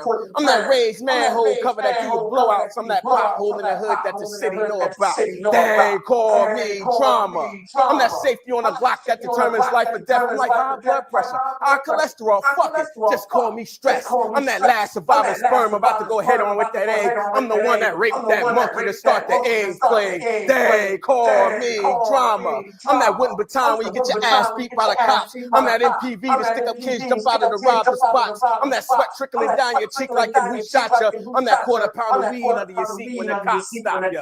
They call me drama. I'm that breathalyzer test that tests alcoholics. I'm that piece of shit that come back after you flush the toilet. I'm that shit you take before you learn you ran out of tissue. I'm that cum stain on blouses left by government officials. They call me drama. I'm that cold turkey that got a dope dependency. I'm that bottle of pills when you got suicidal tendencies. I'm that bet you made when your dumbass knew you ain't have no money. I'm that roach crawling across your TV screen every time you got company. They call me drama. I'm that hole in your sock when you try on new sneakers. I'm that running your pantyhose when women want to be public speakers. I'm that slippery lane when chicks think you're too cute to bowl. I'm that telephone pole when young car thieves lose control. They call me drama. I was that dingy shirt collar infested with Jerry curl drip. I was that toilet bowl you sat on masturbating when your little sister walked in. I was that closet your best friend came out escaping he was gay. I was the red spot on blue jeans when your little girl forgot it was the 20th day. They call me drama.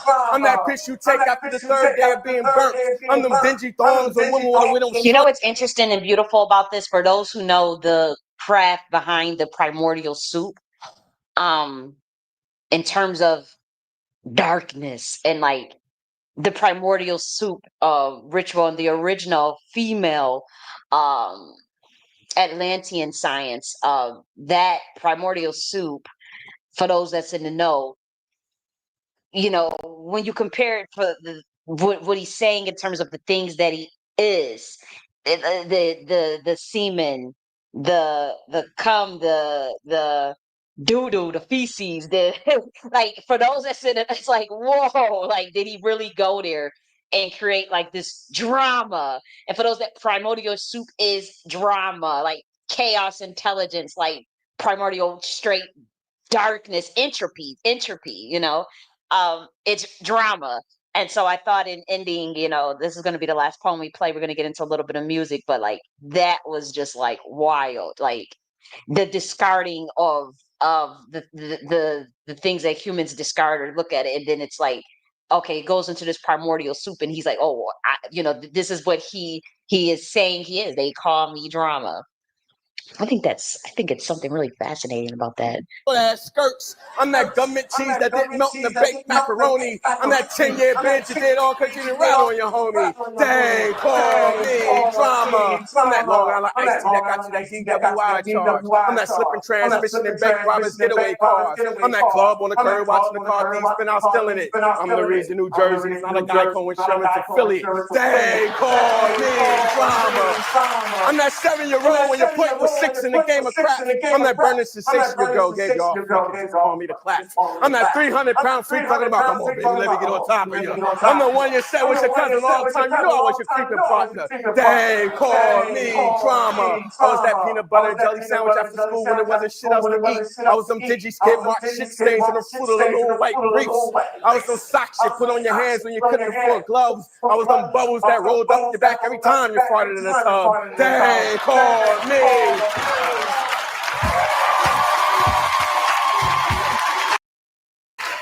Wow. All the way. Very fascinating. Very, very, you know, it was just like, you know, it wasn't so serious, you know, like I like the serious poems too, don't get me wrong. But you know, as a kid, I remember thinking like, okay. And so, you know, we'll do a little bit. I want to introduce a new artist, and I think I'll be okay. And then after this, I think we may have to take it off YouTube. Well, actually, I think we'll be, yeah, I just wouldn't be able to do those two. Just trying to think of what I can get away with in terms of playing on YouTube in terms of actual music. Um, you know, this, I thought that this artist, I discovered this artist this week, and I thought like her style was so unique and dope. And I think she's really talented. And so, you know, I just was like, wow, I really like her music. Like I was so happy to discover her. And I think I like the lyrics of the song. I like the simplicity of it. I like the simplicity of the style. It's very New York. Um, and even like the clothing style, I just was like, you know, it's different. It's so different than what is currently, you know, propped up in the mainstream. So I really like that. And then you know, they have Detroit Shay. I kind of grew up listening to Detroit Shay when after she did her BET Cypher. Now, one of her partners, well, her music colleagues was Jay Prime, and I thought Jay Prime was a dope freaking artist. Like Jay Prime she's something else, man. You know, and I don't know if Jay Prime is still doing music. I think Detroit Shay is still doing music. I think she just goes by Shay now. But I just thought they were dope. You know, I was totally captivated. You know, seeing Detroit Shay and J Prime do music. You know, and so she didn't really pop off as much as everybody thought she could have, but it's the industry, it's casting couch. If you don't compromise yourself, you're not going through. If you don't don't go through that door, you don't. It is what it is. But when we talk about raw talent and raw in the spirit of like raw power, raw talent, that you can't stop, that the light that shines through, regardless of who wants to shadow ban you, who wants to act like they don't know who you are, who wants to hate watch and shit, and they don't like your shit, but they watching your shit, that type of shit. Haters, I respect raw authenticity. I respect music that's made with integrity. I respect artists that have integrity. And so, I really like the uniqueness of things that are not that are just not totally, I would say, soulless. It just has it has the artist expression, that the stuff that they want to. And when you look at the clothing and when you look at the style, you could see that. Like you could see this in this group, 320 Let Me Grow. You could totally feel that. Like I'm like, they, this was so simple. Like this would not be something you would see propped up in the mainstream in terms of style, clothing, the makeup, the hair, but it's still beautiful. It still has such a great beauty, to me at least. And I just think it's dope ass music. And this is the group 320. So let's play them.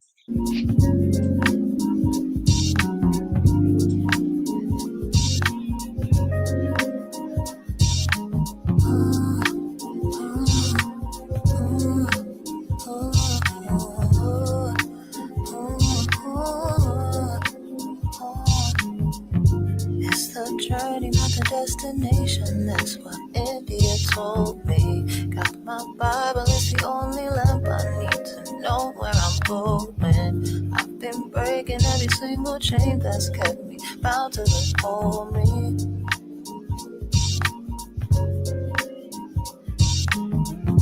It's been years since my father died, but I still cry like that morning. He ain't like when I would cry, so I held in my feelings to show him I die young. You had a lot to do, but it's for you. All that I've been through, it proves that this pain, it won't break you. Instead, I built my foundations on truth. Love and hope will see me through. Now I'm ready. You should let me grow, grow, grow. Let me grow, grow, grow. Let me leave and grow, grow. Let me go, go, go. Let me, tell me, did you underestimate me? Did you have faith in me? Was it hard to love me, love me? We went separate ways. You showed your conditions. You know I pray for you, even though you don't deserve it, deserve it.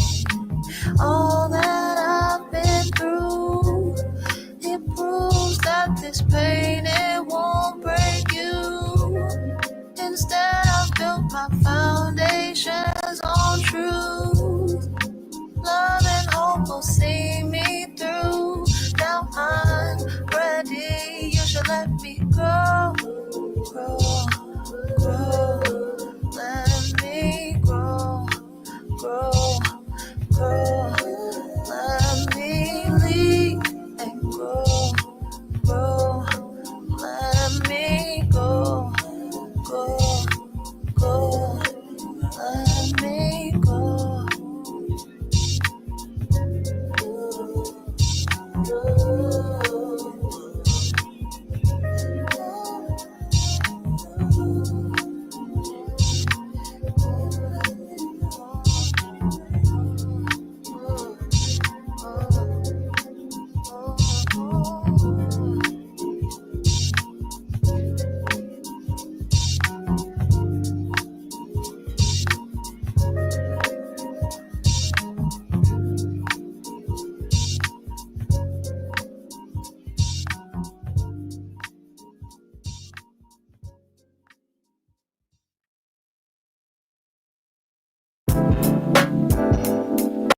So I thought that was dope. I like the lyrics. I can relate to the song. I thought it was, this was my first time discovering them this week. And so I was happy to have discovered them. And, I just think that they're dope. I do. Yeah, I think that they're dope. And this is another one. This is given real New York vibes.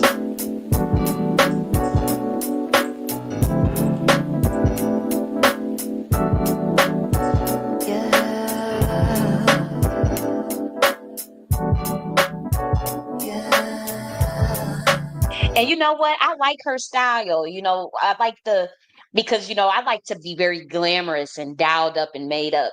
But I really appreciate seeing like her beauty, and seeing, I'm like, wow, that's a different style than I used to dress like that when, everybody in Buffalo kind of had that look, we were, younger, like a lot younger. But I'm like, this I like this style. And she kind of switch it up. Like she sometimes she looks a lot more girly. But I just think that, she's really talented. I think she's really talented. Every day I pray for peace, and there you know it's me. Nothing compares to how you make me feel the way. These days they go insane to me. I feel the time is just fleeting. Another thing, it kind of puts me in a mind of 90s too, the 90s as well. It kind of puts me in the mind of that. Your peace is how you take away from me. Days pass, you don't change your mind. I need you. Don't hold back your peace, your mind. I need you. The love you get, oh, it ain't running dry. I need you. The light you bring shines down on mine. I need you. Whoa, whoa, whoa. Whoa, whoa, whoa, whoa. Whoa, whoa, whoa. Whoa, whoa, whoa. I spend my days writing. I spent these months hiding. I spent years fighting. I spent my time in dry land. These days they go insane to me. I feel the time is just fleeting. Your peace is how you take away from me. Days pass, you don't change your mind. I need you. Don't hold back your peace, your mind. I need you. The love you get, oh, it ain't running dry. I need you. The light you bring shines down on mine. I need you. Whoa, whoa, whoa. Whoa, whoa, whoa, whoa. Whoa, whoa, whoa. Whoa, whoa, whoa. This is how we feel. It's right now. Listen forward. I needed the time to see.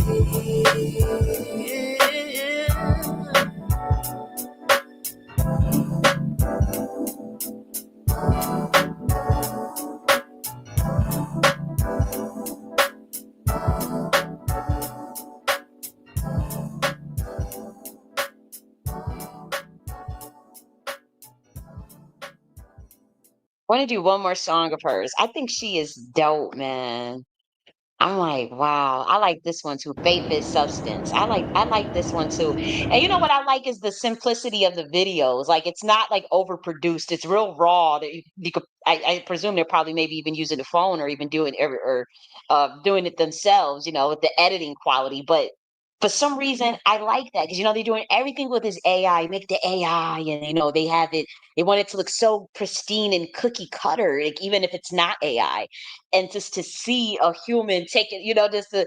I think that's fascinating to see how raw and unfiltered it actually looks. I like that for some reason. I like the simplicity of the videos.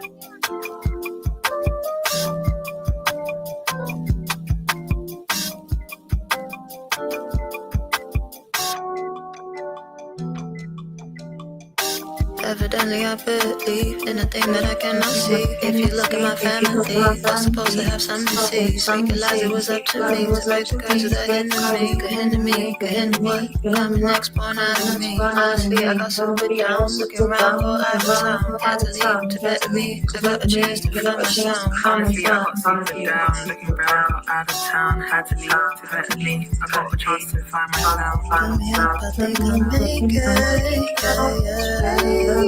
That keeps me. It's joy that holds me down. It's love that warms me. It warms me.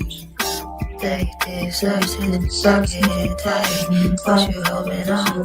Then I pray you get it. Deserted, suck it tight. What you holding on? Then I pray you get it. As you see, if you believe it, you will have it. Put in words that working through. If you believe it, you will achieve it. What's in your mind, you create it out. What's in your heart, but you pour it out. What's in your head, you create it out. Be careful what you put in. What's in your mind, you create it out. What's in your heart, once you pour it out. What's in your head, you create it out. Be careful what you put in. It's faith that keeps me.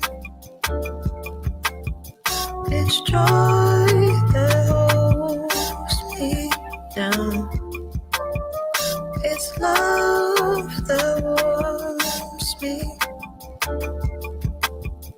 It warms me. They deserted, back in tight. What you hoping on? Then I pray you get it. Fake deserted, back in tight. What you hoping on? Then I pray you get it. As you see, if you believe it, you will have anything.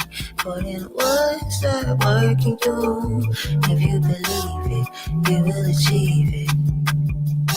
If I keep my head up, I know they gon' bring it down. Each song is so full of doubt. It's a game, I just tone it down.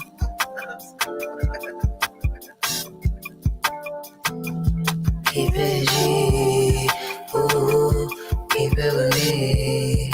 Oh, what will you believe? Yeah, right down to the sleeves. Yeah, strumming the strings on your guitar. Playing it back, you play your part.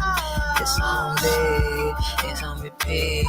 Ooh, play them Yamaha keys. So sweet, so sweet.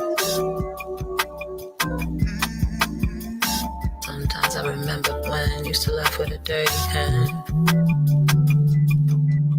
Threw it all away, had a fall.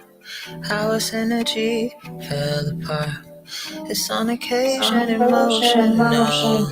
It's for a reason we had to fall.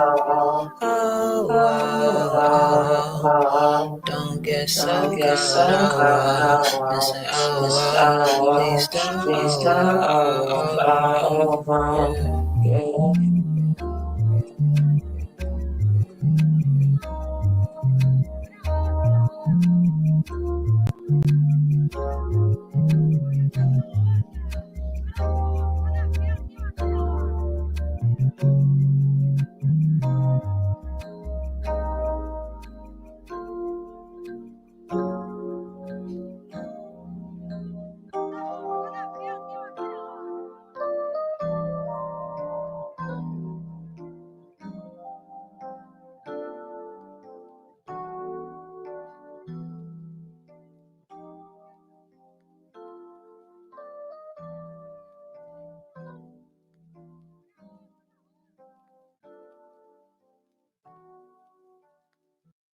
So I thought that was dope. So now we're gonna go to Detroit Shay, and my introduction to her was the BET Cipher, and so um, wow, I really like that group.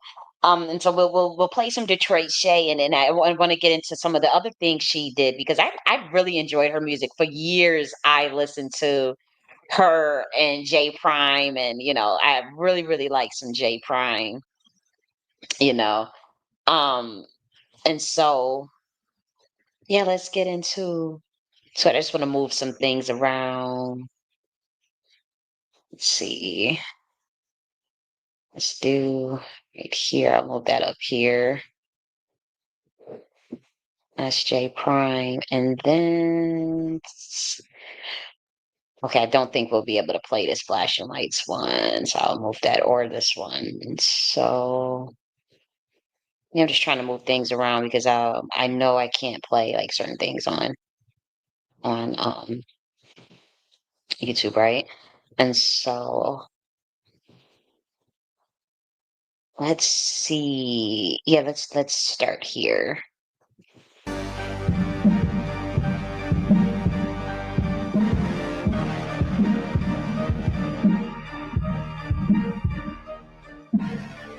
My name is Detroit Shay. I'm from Detroit, Michigan.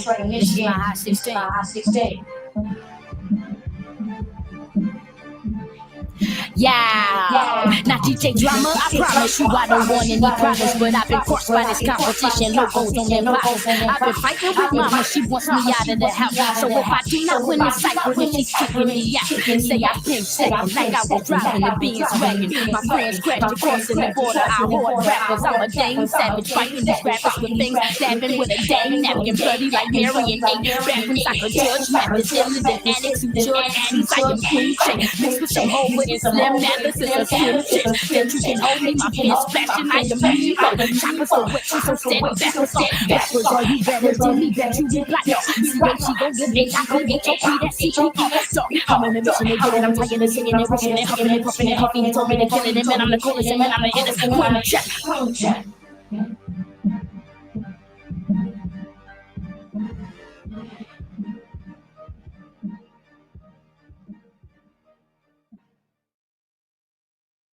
Bro. That was dope, guys. That was dope, man. I was like my mouth was dropped when I saw that in 2014. She won the cipher, she won.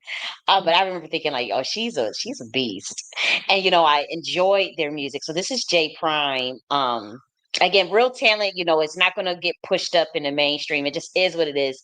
But I mean, everybody knows that's in the know. Like, J Prime is fucking talented. She only has 223 subscribers. Are we serious? Like, I mean, that's ridiculous. And they're doing things from the art of this music. The from the soul. From the heart. Just music for the sake of good music. Um, but it's good music as far as, like for me, I like Justified Prime. You know what? I think we got to do Justified because let me see if I can find that song, J Prime. It's called Justified High. That was my song. Ooh, that was my song. Let's see if I can find Justify High by J Prime because we got to listen to that one. That was my joint. I don't know if anybody else remember that one. That was the shit back in the day, boy. But let's play this one. So I was talking to Dave, bro. Why when we got off the phone, guess what he said? Water. Oh, wait. Swear, oh God, bro. Which day? Dog, the DJ.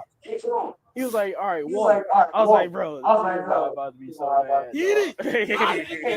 I reinvented it. It don't even matter now. It's gone.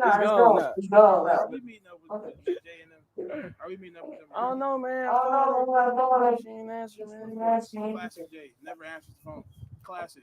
Why she so mean? You mean as hell, bro.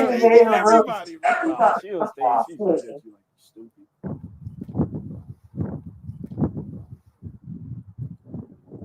Yeah, there she go. That might be right there. Oh, I ain't got to call her no more. Cool. Cease. You was calling Joey in the first place.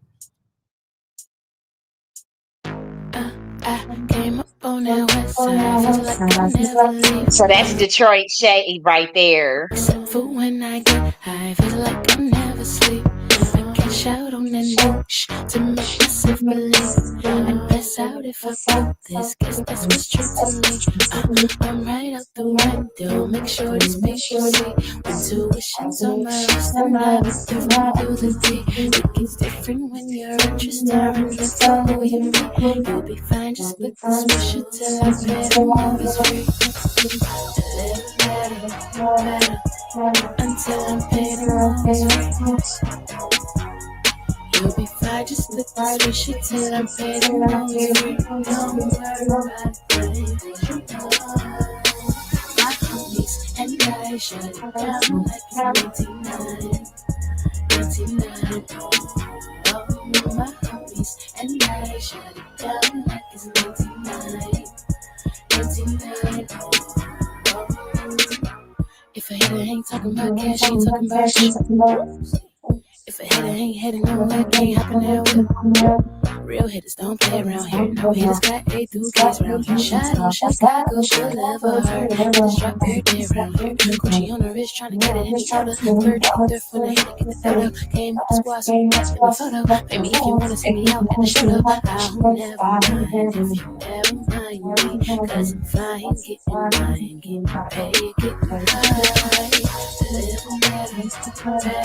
So they, it's just playful youth, just beautiful, playful youth, beautiful Black Americans. Just, they have all these stereotypes about the youth, but just look how they just having a good time, Don't split the swisher for me, baby. Don't worry about it. You'll be fine, just put the swisher till I'm paid. I'm always free. Don't worry about it, baby. And I shut it down like it's 99. 99, oh. And I Shut it down like it's 99.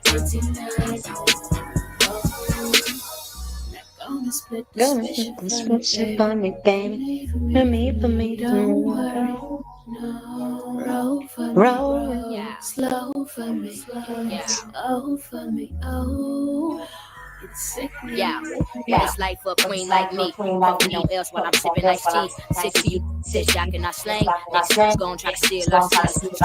Stupid fish out of water. How the hell you gon' flood somebody? Same people say these names was on my vote. Sick of nobody's trying to be somebody. Yeah, I hear the shit that you mumble about. Yeah, I hear the shit that you mumble about. I heard you say that Americans ain't ain't got a damn thing to be humble about. That's why, yeah, I get it. I get it. I get it. They love when you nameless, but hate when you famous. The feeling is sickening. I get it. But I can never be a hater. How the fuck ain't possible when I be elevated, motivated on these. But you see that? You saw she said, "I ain't got shit to be humbled about." They call her arrogant, and that's what we'll be talking about with these 125D beings, these special beings where they got light, and they ain't gotta be all acting like they ain't the light. Like I don't understand, and like she said, she ain't a hater. That's why I fucks with, that's this is the type of energy I'm attracted to because I'm like, she's just, she's like, I'm not a hater, but I also ain't got nothing to be humbled about. Like, why does people want to play her down? Like she knows she the shit. You could look at her swag, you could tell she the shit.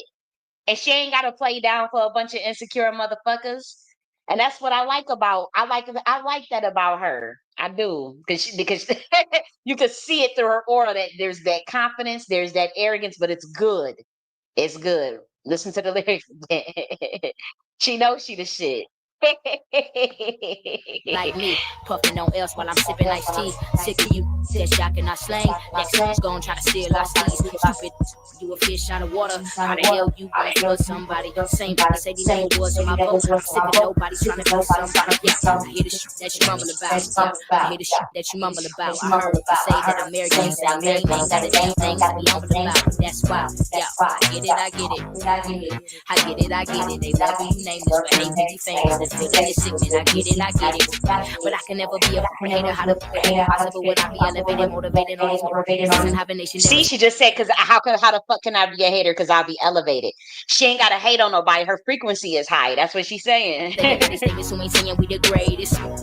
You know, like I know. Mention our names and we flooding your show. Sicker than syphilis, spitting the energy. Sick of you hate on my love.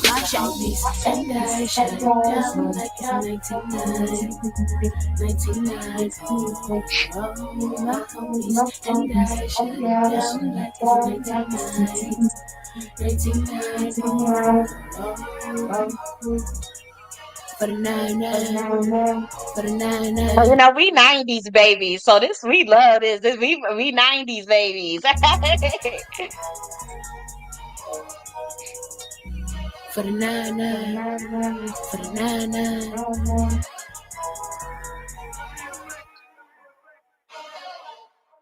Her and Jay. I can see Jay with makeup, but Jay. That's because she look like Missy. You know, Missy look good. I mean, that's not a bad thing. Missy's straight, bro. Missy and Sierra. That one. It's alright. It's alright. It's there. It's about there. You got it right.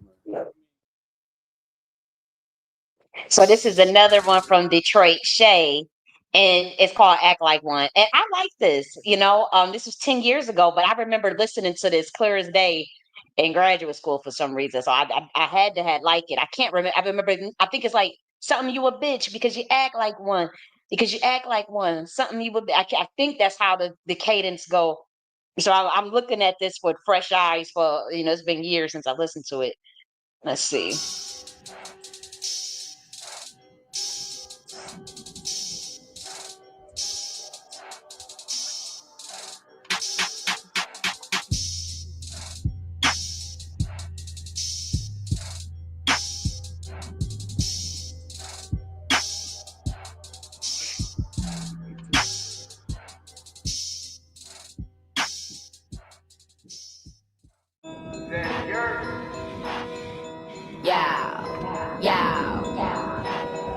Check. My nigga, you a bitch. Cause you act like one. Cause you act like one. My nigga, you a bitch.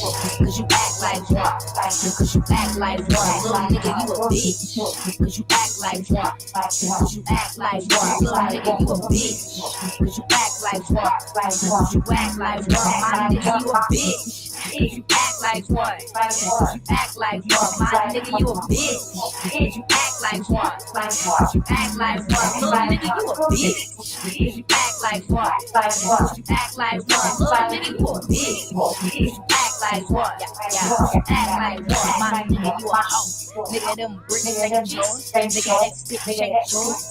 My nigga, man, that bitch is yours. Nigga, them kicks ain't yours. You ain't tryna walk around like you broke, knowing damn well it's a burning that milk, smoking them skin fat nuts. Man, I roll pretty good hot. Shout out to Jackson. My homies stay with the weed. Sleep to my niggas ain't a problem. Smoke so much, man, we smoke so much that I make my squad got a goddamn problem. We 20 deep in Berettas and Valleys. We stacking our channels and makers and Cali. The shortest was hating on niggas. We shit on they niggas. I'm sorry, you fabulous bastard. My name is Shay and I come from the West. Look, I love on me. Shout out to my little what up, Johnny and Keto. Riding an all black caddy with a white chick looking like a pillow. Sucking me up like mosquito. With a little man since I'm fucking big shit on the Dino. Trying to set us up on the hoe. I'ma smash her ass up like Halo.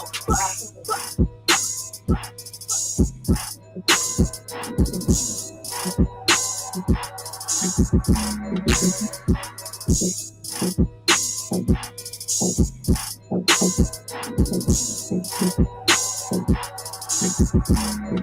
nigga, you a bitch, cause you act like one.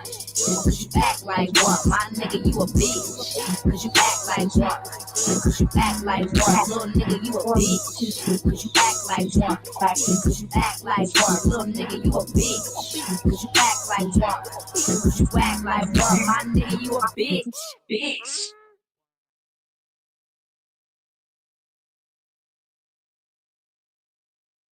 That's what we gotta say to our haters. You a bitch. That's right. That's right. That's right.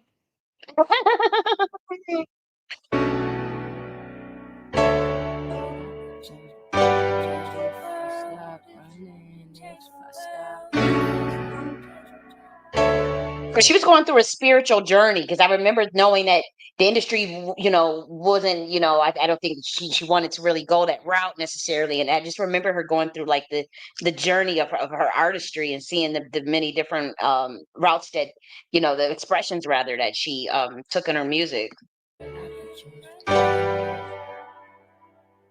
Bet I could change the world if I stop running, if I stop running. Bet I could change the world if I stop running, if I stop running. Bet I could change the world if I stop drinking, if I start thinking. Bet I could change the world if I stop drinking, if I start thinking. So I gotta change myself.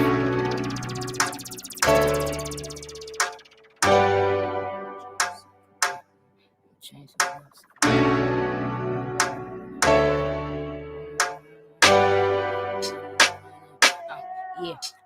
if I change myself, I change someone else. If I change myself, I change someone else. I can't be the person making this worse. I came in this earth and came with a purpose. God, please have mercy, please have mercy. Mercy's curses, all of these curses. Not said it was written, whoever didn't get it gets a dependent before these close to the end. Because I still see no changes. I hated my ways, so I try to erase them with a gun to my head. But I ain't remained, and I'm still here now. So I must have things. I must have things. I must have things. I must have things. I must have things. I must have things. I must have angels, and I'm still here now, so I must have angels. This is truly beautiful to me. This is a truly beautiful message and song to me.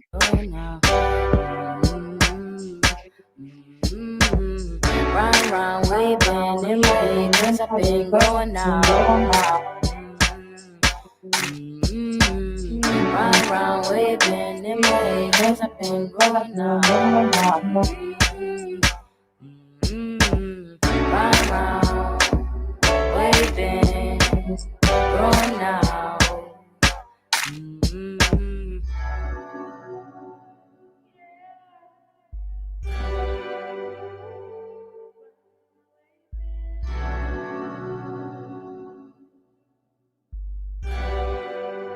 You know what I think is different is because like the dance, even the dancing is spiritual. It's like she's this woman they do it. She's doing a spiritual dance. Usually they have the artists in front of the cars with the girls shaking the booties and there's real clandestine. But it's like this is extremely spiritual song. She's talking about her battles with, you know, wanting to unalive herself and then saying if she can change the world, she changed herself. But like obviously we can all relate to that message. I personally can relate to that message. What's the other message that she said? If she stopped thinking, if she stopped drinking, like I stopped drinking myself. So like I just feel like, this is a very reflective music. Like this is what, music is to me. This to me, I just think it's authentic if anything else. I really like it because I can't say like, oh, music should be this way, right? That's unrealistic, but this was really refreshing to me when it came out. What was it, 7 years ago? Yeah, this was really, really refreshing to me. I remember I liked this. Going out.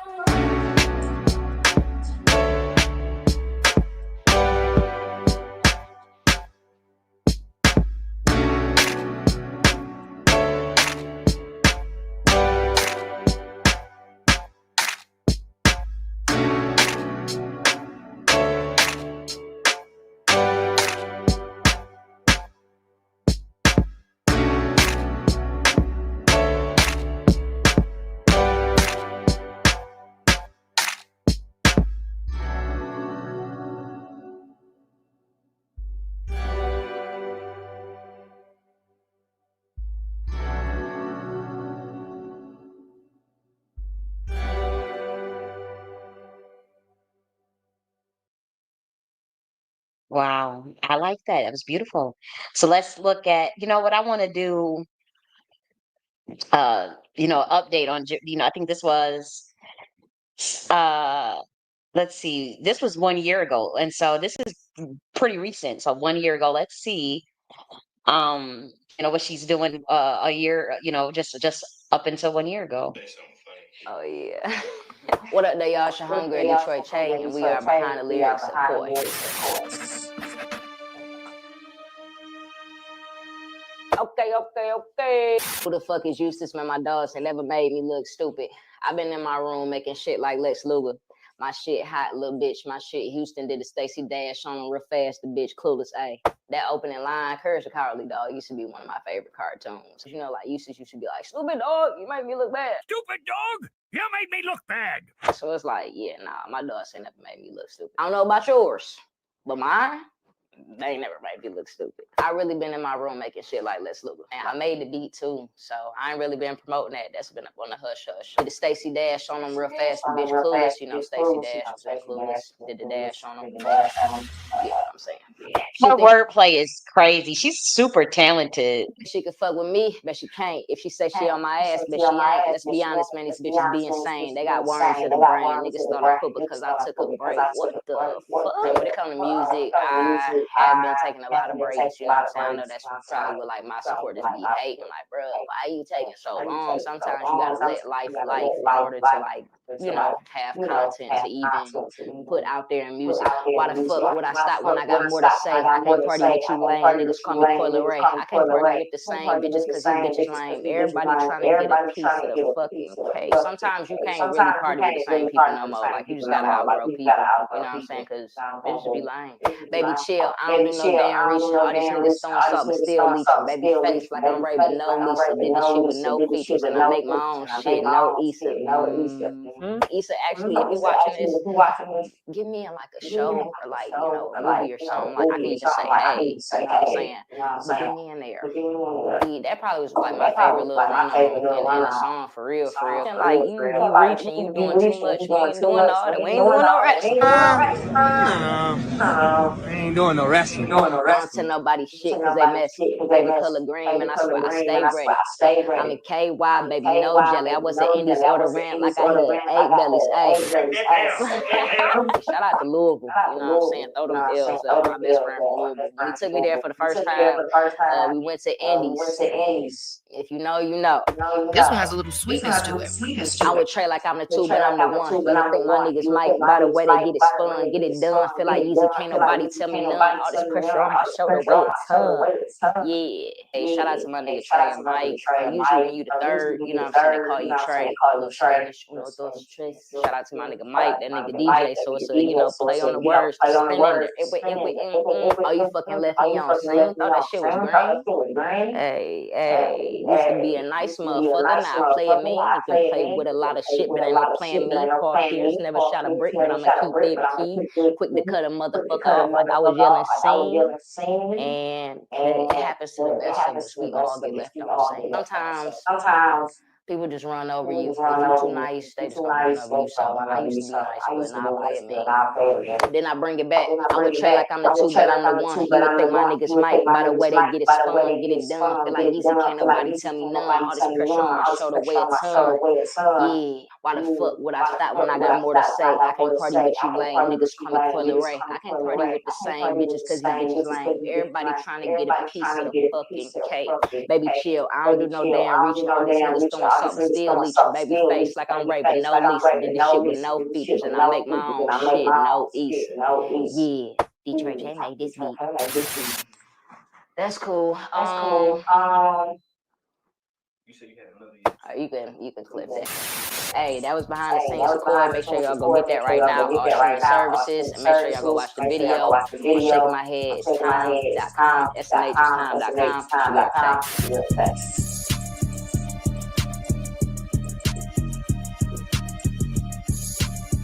I thought that was cute. I always liked her playfulness. She was so dope. Okay, so now we have J Prime. This is J Prime. And I thought this was dope. Liquid Monk. You know, I like how they did this together. I thought that it was just like smooth. And, you know, it's J Prime is getting more into like you know, like a jazz. Well, actually, I'll play. Because I want people to see the evolution of their growth as artists. So we'll play something that's older first, and then play um, the newer stuff. Because this is, I would say, it's 7 years ago, but I know it was before Justified Prime, evolution wise, as far as their artistry. So let's watch this. I ain't gonna hold you. This was my shit back in the day, boy.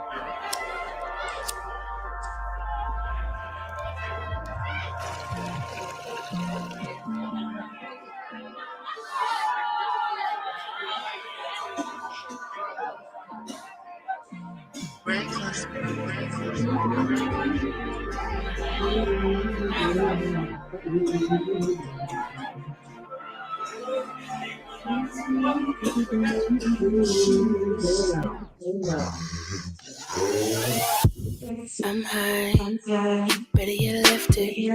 Reminiscing hasn't went well in the past 10 minutes. But the clock tick-tocks like a tick last week. Can't stick to a tell, I tell. Happiness past week. 808, 808, 16, 16. Fade away, you say, this dream. Hit harder than poison.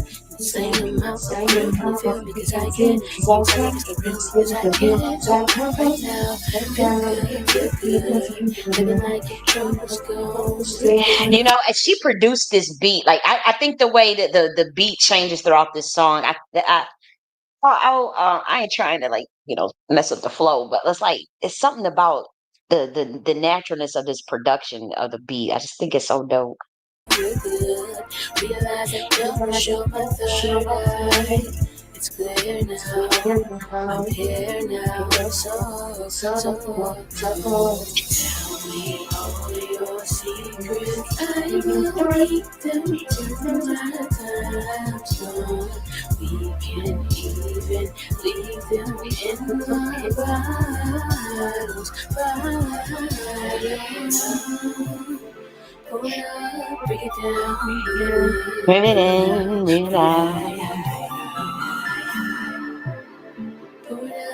break it down, blow it out, breathe it in, blow it out. Down to my Ray-Bans, it's alright. Down to my Ray-Bans, it's alright. Down to my Ray-Bans, it's alright. This is my favorite part of the song. I am who I am, not like them, not like like watch this part right here. I am who I am, not like them. I wash my worries with the wristwatch. Got you thinking time's up, loud enough to blow your mind up. Mirror on a cloud, can you hear me? Now. I'll treat you right, I will. I'll treat you right, I will. Enticing high, I kill till I can see the sky for real tonight. It's just right for you and I to get lighter off a lighter. Let me know you're losing love and let me know I'm higher. Highest, nice to meet you. I love how I can love right now and I remember in the ripples letting go. Just let me know, and while I'm here, I'll be sincere. Tell me all your secrets. I will keep them till my time's gone. We can even leave them in my bottles. Pour it out, break it down, pour it out, breathe it out. Pour it out, break it down, breathe it in, breathe it in, pour it out. Down to my Ray-Bans, it's alright. Down to my Ray-Bans, it's alright. Down to my Ray-Bans, it's alright. Down to my Ray-Bans, it's alright. I am not like them. Like the piano in this. That part, the keyboard, whatever it is. I am not like them. I am who I am, not like them, not them, who back them, not like them.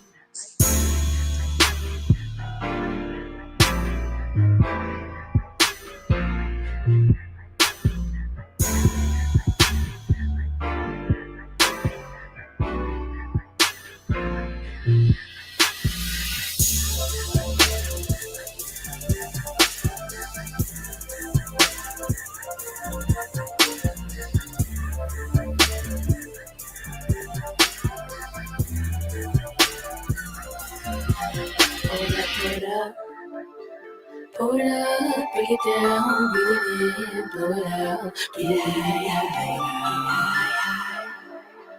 Pull it up, break it down, breathe it in, blow it high, breathe it in, blow it out.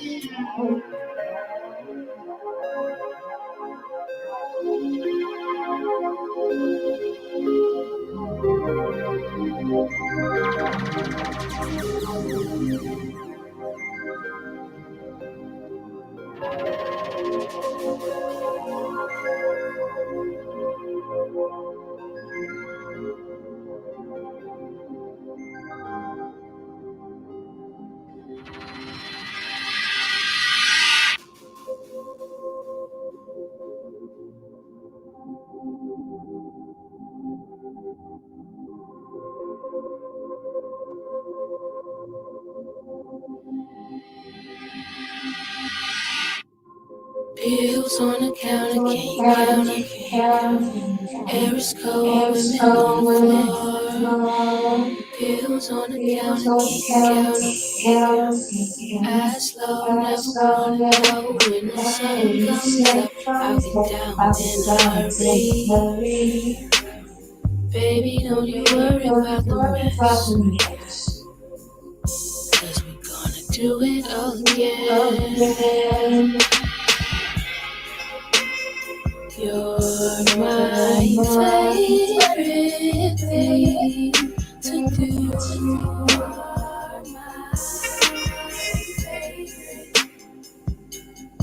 We just float away. We just float away and live.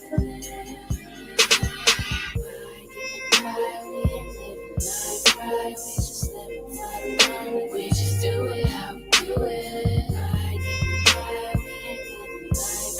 We just live for the moment. Alright, let it go, let it cry, let it cry. Gotta let it go, let it cry, let it cry. Gotta let it go, let it cry, let it cry.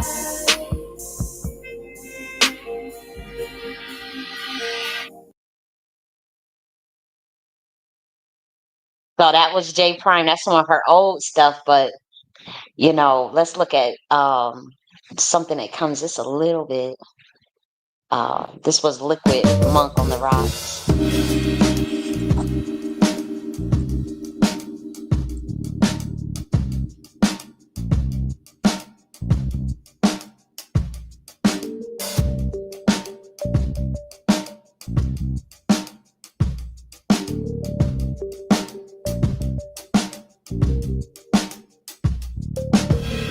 Cool breeze on the nape of my neck,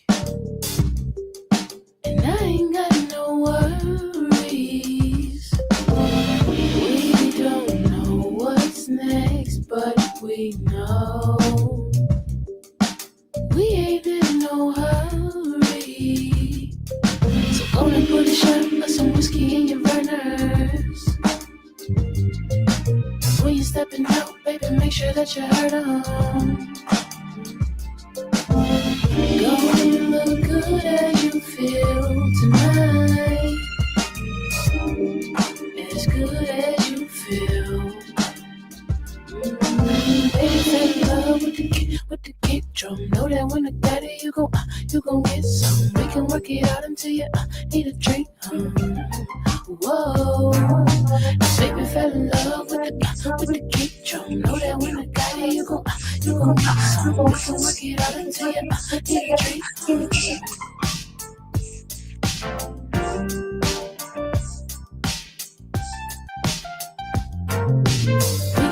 it out until you need a drink. You should look good as you feel tonight. As good as you feel tonight.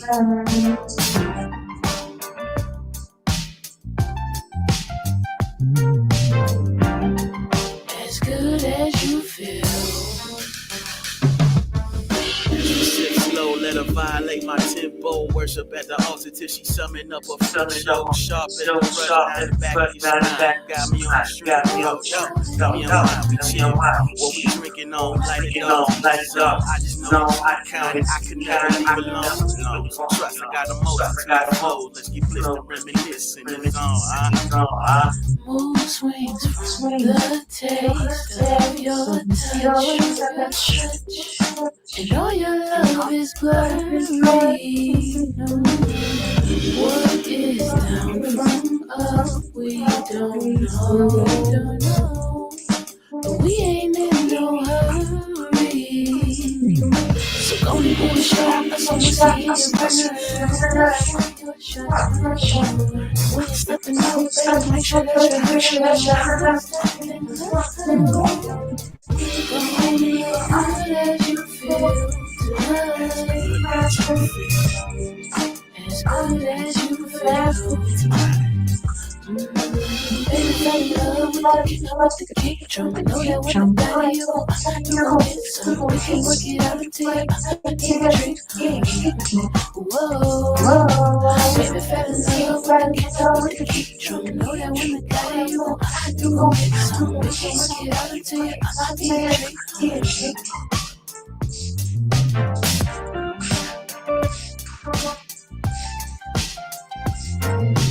We can work it out until you need a drink. You should look good as you feel tonight. As good as you feel tonight.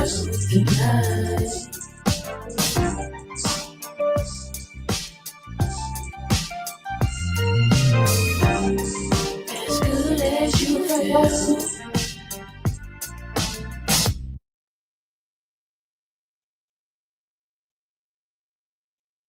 Wow. And so, that's J Prime and Liquid Monk. And I like the way they did that together. I feel like they make a good group. I don't think they ever did anything after that. But I like the way her sound evolved because I'm more of a neo soul type jazz type person anyway. So, seeing the evolution, from Sickening to Justify High and then Liquid Monk, I just thought, well, On the Rocks rather, I thought that was just dope.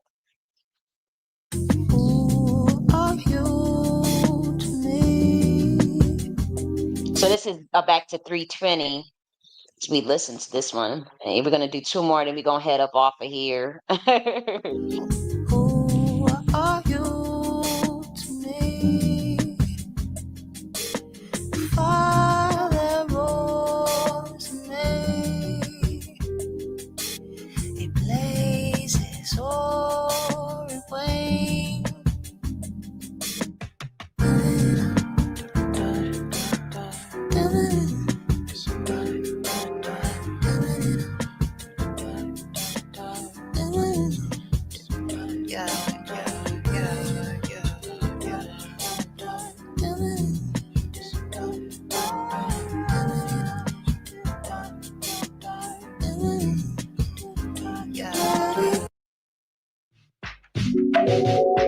So this is Gwen Bunn. For everybody that knows Gwen Bunn, I love me some Gwen Bunn.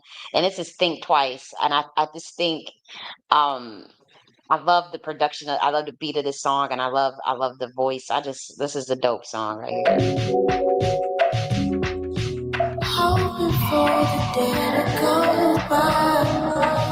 If I just close my eyes and count to five, hopefully the time will arrive.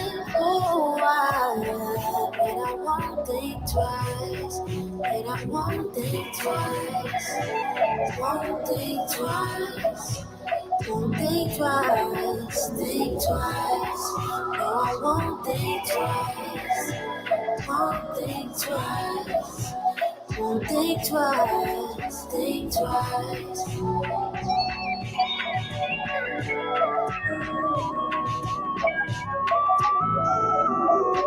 Think twice.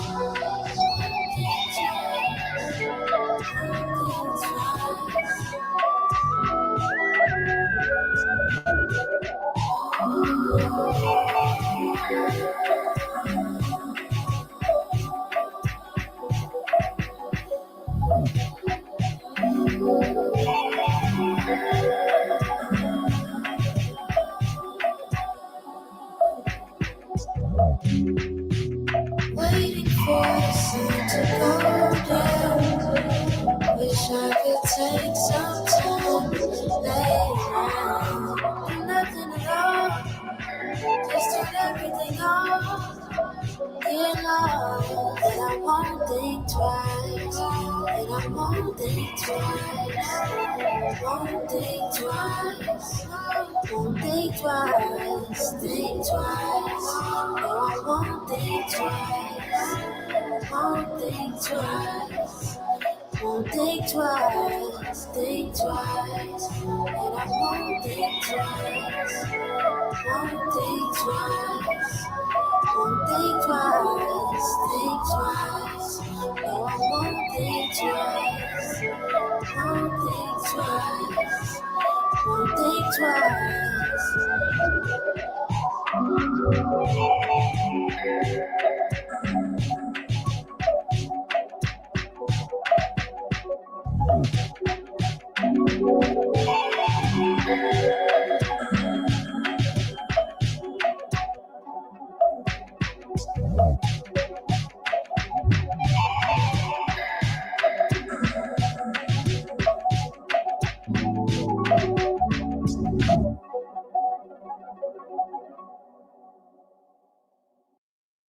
So that's Gwen Bunn, and we're gonna end it with IMDDB with Fly and Lois. We're gonna end it. It's gonna be our last one. This is my girl. I think her swag is through the roof. I like her music too.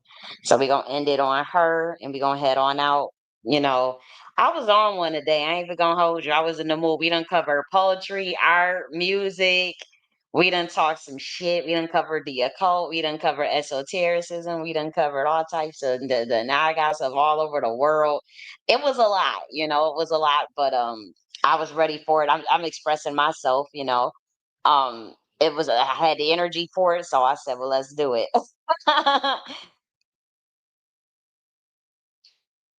Let's play it.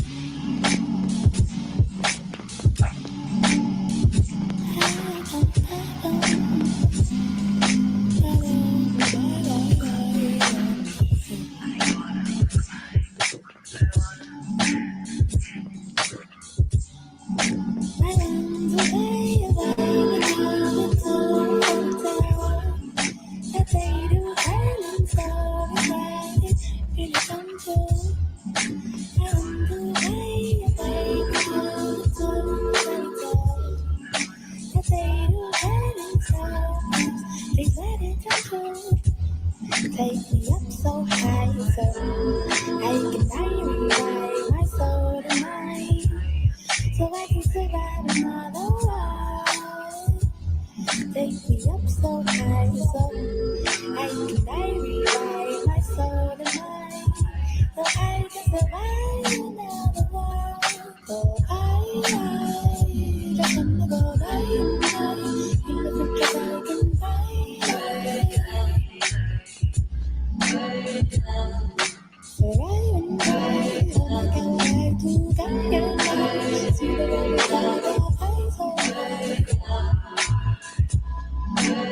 Cause we just don't come through, we just don't stay by. We don't really speak the way we let it slide. Stand from minute to the night. Although we won't run like we had our time.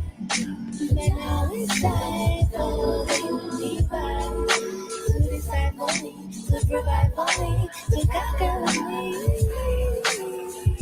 My name is IMDDB. Got me shoes because of balls and things. I know that the goal is to prestige. I'm to lay back for bullshit, but I refuse to let that come Because I will take your river and I will take it on the clouded pillow. Here's